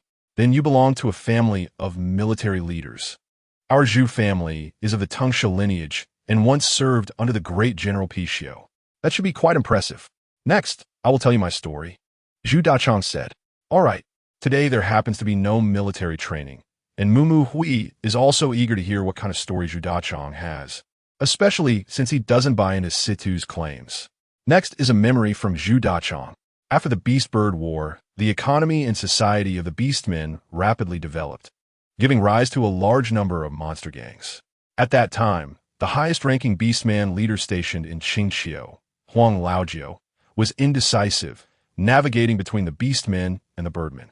The reason he could maneuver between both sides was that he was neither Beastman nor Birdman. He was a bat spirit. This led to chaos in the first major city near Qingqiu, Wind God Port, which he led.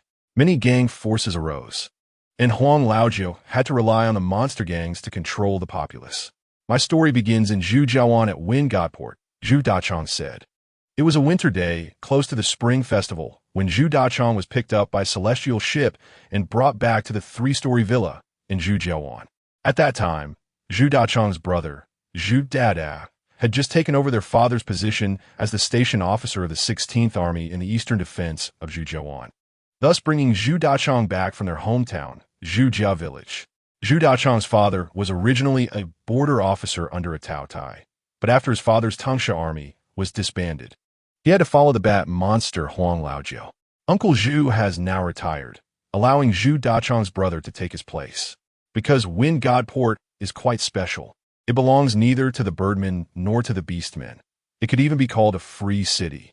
However, a free city also requires law enforcement and an army.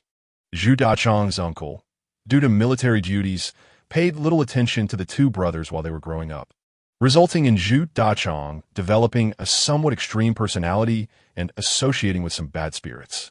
Fortunately, Zhu Dachang had an excellent cultivation talent, reaching the blue rank and gaining admission to Qingqiu Academy before the age of 15. However, at that time, Qingqiu had certain opinions about Wind God City, resulting in a lot of chaos. After Zhu Dachang was expelled from Qingqiu for fighting, their father sent the two sons back to their hometown in Zhujia village.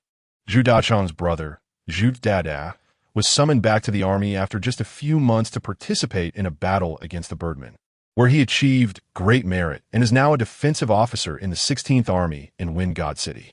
Due to his brother's promotion, Zhu Dachang finally moved back. Although Zhu Dada is 15 years older than Zhu Dachang, their mother passed away relatively early, so he spoiled this younger brother quite a bit. Upon returning to the city, Zhu Dachang's first visit was to his childhood friend, Murong Guihan. That day, after entering the city, Zhu Dada's aide, Tian Shu Jing, drove the military ship through a series of twists and turns, finally stopping in front of a row of small two-story buildings. Zhu Dachang got out of the car and hurried to his home, knocking on the door of his childhood friend, Murong Guihan. Although he had spent a year in Zhujia village, he wrote to his childhood friend, Murong Guihan, every day, try to find out what was happening in Wind God City.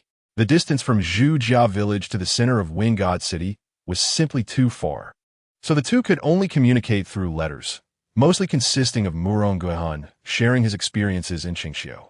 Both were selected as talents for Qingqiu, but Zhu Dachang was expelled and returned to his hometown.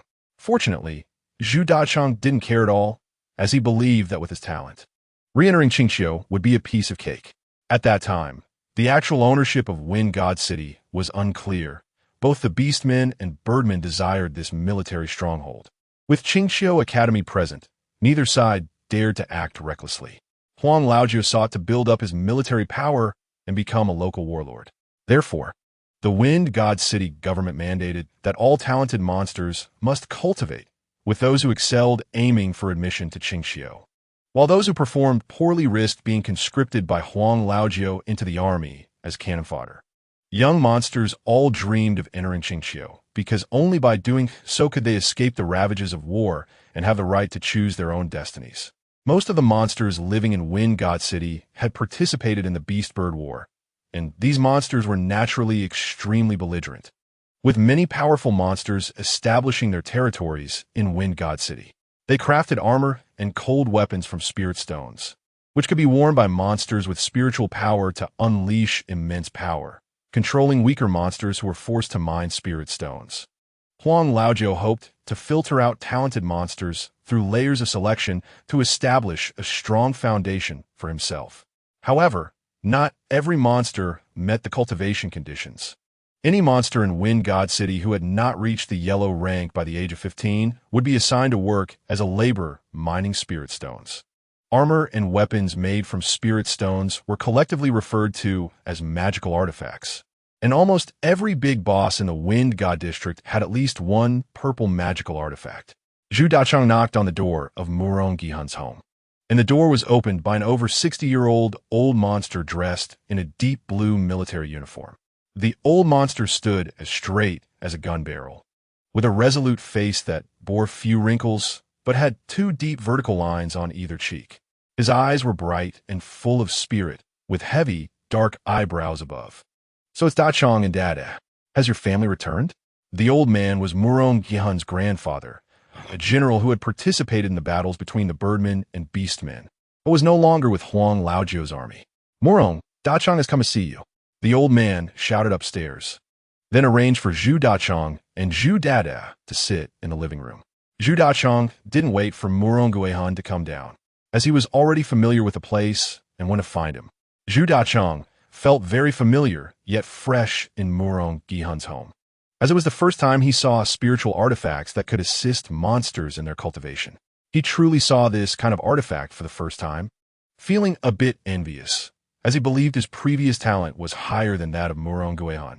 These treasures are not available in their hometown of Jijiakan. Such spiritual power artifacts are extremely precious. They greatly enhance the likelihood of monsters absorbing the spiritual energy from spirit stones. Zhu Dachong also lamented that in recent years, Murong Guihan has been doing better and better, and the cultivation resources have become increasingly abundant. Chapter 60. It's okay. Everything will get better. This year, Dachong, don't you still have a chance to participate in the selection? Yes, but the requirements for Qingqiu are extremely strict. I don't know if I can make it. While Murong Guihan's grandfather and Zhu Dachong's brother, Zhu Dada, were chatting, Zhu Dachong had already dashed into Murong Guihan's room. Murong Guihan, who is 175 centimeters tall, wearing a white long robe and white pants, with prominent chest muscles and a clever glint in his eyes, is a spirit creature cultivated from a mystical turtle. Zhu Dachong. Long time no see. Murong Guihan hugged Zhu Dachong tightly. Friends reuniting after a long time naturally had endless things to talk about. Let's go to Fengshan Tavern for a drink, Zhu Dachong said. Zhu Dada, who was downstairs, remarked, "You just got home and you're already restless. Do you have confidence in passing the Qingqiu exam? If you fail, just wait until I tell the old man to send you back." Zhu Dachong knew that his brother Zhu Dada wouldn't blame him. After all, their father had hardly cared for them since childhood, and even after stepping down from his position, he was always busy with affairs related to the bird and beast clans. Thus, he hurriedly said goodbye to Murong Guihan's grandfather, asked his brother Zhu Dada for some pocket spirit stones, and dashed out with Murong Guihan. Murong Guihan was also very happy to return to Fengshan City during the Qingqiu break, chatting animatedly with Murong. The two found a well-known small tavern near their home to drink, but finding it noisy inside, they opted to eat in a small shed outside. Although they were still young, their alcohol tolerance was quite good, as their teachers often said that drinking could enhance their cultivation. Although it was said in jest, it did help them develop their drinking capacity during school. After a few rounds, they gradually started talking about their experiences at Qingqiu Academy. The incident where Zhu Dachong and his group fought against a gang in Fengshan City had caused quite a stir throughout the school. When Zhu Dachong was at Qingqiu Academy, he was quite a prominent figure. Although only 15 years old, he had already reached the blue tier in cultivation. After transforming, he stood at 178 meters tall with excellent physical fitness, often wearing a white immortal robe over a black outfit. He could be said to be quite popular among the new students. Additionally, Zhu Dachong's brother sometimes taught him some commonly used military formations, like the golden silk wristbind and the little capture technique, making Zhu Dachong one of the top fighters in his grade. He also had two sworn brothers, one named Zhao Ingsheng, who had a sturdy build at about 172 meters tall.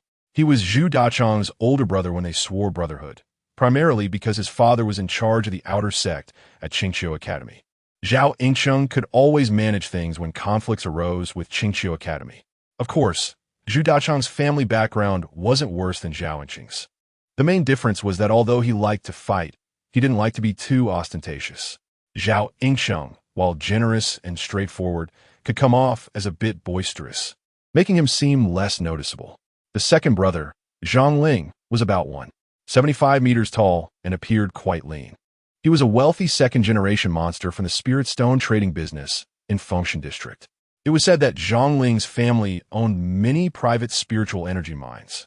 He was quite shrewd. He usually handled financial matters, letting the first and third brothers take the lead in fights while he stayed back to strategize and scheme. Together, the three of them were notable figures in their grade. When they first entered military training at Qingqiu Academy, the eldest, Zhao Ingsheng, developed a crush on the class beauty from the neighboring class named Han Tian, a girl with big eyes who resembled a young Fan Bingbing. Initially, Zhao Ingsheng, being straightforward and generous, caught her attention, but later she became interested in a senior male spirit, making Zhao Yingqing's advantages insufficient, and she gradually stopped paying him attention. Naturally, Zhao Yingqing was not one to take this lightly. After some inquiries, he learned that his crush, Han Tiantian, had fallen for a senior spirit. He thought to himself, who dares to be so bold? Even if they aren't afraid of me, they should at least fear my father, the overseer of the outer sect at Qingqiu Academy. Thus, he took two little monsters from his class to seek trouble with the rich and handsome senior. However, Zhao Yingqing did not know that this senior was no ordinary second-generation spirit. His name was Enai Shinka, the son of the president of the entire Fengshan District Spiritual Energy Mining Area. His father had a history in the underworld, but gradually cleaned up his act and became the president of the mining area, making him quite influential. Many spirits worked under him in the mines. With the Enai family's power, there was no need to fear him. Moreover, in their class was a guy named Hai Jing, who was exceptionally skilled in the eagle claw technique, with a cultivation level that was unfathomable. He was specifically sent by the Enai family to protect Enai Shinka while he studied. Zhao Yingqing's few spiritual techniques were insignificant in the eyes of these spirits. And after just a few exchanges, Zhao Yingqing ended up with a bruised face. Hai Jing, an eagle spirit, mockingly said, "Your skills are a mess. Yet you dare to claim to be the top among the newcomers? It's all thanks to your father's reputation. But your dad is just the overseer of the outer sect, not the inner sect. If you want to act tough, you might as well go back to your outer sect." Zhao Yingqing was both angry and shocked upon hearing this. He was furious that someone dared to insult his father. After all, the outer sect of Qingqiu had its own influence and was quite free compared to the inner sect. The overseer of the outer sect managed the living conditions of the outer disciples. The outer sect had the largest number of disciples at Qingqiu, and since his father was the overseer, he had never faced such humiliation in his life. He was shocked that this person's martial prowess was on par with Zhu Dachang's. He had seen Zhu Dachang's skills, which were also based on similar grappling techniques. The other person seemed to know that his father was the overseer of the outer sect and showed no fear in his words. After suffering a setback from the seniors, he called Zhu Dachang and Zhang Ling after school to discuss. Zhu Dachang, who enjoyed making friends across grades, recognized Hai Jing. Hai Jing rarely acted, but was known for being extremely ruthless whenever he did. He practiced a gifted skill, being an eagle spirit. Since they were seniors, their cultivation level was certainly above theirs. Moreover, the technique that twisted Zhao Yingqing's arm had rendered it unusable for at least half a month. When Zhu Dachang asked who Hai Jing's boss was, Zhao Yingqing hesitated and struggled to speak. Chapter 61. Qingqiu Bridge Cave. Zhao Yingqing then thought it over and recounted the reasons for going to the seniors to stir up trouble. And after some thought, he said, "I think his name is Enai or something." This left both the second brother and Zhu Dachang shocked, as they both had experience working in Fengshan and knew that President Enai was quite a figure there.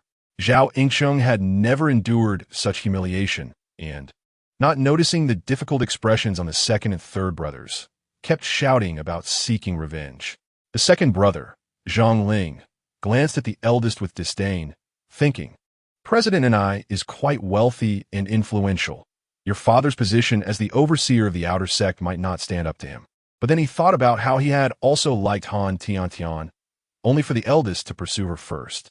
Now that Han Tiantian had set her sights on Enai Shinka, he felt uneasy. It might be better to let them fight to a standstill. He immediately said, "I can call for help, but what about that expert from the Eagle Claw School on their side?" Zhu Dachang had some apprehension in his heart, but seeing that the elder brother's arm had been beaten like this, it seemed that this eagle had at least peak blue stage strength.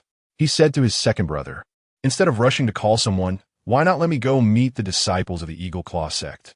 Zhao Yingqing, the elder brother, called out "good brothers" as he saw the two brothers supporting him. Zhao Yingjie had average strength, just barely reaching blue stage at age 17. And he managed to enter the inner door thanks to his father's considerable efforts. Knowing that Zhu Dachang was at peak blue stage, he dragged the two to drink and relax. The next day, during the lunch break, the three gathered a dozen classmates from the same grade and went to Enai Shinka's class. Just in time, Han Tiantian and Enai Shinka were being intimate in the classroom, which made Zhao Yingqing extremely jealous, and without saying a word, he was about to rush up and fight Enai Shinka. Hai Jing, with his explosive strength, immediately intimidated Zhao Yingjie. Seeing this, Hai said, "You haven't been dealt with enough yesterday, have you?" Zhao Yingcheng had already suffered under this person yesterday and dared not approach. So he pulled Zhu Dachong beside him. Zhu Dachong stepped forward and cupped his hands, saying, "You must be Brother Hai. This senior has stolen my brother's girlfriend. Such behavior is certainly disgraceful." Hai, however, coldly laughed and said, "I've heard of your name. You're at Peak Blue Stage, right? In the freshman. Peak Blue Stage might be something, but in our upper grades, it's nothing. You must know that our inner door recruits disciples every few years, right? I've heard that you know a few military techniques. Today, no matter how this matter ends, I must experience your golden silk wrist technique." Zhu Dachong also knew that Qingqiu did not recruit disciples every year. Some even said that entering Qingqiu meant having one foot in the orange stage. Qingqiu's recruitment might occur every year, or it could take over a decade for a batch. But Zhu Dachong, youthful and impulsive, had already been thinking about comparing skills with him since they practiced the same type of martial arts. Hearing that the other side was giving him no face, he immediately signaled to his brothers behind him to rush forward. Hai also had a few senior classmates who moved to attack. Although they were not many, their explosive Peak Blue Stage strength was enough to hold their ground. In the martial arts school, aside from regular grade competitions and morning exercises, the teachers were almost hands-off. In this school, it was survival of the fittest. Seeing that his side did not gain the upper hand, Zhu Dachong charged at Hai. Hai saw Zhu Dachong's fierce attack and threw a desk and chair at him. The force could not be underestimated. The golden silk wrist technique was not advantageous against the eagle claw, especially since Hai had practiced his eagle claw since childhood, and it was his innate skill. Zhu Dachong also unleashed his Peak Blue Stage strength, and after a few exchanges, he realized that his hand techniques could not handle Hai.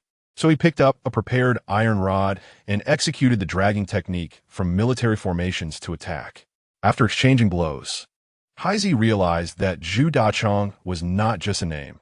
This dragging technique was a military skill invented by 5 absolute masters. Years ago, a fire user used this technique with special artifacts and weapons to defeat the Qingju's fairy fleet and archery team, a moment that every Qingqiu student remembered. It could be said to have shaken the entire Shan Hai continent. Of course, Zhu Dachong had no artifacts, and bringing artifacts to school was prohibited. Not to mention that he had not yet cultivated spiritual power techniques. However, this dragging technique was still enough to match Hai. The two fought for over a dozen rounds without a clear winner, but Zhu Dachong knew in his heart that Hai's skill was above his, likely having broken through the Peak Blue Stage to reach the threshold of Purple Stage. If they continue to fight, he might end up losing. At this moment, Shinka, fearing that a few people would disturb his flirting with Han Tian, said, "Junior Zhu Dachong, I know you. Originally, we were not in each other's way. Since you insist on avenging your elder brother, how about this? Tomorrow we set a place at the bridge hole in Qingqiu. If you win, I will return this woman to your elder brother. How about that?" Hearing this, Han Tian, instead of getting angry, playfully said, "Brother and I, how can you give me away?" And Shinka fiercely pinched the demonist's face and angrily said, "Do you think they can defeat me?" The demonist flattered him. "Of course not. You're the strongest." Zhang Ling and Zhao Yingcheng saw that this person treated the girl they desired as a bet, and he didn't even consider them as opponents, igniting their anger. However, they both knew that with their early blue stage skills, others wouldn't take them seriously. In fact, both of them were riding on the coattails of their backgrounds, with luck and their fathers operating behind the scenes, which allowed them to mix into the Qingqiu inner door. If it weren't for the third brother's Peak Blue Stage strength holding back Hai at the Purple Stage threshold, they might have been beaten to a pulp by this group of senior students today. The Purple Stage, after all, was senior students. They had underestimated the Qingqiu inner door too much. If it weren't for Qingqiu Academy's expansion this year, with varying levels of strength among the recruited demons, they would truly be insignificant little demons. Qingqiu recruits 3 cultivation classes and 1 military class at a time, and the cultivation class must reach the orange stage threshold to graduate officially. The second brother, also enjoying the spectacle, tried to regain some face and said, "Tomorrow, you better not run. This statement firmly established that the fight would take place at the Bridge Hole in Qingqiu Academy the next day. Chapter 62. Uncle Zhang at late blue stage on the way home from school. The three were heavy-hearted after agreeing to the duel with N.I. Shinka, each with their own calculations. Zhu Dachang was a bit excited. After all, it was the first time he encountered a purple stage classmate since entering the school. Moreover, since he learned this dragging technique, he had never met an opponent like this. This eagle demon, Hai Jing, clearly had a solid foundation. If he encountered him next time, how would he win? Zhao Yingxing was thinking about how to win back Han Tiantian's heart if he could defeat N.I. Shinka, while also worrying if he would be able to match up to N.I. Shinka tomorrow. The second brother, on the other hand, was indifferent, hoping that his elder brother and N.I. would both suffer, perhaps leaving an opportunity for him to win her favor. Finally, Zhao Yingxing couldn't hold back and said, "Second brother? Third brother, you don't need to worry too much. If it really doesn't work out, I'll have my dad send some outer door experts to keep an eye on things.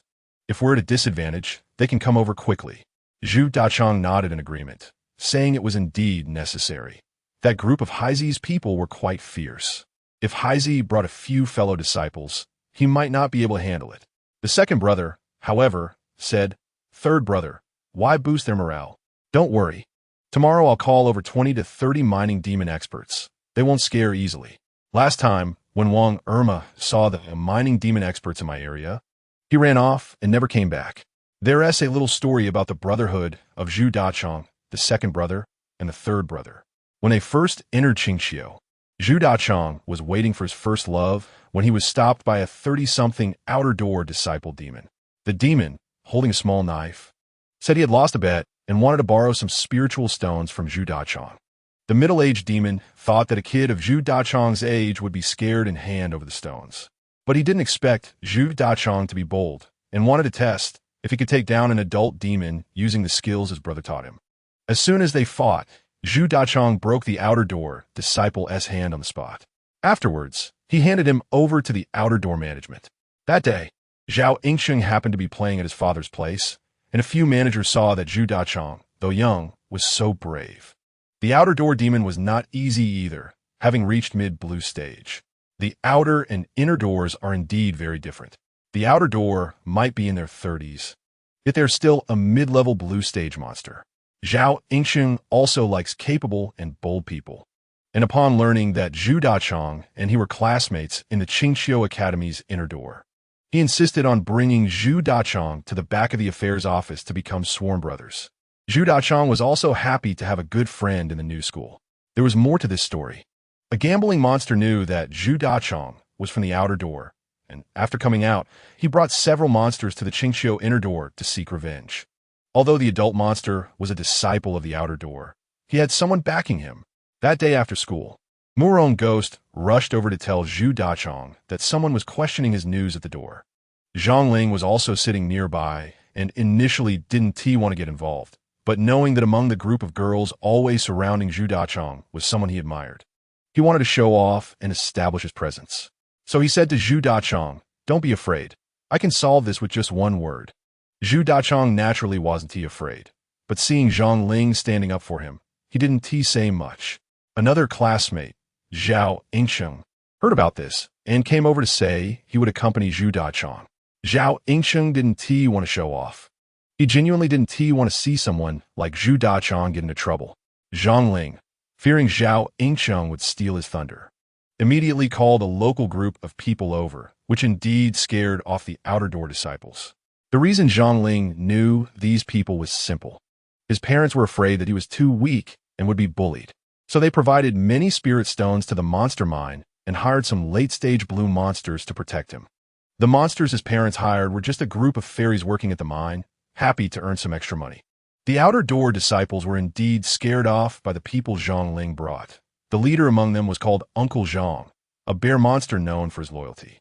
He settled the matter and chatted with the three for a while, sharing some gossip from the martial world. Enthusiastic Zhao Yingxing was stirred up and insisted on getting sworn brothers with Zhang Ling. Later, to facilitate hanging out with his two brothers, Zhao Yingxing asked his father to find a way to transfer to the same class as Zhu Dachang and Zhang Ling. Zhu Dachang frowned at his brother's words and said, "Hai Jing and the others are not ordinary people. Uncle Zhang is probably late-stage blue, and they might not fare well. However, Zhang Ling was unconcerned. He didn't care about the well-being of the monster supervisors, believing they were just laborers helping him out of monetary interest. He wasn't too worried about whether they would get hurt. He thought as long as he had spirit stones, he could find anyone. If they won this time, he could naturally show off in front of Han Tian, claiming it was his own skill that led to victory. Zhu Dachong had a premonition that something big would happen the next day, so he decided to call Murong to back him up. In fact, the person he trusted the most was still Murong Ghost. Although Murong had average cultivation and usually avoided conflict, he was extremely loyal and had been friends with Zhu Dachong since childhood. Murong liked matters of the martial world, but he wasn't very brave. He envied Zhu Dachong and wanted to be like him. Later, when he was in the Qingxiu outer door, he even took the blame for a brother from their class. The next day, Zhu Dachong gathered a dozen monsters from his class, while Zhang Ling invited Uncle Zhang from the mine, who brought along about a dozen monster brothers. Zhu Dachong and his group arrived first at the Qingxiu Bridge Tunnel to secure the terrain, and Zhu Dachong's classmates brought blunt weapons like batons and iron rods. However, Uncle Zhang's group brought sharp weapons like axes and machetes. Zhu Dachong thought his second brother must have paid well this time and was determined to show them a lesson. Everyone felt confident in their numbers, believing the other side wouldn't dare to approach, but only Zhu Dachong felt deep down that things weren't that simple. Uncle Zhang, seeing Zhu Dachong's expression, joked, "What's there to worry about, Dachong? With so many of us, if they dare to come, no matter which door they're from, they have to see blood." He then continued to boast about how fierce he had been in fights during his youth. Not long after, Haizi charged over with 6 people in black clothes. Uncle Zhang initially thought of negotiating first, but to his surprise, they rushed in to fight. Uncle Zhang, a late-stage blue monster, wasn't intimidated, but it became clear after just one exchange. The leader among the black-clothed, hawk-nosed men captured Uncle Zhang's wrist with one move. Uncle Zhang thought it was just luck for his opponent to succeed in one hit and tried to resist. However, the leading hawk monster had already reached early-stage purple level. Even though it was just one small stage difference, the disparity in spiritual power was significant. How could Uncle Zhang, with his blue stage strength, withstand the might of a purple stage expert? His blue stage power was firmly suppressed, and he had no temper in the face of such overwhelming strength. The hawk monster executed his eagle claw technique flawlessly, and Uncle Zhang winced in pain, pleading, "Please let go of my monster brothers." However, the cold-hearted black-clothed hawk monster showed no mercy. While Uncle Zhang begged for mercy, he signaled to his brothers. Uncle Zhang meant for his brothers to come quickly, but most of them were just minors with their highest cultivation being blue stage. While they could manage a little bullying, Uncle Zhang was the strongest among them, and seeing him captured, the other monsters didn't dare to step forward. Zhu Dachong and his second brother had already realized that their opponents were disciples of the Eagle Claw sect. Initially, they thought this area, although no longer in Qingxiu Academy, was still within Qingxiu territory. They didn't expect the Eagle Claw sect to send experts here. It seemed likely that the Ni family had already made arrangements with the high-level officials in Qingxiu, although the Eagle Claw sect wouldn't dare to kill them outright. They had indeed called external forces to their side, and things were looking grim. Zhu Dachong believed that just dealing with Haizi alone was already extremely challenging, not to mention the 6 brothers who had come along with him. The leader had already reached early-stage purple level, and Zhu Dachong felt he couldn't handle it. 6 late-stage blue monsters against his group of blue-stage monsters meant they were already at a disadvantage in terms of momentum. Fortunately, they had numbers. 5 or 6 early-stage blue monsters could barely hold off one late-stage blue monster. But Zhu Dachong knew that if this dragged on, they would surely lose. As expected, it didn't take long for them to be defeated. Zhu Dachong saw his side starting to be beaten passively and shouted, "Retreat! Retreat!" However, it was already too late. The Eagle Claw technique was indeed formidable. Zhu Dachong's group originally wanted to take advantage of the terrain and position themselves in the tunnel, relying on the fact that among the 30 or so demons he brought, 30 of them had basically reached the blue tier threshold. He originally thought they wouldn't lose so quickly. However, He forgot that the skills honed through the countless battles of the Eagle Claw sect against the dark forces were not something these academy demons could compare to. The 30 or so demons he brought were surrounded by several members of the Eagle Claw sect. Meanwhile, the outer sect manager, called by Zhao Yingcheng, couldn't see the situation inside, but Uncle Zhang from the Blue Tier faction, upon encountering a group of tough opponents, also thought of making a clean escape and tried to break through with all his might. Just as Uncle Zhang and his group were about to exit the bridge tunnel, they were blocked by a group of tattooed social demons. Some of them wielded wolf fawn clubs, while others held iron chains. Although their cultivation was on par with those on their side, their numbers were nearly 40. Zhu Dachang, with bloodshot eyes, also wanted to break out from these social demons. But at that moment, he was caught off guard and stabbed in the abdomen by a disciple of the Eagle Claw sect. The diagonal cut left a long wound, and blood instantly gushed out. Even with Zhu Dachang's blue tier peak strength, his face turned pale. He pressed on the wound, blood flowing endlessly, although he often fought. This was the first time he sustained such a serious injury. At that moment, he only had his second brother by his side. Losing too much blood, he patted his second brother's shoulder, but Zhang Ling, seeing the blood all over the third brother's arm, ungratefully pushed Zhu Dachang away. He knew that, with his current strength, staying would likely end worse than the third brother's fate. So he completely disregarded his brother and quickly pushed those motorcycle gang members forward, squeezing through a small gap in the stone cave due to his slim build and turning to flee. Zhu Dachang saw his older brother being surrounded and beaten by the group of social youth. His brother was covered in blood and likely injured worse than he was. He couldn't care less, picked up a knife from the ground, and unleashed his blue tier peak strength, cutting through the demons surrounding Zhao Yingxing. He pulled his brother up from the ground. It was commendable that his brother could hold out for so long with his blue tier threshold strength. Thus, he grabbed his brother's hand and fled, with the demons chasing closely behind. However, standing at the back, Ai Shinka and Han Tian were cracking sunflower seeds. And upon seeing the two escape, Ai Shinka said to his bodyguard-like companion, "Haizi, don't let that fat wild bull demon escape. Take one of his hands." With Zhu Dachang at blue tier peak strength grabbing Zhao Yingcheng, they were close to escaping the encirclement. At that moment, Zhu Dachang could only shout loudly to the outer sect enforcers of the Qingqiu Academy in the distance, "Help! Help!" Only then did the enforcers notice that it was the manager's son and Zhu Dachang who were being attacked. They rushed forward to block the large group of social gang demons and revealed their identity as enforcers. But the enforcers couldn't stop the masters of the Eagle Claw sect. They all went after Zhu Dachang, the Tangsha demon, and the wild boar demon, Zhao Yingxing. The two of them desperately ran to Zhu Dachang's doorstep. At this point, the masters of the Eagle Claw sect were already closing in on them, and Zhu Dachang, covering his wound, was left with no strength to fight. 5 masters from the Eagle Claw sect took action against them. Suddenly, with a bang, an old man leaped down from the top floor of the Zhu family house. His spiritual power surged as he threw a punch, managing to withstand the attacks of the 5. Haizi was also taken aback. He and his senior brother were already in the early purple tier, while he himself had just entered the purple tier threshold, and the other 3 were blue tier peak experts. Yet this old man could block their combined attack with a single punch. "You disturbed my quiet meditation. How unreasonable. Quickly retreat, and I won't hold it against you juniors." Zhu Dachang had lost too much blood and fainted. However, he knew that the 5 disciples of the Eagle Claw sect were not to be trifled with and would not retreat so easily. Chapter 64. Thanks to the Tangsha demon Zhu Dachang's efforts to protect Zhao Yingxing's arm, Zhao Yingxing and his outer sect manager father were immensely grateful to Zhu Dachang. Zhao Yingxing, being a bull demon, was particularly thankful and told Zhu Dachang that he could come to him for help with anything in the future. Zhao Yingxing felt very guilty towards Zhu Dachang, believing it was his fault that his brother was expelled from Qingqiu Academy.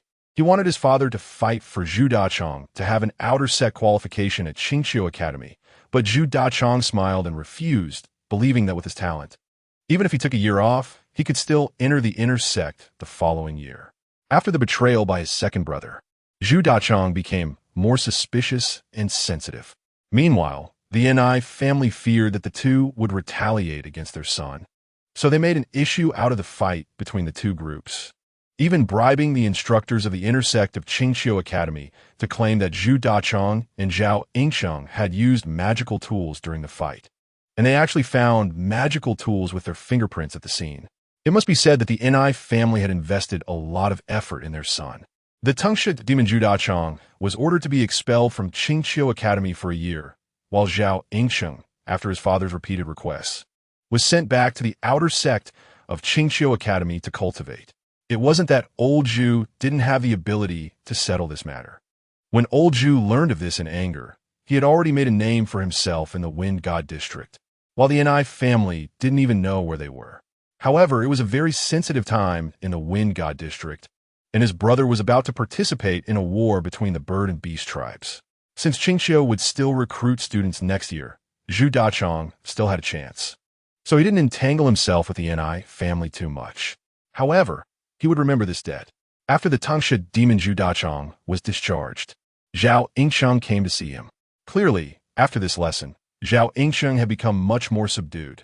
He said that thanks to Zhu Dachong, he would have lost his arm otherwise.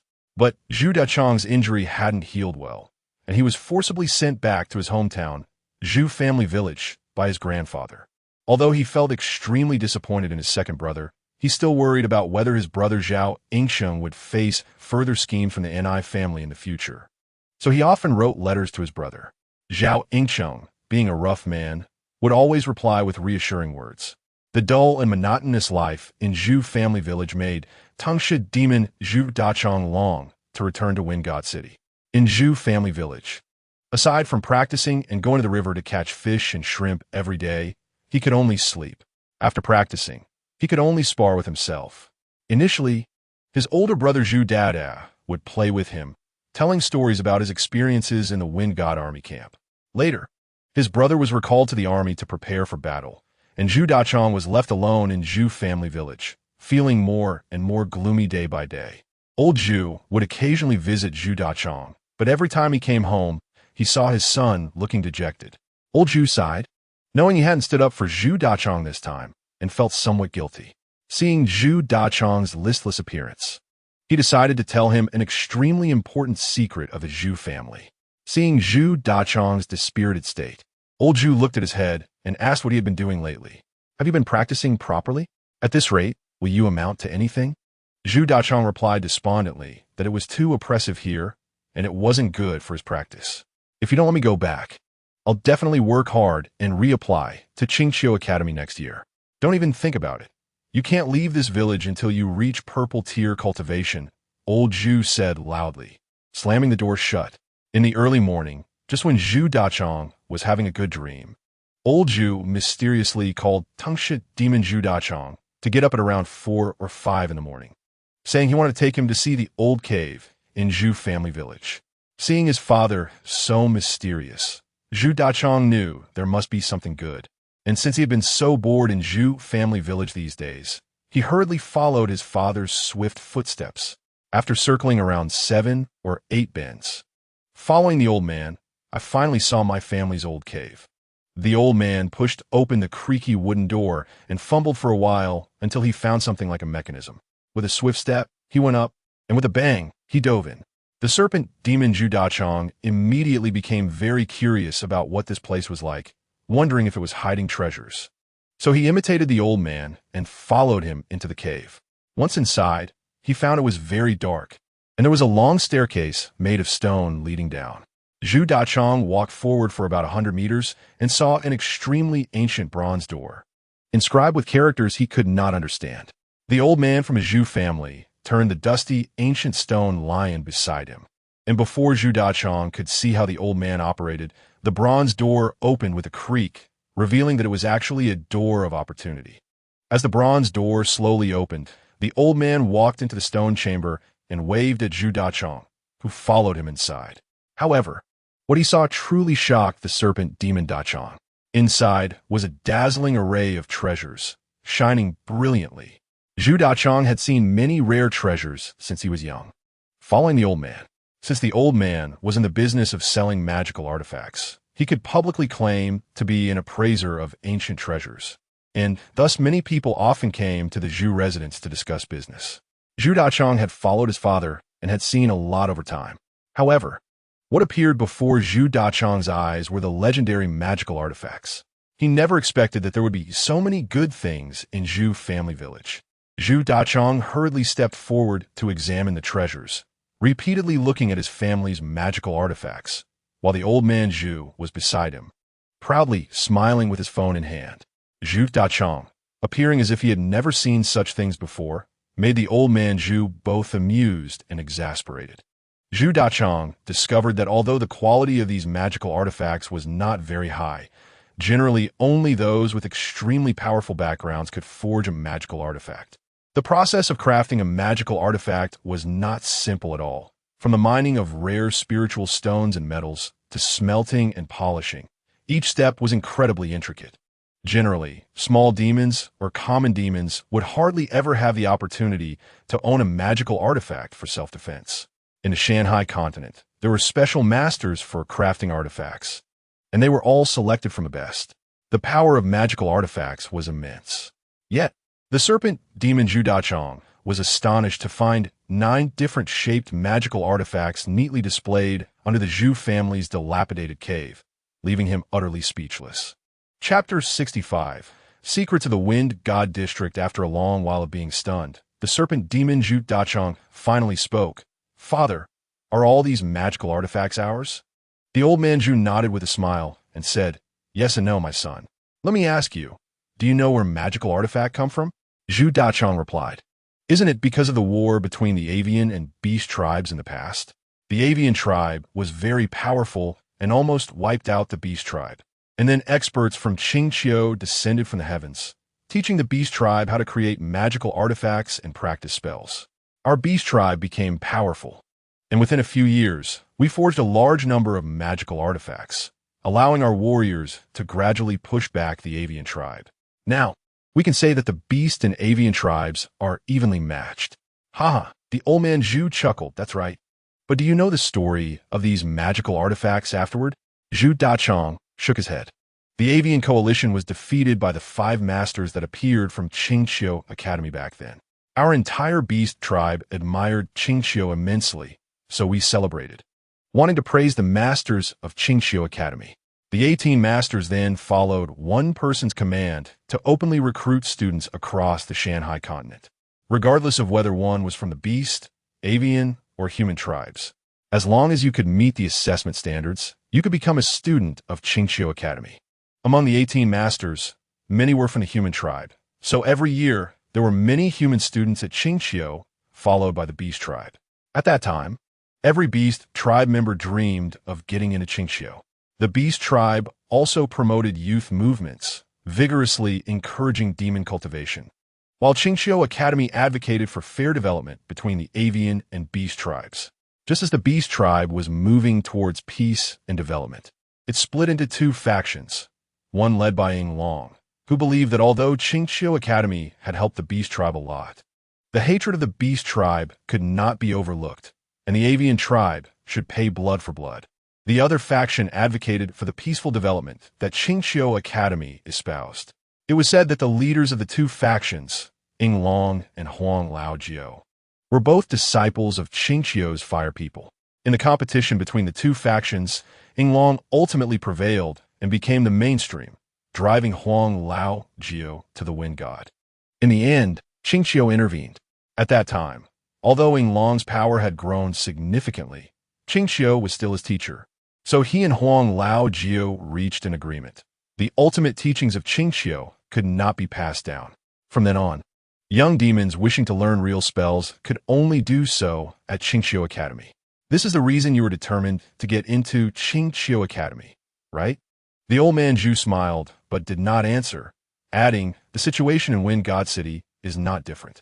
Wind God City is very small, and the number of demons is far less than that of the Yinglong beast tribe. If Huang Laojiu wants to completely establish his own faction, he must have a large number of warriors equipped with magical artifacts. If Qingqiu Academy wants to uphold their principles, they also need power to maintain it. Thus, demons in the Wind God District find it easier to enter Qingqiu Academy than in other places." Zhu Dachang then asked, "Father, do these magical artifacts have names?" I have heard that the first set of magical artifacts is called Dragon and Phoenix Weaving Clouds. Yes, come and see. This is the Sky Shooting Crossbow, crafted from windstones. It is the best among these 9 weapons, a purple middle-grade artifact. If used by an expert in hidden weapons, it can penetrate an enemy's celestial vessel from 1,000 meters away. Of course, the accompanying crossbow arrows are also extremely precious. There are also the Nanjiao Iron Pillar, Fan Iron Listening Clouds, and Dream Soul Lantern. These rare metal weapons belong to the blue upper-grade artifacts. What about these? Zhu Dachong pointed to a jade pendant and necklace. Are they magical artifacts too? Of course. And sometimes jade pendants and necklaces can be worth as much as armor and weapons. If you can have a set of magical artifacts with the same attributes, the effect will be even more astounding. The Dragon and Phoenix Weaving Clouds set from the 5 masters back then, when paired with the Fire People's Sunfire Palm, created a fire wall in the Yellow River that blocked 100,000 avian demons. The power of that moment is something our generation of demons will never forget. Can the weapons displayed in the hall form a complete set? Zhu Dachong asked. A complete set consists of weapons, armor, accessories, and necklaces, but most importantly, the divine artifact, which must be made from the core part of spiritual stones and is extremely hard to obtain. Currently, those known to exist are mostly in the hands of the leaders of the beast and avian tribes. Enough of that. Are there any magical artifacts here that you like? The old man Zhu looked at Zhu Dachong's reaction and asked, "Do you have any favorites?" For a moment, Zhu Dachong didn't know how to answer. The fact that such obscure weapons were found in his home was simply a paradise for demon cultivators. The old man Zhu noticed that Zhu Dachong was still relatively calm and felt a sense of relief. He thought perhaps he could take on important responsibilities. And then he said to Zhu Dachong, "These 9 weapons outside are merely mass-produced equipment from our family. Although they are indeed rare good things. Our family has even better magical artifacts. But you must swear that you absolutely cannot reveal this secret. Not even to my older brother?" Zhu Dachong asked. "Since your older brother chose to join the army, it's better for him not to know. Right now, Huang Laojiu is not allowing us to privately own rare magical artifacts. However, Huang Laojiu's intention is to become a superpower outside the avian and beast tribes. His ambition is too great. Our Zhu family must leave a way out. In recent years, I have had close dealings with Ying Long and his side, and I have always been reluctant in my heart about your elder brother participating in the battles between the Bird Clan and Beast Clan." The old man Zhu spoke very softly at the end, as if he was talking to himself. Back then, Zhu was also a great general who fought alongside Ying Long in campaigns. He ultimately decided to follow Huang Laojiu to the Fengshan district to become a garrison officer because he had learned a tremendous secret. At this time, his eldest son had already joined Huang Laojiu's army, and his grand ambition was to pass on to his youngest son, which is why he disclosed the matter of his private collection of many precious artifacts to Zhu Dachong. Zhu Dachong also knew that once these rare artifacts and weapons were known to the government, it would pose a significant threat to his family. He said, "Are there really no other families that possess these weapons besides ours? That's impossible. In fact, white artifacts have been widely used in the military. At least Huang Laojiu has 10 sets of white artifacts, not including divine artifacts. There should be about 5 sets of green ones, at least 1 set of blue ones, and over 1,000 purple ones. Only orange and golden quality artifacts are extremely rare. From what I know, the leaders of various forces in the Fengshan district all possess a set of golden artifacts." Mu Hui said, "So there's so many things involved. Are you planning to find Zhao Yingxing from the external school to take revenge on Situ?" The story of Zhu Dachong ended here, and he was still immersed in the words his father had said to him back then. "Next, what I want to tell you is the real secret of our family," said Old Man Zhu. Chapter 66. Secrets of the Fengshan district. Back in the day, when I fought on the battlefield, I accidentally met a great power of a human race, and before he died, he entrusted me with half of a map of the Fengshan relics, urging me to find the relics of the Fengshan, the unparalleled master of Qingqiu, and inherit the Fengshan's supreme skills. There are rumors that as long as one obtains the Fengshan relics, they can master unparalleled divine skills. Old man Zhu gazed into the distance, seemingly recalling his past, and he spoke in a low tone. "Thus, I put in a lot of effort to study this map, and even allied myself with Huang Laojiu, the Bat Spirit, just to stay in Fengshan City. After years of research, combined with the guidance of that map, I have now confirmed that the relics of the Feng clan are located at the border between Qingqiu Academy and Fengshan City. For so many years, I have wanted to obtain that treasure in Fengshan City. But you must know that Qingqiu Academy has two major rules. One is that outsiders cannot step into the forbidden areas. And the second is that no artifacts are allowed in Qingqiu Academy. When you were admitted to Qingqiu Academy, I was so excited that I couldn't sleep all night. But I didn't know how to tell you about this matter. I'm already old and certainly cannot take the exam to enter Qingqiu and become an inner disciple. So I must choose one of you and your elder brother to help me fulfill my dream. Your elder brother is still too cautious and honest by nature for him. Achieving this dream is indeed as difficult as ascending to the heavens. Therefore, I have handed over the position of Fengshan City to him as a successor, as his talent for cultivation is far inferior to yours. Although your personality is somewhat erratic, you have the courage and cleverness of your father. So, I can only place the hope of finding the Fengshan relics on you. Although you have been expelled from Qingqiu Academy this time, we're not in a hurry. I have a way to ensure that you can enter Qingqiu Academy smoothly and even obtain the position of the Immortal Commission, Old Man Zhu said, looking at Zhu Dachong with great expectation. But you must swear not to casually disclose what you see and the secrets you learn, Old Man Zhu said very seriously. I swear. Tungshet Zhu Dachong raised 3 fingers and swore to the heavens. You must remember that while other artifacts may unleash great power in conjunction with your spiritual energy, they also have significant requirements. If your spiritual energy cannot control artifact-type weapons and armor, then you will face backlash from the artifacts. The consequences could be light, resulting in you becoming a useless person who loses their cultivation, or severe, leading to being devoured by the artifact, becoming its slave, or even losing your life. Divine artifacts are different. They can grant you powers that do not belong to you. However, divine artifacts are extremely rare. They're known to be fewer than 30 pieces. But what surprised Tungshet Demon Zhu Dachong even more was yet to come. Come with me. Tungshet Demon Zhu Dachong saw his father walking deeper into the stone cave, unexpectedly discovering that this cave had hidden passages, truly a cave within a cave. He followed his father, Old Man Zhu, for a long time until they reached a pitch-black space. He saw Old Man Zhu perform a spell towards a void, and then Tungshet Demon Zhu Dachong truly opened his eyes. He saw a sword floating in midair, its body beautiful and emitting a faint blue light.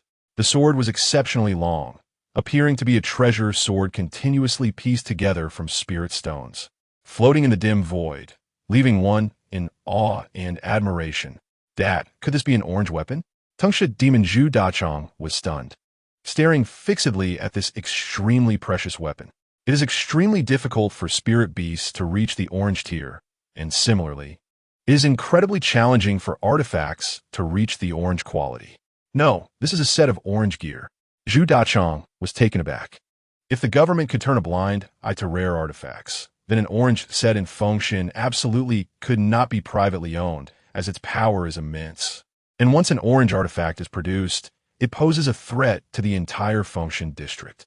Seeing his son's astonished expression, Old Man Zhu proudly said, "This is our Zhu family's heirloom, the purple gold Yao Huang sword. Not only is it a set of orange weapons, but it also possesses a fragment of a divine artifact. If people were to find out, our family would face disaster. You must know that each divine artifact has its unique function, and the core of our purple gold Yao Huang sword is a fragment of the Dao Ancestors' furnace. Its function, you must remember, is to assist others in cultivation and refine medicines into top-grade pills." Old Man Zhu said solemnly to Zhu Dachong. Zhu Dachong was even more astonished. No wonder his father had passed the position to his elder brother so early. He never expected it to be like this.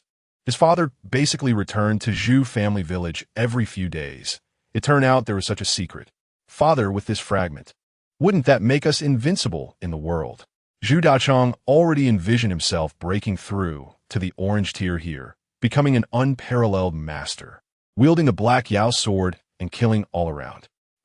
This fragment can rapidly enhance your cultivation, but it cannot help you break through to the purple tier unless you reach the orange tier first to continue ascending. Old Man Zhu seemed to see through what his son was thinking, not ruling out that he might have thought the same when he was young, but Old Man Zhu, despite his advanced age, was still stuck at the peak of the purple tier. This fragment of the divine artifact has the peculiar effect of assisting cultivation. You cannot take it out of the Zhu family cellar. You should cultivate well here. The artifact's effect will help you break through to the late purple tier, and getting into Qingqiu Academy will be absolutely no problem, Old Man Zhu said, with the help of this fragment of the Dao Ancestors' Furnace. Tongshi Demon Zhu Dachong was able to break through to the late purple tier in just 1 year. Remember, every part of this sword can be disassembled, and the part containing the divine artifact is the sword body. I have sealed the summoning ability of this armor, but you can take the sword tip with you for self-defense. Zhu Dachong was extremely excited and reached out to take it. But Old Man Zhu tapped Zhu Dachong's head and said, if this sword only has the sword tip, it won't be discovered as an artifact. But you still need to use it cautiously, understand? You cannot bring artifacts into Qingqiu. If discovered, our Zhu family's hope will be shattered. During this time, I will help you find out the whereabouts of the other half of the map. Once the two maps are combined, we will know where the relics of the function are. Zhu Dachong nodded, and from then on, he no longer felt bored. He practiced diligently in the cellar every day, and his rapid breakthroughs filled him with joy. He fantasized about inheriting the Wind God's extraordinary skills one day. His talent for cultivation was already quite impressive, and with the assistance of the Dao Ancestors' Furnace, he thrived. Chapter 67. Dachong, what is wrong with you? Mu Hui saw that Zhu Dachong seemed to be lost in another world and shouted loudly. His voice pulled Zhu Dachong back to the present. Zhu Dachong glanced at Mu Hui a bit awkwardly and said, yes, Xiaoniao Zhao Yingsheng came to me before. He not only congratulated me on re-entering the inner sect, but also told me he had built up some power in the outer sect to deal with the NI family. He originally wanted to seek revenge on young Master NI, but it seems young Master NI has been called back due to the war between the avian and beast tribes and is temporarily not at Qingqiu Academy.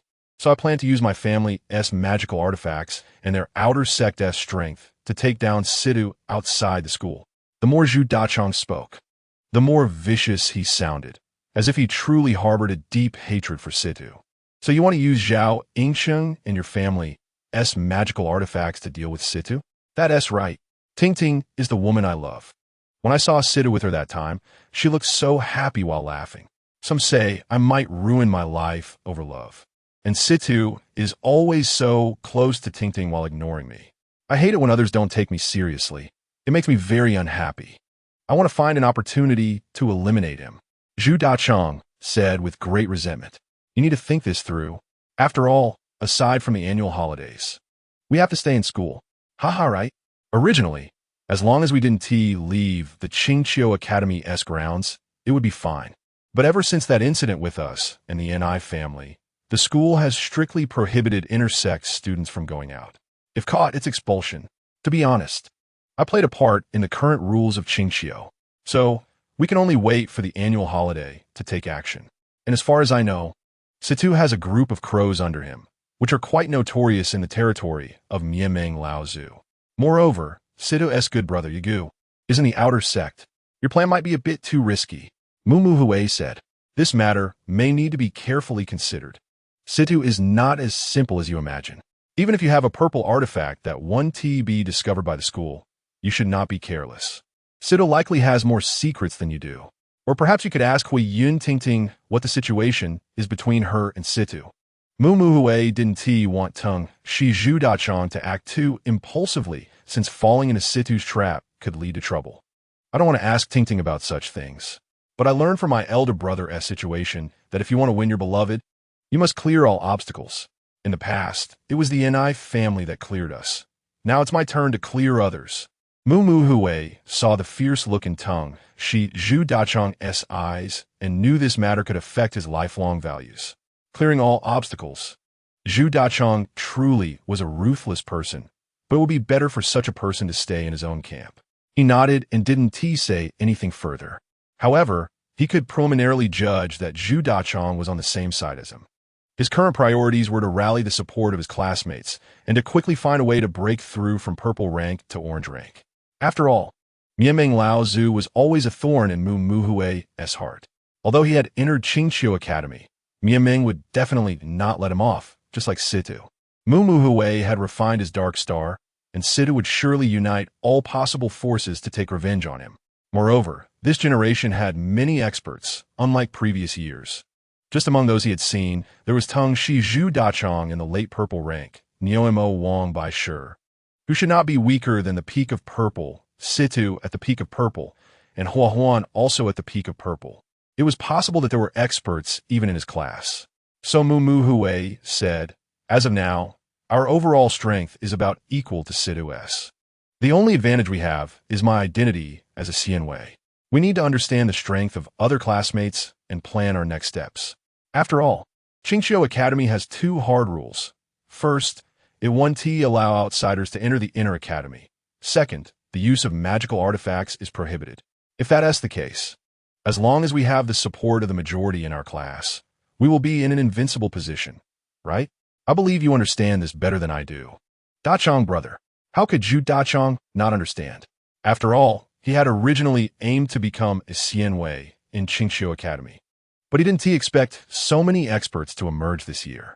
Moreover, the current strength was still unclear. He knew that Niuemo Wang Bai Shi was the son of the second elder of the Jinjin gang, the largest gang in Fengshan district, and was incredibly powerful.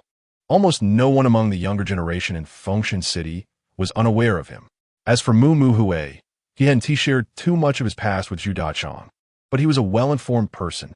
How could he not know that a team calling themselves the Monster Tribe had appeared in Mianming Lao Zhu's territory? They were powerful and were currently stationed at the Fox Clan's fortress. Zhu Dachong wanted to build a good relationship with Mu Muhui, as he could be a support for him, whether in searching for the Wind Goddess relics or confronting Situ. So he analyzed to Mu Muhui. Situ's grudge can definitely not be resolved. As for Bai Shi, since you took the Xianwei position he was aiming for, he will definitely make you pay. Moreover, Mu Muhui, do you know? Xianwei is elected every generation. I suspect Bai Shi will definitely compete with you for power to accumulate strength for the next Xianwei election. Tung Shi Zhu Dachong said with great certainty. Exactly. Since you've said that, I think Bai Shi must be very unhappy because I took his Xianwei position. But now that this feud is set, we can only face it calmly. Even if Bai Shi teams up with Situ, we still have me, you, and Hua Wan on our side. We're not afraid of them. What is most important now is to find a way to get ahead of them and win the hearts of the people. We can't let their power grow stronger. After all, the cultivation resources in the inner sect of Qingqiu Academy are limited. I believe the monsters in our class will choose to join one of our two factions. Although I'm a Xianwei, Bai Shi's power is not small. That's natural. I estimate there are many talented people in our generation, and I think we should develop more subordinates, so we won't lose to Bai Shi and the others. Tungshi Monster Zhu Dachong said, "All right, since we've clarified our goals, let us go back to the dormitory and discuss with the brothers to hear their opinions." Mu Muhui said. Mu Muhui's foundational team in Qingqiu Academy had already taken shape, consisting of the White Bear Spirit Dolly, Centipede Fairy Su Hao, Celestial Mechanic Lao Zhun, Tung Shi Fairy Lao Zhu, and Ho Huan. Chapter 68, 2 Quotas. Major tasks on the vast Qingqiu grassland. Spring was in full bloom, and the grass was very lush. Although the Qingqiu grassland was within the Qingqiu range, it was still 60 kilometers away from Qingqiu Academy. Military training was taking place on the Qingqiu grassland, where the north wind howled and the sound of the wind echoed as it stirred the gathered monsters. The military training was nearing its end. The various demons all looked somewhat fatigued. Some lay on the grass, resting while dangling blades of grass or chatting idly with like-minded companions. Others, however, did not waste a moment and were diligently absorbing the spiritual energy from the heavens and the earth, making the most of every possible moment for cultivation, hoping to surpass their peers as soon as possible. There were also some demons pacing back and forth, appearing somewhat irritable. They did not want to remain on the grassland enduring the torment from their instructors and were anxiously waiting for their arrival. However, These exceptionally talented demons were the cream of the crop in this Shan Hai continent. Without outstanding talent and luck, it would be impossible to reach the blue stage at just 17 years of age.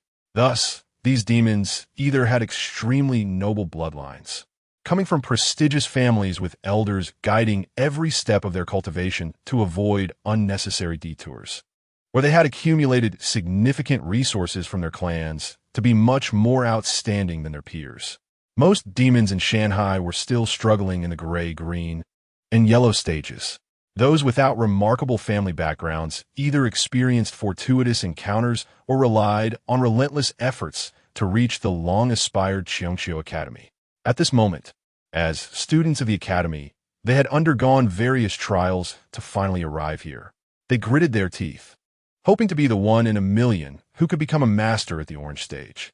At this time, a group of fairies had already formed a circle, joking around on the grassland of Cheongqiu.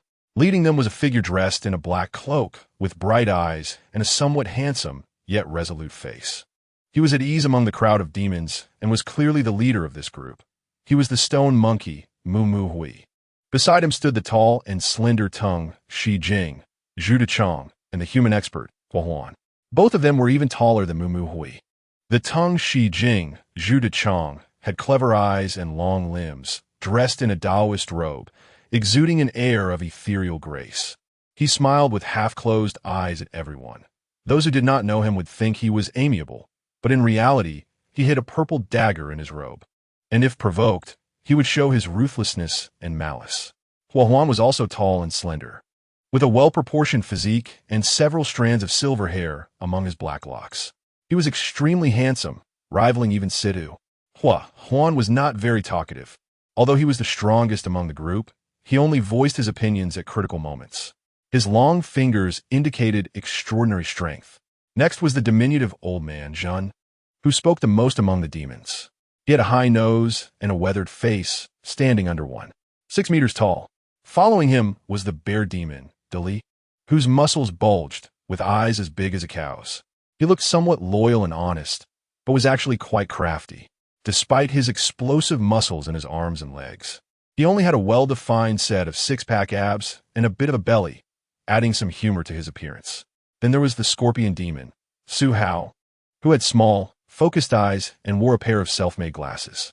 His body was covered in toxic spots, and he was a medium build, noticeably shorter than Mu Mu Hui, but his body was so poisonous that others dared not approach him. At present, Class 3 had formed 2 factions, one led by the stone monkey Mu Mu Hui, who was recognized as the fairy committee member, holding actual power that made others wary, especially with his peak purple strength and the title of fairy committee member. The other faction was led by Bai Shi, whose reputation was well known. He was a tyrant of Wind God City, with unfathomable strength, able to match Hua Huan, who had also mentioned that Bai Shi had hidden tricks. If they truly engaged in a contest, the odds would favor Bai Shi's victory. Whether or not Hua Huan was being modest, it was a fact that Bai Shi might be the strongest in Class 3. After waiting for a long time, the instructor finally arrived on a tall horse. Approaching gracefully while waving his whip, his head held high, seemingly extremely proud. He announced that the military training was nearing its end, but there was still a massive test for them. The demons immediately groaned in dismay. They had been tormented by military training for several days, most of them being pampered second-generation demons or fairies who had never experienced such rigorous physical training. It could be described as a devilish training regimen. After several days, some female fairies had even suffered bruises all over their bodies. As for the male demons, it could be said that there was not a single piece of unscathed flesh left on them.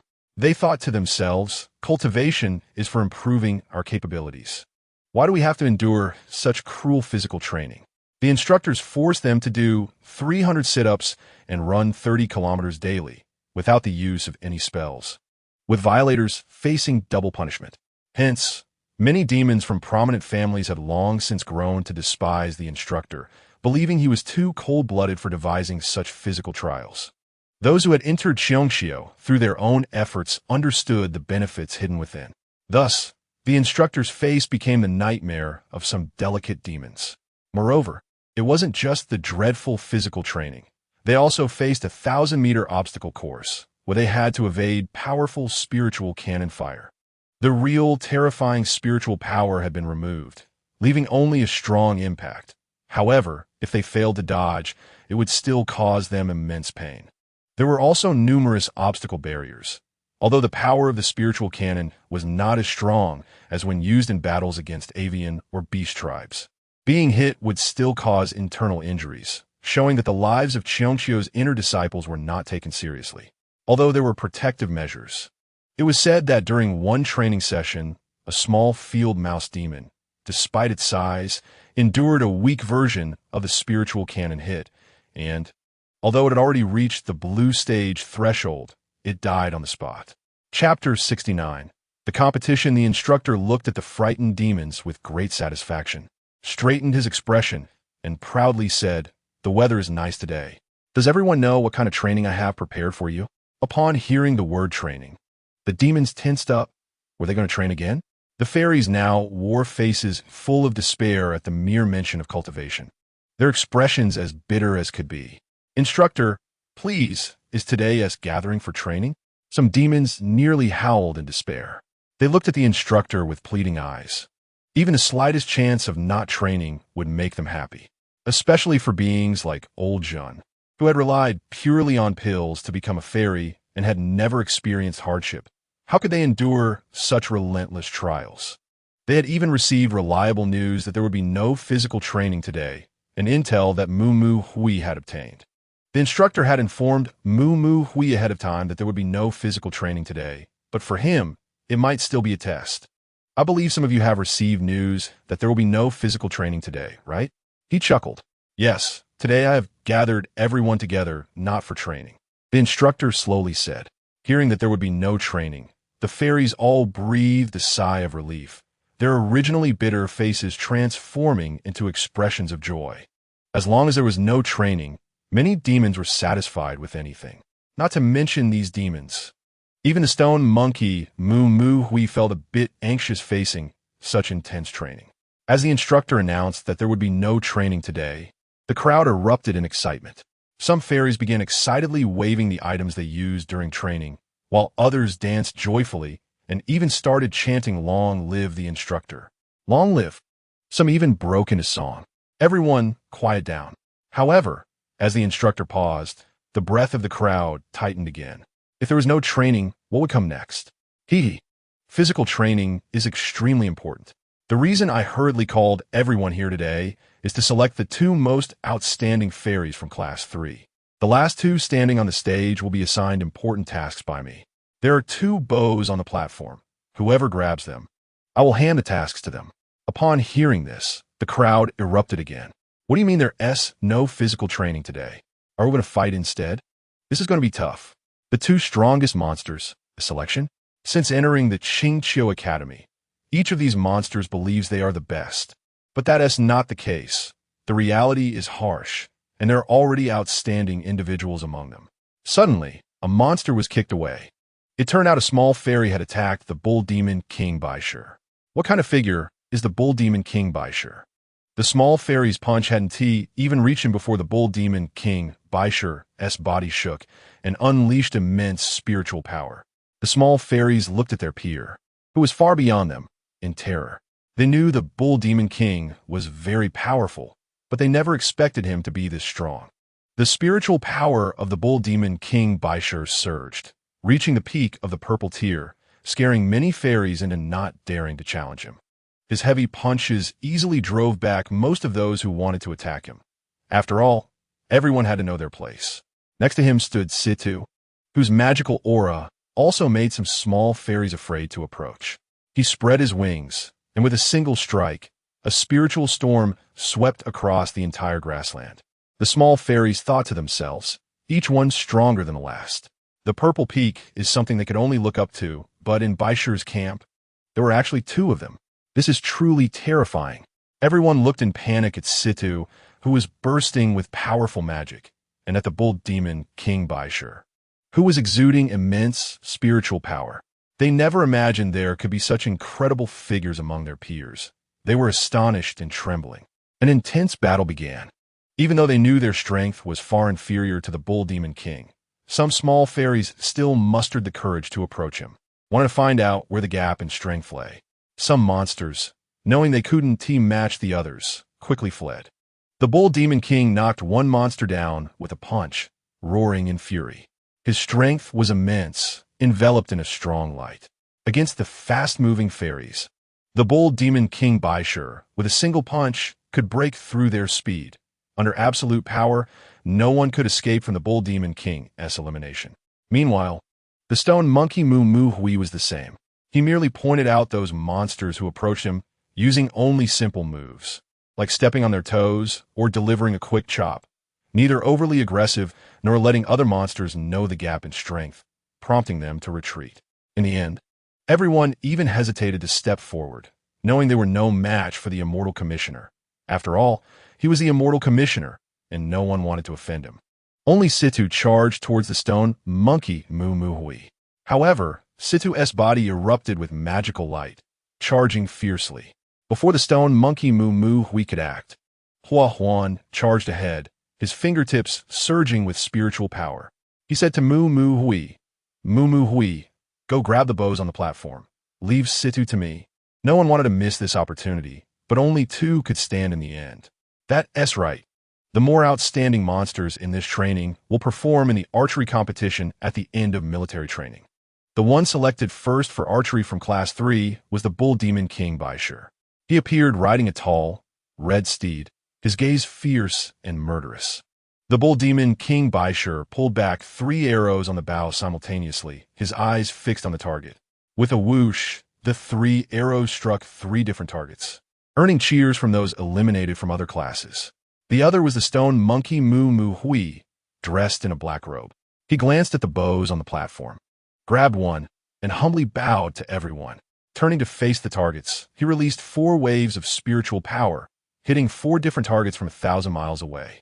The crowd of fairies began to applaud and cheer. Immortal Commissioner, so amazing. Upon seeing the stone, monkey Moo Moo Hui surpass him in archery. The Bull Demon King's expression darkened, and his companions stopped laughing. Among these monsters, these 2 could be said to be outstanding. The tasks would be entrusted to them. A mysterious figure sitting behind the instructor spoke. These 2 are famous figures at Qingqiu Academy, he said. It seems a good show is about to unfold. This is truly exciting. The stone monkey Moo Moo Hui actually faced off against the Bull Demon King Baishur. Chapter 72. The Furious Horse Demon, the Horse Demon, in a fit of rage, began to roar angrily. How could there be classmates, apart from Moo Moo Hui and Baishur, who were so strong? He had underestimated these female fairies, and he shouted in fury. He initially thought the task given to him by Situ was just a simple obstruction task. However, Situ had repeatedly warned him to be careful. He originally thought Situ just wanted to see his strength, but he never expected these female fairies would indeed possess such strength to obstruct him. Now, he couldn't even defeat these female fairies, let alone disrupt the transportation of spirit stones by Moo Moo Hui and the others. If this continued, he wouldn't be able to complete Situ's task. If Situ found out, he would definitely be very angry. All his magical power was granted by Situ, and if this task failed, the consequences were unimaginable. If Situ got angry, he had seen that hysterical side of him. It wouldn't be a simple matter. Situ might strip him of his magical power, reducing him back to a mere blue-tier horse fairy. He had already enjoyed the thrill that strength brought him. How could he willingly return to being a blue tier? He began to disregard everything. The magical aura invaded his entire body, causing him to lose the most basic rationality. He planned to forcefully take on these 3 female fairies. He angrily swung his fists, blood beginning to ooze from all over his body. The immense pain from the blood loss made his eyes turn blood red. He never expected that the magical power would not only increase his strength, but also bring such painful sensations. Ultimately, he overcame the pain, but it still felt like thousands of ants were gnawing at him. Perhaps this is the price of gaining power. This kind of pain was unbearable for him. His magical aura surged, and he turned to Huang Yan, cackling in a disgusting manner. Taking advantage of Huang Yan's unpreparedness, he quickly shot several thick, white magical spikes at her from behind. These magical spikes moved incredibly fast, cutting through the void with a buzzing sound as the magical energy exploded. The strength of these magical spikes was evidently much greater than the ordinary poison spikes emitted by the horse demon earlier, and they were extremely swift. Fortunately, Huang Yin was incredibly fast. She quickly dodged, but still felt startled by the explosive magical energy from spikes. This horse demon's strength is truly formidable. The terrifying black mist has a powerful restraining effect on the female demons, making them dare not confront the horse head directly. They must avoid the horse head's pursuit, especially not getting hit by its magical spikes. If they get hit, the consequences are unimaginable, as I can only quickly block their spiritual energy, causing them unbearable pain, which they certainly do not want.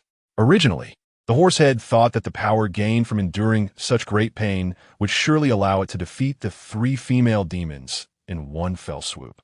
However, to its surprise, the female demons engaged in guerrilla warfare, not confronting it head-on but circling around, occasionally using their special skills. The yellow poison made the horsehead's magical device operate less smoothly. Even though its strength surged, it felt its sanity beginning to wane. The side effects of the magical energy were extremely significant, and it realized it must be cautious in its future use. If the amount of the mold exceeded what its body could bear, it would inevitably face immense magical energy consumption. A terrifying pain that made it feel like it was falling into an abyss, completely consumed by its long-standing inner demons. It was filled with fear and despair, yet also felt the thrill of this power. It knew this was wrong, but it had no other choice. It had to eliminate all the female demons to complete the task assigned by Sidhu, and then pray for relief from its master. The overwhelming, consuming power of the magical energy made it extremely anxious. It decided from then on to use this energy cautiously. The horse demon saw that the magical spikes it had accumulated for so long were actually avoided by Huang Yin, realizing that this female demon was not to be trifled with. Afraid of a sudden attack from the other 2, it quickly retreated.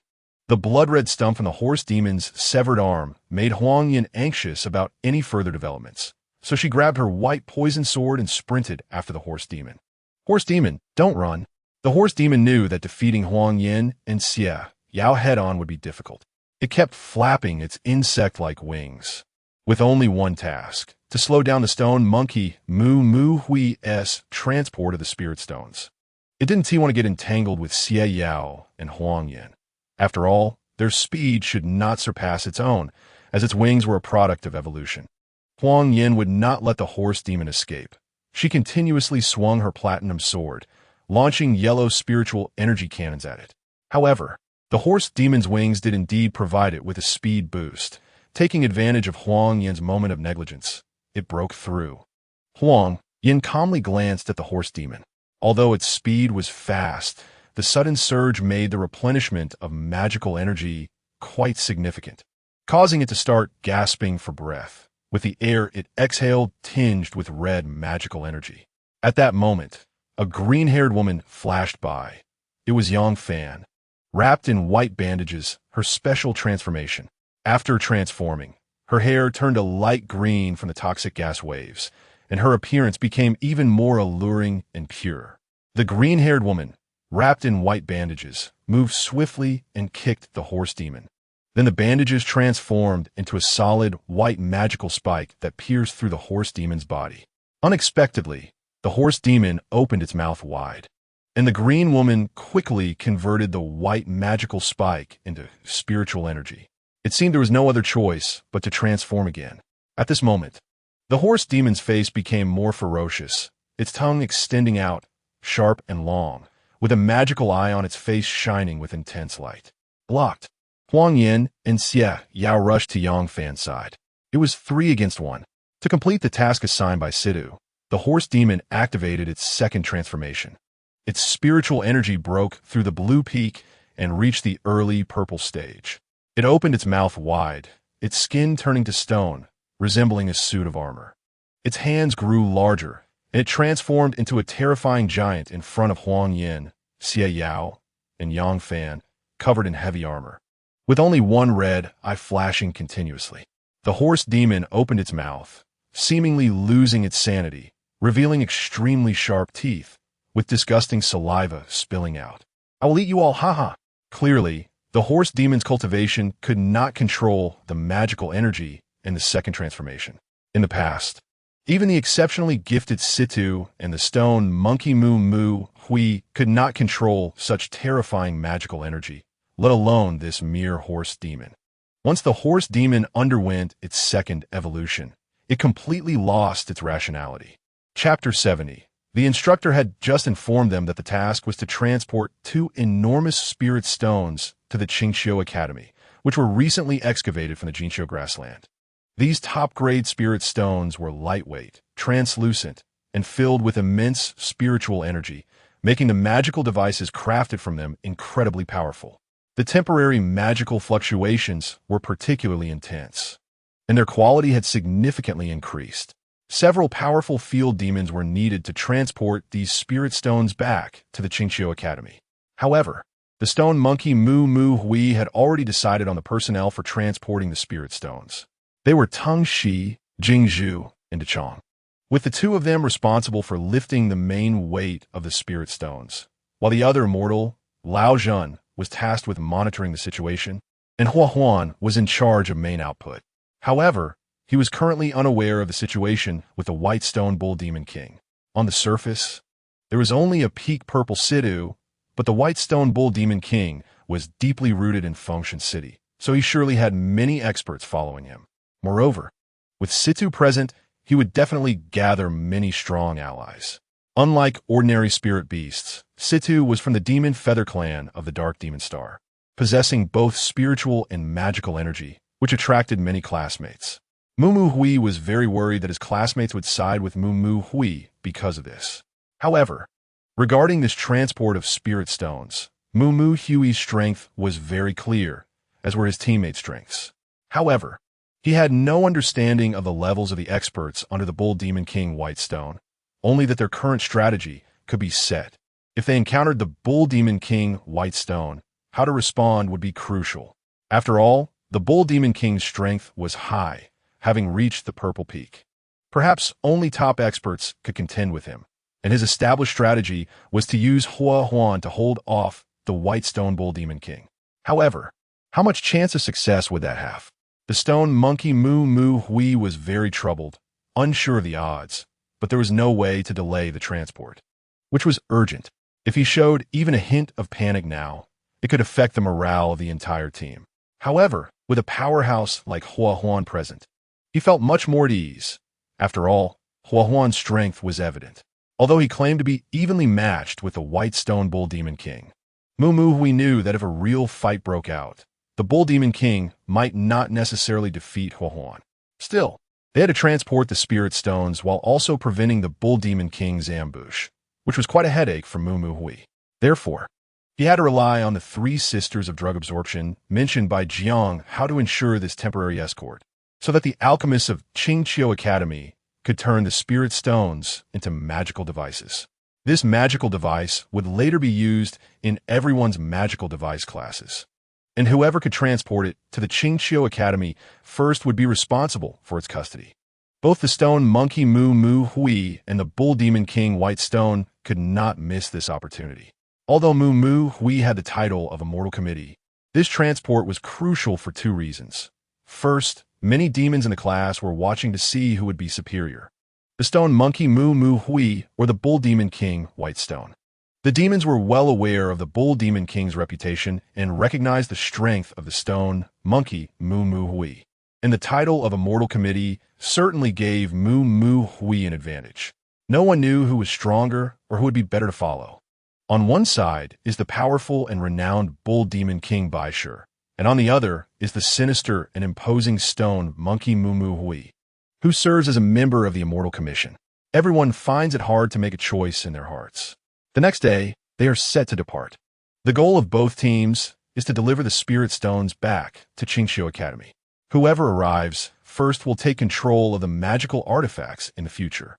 Moo Moo Hui gathered everyone together. Although the mission was divided into 2 teams, the number of participants was indeed limited, and the monster students had to choose their respective camps. That night, Mumu Hui called together the core members from his side, planning for the male students to be responsible for transporting the spirit stones. This task is crucial. How do you all see it? I believe that transporting the spirit stones cannot afford any mistakes. After all, the spirit stones are very heavy.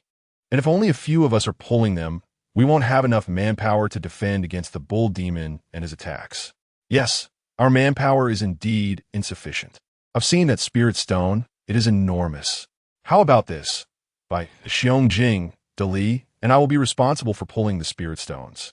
Lao Fin, Suao, and Hua Huan, you will be responsible for supplying us with spiritual power to support us. I think the monster students are also watching to see who will win between me and Bull Demon King Baishir. I believe there won't be many people on Baishir's side to help them. Sigh, if only we had a few more people. Su Hao smiled and said, Mumu Hui, I was just about to recommend a few female classmates from our class to you. With their help, we can definitely achieve twice the result with half the effort.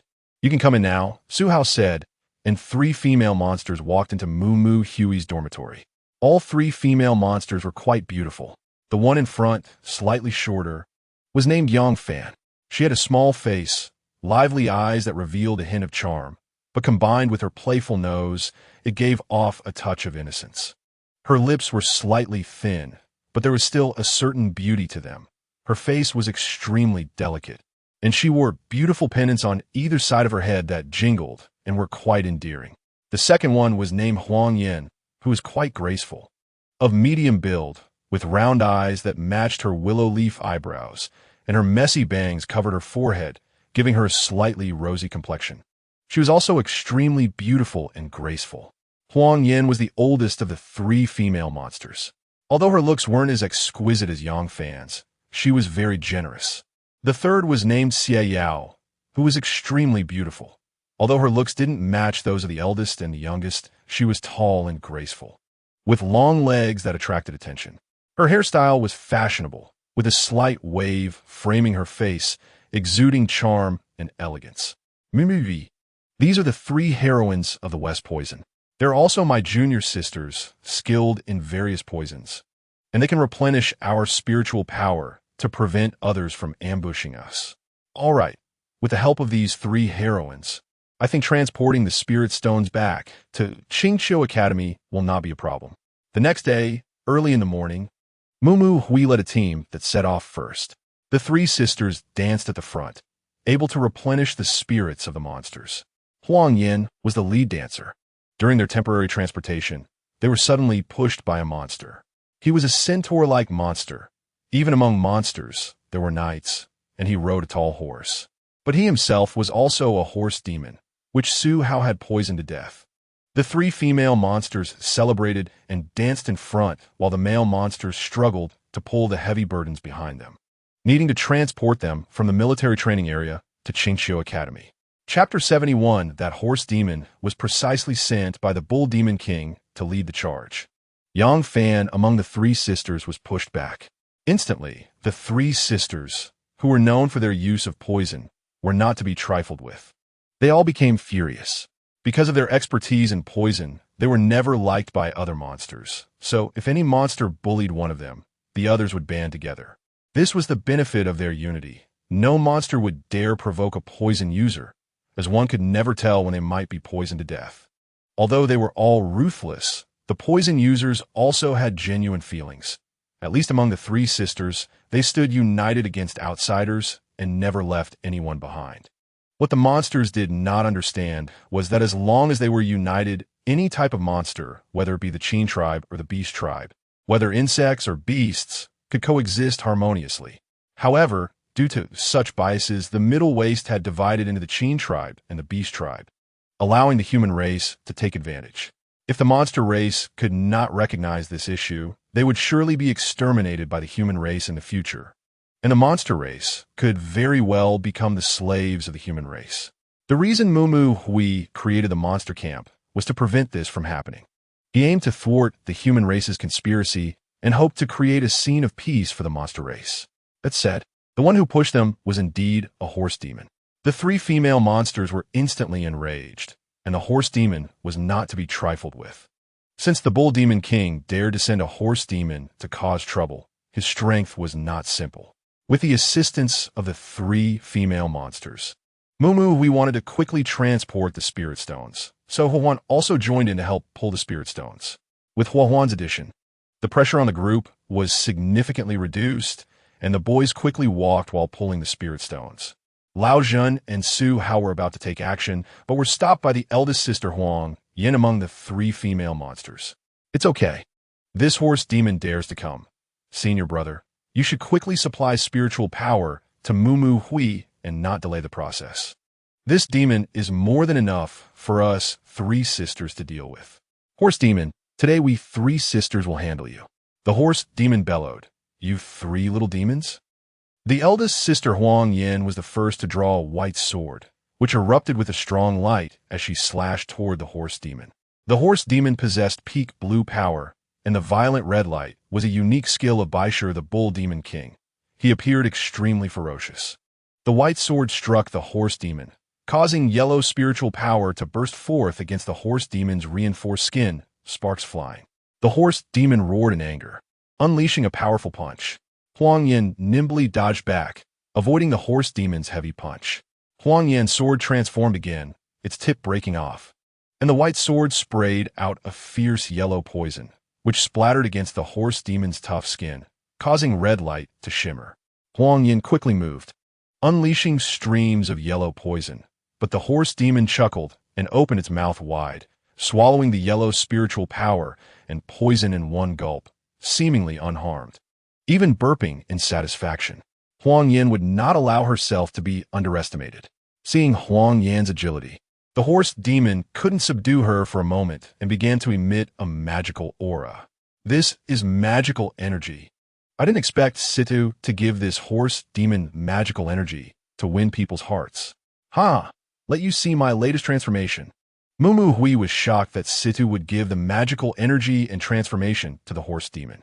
The horse demon cried out in pain as the magical energy began to swirl around its body, and frightening white demonic spikes emerged from its back, which were extremely terrifying and accompanied by red magical energy.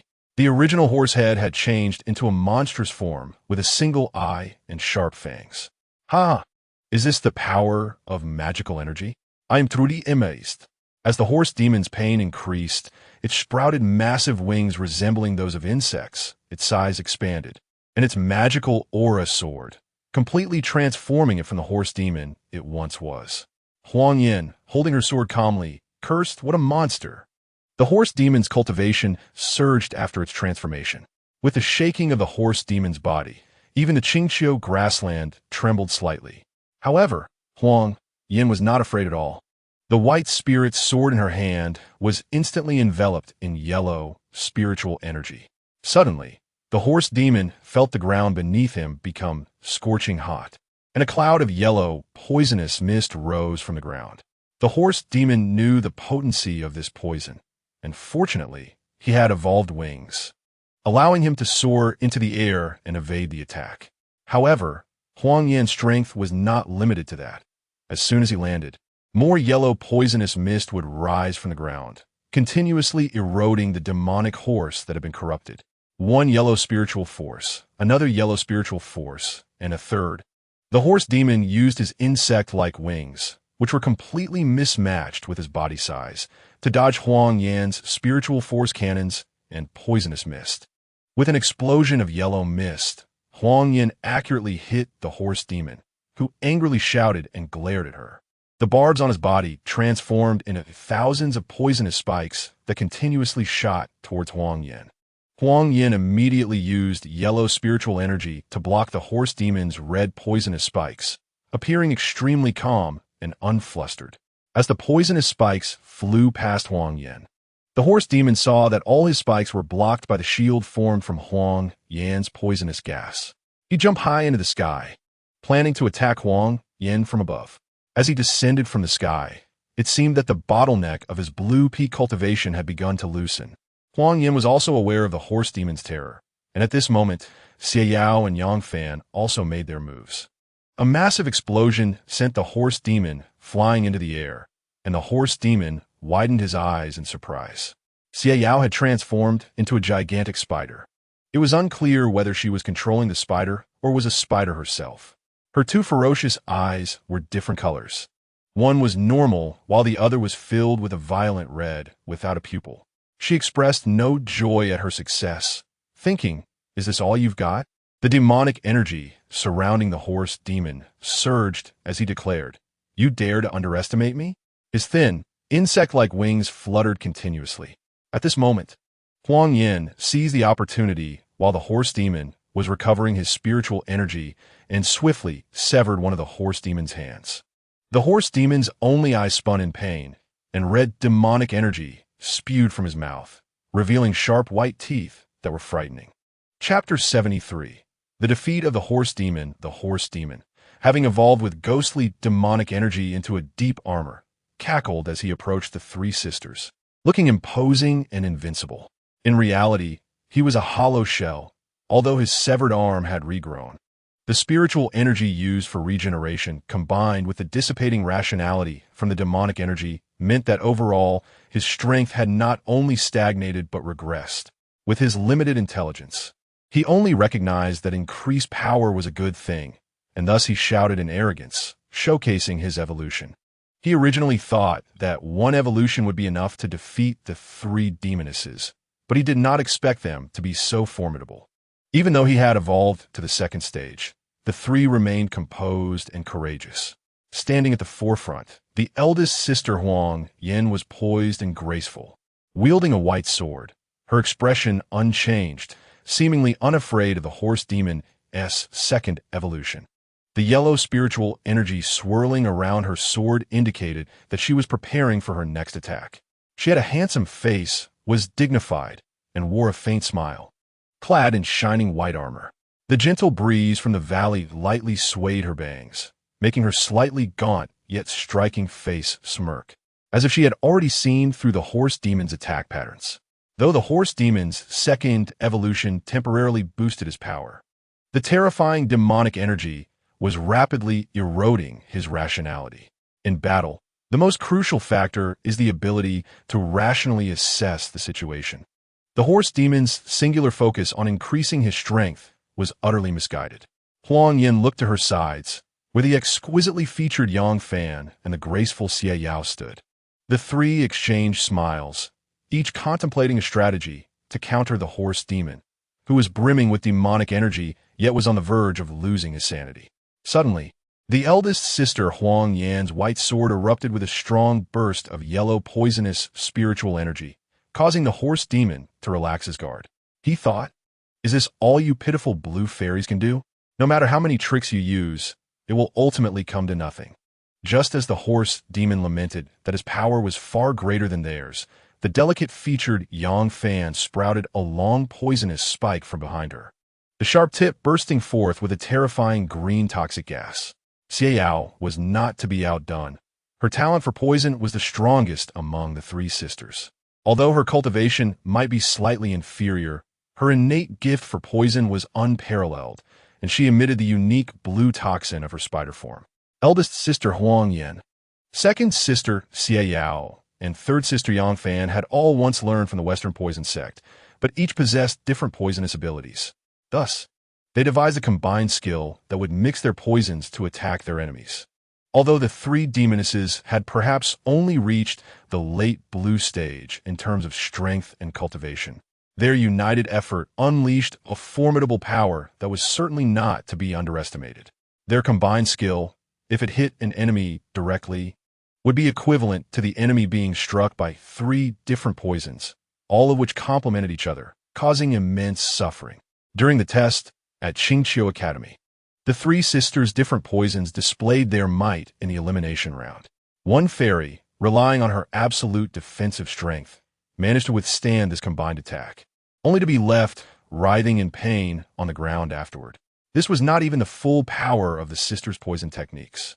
Eldest sister Huang Yan's yellow poisonous mist was a fierce toxin, amplified by her strong spiritual energy, delivering a significant neurotoxic attack that could induce nausea and hallucinations, leading to a complete loss of sanity for the poisoned. This was especially effective against opponents with demonic energy, as those affected were already being influenced by it. with severe cases even risking their lives. Demonic energy, a substance not found in the Shan Hai continent, could be described as a double-edged sword. It could rapidly enhance one's cultivation while also leading to a loss of rationality. Yang Fan's green spiritual energy, combined with the green toxin, would paralyze victims, causing their bones to soften and even leading to direct rotting, resulting in excruciating pain. Xiao's poison was even more terrifying. She had originally evolved from a spotted spider, making her the most charming among the sisters. Her spotted spider toxin would cause intense itching throughout the victim's body, compelling them to scratch until their flesh was in tatters. The horse demon, after his second evolution, was not complete. Although he had greatly amplified his strength, his speed and rationality had significantly diminished. The poisonous spikes on his body had grown longer, and he charged violently at the three sisters. Huang Yin remained unflustered, striking a handsome combat pose that looked incredibly cool and dashing. A powerful airflow erupted from her hand, gathering a formidable yellow spiritual energy cannon. She spread her legs and extended her hand forward, unleashing a powerful yellow beam from her palm. But that was not all. Xiao also emitted a blue beam from her hand, laced with blue toxins that would cause relentless itching in her enemies. Finally, Yang Fan took a deep breath, and a wave of green energy shot from her hand. Her gaze was fierce. One hand gathered power while the other brushed against the sharp, elongated poisonous spikes that had grown from her back. Confidently, she made a gesture as if to shoot. Following this was a powerful green light, the three colors merging into one, striking fiercely at the horse demon. The horse demon believed that with the combined strength of the three, there was no way they could break through his thick defenses. However, the three extremely fierce attacks, imbued with potent toxins, were more than enough to shatter his defenses. What's even more impressive is that the combined ultimate move of the three sisters is specifically designed to target the horse demon, and its attacking attributes will further diminish his rationality, which is already under the control of demonic energy. The eldest sister said, "He actually wants to roast the meat god in our attack area," and Yang Fan laughed. "Since he underestimates our attack so much, let's increase our power and make him truly experience the suffering of the three sisters." The eldest sister, Huang Yin, smiled proudly. Xiao also giggled charmingly on the side, but the spiritual energy in their hands did not decrease. They were both working hard to amplify it. Just a little trick. Do you really think I would fear such weak attacks? After 2 evolutions, the horse demon was confident that his power could easily withstand such attacks. He let the three sisters unleash their full-strength combination skill to strike his body. The toxins had already permeated the horse demon's body, and he began to feel some pain, which quickly intensified. Chapter 74. Encountering a strong enemy, the horse demon was hit by the mixed poisonous gas from the three, and he immediately felt his bones soften, his nerves numb, and his rationality dissipate even more. The horse demon secretly cursed himself for being too arrogant, thinking he could withstand the combination skill unleashed by the three sisters with his demonic energy-infused body. What was terrifying was that he felt an intense itch all over his body. Losing his rationality, he was completely taken over by demonic energy, and his sanity almost completely vanished. One of his eyes became extremely bloodshot, and he frantically scratched at his body, screaming uncontrollably. The horse demon clawed away chunks of flesh from his body, still feeling unsatisfied. In a moment of madness, he turned into nothing but a skeleton. To be precise, it was a skeletal frame of a horse-headed, human-bodied creature. The three sisters watched as the horse demon fell, thinking to themselves, "Let this be a lesson for you to underestimate us." However, they were also amazed at the horse demon's powerful vitality, as he had not died despite being reduced to this state. The skeletal horse demon was still in immense pain. He had not expected that the three sisters' potent poison would be even more painful than the torment caused by the demonic energy. He realized that he was still alive thanks to the support of the demonic energy. He had originally intended to be more cautious with its use in the future, but given the current situation, he would likely have to rely on it for the rest of his life. However, what the horse demon did not know was that the intense poison he felt was not simply the result of the three sisters' mixed toxins being stronger than the demonic energy. but rather that their poison amplified the effects of the demonic energy on him, making it more violent and causing his rationality to diminish further, thus making him heavily reliant on the demonic energy. The horse demon did not want to appear in the form of a skeleton for the rest of his life. He thought that if he could at least take down one of the three sisters, then Situ might have a way to restore him. In fact, before coming here, several demons had already been unable to resist the temptation of the rapid enhancement brought by demonic energy, agreeing to serve Situ. Situ also promised that whoever could excellently complete the task this time would receive even better demonic energy. Now that he had turned into a skeleton, he knew that completing the task and obtaining Situ's promise for better spiritual energy was his only chance to further enhance his power. Otherwise, he would forever remain in a form that was neither human nor demon. The combined skill of the three sisters astonished the boys, including Moo Moo Hui. The stone monkey Moo Moo Hui thought that if the skill hit him, he wasn't too sure he could endure it. The three types of poisonous gas indeed amplified the side effects of the demonic energy. Moo Moo Hui thought he needed to win over the three sisters, as they would surely be a great help in dealing with Situ in the future. However, although the horse demon was now just a skeleton, he had still survived under the influence of demonic energy, meaning he had completely become a slave to it. The horse demon had no way out now. He had to find a way to stop Moo Moo Hui and the others from transporting the spiritual stones so that Situ could come and save him. However, with Moo Moo Hui, the serpent spirit Zhu Chong, the white bear spirit Junli, the immortal Huan, and the scorpion spirit Su Hao, along with the constant enhancement of spiritual energy from the immortal Lao Zhen, the speed of transporting the spiritual stones was extremely fast. Under the resistance of the three sisters, the horse demon could not effectively stop the process of transporting the spiritual stones. If this continued, even if he completed his task after leaving this area, he didn't know if he could gain Situ's recognition. Once they entered the river channel and cave, he knew that Situ had arranged for other demons to ambush them, making it even harder for him to obstruct their transportation of spiritual stones. Even if he succeeded in obstructing them, would his achievements be snatched away by others? Situ was a person who valued usefulness above all. If he knew that the horse demon had completely failed to hinder the stone monkey Moo Moo Hui, he would certainly not care about the horse demon's life. After all, the horse demon had a feeling that in Situ's eyes, this group of demons might just be tools and not classmates or friends. Yet, despite this, the horse demon was still willing to be Situ's underling. The reason was simple. Situ could give him the power he desired and the feeling of a sudden boost in strength. Therefore, he had to find a way to hinder their transportation of the spiritual stones before Moo Moo Hui and the others entered the river channel. Thus, when the three sisters thought the horse demon no longer had the strength to fight, the skeletal horse demon slowly began to gather all the demonic energy in his body, preparing to deliver a fatal blow to the three sisters. Eldest sister, this horse demon is just a skeleton now. Has he already been poisoned to death by us?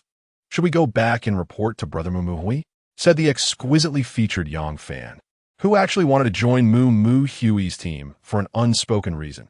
She had fallen deeply in love with Moo Moo Hui since the first time he confidently introduced himself. Oh, calling him Brother Moo Moo Hui so quickly. Third sister, aren't you a bit too eager? The eldest sister, Huang Yin, had long seen through her younger sister's little thoughts, but alas, the feelings were one-sided. However, the horse demon was not idle. After all, the demonic energy had helped him elevate his cultivation to the purple stage. He gathered a portion of demonic energy and, seeing the three sisters chatting, suddenly showed a fierce expression, his one eye spinning wildly. Seizing the opportunity, he unleashed all his demonic energy and charged toward Yang Fan. Third sister, be careful. Xie Yao was the first to notice the attacking horse demon. The horse demon, now a skeleton with only one eye left, viciously charged at Yang Fan. If this hit, Yang Fan would surely be severely injured. It was already too late to warn her now. However, the stone monkey Moo Moo Hui and his companions were quickly transporting the spiritual stones along the route from the Qingqiu grassland to the Qingqiu Academy. He had basically figured out the path, which included a rocky area, then a river channel, a cave, and then a dense forest. Once they got through the forest, they would essentially reach Qingqiu. They had not yet seen the figures of the White Stone Bull Demon King in situ. Although Mu Hui did not know what they were up to, he was certain of one thing. His progress in transporting the spiritual stones far exceeded that of the Bull Demon King by Shi and his team. He was not worried at all about whether the three sisters could withstand the Horse Demon's attack. After all, the combined skill of the three sisters was indeed formidable, but also required caution. The fierce poison made even Mu Hui feel uneasy. He hadn't expected the three sisters introduced by Su Hao to possess such capabilities. Mu Hui looked quickly. Suo Xiaoteeth. Chapter 75. The three sisters defeated Mu Hui followed Su Hao's voice and saw the horse demon using the demonic energy of his body to crash violently into Yang Fan among the three sisters. Although he had not known the three sisters for long, they were all working for themselves. However, he did not dare to release his strength directly to rescue them, because the spiritual power was too heavy. If one person worked together, the weight would directly crush the others. "Be careful," shouted the stone monkey Mu Hui to them. However, the warning was clearly a bit late. The horse demon had swiftly entered Yang Fan's body. Her elder sister and second sister quickly came to help their third sister, Yang Fan, but at this point there was no way out. They could only gather all their spiritual energy and fight the horse demon head-on. After all, the three female demons only had late blue-level strength. Under the desperate attack from the dying horse demon, the three of them were seriously injured and fell from the sky. And the horse demon was not doing well either. Sister Su Hao immediately ran in front of them. Yang Fan, with blood at the corner of her mouth, said to Su Hao, "We're fine. Helping the fairy committee Mu Hui transport the spiritual stones is the priority." "That's right. Our little Yang Fan is thinking about Mu Hui and all the matters," teased elder sister Huang Yan. "Senior brother, since we're fine, you should go help Mu Hui." The horse demon charged towards Mu Hui and the others. "Let's recover for a bit, and then we'll come," said Xie Yao. Suo sighed deeply. He had indeed marked down this debt with the horse demon for daring to harm his junior sisters. This bastard horse demon would have to suffer greatly if he encountered him again. However, Suo was also thinking about how Mu Hui could be so charming. Was it because he was a member of the fairy committee? Or was it because he was handsome? Su Hao's three junior sisters, despite being injured, still thought about the fairy committee's task, trying to find ways to help stone monkey Mu Hui secure his position, being more loyal than himself, which made him exhale in frustration. But it seemed that the injuries of the three should not be too serious. After all, the horse demon was already at the end of its strength. With his junior sisters safe, Su Hao felt relieved. Su Hao urged his spiritual power to head towards stone monkey Mu Hui, as they were all carrying heavy spiritual stones. The stones were indeed very large. And without his protection and the transmission of spiritual power, if the horse demon, that despicable guy, launched a sneak attack at this time, it would be bad.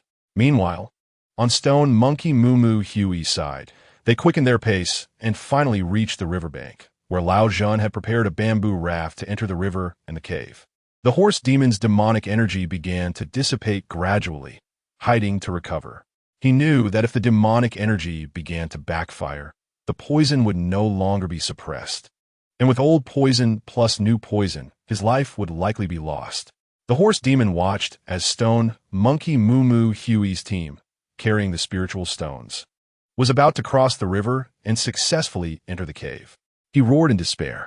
His only opportunity now was to take advantage of the fact that Stone Monkey and the others were burdened with the stones and couldn't free themselves. As long as one of them confronted him, the immense weight of the stones would likely crush the bamboo raft, and that would be his great achievement. Perhaps C2 would help him restore his physical body and grant him better demonic energy. So he no longer cared, as Stone Monkey Mu Hui, Tangsha Jingju Dachong, and the others began to carry the spiritual stones. The horse demon knew the time had come. He crazily charged towards Stone Monkey Mu Hui and the others. Upon entering the cave, the water flow became much faster, and Stone Monkey Mu Hui's bamboo raft moved forward as if it were swimming. Facing the horse demon, who was determined to fight to the death, the immortal Lao Zhan and Su Hao acted decisively. After all, Stone Monkey Mu Hui, Immortal Huahuan, the White Bear Demon Dolly, and Tangsha Jingzhu Dachong had to gather all their strength to withstand the enormous mass of the spiritual stones and couldn't free their hands. If anyone let go for a moment, the tremendous weight of the stones could easily crush the bamboo raft. Esto monkey mumui shouty laudi, lao fin, suao. Hold him off. Although immortal Lao Zhan was physically weak and not good at close combat, his spells were indeed taught by the Tiangui sect. With a move of the Tiangui finger, golden spiritual power attacked the horse demon. Su Hao, a master poison, was extremely angry after the horse demon injured his 3 junior sisters. Suddenly, a long black scorpion tail appeared behind him, and the scorpion venom was condensed into dark clumps, sent towards the horse demon through his spiritual power. The horse demon was already at the end of its strength. Even though it faced Lao Zhan's strange finger technique and Su Hao's terrifying poison, it was somewhat overwhelmed. Yet, it still desperately tried to get past immortal Lao Zhan and scorpion Su Hao, as it was too eager to achieve merit. Taking advantage of the battle between the horse demon and Lao Zhan and Su Hao, Hua Huan seized the opportunity. Hua Huan was indeed the strongest among the demons. He exerted a divine wood finger, attacking the horse demon's vital point. Unexpectedly, among them, there was someone with extra spiritual power. The horse demon was struck by the powerful divine wood finger and fell into the deep lake. Everyone let out a long sigh of relief. They had finally shaken off the horse demon. They didn't expect that under such weight, Hua Huan could still have some spiritual power left. Although the horse demon had just reached the early purple level relying on the demonic energy given by C2, they didn't expect this monster to be so difficult, injuring the 3 sisters and battling fiercely with Lao Zhan and Su Hao. But in the end, it was Hua Huan who accumulated spiritual energy and dealt with the horse demon. Hua Huan, is the horse demon dead? It shouldn't be. My divine wood finger was just a desperate strike, but it shouldn't catch up for a while. Let's hurry and leave, Hua Huan said cautiously. No one wanted to stay in the cave. Row, hurry and row. Let's get out of this cave, Mumu Hui said. They were now greatly limited in their small team strength. If they encountered a strong enemy, the consequences could be imagined. If the Bai Shi Nyo Mo Wang and other monsters came out from here, their spiritual stones would definitely sink in this cave. Just as everyone was unexpectedly shaking off the horse demon's pursuit, a sharp screech was suddenly heard, and the cave began to shake violently. Suddenly, a fierce flying fish charged towards Mumu Hui, seemingly about to bite stone monkey Mumu Hui. Lao Zhan reacted quickly, gathering spiritual power into a powerful divine wood finger. The vicious flying fish that had jumped out of the water was instantly charred by the divine wood finger's force. However, this was not over. More and more flying fish with blood-red eyes and wings attacked Mumu Hui and the group from the lake. Chapter 76. The dense forest. These flying fish were merely low-level spiritual beasts. Their eyes were filled with violent red. Clearly, they had become like this because of that sound. Their eyeballs were protruding. Their teeth became extremely sharp, resembling a man-eating demon, and they had thin wings on their bodies. Their faces twisted in terror due to their rage. These fish looked too disgusting. They should not have attacked us for no reason. It seems they went crazy after hearing some summons. Could it be that the Bull Demon King, Bai Shi, has arrived? Su Hao said nervously. I don't think it's the Bull Demon King, Bai Shi. If he were here, he would directly attack us. This person is clearly testing us on purpose, indicating that he doesn't have the confidence to take us down, Hua Huan calmly analyzed. However, the biting demon flying fish were increasing in number. Both Lao Zhan and Su Hao had long-range spells, but they still couldn't avoid being bitten by those terrifying flying fish a few times. The demon flying fish had extremely sharp teeth. Once bitten, blood would flow endlessly. Immortal Lao Zhan continuously shot out beams of golden spiritual power from his fingertips, which were the signature moves of the Tiangui sect, the Tiangui finger technique. The scorpion demon, Su Hao, was also putting in a lot of effort. His spiritual power continuously released balls of scorpion venom. The terrifying scorpion venom, once it spread to a demon-flying fish, would also infect other fish, greatly harming the demon-flying fish over a wide area. A group of frenzied demon-flying fish continuously attacked them like moths to a flame, but they could see light ahead, which meant they must be close to the exit of their bamboo raft. These demon-flying fish were clearly driven mad by the sound of some creature or monster. Even an immortal like Old Jun, who had considerable cultivation, felt extremely agitated by that sound. Everyone had to maintain a calm and clear mind to protect their true selves from being disturbed by that frenzied noise. Under the continuous divine light of the immortal Old Jun, the demon-flying fish, despite their fury, dared not act recklessly. The bamboo raft floated for a while with a swift current, and soon they saw a clear opening ahead. The cave's mouth was right in front of the group of fairies. They finally escaped the cave and saw a huge platform outside, which was very high. Looking down, they saw a dense forest with many ancient trees that had stood for 1,000 years. Passing through this forest would lead them to Qingqiu Academy. The Bull Demon King, by sure, definitely wouldn't be faster than us, Old Jin said. As long as we obtain the ownership of the magical artifact this time, our strength will be much greater than that of the Bull Demon King by sure, and we may also gain the recognition of most of our classmates. If that happens, their ability to oppose us will be greatly weakened, Old Jun said happily. Old Jun, don't be too happy too soon, Mu Hui said. It's obvious that the strange cry just now, although it was just a frenzied spell, indicates that there are indeed powerful figures hiding in this dense forest. He looked at the forest filled with danger. Who was that shouting in the cave that lured the flying fish in the lake to attack us? Su Hao looked at himself, his body covered in wounds from the flying fish's bites.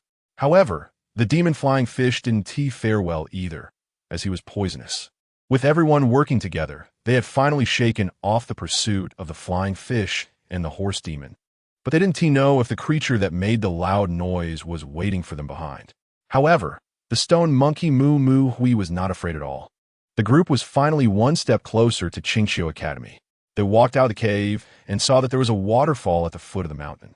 Crossing the waterfall would allow them to enter the dense forest. In the forest, the sounds of birds and beasts seemed to herald that there were still great trials waiting for them. Mu Hui and the others, dragging their heavy spirit stones, cautiously looked ahead at the dense forest. The further he walked, the more uneasy he felt. It didn't make sense for Bull Demon King, by sure, to be so far behind. Was there some secret passage or shortcut? He pondered, but he thought that the possibility was slim, as there was only one path from Qingqiu Prairie to Qingqiu Academy. He was calculating the potential crises they might encounter ahead.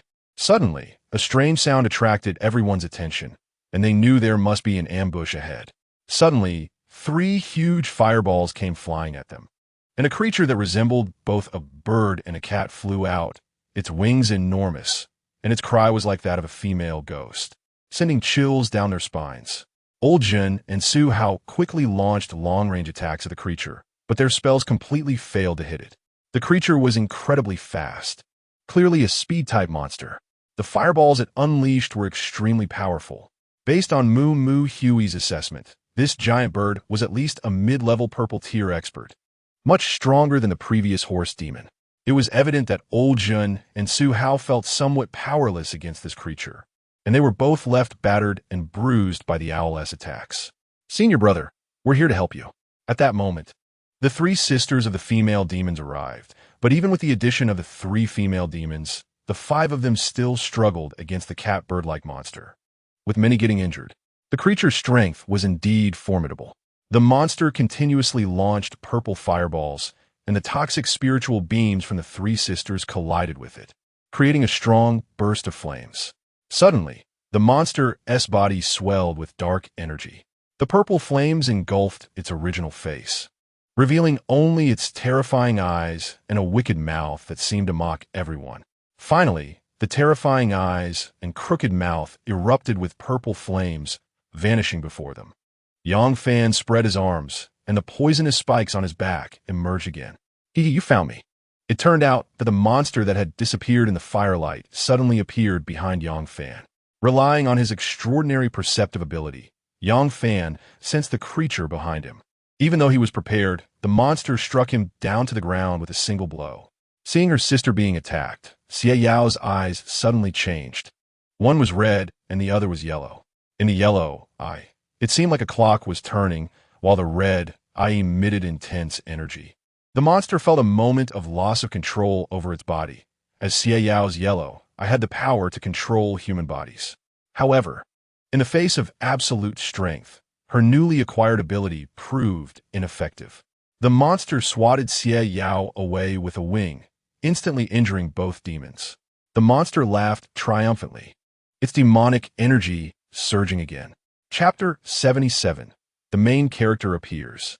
It turned out that the monster was called Diao Shao, whose face was a grotesque mix of cat and bird features, extremely ugly. As the demonic energy surrounding him grew heavier, his appearance became even more horrifying. Diao Shao soared high, his demonic energy surging once more, reaching the peak of mid-level purple tier, clearly on the verge of advancing to the late stage. Tung Shizhu Dachong knew that if that monster broke through to the late stage of purple tier, everyone would be in danger. Seeing that the three demon sisters had been fighting this creature for so long, even with their toxic spiritual energy hitting the monster, it didn't seem to have a significant effect. Moreover, the creature was agile and clearly not as foolish as the previous horse demon. The toxic and spiritual attacks from the three sisters barely landed as the monster dodged them. Most of the group's attacks could be said to have missed entirely. She was thinking that Hua Huan seemed to still have some strength left. If the immortal Old Zhen and the scorpion spirit, Su Hao, could temporarily take his place, then he could go and deal with this monster.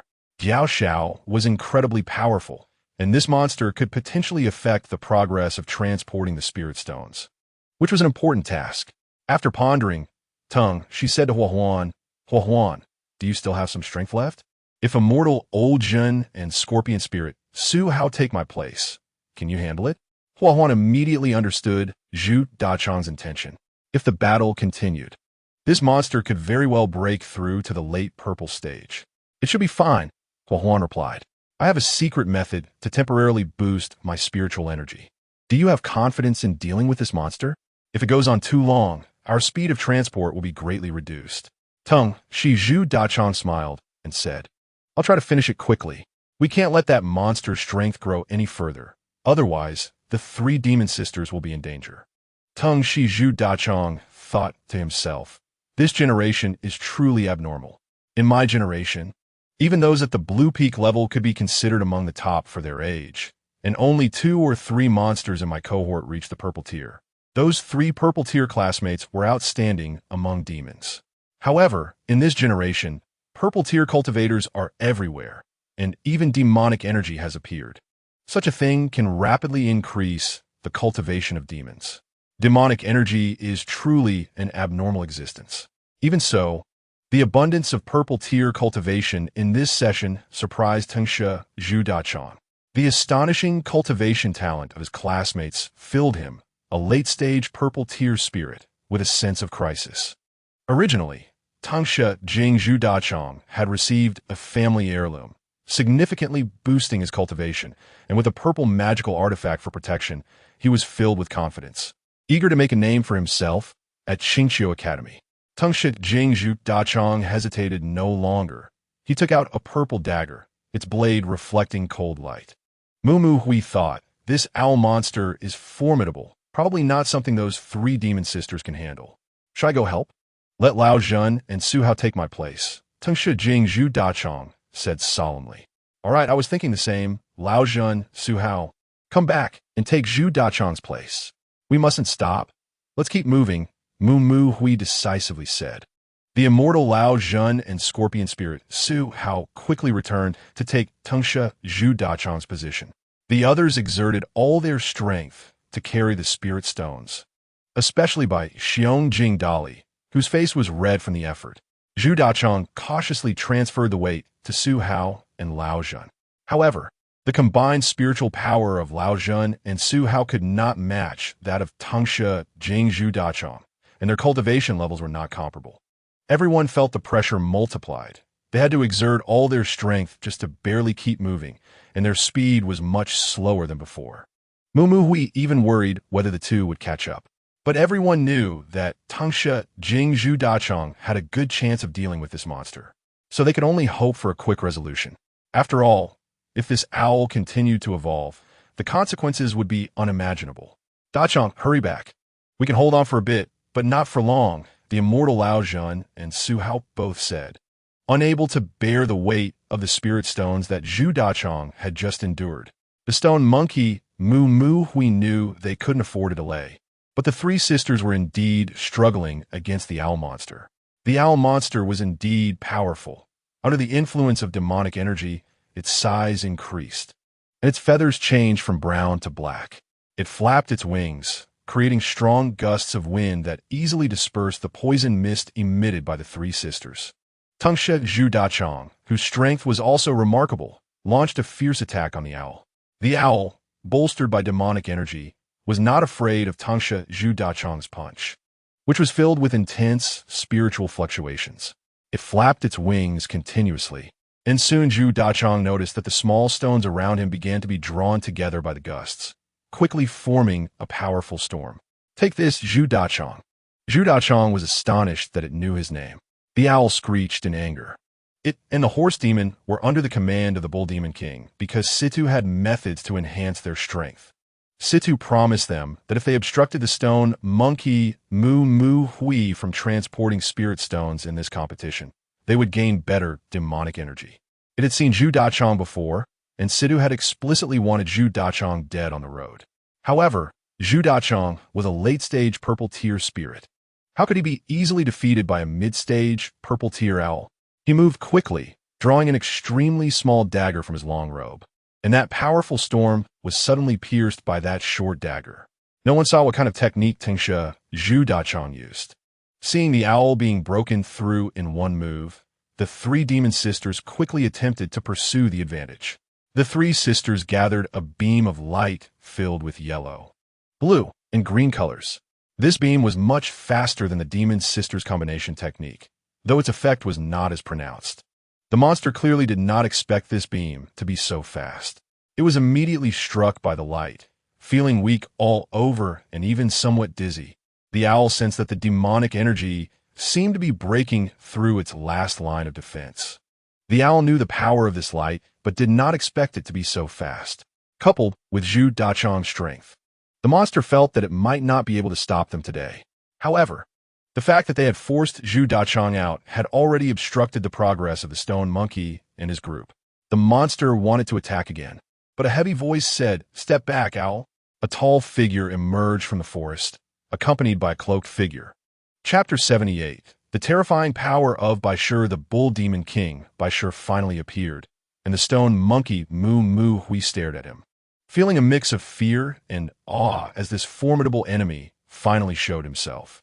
Baishur wore a dazzling golden armor that was both heavy and luxurious, adorned with a nose ring and surrounded by purple-black demonic energy that instilled no fear. He wielded a large staff inscribed with black runes, his body extremely robust. The spiritual power radiating from Baishur shook the ground, causing stones to roll. Unlike Situ's menacing aura, his energy was overwhelmingly domineering. "Baishur, you finally appeared." The stone monkey, Mu Mu Hui, said. Hee, it seems you've been waiting for me a long time," Baishur replied with a smile, as if greeting an old friend, even as the atmosphere grew tense. Mu Mu Hui knew that although Baishur was also at the peak of the purple tier, his strength far exceeded that of an ordinary peak purple tier demon. Baishur might only be a moment away from stepping into the orange tier. In this tense atmosphere, suddenly thunder rumbled overhead, and a heavy rain began to pour. The raindrops hit the branches of the ancient forest's towering trees, making a crackling sound. The rain was heavy, splashing enormous waves on the river surface. Carrying the spirit stones on his back, Mu Mu Hui hesitated about whether to confront the bull demon king here. However, Tangshe Jing Zhu Dachong seemed to sense Mu Mu Hui's thoughts and calmly said, "I'll hold him off. You guys go first." Mu Mu Hui looked at Zhu Dachong in surprise, not expecting him to take on the bull demon king alone in a crisis. Although controlling the magical artifact was important, he absolutely could not abandon his brothers. Zhu Dachong urged, "Don't hesitate. Don't you trust my ability?" As Zhu Dachong moved his long robe, Mu Mu Hui remembered that Zhu Dachong had a divine artifact. At this moment, if Mu Mu Hui confronted Baishur head-on, Situ might secretly surpass them, and then their efforts would be in vain. Mu Mu Hui thought, Isn't Situ in charge of transporting spirit stones? Zhu Dachong stood tall in front of the Bull Demon King, declaring, I'll be your opponent. I won't fight with a nameless person like you. Before the Bull Demon King's words could finish, the team escorting the spirit stones had already slipped into the jungle. You coward, Mumu Hui, don't go. Bai Shi shouted in frustration. Just then, a wave of spiritual energy, filled with yellow, blue, and green energies, surged toward Bai Shi. Bai Shi took the hit directly, and the three sisters clapped their hands in joy. However, a beautiful smoke cloud passed by, and Bai Shi emerged unscathed. The stone monkey Mumu Hui knew it was not the time for sentimentality. Zhu Dachong was blocking the Bull Demon King Bai Shi for them, and they needed to hurry on their way. At this moment, facing Bai Shi the Bull Demon King were Tangsha, Zhu Dachong, and the three demon sisters.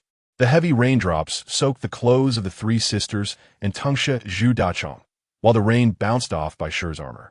At this moment, Zhu Dachong and the three demon sisters held their breath, focusing on the movements within the beautiful smoke, wary of a sudden attack from the Bull Demon King, Bai Shi. Tangsha Zhu Dachong faced the Bai Shi Nyo Mo Wang alone for the first time, feeling a lingering fear. He tightened his grip on the dagger, afraid of Bai Shi because that day during military training, even Hua Huan had said that Bai Shi, the Nyo Mo Wang, was incredibly strong. If Bai Shi Nyo Mo Wang's strength surpassed Hua Huan's, then Tangsha Jing Zhu Dachong should not be able to defeat him. However, Zhu Dachong was confident that even if he couldn't win, he could buy enough time until Mu Hui arrived at Qingqiu Academy. Suddenly, Bai Shi Nyo Mo Wang appeared behind Xie Yao, startling her. The Nyo Mo Wang's eyes were large and round like copper bells, which frightened her. If Xie Yao were hit by this attack, she would surely suffer. Just at that critical moment, a tall and slender figure rushed in, blocking the fatal blow aimed at Xie Yao. The dagger collided with the iron rod, producing a brilliant flash of light. A messy and dirty mass of hair draped over the Nyo Mo Wang's bull head. His two horns were sharp and robust, glowing with a purple light, resembling a demon from hell. The purple aura emanating from him was mixed with some dark energy, yet everyone knew that Bai Shi Nyo Mo Wang was not using demonic energy. He looked down on the power of demonic energy because it only granted people violent strength at the cost of losing rationality. The Nyo Mo Wang's inherent power was already immense. His fundamental strength was that of fury. Raindrops fell on his horns, and his enormous bull eyes blinked not at all. Holding a massive rod covered in runes, it appeared that this rod was also no ordinary item. Tangsha firmly grasped the dagger hidden in his robe, feeling somewhat apprehensive. He believed that with this dagger, he should be able to withstand the Nyo Mo Wang's attack for a while. Bai Shi Nyo Movank's arrival surprisingly relieved Mumu Hui. He had been worried that the Nyo Mo Wang's subordinates would appear one after another, but the main figure, Bai Shi Nyo Mo Wang, had yet to show up. Now that Bai Shi Nyo Mo Wang had finally appeared, although he faced immense pressure, he felt somewhat reassured. His only concern now was that Situ had not yet appeared. Once Situ arrived, the heavy stones in his heart would be lifted. Although he still did not know how many trump cards Bai Shi Nyo Mo Wang had up his sleeve, his appearance indicated that Bai Shi was their last trump card, and he knew that Situ was always in peril. Zhu Dachong and the three sisters stood ready, raindrops falling on them.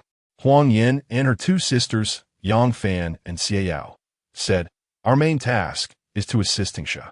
We must support him in attacking the Nyo Mo Wang and not engage in a head-on fight with Bai Shi Nyo Mo Wang. We are not his match, and if we force a confrontation, we might get hurt and drag Tangsha Zhu Dachong down. After speaking, the three leaped up and quickly flew, forming a triangular encirclement. The eldest sister, Huang Yin, stood to the east, Yang Fan to the west, and Xie Yao to the north. Opposing them was Tangsha Jing Zhu Dachong, both sides holding their breath, waiting to see who would strike first. Bai Shi Nyo Mo Wang did not dare to underestimate the opponent before him.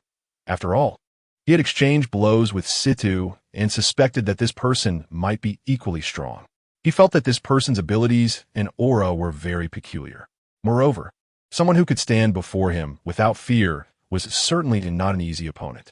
The heavy rain fell, signaling that this battle would be difficult. Suddenly, The Neo-Mo Wang moved, swiftly raising his iron rod to attack Zhu Dachang. Chapter 79. Facing the giant rod of the Neo-Mo Wang. Tangsha Zhu Dachang did not dare to slack off in the slightest. He gathered spiritual energy and immediately used his most familiar iron armor spell amid the rain. A layer of blue light, mixed with a bit of white light, quickly enveloped him. Baisher Neo-Mo Wang did not expect Zhu Dachang to use magic. He was somewhat taken aback that Zhu Dachang intended to withstand his blow. In fact, Zhu Dachang also wanted to test just how strong Baisher Neo-Mo Wang was. This was the iron armor spell given to him by his brother, Zhu Dada, and it was the spell he was most familiar with. Under the spell's enhancement, the Neo-Mo Wang's magically charged stone rod and the blue-white spiritual shield repelled each other, shaking violently. Suddenly, there was a loud bang, and both the Neo-Mo Wang and Zhu Dachang stepped back a few paces. To Zhu Dachang's surprise, the iron armor spell on his snake body shattered. He hadn't expected the spell, which consumed a significant amount of his spiritual energy, to barely withstand the Neo-Mo Wang's blow. This made him realize that he had somewhat overestimated his own abilities. The Neo-Mo Wang had initially intended to seriously injure Zhu Dachang with that strike. However, when the iron armor spell met the Neo-Mo Wang's magically charged rod, they canceled each other out. Tangsha Jing Zhu Dachang knew how powerful the Neo-Mo Wang's iron rod was and did not dare to continue the confrontation, dodging and creating distance from him. The Neo-Mo Wang was irritated to see Tangsha Jing's speed. He had intended to finish the fight quickly and pursue Mu Mu Hui and the others. Playing a guerrilla war, Tangsha Jing, after a brief rest, had to expend more spiritual energy to cast another protective spell on himself. This protective spell was no longer the iron armor spell. The iron armor spell was a high-level spell, very effective defensively, but it consumed a lot of spiritual energy. Tangsha Jing Zhu Dachang never expected that Baisher Neo-Mo Wang's magical rod would directly break the iron armor spell he had worked hard to set up. "Are you all right?" Xie Yao emerged from the jungle. She had a deep affection for Zhu Dachang and, seeing him consume a lot of spiritual energy, hurried out to check on him. Noticing that Zhu Dachang's spiritual energy was significantly depleted, Xie Yao extended her hands towards his chest, gathering energy. A blue glow appeared as she rushed to help him recover some energy. However, Zhu Dachang instinctively stepped back, awkwardly saying, "Maybe it's better not to." Xie Yao clearly sensed that Tangsha Zhu Dachang was a bit afraid after realizing how potent her toxins were. "Don't be afraid," Xie Yao said with a smile, seeing through Tangsha Jing's thoughts. "This is my spiritual energy. It contains no poison. My energy can help you regain some strength. I saw that you used quite a bit of energy earlier, so I wanted to help you." Although Xie Yao's spotted spider poison could cause unbearable itching, her spiritual energy itself did not have toxic effects. In the distance, her two sisters, Huang Yin and Yang Fan, saw their sister being so attentive to Zhu Dachang and exchanged knowing smiles. Initially, Yang Fan was worried that Xie Yao's assistance to the stone monkey Mu Mu Hui indicated she had feelings for him, but at that moment, she finally felt a sense of relief. After quickly recovering his spiritual energy with Xie Yao's help, Zhu Dachang promptly reverted his protective spell back to the iron armor spell. Knowing the Neo-Mo Wang's strength, Zhu Dachang began to play hide-and-seek with him in the jungle, occasionally sending out a wave of spiritual energy in the opposite direction. When Baisher Neo-Mo Wang arrived to investigate, he realized that Tangsha Jing Zhu Dachang was just toying with him. "Zhu Dachang, you coward, stop hiding. Why not come out and face me in a one-on-one fight? Are you afraid of me?" Baisher Neo-Mo Wang continually taunted Tangsha Jing, trying to provoke him to come out. However, Zhu Dachang remained resolute and was not swayed by Baisher Neo-Mo Wang's taunts and laughter. Tangsha Jing Zhu Dachang understood that as long as he could hold off Baisher Neo-Mo Wang, the mission would be successful. As long as the stone monkey Mu Mu Hui and the others could complete their task smoothly, he did not need to engage in a deadly battle with Baisher Neo-Mo Wang. The serpent spirit, Zhu Dachang, clearly felt that his spiritual power had fully recovered and even increased significantly under the blue spiritual energy restoration from Xie Yao. At this moment, Xie Yao, puzzled, said, "Zhu Dachang, I see you're also of the serpent type. You should know poison techniques, right?" Why didn't you use it during the battle with the Bull Demon King by Sure? Zhu Dachong chuckled and replied, "Don't worry, my poison techniques are quite fierce, and using them won't make it easy for the Bull Demon King." Xie Yao then breathed a sigh of relief, as she never expected that Zhu Dachong had not shown his full strength and still had a trick up his sleeve. Indeed, as expected, Zhu Dachong also knew poison techniques. She was initially concerned that Zhu Dachong would not accept her because she used poison. After all, how could a serpent bloodline not know poison techniques? Speaking of Zhu Dachong's poison skills, they were quite powerful. However, in the past, Zhu Dachong had always looked down on using poison techniques in battles with others. After returning to Zhu family village following the incident at school, during his training, Grandpa Zhu had repeatedly urged him to learn the unique skills of their serpent lineage. And Zhu Dachong never expected to use this poison technique here. Before long, the Bull Demon King by Shure's temper began to flare. His entire body erupted with raging flames, which gradually formed a small fiery bull.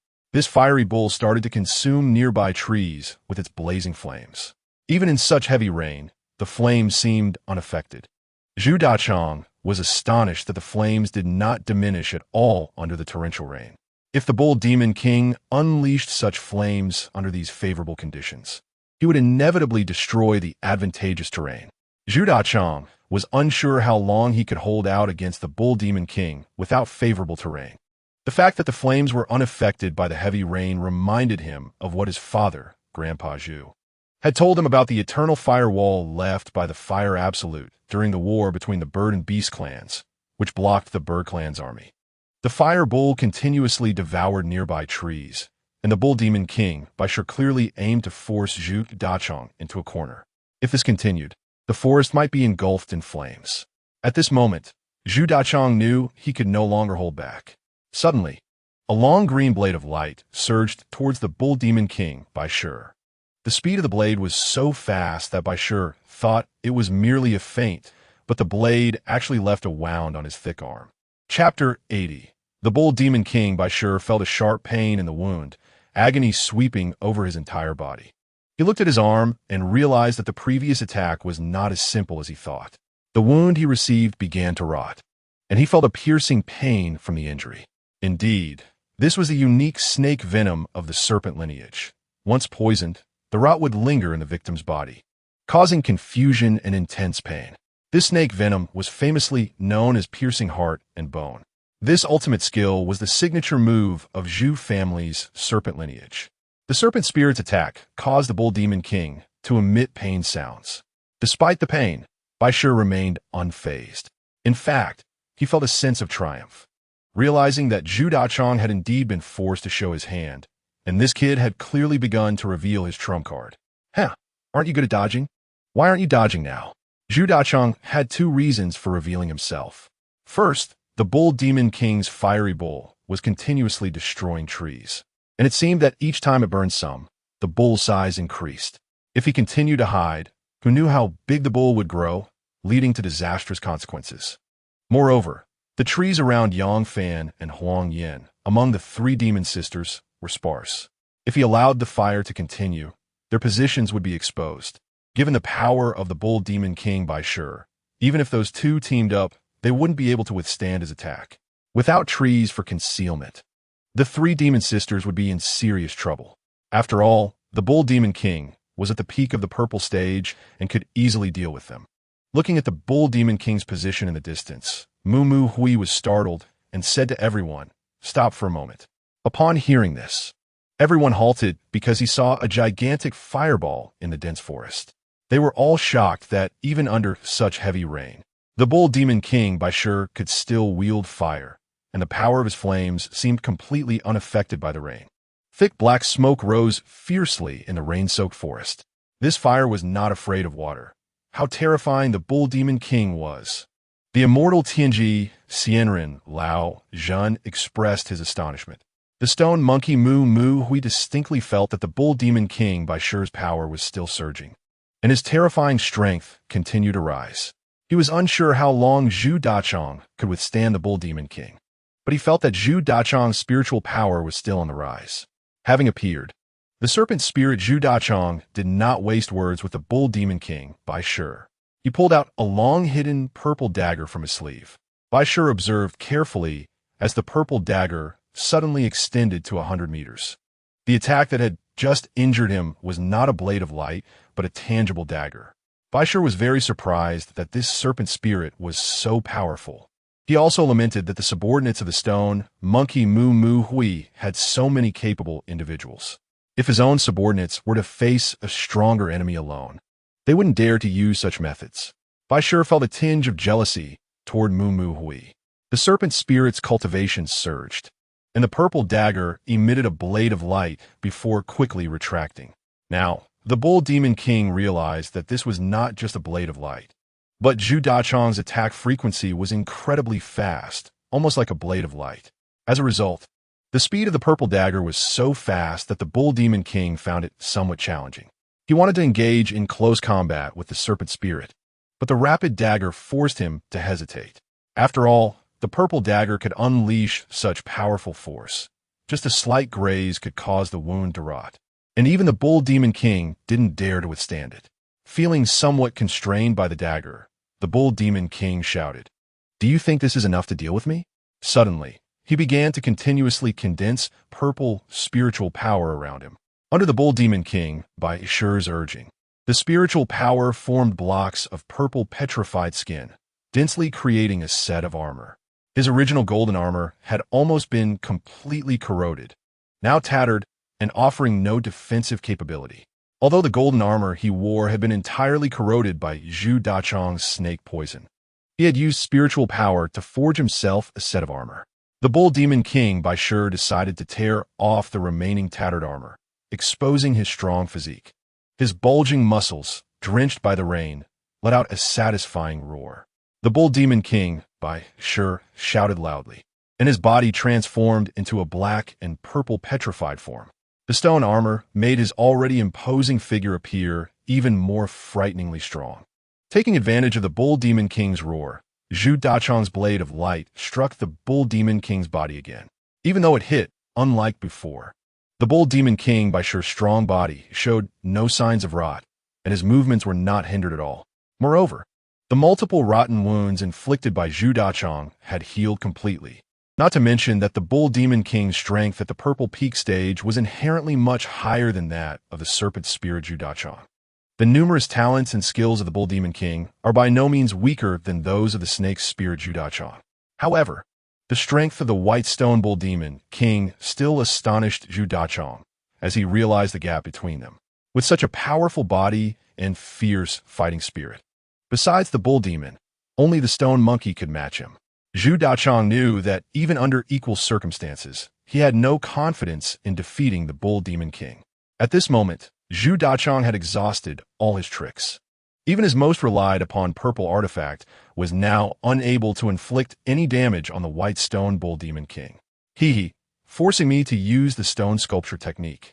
Kid, you're quite impressive. I admire you, but if you have no other abilities, you'll probably fall to me today, laughed the White Stone Bull Demon King heartily. Zhu Dachong thought that the White Stone Bull Demon King might not be able to defeat him immediately, as he must have become stronger in defense. Zhu Dachong calculated in his mind that he still planned to engage the White Stone Bull Demon King in guerrilla warfare, so he began to push his own speed to the limit. Shadow Clone. This was a shadow clone technique given to Zhu Dachong by the stone monkey Mu Mu Hui. The last thing he could do was to use the shadow clone to stall the White Stone Bull Demon King. Thus, his form began to turn into an illusory shadow, and the White Stone Bull Demon King realized that he might be trying the same trick again. The White Stone Bull Demon King saw through his thoughts and would not allow the snake spirit Zhu Dachong to escape again. Chapter 81. The White Stone Bull Demon King's spiritual power surged, and he intended to use his ultimate skill. His enormous mouth continuously absorbed the flames he emitted, astonishing everyone. It was the first time the three sisters had seen someone consume fire. After consuming the fire, the Bull Demon King, White Stone's horns suddenly turned fiery red. Suddenly, the red bull reappeared on him, but its size transformed into a robust fireball, no longer a small bull. With a roar, the red bull stomped its hooves vigorously, charging towards the snake spirit Zhu Dachong at an even faster speed. Although the snake spirit was known for its speed and toxic protection, its body was not that strong. Zhu Dachong's defense was his weakness. Under the impact of the massive fiery bull, Zhu Dachong spat out a mouthful of blood and was clearly wounded by the bull's horns. The wound on his abdomen, already injured, now bore scars resembling earthworms, causing Xie Yao, who had a crush on Zhu Dachong, to feel a pang of sympathy. Now the female demons screamed as they watched the fiery bull charge at Zhu Dachong, who was evidently severely injured, and the three female demons wanted to help. But Zhu Dachong shouted, "Don't come over. You can't help with anything. You protect them quite well." Zhu Dachong never expected that even with the purple artifact and his outstanding poison skills, he still couldn't withstand the white stone bull demon king. At that moment, the stone monkey Mumu Hui, watching from a distance, could obviously sense Zhu Dachong's spiritual power weakening. He stopped in his tracks. He could not sacrifice his friends for power. However, stone monkey Mumu Hui was also surprised by the snake's spirit strength. Although Zhu Dachong was in the late stage of the purple phase, even the pinnacle of the purple phase in his monster camp, the Golden Lion King, was not as strong. If the Golden Lion King faced the snake spirit, the outcome would be uncertain. Stone monkey Mumu Hui felt that even Zhu Dachong, with his late-stage purple cultivation, could contend with an ordinary pinnacle of the purple phase. But against a super expert like the bull demon, even the snake spirit Zhu Dachong couldn't manage. Zhu Dachong's knife technique was fierce, especially with the fast dagger that had a high attack frequency, dazzling his enemies. If not for the bull demon king's extraordinary talent and the defense of his strong stone armor, Mumu Hui had already made up his mind. But the strength of the white stone bull demon king was even more terrifying. The dreadful bull fire on him could absorb others' power for his own use. The evolved fire bull grew larger, forming a massive fire bull. Stone monkey Mumu Hui resolved to return for Zhu Dachong and the three female demons, as he was about to exit the dense forest. However, he also knew that everyone could no longer transport the spiritual stones. Otherwise, even if they reached their destination, losing a brother would render it meaningless. If he didn't act soon, the snake spirit Zhu Dachong and the three female demons might be in mortal danger. Stone monkey Mumu Hui said to Huan and the others, "Let's put down the spiritual stones. You keep an eye on them. There is only this one path left to Qingqiu Academy. If we block Situ, we win. I can't leave Zhu Dachong alone over there. You watch this piece of spiritual stone. I will deal with the white stone bull demon king." A torrential downpour fell, with raindrops like beans, pattering loudly, shaking the ground. The snake spirit Zhu Dachong was clearly injured under the massive attack of the white stone bull demon king, even though his spiritual power had not yet been exhausted. He did not expect the enormous bull fire to be so terrifying. One could say that the bull fire was already very close to the legendary fire awakening flame. Although the white stone bull demon king had not yet reached that level of power, if given time, his future would be incalculable. The white stone bull demon king said to Zhu Dachong, "I see you're quite a tough nut, loyal to that stone monkey Mumu Hui. But look, your life is about to be threatened. Where's Mumu Hui? In his serious condition, power is greater than brotherhood. He will prioritize returning the spiritual stones. Is someone like this worth following?" As soon as the white stone bull demon king's words fell, thunder rumbled in the sky. Suddenly, a loud roar of lightning echoed through the sky. The white stone bull demon king looked up at the sky, feeling something was strange. Upon closer inspection, two gigantic thunder dragons appeared in the sky, formed from lightning, complete with dragon horns, whiskers, and bodies, angrily roaring as if declaring war on him. Amidst the wild roars, the sky was filled with flashing lightning and rolling thunder, seeming to be controlled by these two dragons. Indeed, it was the thunder dragon technique unleashed by stone monkey Mumu Hui. With Mumu Hui's strength progressing, his thunder dragon fist could now manifest giant, solid thunder dragons. Just when the bull demon king White Stone thought Mumu Hui had abandoned his brother and fled with the spiritual stones, the thunder dragons roared across the sky, and a familiar deep black figure appeared in the dense forest. It was the stone monkey, with lightning flashing and thunder rumbling in the sky. Several bolts of lightning struck towards the white stone bull demon king. Upon being hit by the lightning, the bull demon king's body felt uncomfortable, and he instantly felt a slight numbness. However, he forcibly broke through, and the lightning binding him was forcefully shattered.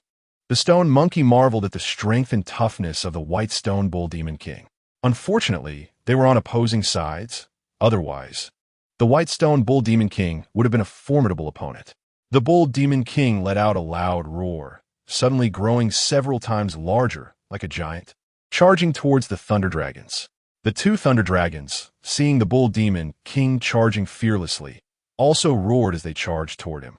The bull demon king swung his heavy, magic-patterned staff, which suddenly formed a strong black shadow.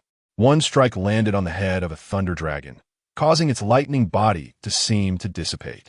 With one successful hit, the white stone bull demon king became even more arrogant, angrily shouting to grab the dragon's horns. The white stone bull demon king possessed immense strength. The cultivation power he unleashed made the thunder dragons hesitant to engage him in close combat.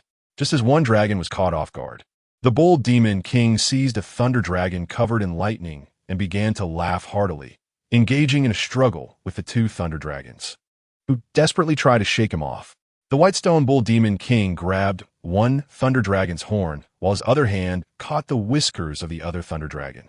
Riding on the back of a thunder dragon and grabbing hold of another thunder dragon's foot, the thunder dragons were violently shaken in the sky like a rope.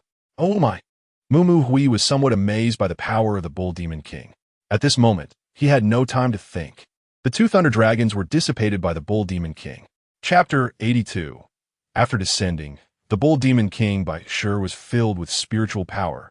His muscles began to swell, and gradually he grew larger until he became as big as a small hill. Although the bull demon king by sure had transformed into a gigantic form, his speed was not diminished at all. However, facing the bull demon king by sure with the manifestation of heaven and earth, the terrifying pressure from his massive size, the stone monkey Moo Hui still locked eyes with him. Even in the face of such a formidable enemy as the bull demon king, the stone monkey Moo Hui showed no fear of the terrifying bull demon king by sure, who appeared like a demon king. It could even be said that their momentum was evenly matched.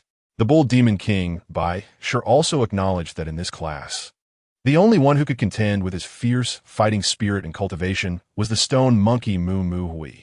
The rain was pouring down even more heavily, as if the heavens were aware of their terrifying battle. The heavy rain formed numerous puddles on the uneven ground, and the water in the puddles was very murky and disgusting, a mixture of mud and rainwater. On the other side, without the powerful strength of the stone monkey Moo Hui, the other demons were unable to lift the spiritual stones. However, they wanted to help the stone monkey Moo Hui, but his clear instructions were to stay back and observe for any enemies trying to ambush the spiritual stones, especially since their second major enemy, Situ, had not appeared yet. Just when the bull demon king by sure and the stone monkey Moo Hui were locked in a fierce battle, a sudden darkness enveloped the sky, and a huge shadow appeared in the sky. A giant figure emerged in the sky, pressing down on the spiritual stones that the stone monkey Moo Hui and the others were transporting. In this situation, the celestial being Tianji Xianren Laozhan was the first to notice the enormous shadow. He pointed to the sky in terror, exclaiming, "What is that? An enemy is attacking." Following his finger, everyone saw a massive black bird in the sky. The giant bird was enormous and extremely menacing, although its eyes were filled with demonic energy. They were also incredibly beautiful, complex, both beautiful and fierce, yet vividly striking. However, the eyes were filled with demonic energy, instilling fear in everyone. Clearly, it was Situ under the guise of the Black Phoenix. The tail of the phoenix was dragging several feathers like quicksand, and the Black Phoenix Situ continuously let out low cries and roars in the sky. The three feathers on the head of the Black Phoenix stood proudly in the heavy rain. It was indeed the Black Phoenix Situ. Their second major enemy had arrived. As expected, after the bull demon king by sure blocked the stone monkey Moo Hui, the Black Phoenix Situ was able to ambush the small team transporting the spiritual stones. However, everyone was filled with confusion. Where were their spiritual stones? Why weren't they transporting their own spiritual stones? As everyone was panicking, no one knew where their spiritual stones had gone. Could it be that while they hurried through the night, after the Bull Demon King dispatched two powerful experts to ambush them, the Black Phoenix Situ and the Bull Demon King could still quickly run away with the heavy spiritual stones that required so many demons to lift? Or could they even catch up and run alongside them? This was a huge question. The Bull Demon King by Sure and the Black Phoenix Situ had already appeared, but their spiritual stones had not shown up, causing panic among them. The pressure from the Black Phoenix Situ did not give them any chance to breathe or think. The demonic energy of Situ the Black Phoenix surged, and in his Black Phoenix form, he angrily called out to them, showcasing his peak strength at the purple stage. However, among their team, the celestial being Huahuan was unafraid in the face of danger and employed his powerful divine wood finger. He flew into the air and pointed, and with his finger technique, a giant tree appeared, piercing through the wings of the Black Phoenix Situ. However, the demonic energy of the Black Phoenix Situ surged again, and the wing that had just been pierced by Huahuan instantly healed back to normal. With a swift turn, he transformed into human form. Huahuan continuously unleashed his divine wood finger, trying to trap the Black Phoenix, but Sita managed to shake off the restraints of Huahuan's divine wood finger. Suddenly, two figures appeared from the forest. One was a female demon, dressed seductively, her gaze causing Su Hao and Lao Zhen to become entranced. The other was a towering giant with immense strength. Under a single strike from this giant, Huahuan was rendered unable to channel his spiritual energy. Under the female demon's enchantment, the consciousness of Su Hao and the others became unclear. The celestial being Huahuan knew that the giant was named King Jin Jiao, but he never expected his strength to be so high, even on par with Huahuan. Seeing his companions enchanted, Sita was left to deal with two peak purple stage demons, making it difficult for him to manage. Seizing the opportunity, the Black Phoenix, Situ, suddenly extended his claws towards the spiritual stones that had taken great effort to transport here. At that moment, a surprising scene unfolded. Everyone was astonished that such heavy spiritual stones could actually be lifted by the strong claws of the Black Phoenix Situ. This was truly a slap in the face. They needed so many people, yet the Black Phoenix alone could lift the spiritual stones. Although the ground was not too far from them, he really did manage to grab the massive spiritual stones in his claws. What terrifying power this was! However, they did not know that the Black Phoenix Situ's transformation came with a talent domain, and his talent domain was a gravity domain, which lightened the spiritual energy and mass of targets within it. After the Black Phoenix Situ grabbed the spiritual stones, King Jin Jiao stepped forward to assist in carrying the stones. Together, they roared and managed to transport the spiritual stones away right in front of everyone. However, the stone monkey Mu Mu Hui also witnessed this scene and became anxious. Seeing the stone monkey Mu Mu Hui in distress, the Bull Demon King laughed wickedly, saying, "Stone monkey Mu Mu Hui, you didn't expect it, did you? We have another expert hidden here, and it's not just you who can use people. This time, you can just admit defeat." Even though the stone monkey Mu Mu Hui was extremely anxious, he still found it difficult to break away from the pressure of the Bull Demon King by Sure, as they were locked in a fierce battle. The Bull Demon King by Sure would not allow him to escape and pursue. Meanwhile, the Tung Shi Zhu Dachong, under the recovery of the three sisters, began to regain his spiritual energy. He said to the stone monkey Mu Mu Hui, "Don't worry, I will go help Huahuan retrieve the spiritual stones." After hearing this, the stone monkey Mu Mu Hui focused all his energy on the battle with the Bull Demon King by Sure. Chapter 83. Zhu Dachong and the celestial being Huahuan gathered all their spiritual energy. One was enveloped in green divine with true qi, and the other radiated blue with hints of purple spiritual light. Both were outstanding among the younger generation. From a distance, Mu Mu Hui saw their figures and felt less anxious.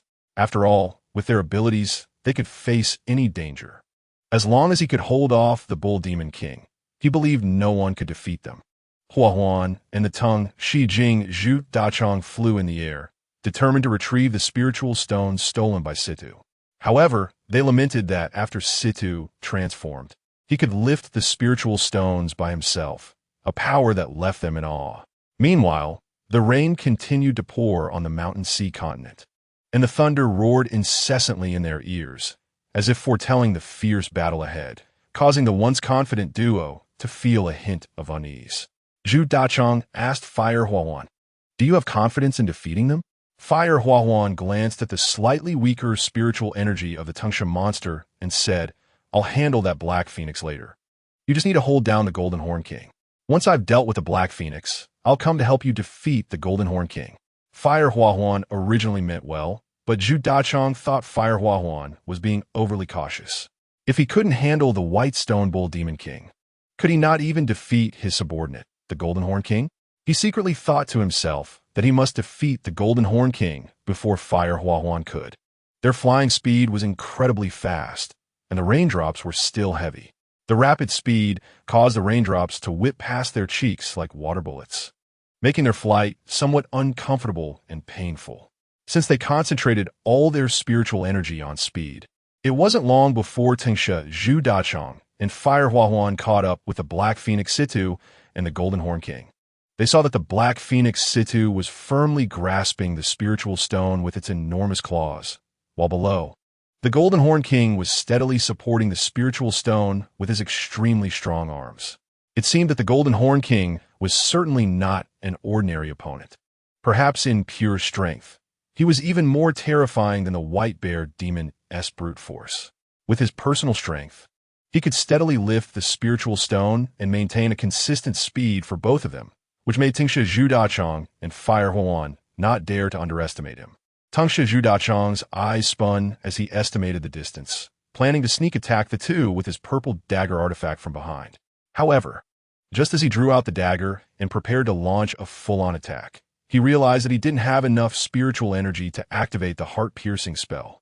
He felt that he had consumed quite a bit during their flight. Zhu Dachong secretly thought that his only weakness was his insufficient spiritual energy, and his physique wasn't that great either. After this mission, he must work hard on these two aspects. In this moment of hesitation, Tangsha Zhu Dachong looked up at Situ and the Golden Horn King again. He thought to himself that this was not good. They were already very close to Qingqiu Academy. If he allowed them to continue, their group would surely arrive faster than his, especially since they had shifted from a steady pace to a rapid advance. Moreover, he always felt that there was something more to their mission beyond just seizing the spiritual stones from the stone monkey Mu Hui. He suspected that this matter was not so simple and seemed to involve a larger conspiracy. He was curious as to why. Despite almost all the key members of the White Stone Bull Demon King's group appearing, their spiritual stones were still nowhere to be found. A terrifying thought arose in his mind. The speed of Situ the Black Phoenix and the Golden Horn King was already picking up. Tangsha Zhu Dachong no longer hesitated. He began to gather spiritual stones, determined to find a way to stop the two of them. His black robe was blown about by the gathered spiritual wind, and the large sleeves fluttered in the wind. He tightly gripped the purple dagger hidden in his robe, channeling all his snake venom and spiritual energy, unleashing his late-stage purple cultivation. With one eye firmly locked on Situ and the Golden Horn King, he knew that once he aimed, he could unleash a blade of light to obstruct them. Zhu Dachong's snake venom and spiritual energy intertwined continuously, accompanied by a burst of green light. Zhu Dachong had combined his internal poison techniques and spiritual energy perfectly, with a dazzling green light gathering. A green blade of light flashed towards the Black Phoenix Situ and the Golden Horn King. Situ the Black Phoenix felt a chill at his back and instinctively dodged to the side. Even so, he was still injured by Tangsha Zhu Dachong's blade of light. He immediately felt a piercing pain in his wings. After transforming into the Black Phoenix form, he knew that his soul was intertwined with the Dark Star's Black Phoenix soul, becoming extremely unstable. The violence and demonic energy of the Black Phoenix brought him rage, and although it was suppressed by the Tengu mask he wore, the immense pressure made him somewhat violent like the Black Phoenix. Hurt by Zhu Dachong, the Black Phoenix's face contorted with anger, and he immediately gathered dark magical energy to attack Tangsha Zhu Dachong. "Be careful," Fire Huahuan warned Zhu Dachong.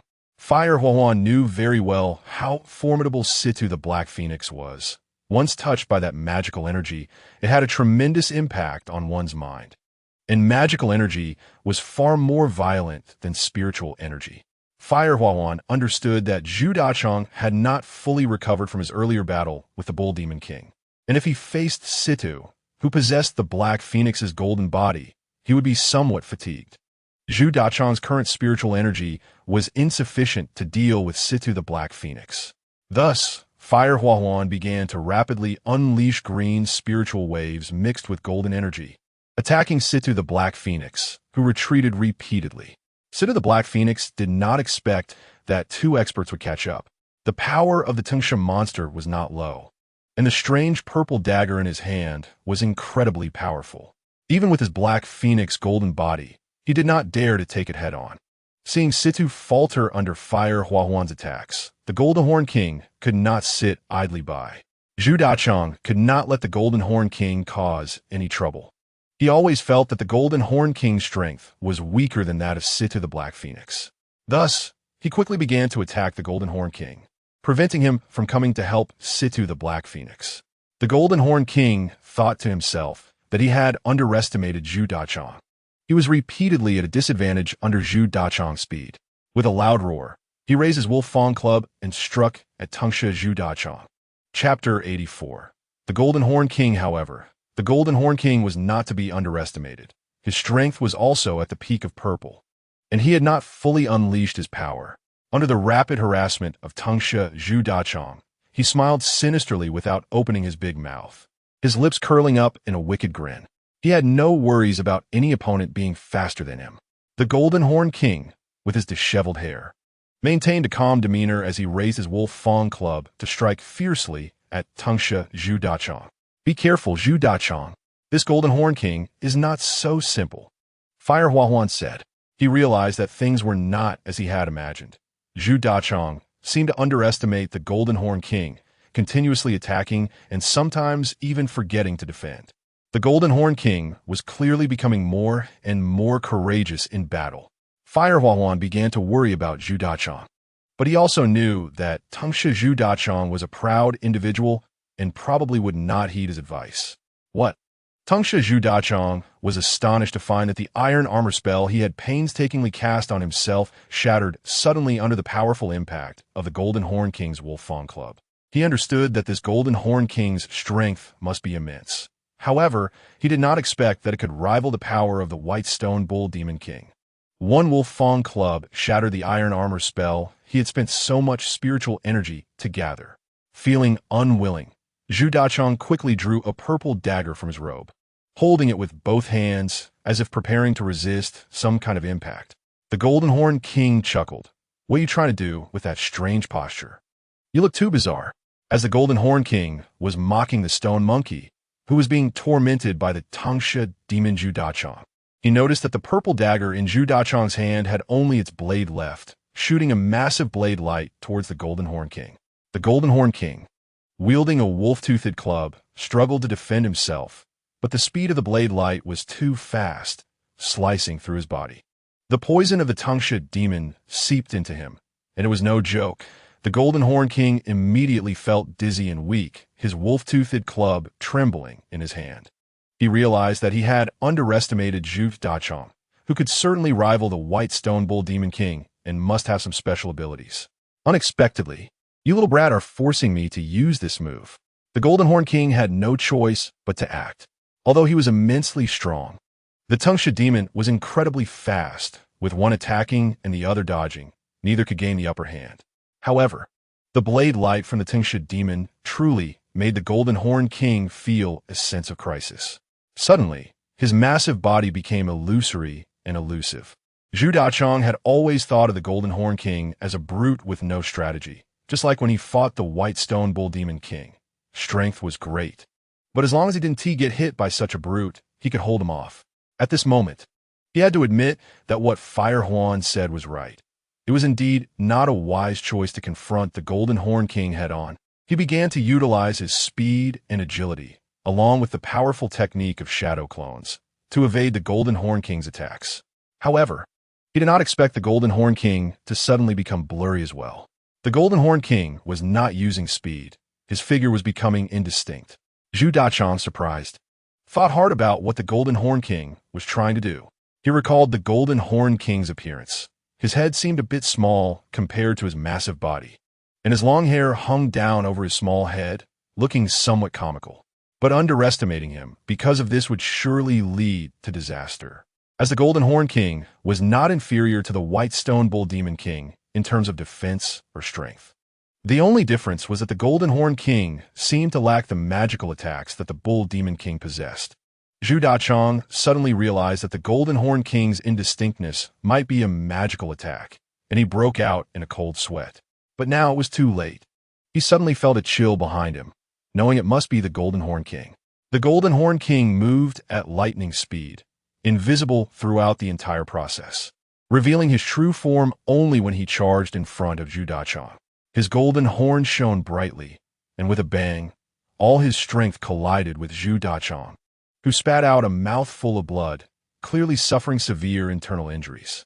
Zhu Dachong never expected that the Golden Horn King's size and strength would be on par with the White Stone Bull Demon King. Moreover, he was more cunning and had a deeper strategy. He did not choose to reveal his full strength right away. His foolish appearance made others underestimate him.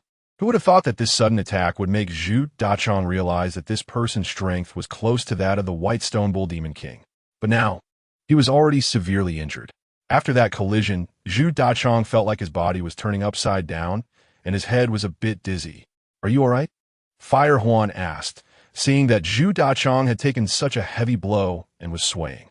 He quickly used his Divine Wood finger to push back Situ.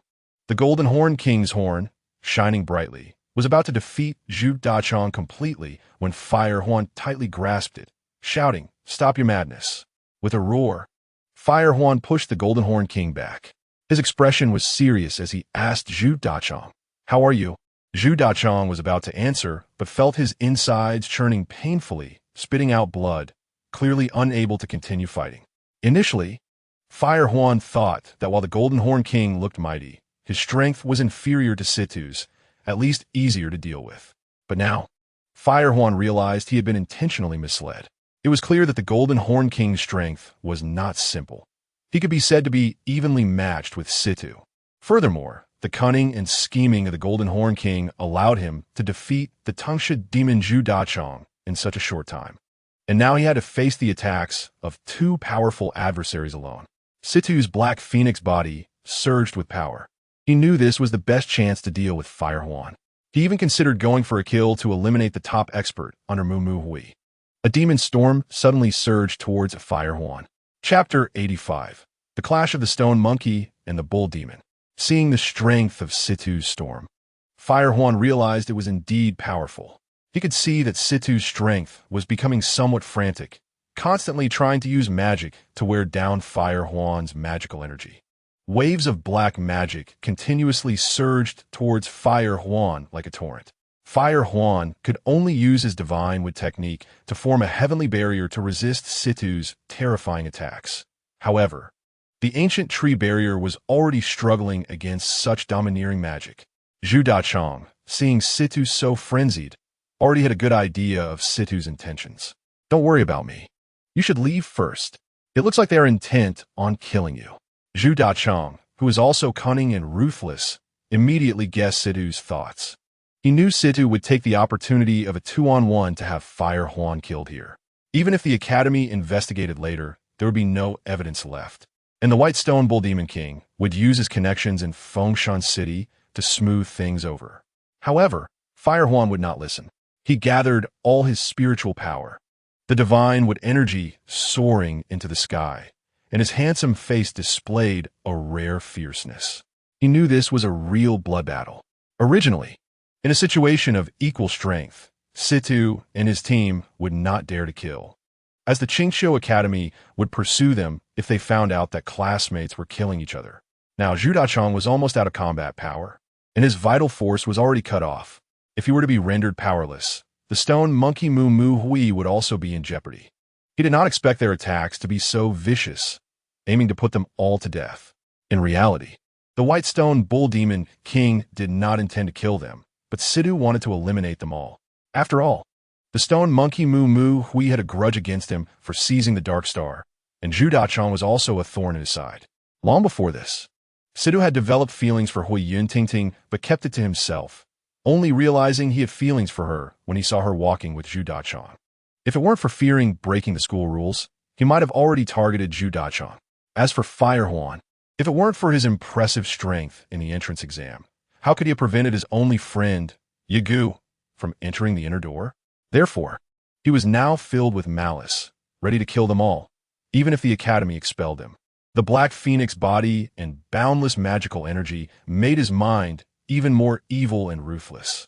Fire Huan knew that this was no longer just a matter of spiritual stones, but a matter of life and death. He could no longer care about so much.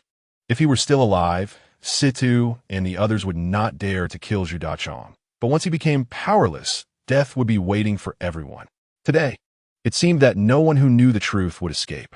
Thus, his divine wooden chi erupted once again, and the Black Phoenix Situ and the Golden Horn King realized that the Fire Huan Immortal had not been serious before. At this moment, powerful spiritual energy continuously surged from his fingertips, leaving the Golden Horn King and Situ overwhelmed. Is this the true strength of Fire Huan? This divine wooden finger is indeed a top-tier celestial technique, and Fire Huan has mastered it to perfection. Situ and the Golden Horn King never expected his power to be so terrifying, with finger techniques that were extremely tricky. If the White Stone Bull Demon King represents the pinnacle of strength and fighting spirit, then Fire Huan must also be another pinnacle in terms of technique. The Fire Huan Immortal's divine wooden finger attacked the two from incredible angles, while the Tungsha spirit Zhu Dachang was recovering on the side and occasionally assisting by unleashing poisonous blade lights. At first, the Fire Huan Immortal and Zhu Dachang managed to fend off the Black Phoenix Situ and the Golden Horn King. But the Fire Huan Immortal knew that this situation could not continue. For now, they could barely cope, but after all, their opponents were two peak-level purple stage masters. If this dragged on, his spiritual energy would diminish, and they would surely face total annihilation. Moreover, Zhu Dachang had been injured, and even though he was recovering while causing some distractions, this was not a viable strategy. The Fire Huan Immortal made a decisive decision. Believing that they could no longer delay, he planned to gather everyone together. If they could take the spirit stones, they should, but they could not sacrifice their lives here. Therefore, he made a swift gesture and pulled Zhu Dachang up, saying to him, "Let's go, gather everyone together. Otherwise, it won't just be the spirit stones at stake. Whether we can survive is also a question." Without waiting for Zhu Dachang to respond, and given Zhu Dachang's serious injuries, he had no objections. The Fire Huan Immortal's divine wooden energy surged, and without hesitation, he channeled his maximum spiritual energy, then loudly transmitted to his companions, "Zhu Dachang is injured. Everyone, hurry up. If we don't leave now, it will be too late." The bewitched Tianji Immortal Lao Zhan, the immensely powerful white bear spirit dolly, and Su Hao and others had already broken free from the charm spell. They were all furious at their lack of resolve, having been so easily deceived. They were looking for their comrades, and upon hearing that the powerful Tungsha spirit Zhu Dachang was injured, they hurried over. On the other side, the stone monkey Mu Mu Hui was in a fierce battle with the Bull Demon King Bai Shi, both enjoying the fight. One had the Eye of Thunder, capable of summoning lightning power and various spells, while the other was a massive creature with terrifying strength, able to control indestructible flames. As Mu Mu Hui launched an attack with the Thunder Dragon Double Fist, the Thunder Dragons grew larger and roared in the sky. The Bull Demon King Bai Shi, undaunted, struck back with a Demon Fire Bull Fist. The Fire Bull clashed with the Thunder Dragon, with the Fire Bull using its fiery horns to confront the Thunder Dragon, which unleashed explosive lightning in an attempt to overwhelm the Fire Bull. The two dragons opened their massive jaws to bite the Fire Bull, which roared furiously. And in an instant, both the Thunder Dragon and the Fire Bull turned to ashes. "Old Bull, your Fire Bull is truly domineering. This fight is exhilarating. Take another hit from me." Mu Mu Hui felt that battling the Bull Demon King, Bai Shi, was extremely enjoyable. Bai Shi, too, had found a worthy opponent, with both technique and strength clashing, igniting boundless fighting spirit and endless possibilities. At this moment, Mu Mu Hui unleashed his most powerful move, the Five-Dragon Annihilation. With 5 dragons roaring in the sky, an extremely terrifying sight. "You're serious now, Stone Monkey? Good, let me show you my power," Baisher said, just as the Stone Monkey Mu Mu Hui was about to execute the full version of the Five-Dragon Annihilation. A voice from the Fire Huan Immortal reached his ears. Upon hearing Fire Huan's call for help, Mu Mu Hui's heart sank. He had not expected that the Fire Huan Immortal and the Tangsha Spirit Zhu Dachong would actually be defeated by Situ and the Golden Horn King. He knew Situ's strength, and even if Fire Huan was at his worst, he could at least hold his own against Situ. Could it be that the Golden Horn King's strength was also formidable? Mu Mu Hui felt troubled.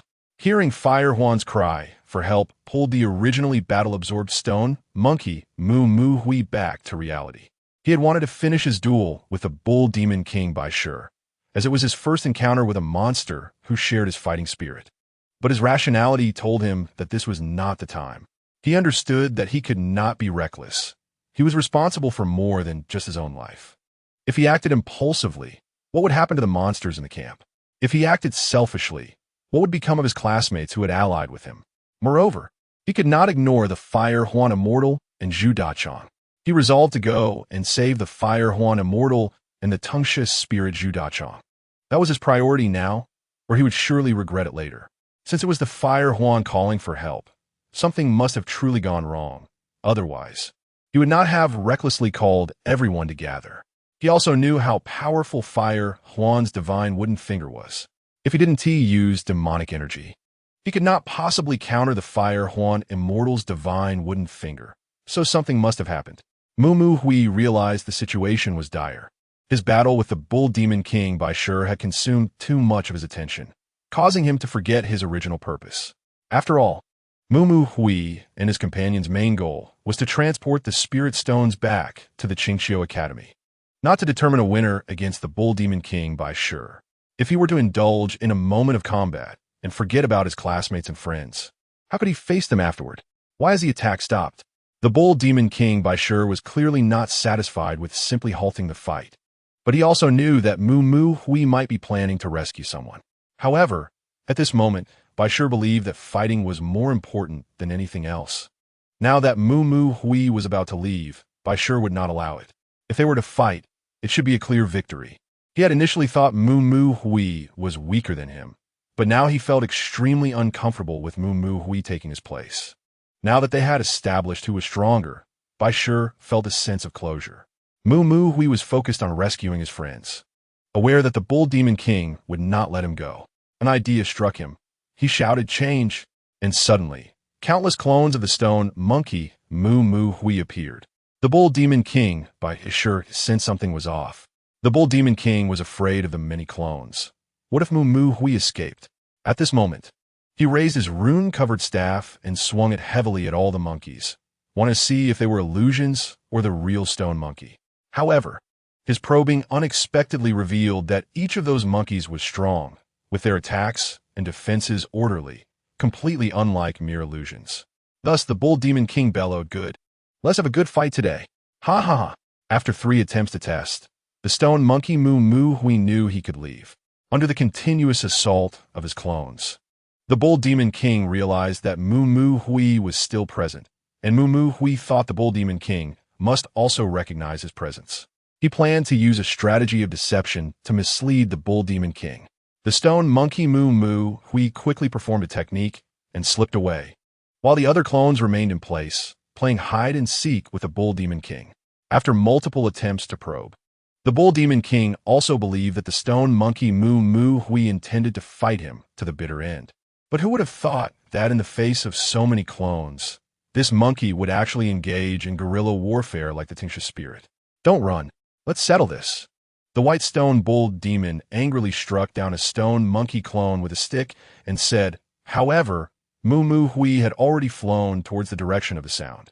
The Stone Monkey Mu Mu Hui discovered the 3 female demons hiding to the side. "Let's go. We must hurry to find Hua Huan and the others." Mu Mu Hui. "Zhu Dachong won't be in danger, right?" The female demon Xie Yao said anxiously, completely focused on the safety of the tongue snake spirit, Zhu Dachong. "It should be fine. With their skills, Even if they lose, they shouldn't be in any real danger. The stone monkey Moo thought. He didn't expect that Situ and that so-called king were so powerful that they could force Huan to call for help from friends. They must be facing a huge crisis, and every bit of strength they could gather now would help. Yang Fan, who was with him, exclaimed, "Big brother Hui, how did you get here? What about your clones?" Hui replied, "That was to trick him. Look how fiercely he's fighting over there. Let's hurry to help Huan." After saying that, the stone monkey Hui and the female demons quickly headed towards Huan's location. You mustn't get into trouble, the stone monkey Hui thought. On the other side, the bull demon king Bai Shi was extremely annoyed by this kind of fighting style. He was getting angry. Previously, Tongue Snake liked to use speed and guerrilla tactics against him. He summoned the fire bull to repeat the same trick, wanting to force out the stone monkey Hui. The flames on Bai Shi's body grew stronger. "If you don't come out, I'll turn this place into flat ground. Come out and have a good fight with me. If you win, you can take the spirit stones. If you lose, you'll have to give up your position on the Immortal Council." In fact, the bull demon king Bai Shi and Situ were not on the same side. Now that he saw the extraordinary strength of the stone monkey Hui, he realized he had a worthy opponent, so he didn't want to play tricks anymore. He just wanted a fair duel with the stone monkey Hui. He even felt that this stone monkey was more to his liking compared to Situ, as at least they were both warriors and not like Situ, who always liked to be underhanded. "You don't have to struggle anymore. You can only fight me with all your might. I've already set up a formation here. We aren't transporting any spirit stones. We're just here to take yours." The bull demon king Bai Shi obviously laid bare his plan to exchange for a fair fight with the stone monkey Hui. However, things did not go as planned. The real body of the stone monkey Hui had long since gone to rescue Huan, and he couldn't hear any of this. Chapter 87. The spirit stones are taken. Those clones of the stone monkey Hui, aided by the lightning in the sky, were fiercely battling the bull demon king Bai Shi. Without Hui's command, the first instinct of the clones was to evade the bull demon king Bai Shi.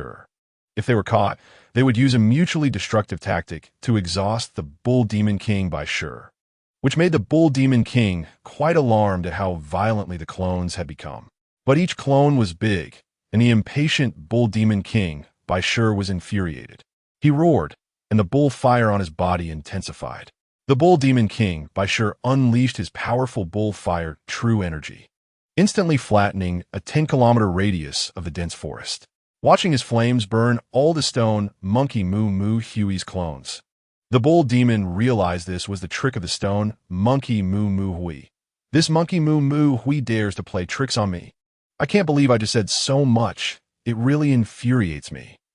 The bull demon king Bai Shi, filled with anger, rushed towards the place where he had seen Huan call for help.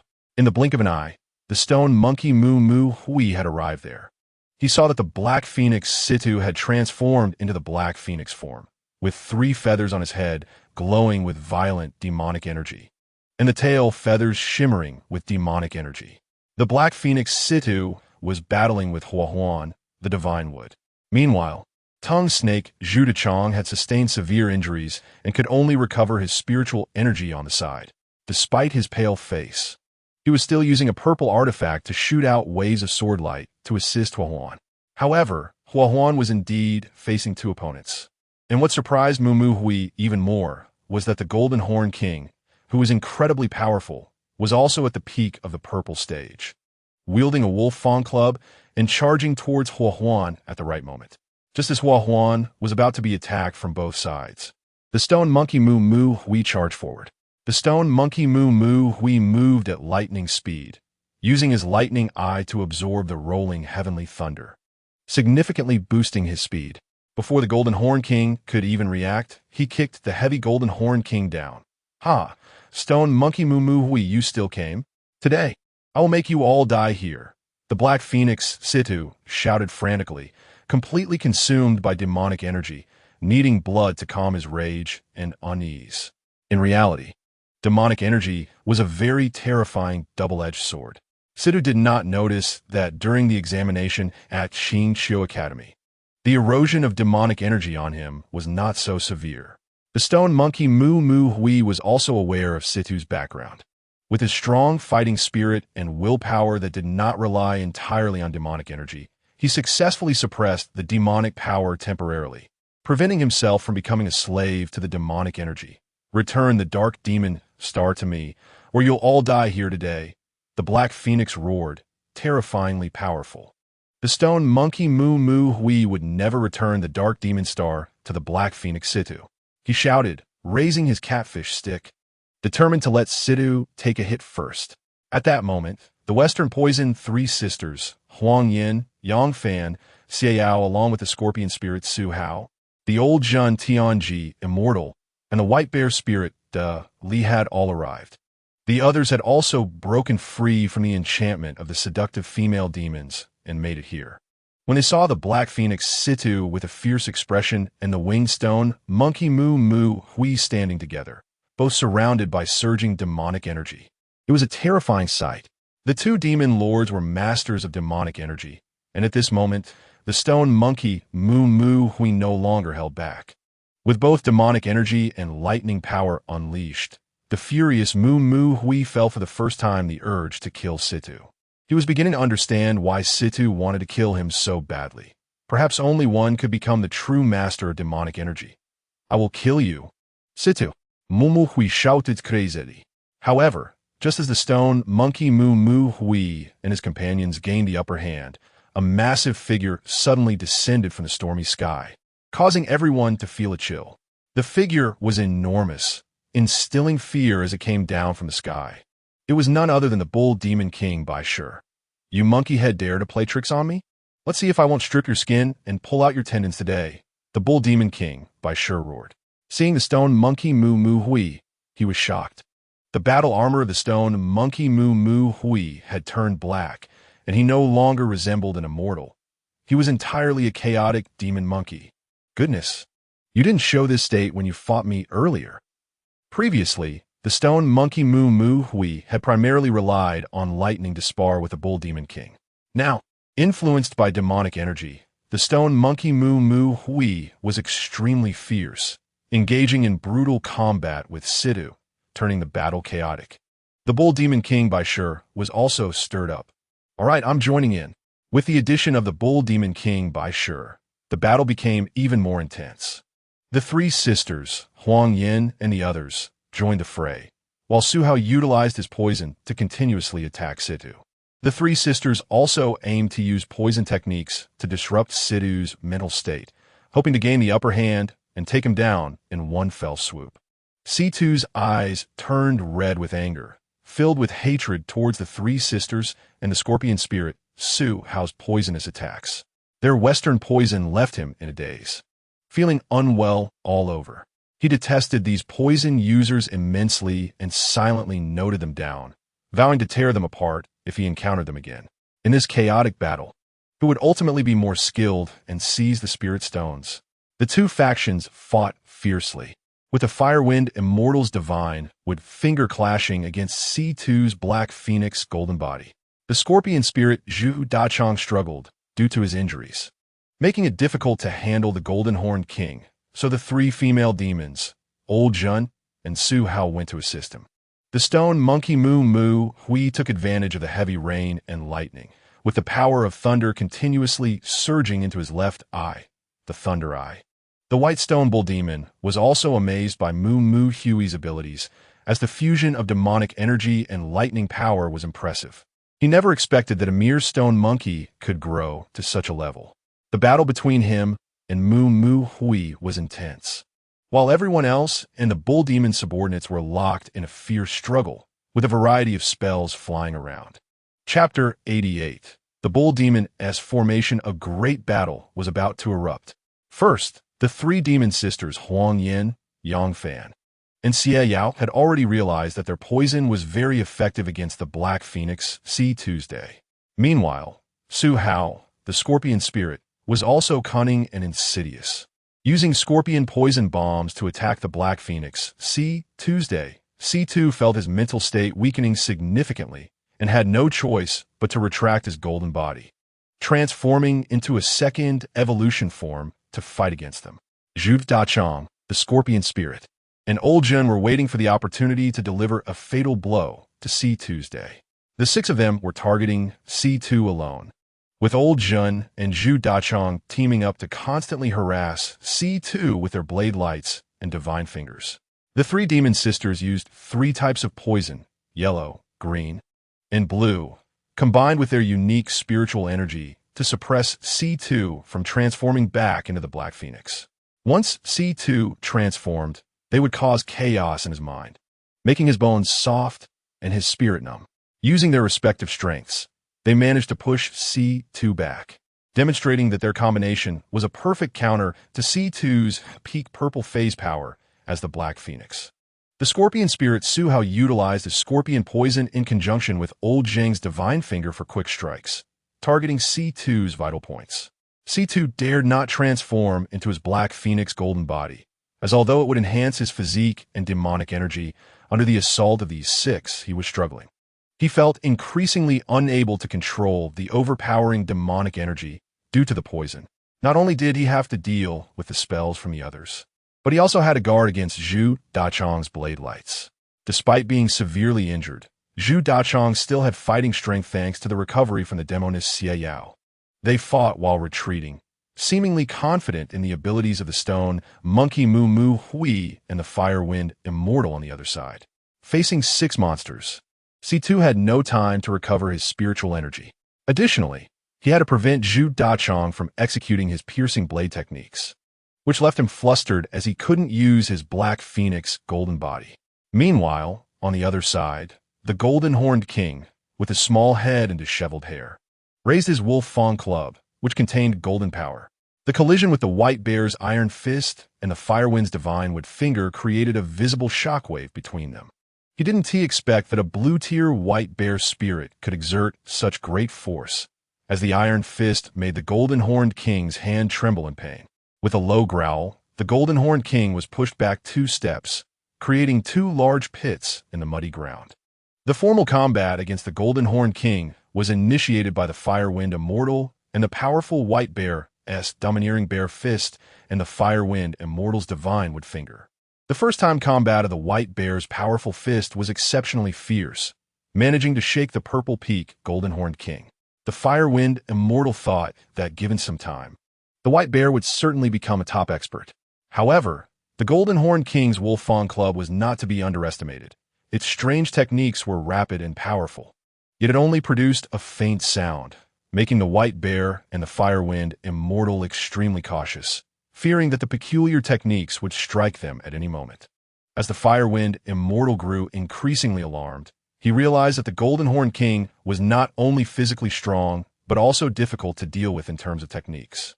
Originally, their group had the most confidence in defeating their opponent, but unexpectedly, they found themselves struggling against the combined might of the Golden Horned King's brute strength and strange techniques, causing the Firewind Immortal to feel anxious. Seeing this situation, the White Bear spirit whispered to the Firewind Immortal that although this opponent had tremendous strength, his speed was slow, and they could take advantage of his lapses.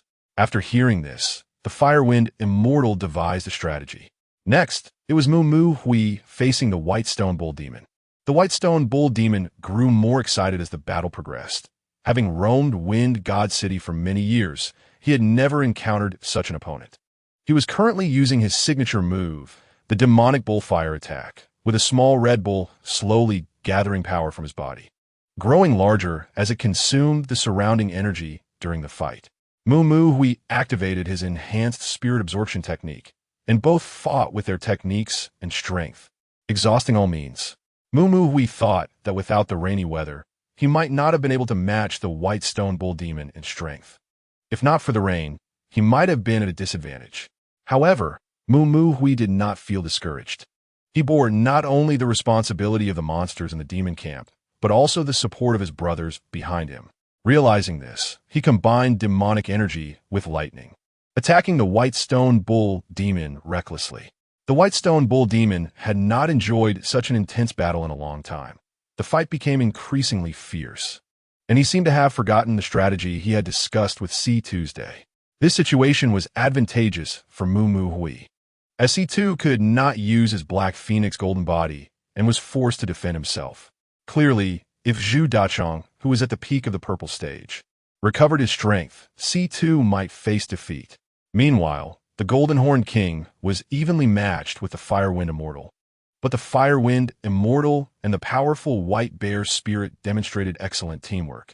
Once the powerful White Bear Spirit engaged in a strength contest with the Golden Horned King, the Firewind Immortal launched a powerful Divine Wood Finger to ambush him, landing 2 strikes.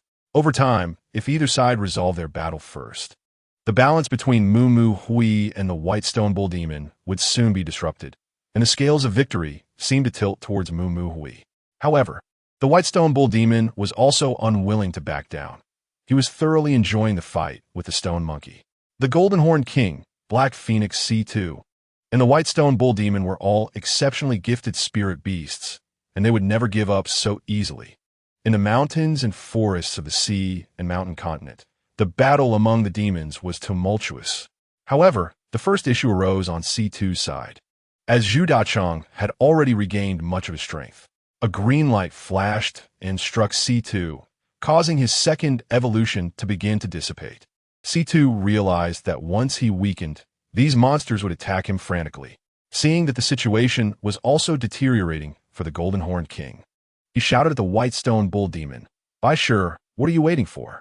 Now is the time." At this moment, the White Stone Bull Demon King knew he could no longer delay.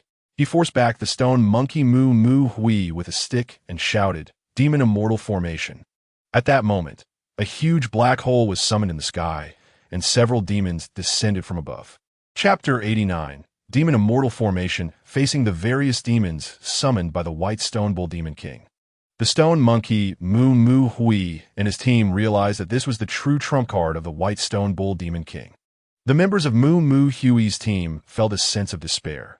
They were so close to victory, yet at this moment, the Bull Demon King used a spell to summon more monsters, adding several enemies to their already evenly matched battle.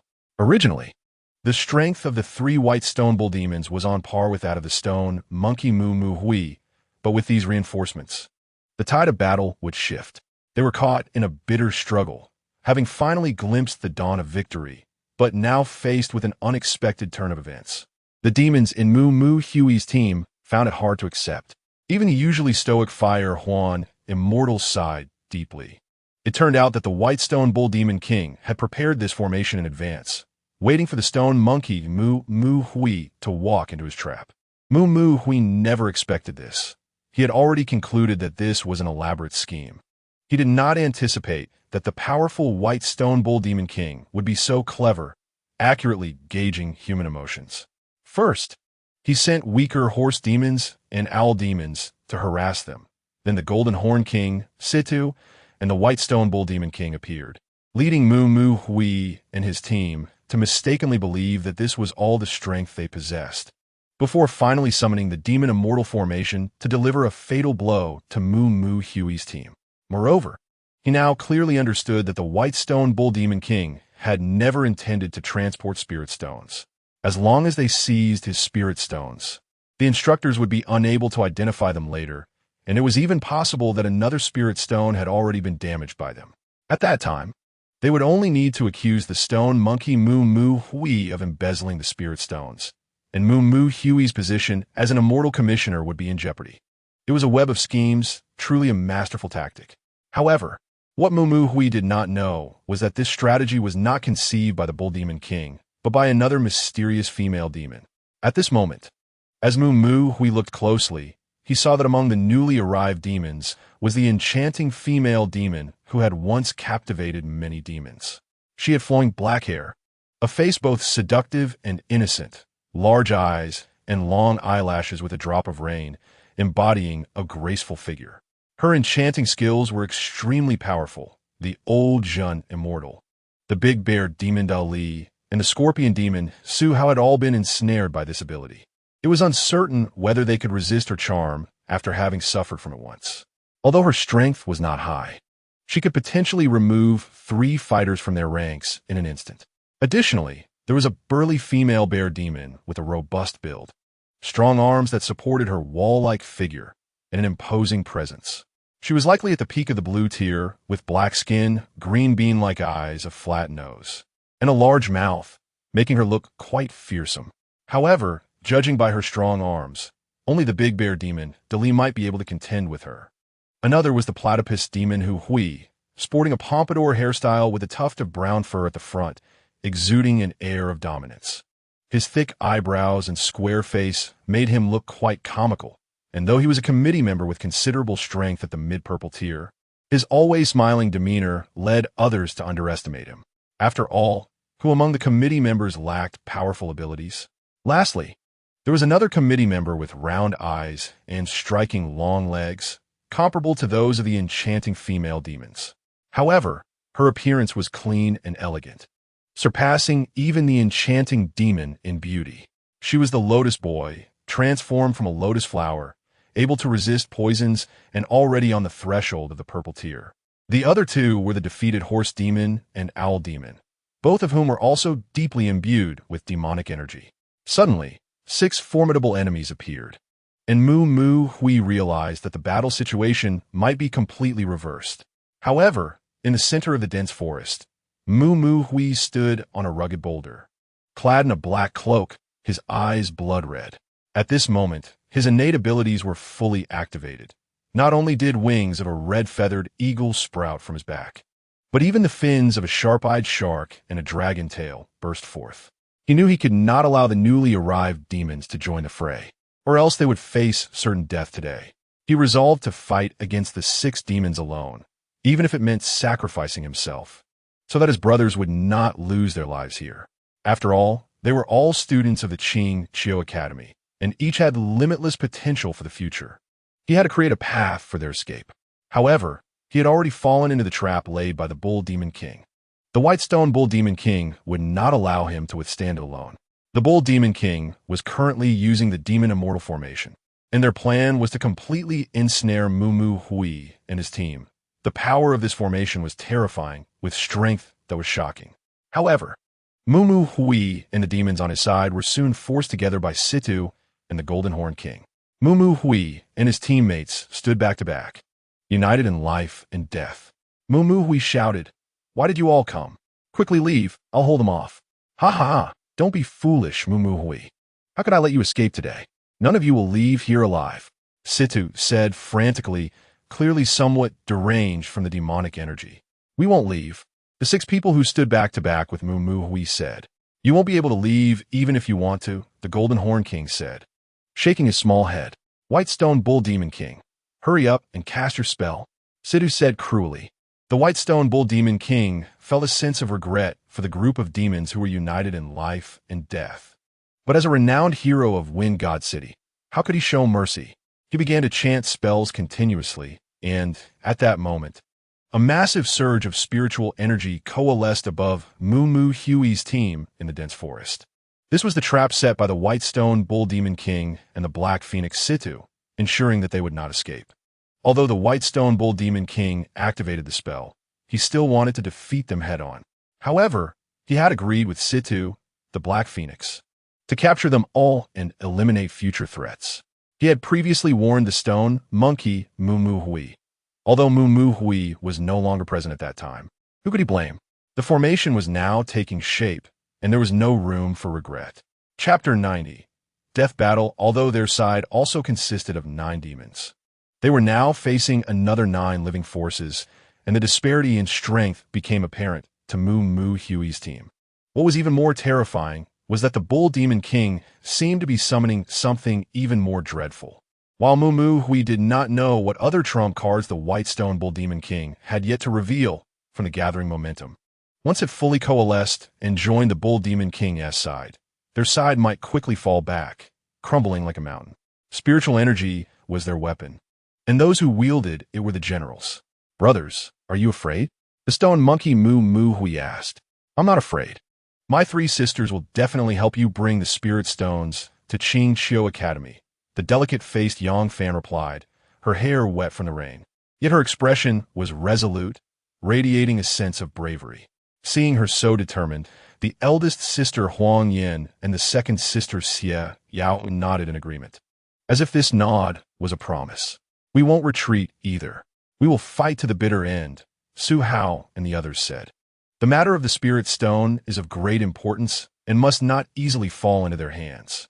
Moreover, even if we hand over the spirit stone, they may not let us go." The immortal fire Huan heavily patted the shoulder of the stone monkey Mu Mu Hui, and at that moment, a kind of power seemed to rise from the 9 of them, which he called Team Spirit. Everyone united, determined to fight to the death to protect the spirit stone. However, the hesitation of the Bull Demon King Bai Shi when he began to chant the spell made the stone monkey Mu Mu Hui's heart already break out in goosebumps. They absolutely cannot allow them to complete this gathering. The Bull Demon King Bai Shi clearly never intended to transport the extremely heavy spirit stone. Their goal was to seize the spirit stone from their side. The stone monkey Mu Mu Hui immediately used his clone technique to break out of the encirclement. All of this was an illusion. The stone monkey Mu Mu Hui sneered, "By sure, Bull Demon King, what deep hatred do we truly have? You want to put me to death? Don't let C2 use you to kill me." The stone monkey Mu Mu Hui tried to attract the Bull Demon King's attention through words, hoping to slow him down in completing the formation. The Bull Demon King Bai Shi also began to feel puzzled. Indeed, he had no deep hatred for this person, and killing so many at once. Would it really be good? The words of the stone monkey did slow down the formation of the Bull Demon King's spell. And part of the demons were following the Bull Demon King, while another part was with C2 because his demonic energy could quickly enhance their power. Seeing C2's madness earlier, they all hesitated. After all, the stone monkey Mu Mu Hui was a member of the Immortal Commission and also their classmate from Qingxiu. The only ones wanting to kill them were C2 and the demonized fairy Ma Yao and Diao Xiao. The immortal fire Huan's mind was racing. Could it be that the Bull Demon King Bai Shi and his group had been lying in ambush here from the start, intending to ambush us and seize our spirit stone? The immortal of heavenly secrets Lao Zhen furrowed his brow and said in surprise. He was also quite scheming, being the 4th person among their group to react, but the more he thought about it, the more he feared the conspiracy of the Bull Demon King Bai Shi. The demons saw that the spirit stone was about to be taken away and were all furious. This mission was originally intended by the Qingxiu instructors to test the team's cooperation. They wanted to see who could transport the spirit stone the fastest. But they never expected the Bull Demon King Bai Shi had no intention of transporting the spirit stone at all. He just wanted to seize the spirit stone from another team. Moreover, after seizing their spirit stone, the stone monkey Mu Mu Hui would still have to work hard to transport back the spirit stones they had hidden to complete the task, making all the effort they had put in before worthless. However, what was even more frustrating was that the stone monkey Mu Mu Hui still did not know where the Bull Demon King's spirit stone was. This meant that the stone monkey Mu Mu Hui might have to bear the blame for losing the spirit stone. By then, even if the stone monkey Mu Mu Hui had a relationship with the immortal Tai Bai, Qingxiu Academy would probably not be able to protect him. This was precisely C2's initial plan, with malicious intent that was breathtaking. The demons on the side of the stone monkey Mu Mu Hui were all filled with terrifying thoughts, looking contemplative. However, the demon immortal formation was still continuously gathering powerful forces from heaven and earth. The demon immortal formation was also a formation that could amplify the power of demons, similar to the heaven and earth talent formation of the Qiu Hu clan. All the demons were equally enraged. They would never hand over the spirit stone, and a death battle was inevitable. Now the demons of the stone monkey Mu Mu Hui's team understood what was really going on. But there was one thing they were mistaken about. They still did not realize that this formation was proposed by the Black Phoenix C2's day. However, the Bull Demon King Bai Shi looked down on using such petty tricks. He believed that with their strength, they could completely defeat the stone monkey Mu Mu Hui's team by force, making them submit willingly. But he never imagined that the strength of the stone monkey Mu Mu Hui and the demons would be so formidable that the demon immortal formation prepared by C2 for himself would ultimately be used, which started to irritate him. He knew that the main contradiction between him and the stone monkey was that he believed the stone monkey Mu Mu Hui was somewhat undeserving of his position. However, now the Bull Demon King Bai Shi, as the overlord of the Function District, found himself only able to reach a stalemate with the stone monkey Mu Mu Hui, which made him feel somewhat unfair about using this formation.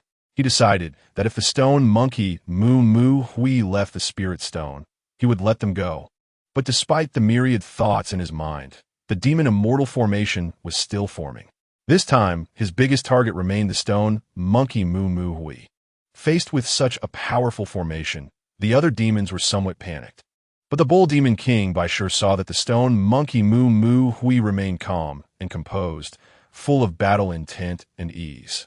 He showed no signs of wanting to escape or break the formation, and he couldn't help but admire the stone monkey Moo Moo Hui for his bravery and determination. Moreover, the unity and cohesion of the stone monkey Moo Moo Hui's team made the Bull Demon King by sure think how great it would be if they could be under his command. The Bull Demon King by sure strode forward, exuding an air of dominance as he said, "Stone monkey Moo Moo Hui, I admire your courage. But this time you have lost. Hand over the spirit stone quickly, and I can spare your life.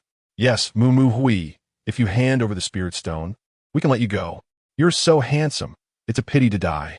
A black, plump bear spirit wearing glasses was also quite taken with the handsome stone monkey Moo Moo Hui. Although there were also handsome guys like C2 on her side. C2's coldness was chilling.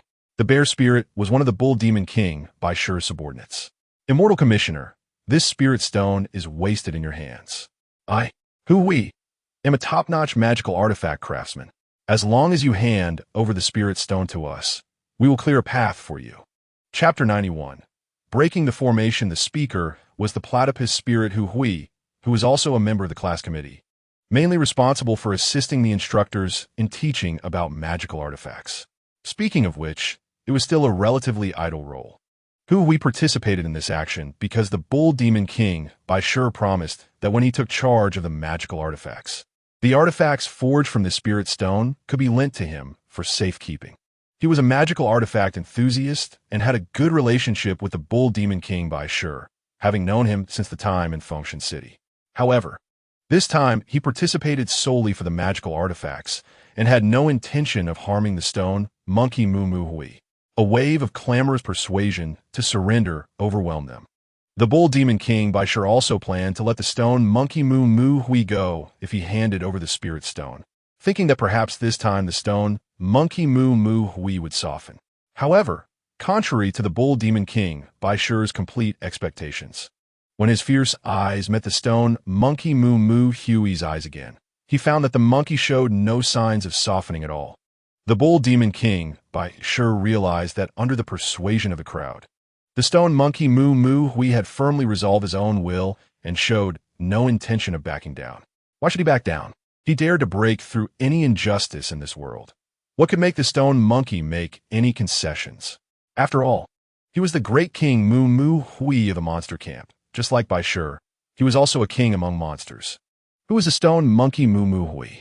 He had entered the mountains and seas, hunted and humiliated by the red-feathered white eagle, then deceived and loved by the annihilation of Meng Shuer, and forcibly had his bloodline extracted by the ancestor of Annihilation Meng, turning into a useless monkey. He reached today, relying on his bravery and tenacity, and being unwilling to admit defeat. Moreover, he was now the great king Moo Moo Hui, commanding thousands of demon soldiers. How could he allow himself to be threatened by others?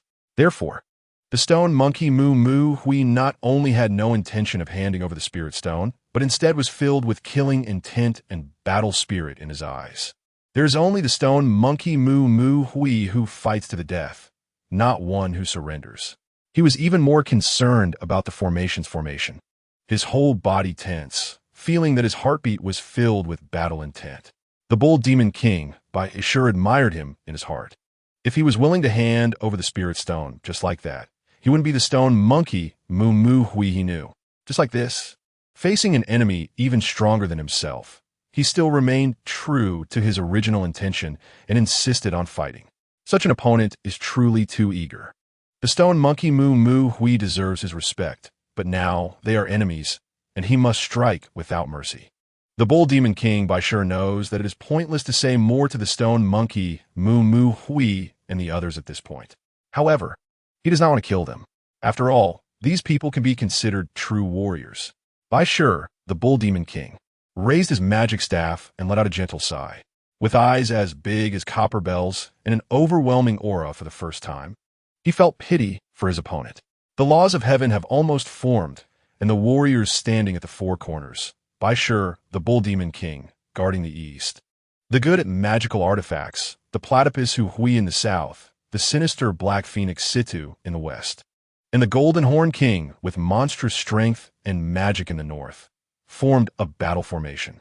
The remaining 5 monsters also unleashed their ultimate skills, channeling spiritual power to the top of the formation.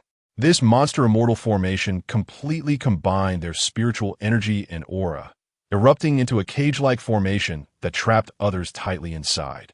After obtaining this formation, Bai Shi, the bull demon king, had experimented with it multiple times. The power of this battle formation lies in the difficulty of breaking free for those trapped, as long as there is enough spiritual power outside to support it. It will forcibly dissolve the people inside the formation. Just then, as the formation's core was about to close, a scream came from the Lotus Boy, who cut off the flow of magical power. It turned out that the stone monkey Mu Hui had long sensed something was wrong. Why were they trapping their own people in such a small encirclement?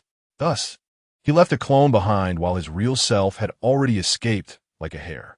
Bai Shi, the bull demon king, gasped in shock as he saw the fire Huan Shi transform silently into an arrow that could not turn back, quickly flying toward the incomplete core of the formation. The fire Huan Shi pointed in midair several times. The powerful finger force caused the formation to ripple, as the thumb of the fire Huan Shi cut through the closing core of the formation like lightning. The fire Huan Shi's cultivation burst forth, and the divine with true energy made him glow green all over. He soared into the sky, looking down at them. The Lotus Boy was no match for the stone monkey Mu Hui, and seeing that the Lotus Boy was a girl, he did not seriously injure her, only sealing her ability to use spiritual energy for a time. Bai Shi, the bull demon king, originally thought that as long as he deployed this monster formation, the stone monkey Mu Hui and the others would have no chance of escaping. However, he underestimated the speed and power of the fire Huan Shi and the stone monkey Mu Hui. The fire Huan Shi's speed and finger technique were indeed too high. The stone monkey Mu Hui had just spotted the key to the formation, making it very difficult to complete. The second to erupt was the Shan Hai Jing Zhu Dachong, who attacked the core with a fierce blade light to assist the fire Huan Shi. Meanwhile, the stone monkey Mu Hui and his clone inside the formation used the rolling thunder to smash a piece of the formation's wall. The powerful lightning and the huge barrier of the monster immortal formation created friction, igniting a myriad of flames and even producing smoke. The bull demon king Bai Shi had never encountered such a situation after obtaining this formation. With the help of the fire Huan Shi, the stone monkey Mu Hui, and others, the monster immortal formation was surprisingly broken through. The strength of these two left all the Qingqiu monsters in shock. They did not expect the little-known immortal committee to possess such power and felt some regret for opposing them. But at this point, it was too late, after all. The enmity had already been established, and there was no point in saying more. The fire Huan Shi and the stone monkey Mu Hui forcibly opened the entrance of the monster immortal formation, quickly urging their companions to escape through the gap that had been broken. Bai Shi, the bull demon king, watched as the formation he had painstakingly prepared was destroyed, feeling a mix of emotions. But then he thought that he originally intended to defeat the stone monkey Mu Hui fairly. So he laughed heartily and slowly walked toward the stone monkey Mu Hui with his magic staff in hand. At that moment, time seemed to stand still. Bai Shi, the bull demon king, laughed heartily. Even without this formation, with all his monster brothers, the stone monkey Mu Hui was clearly in grave danger this time. Undoubtedly, Bai Shi's monsters still believed that the stone monkey Mu Hui would find it hard to escape this calamity.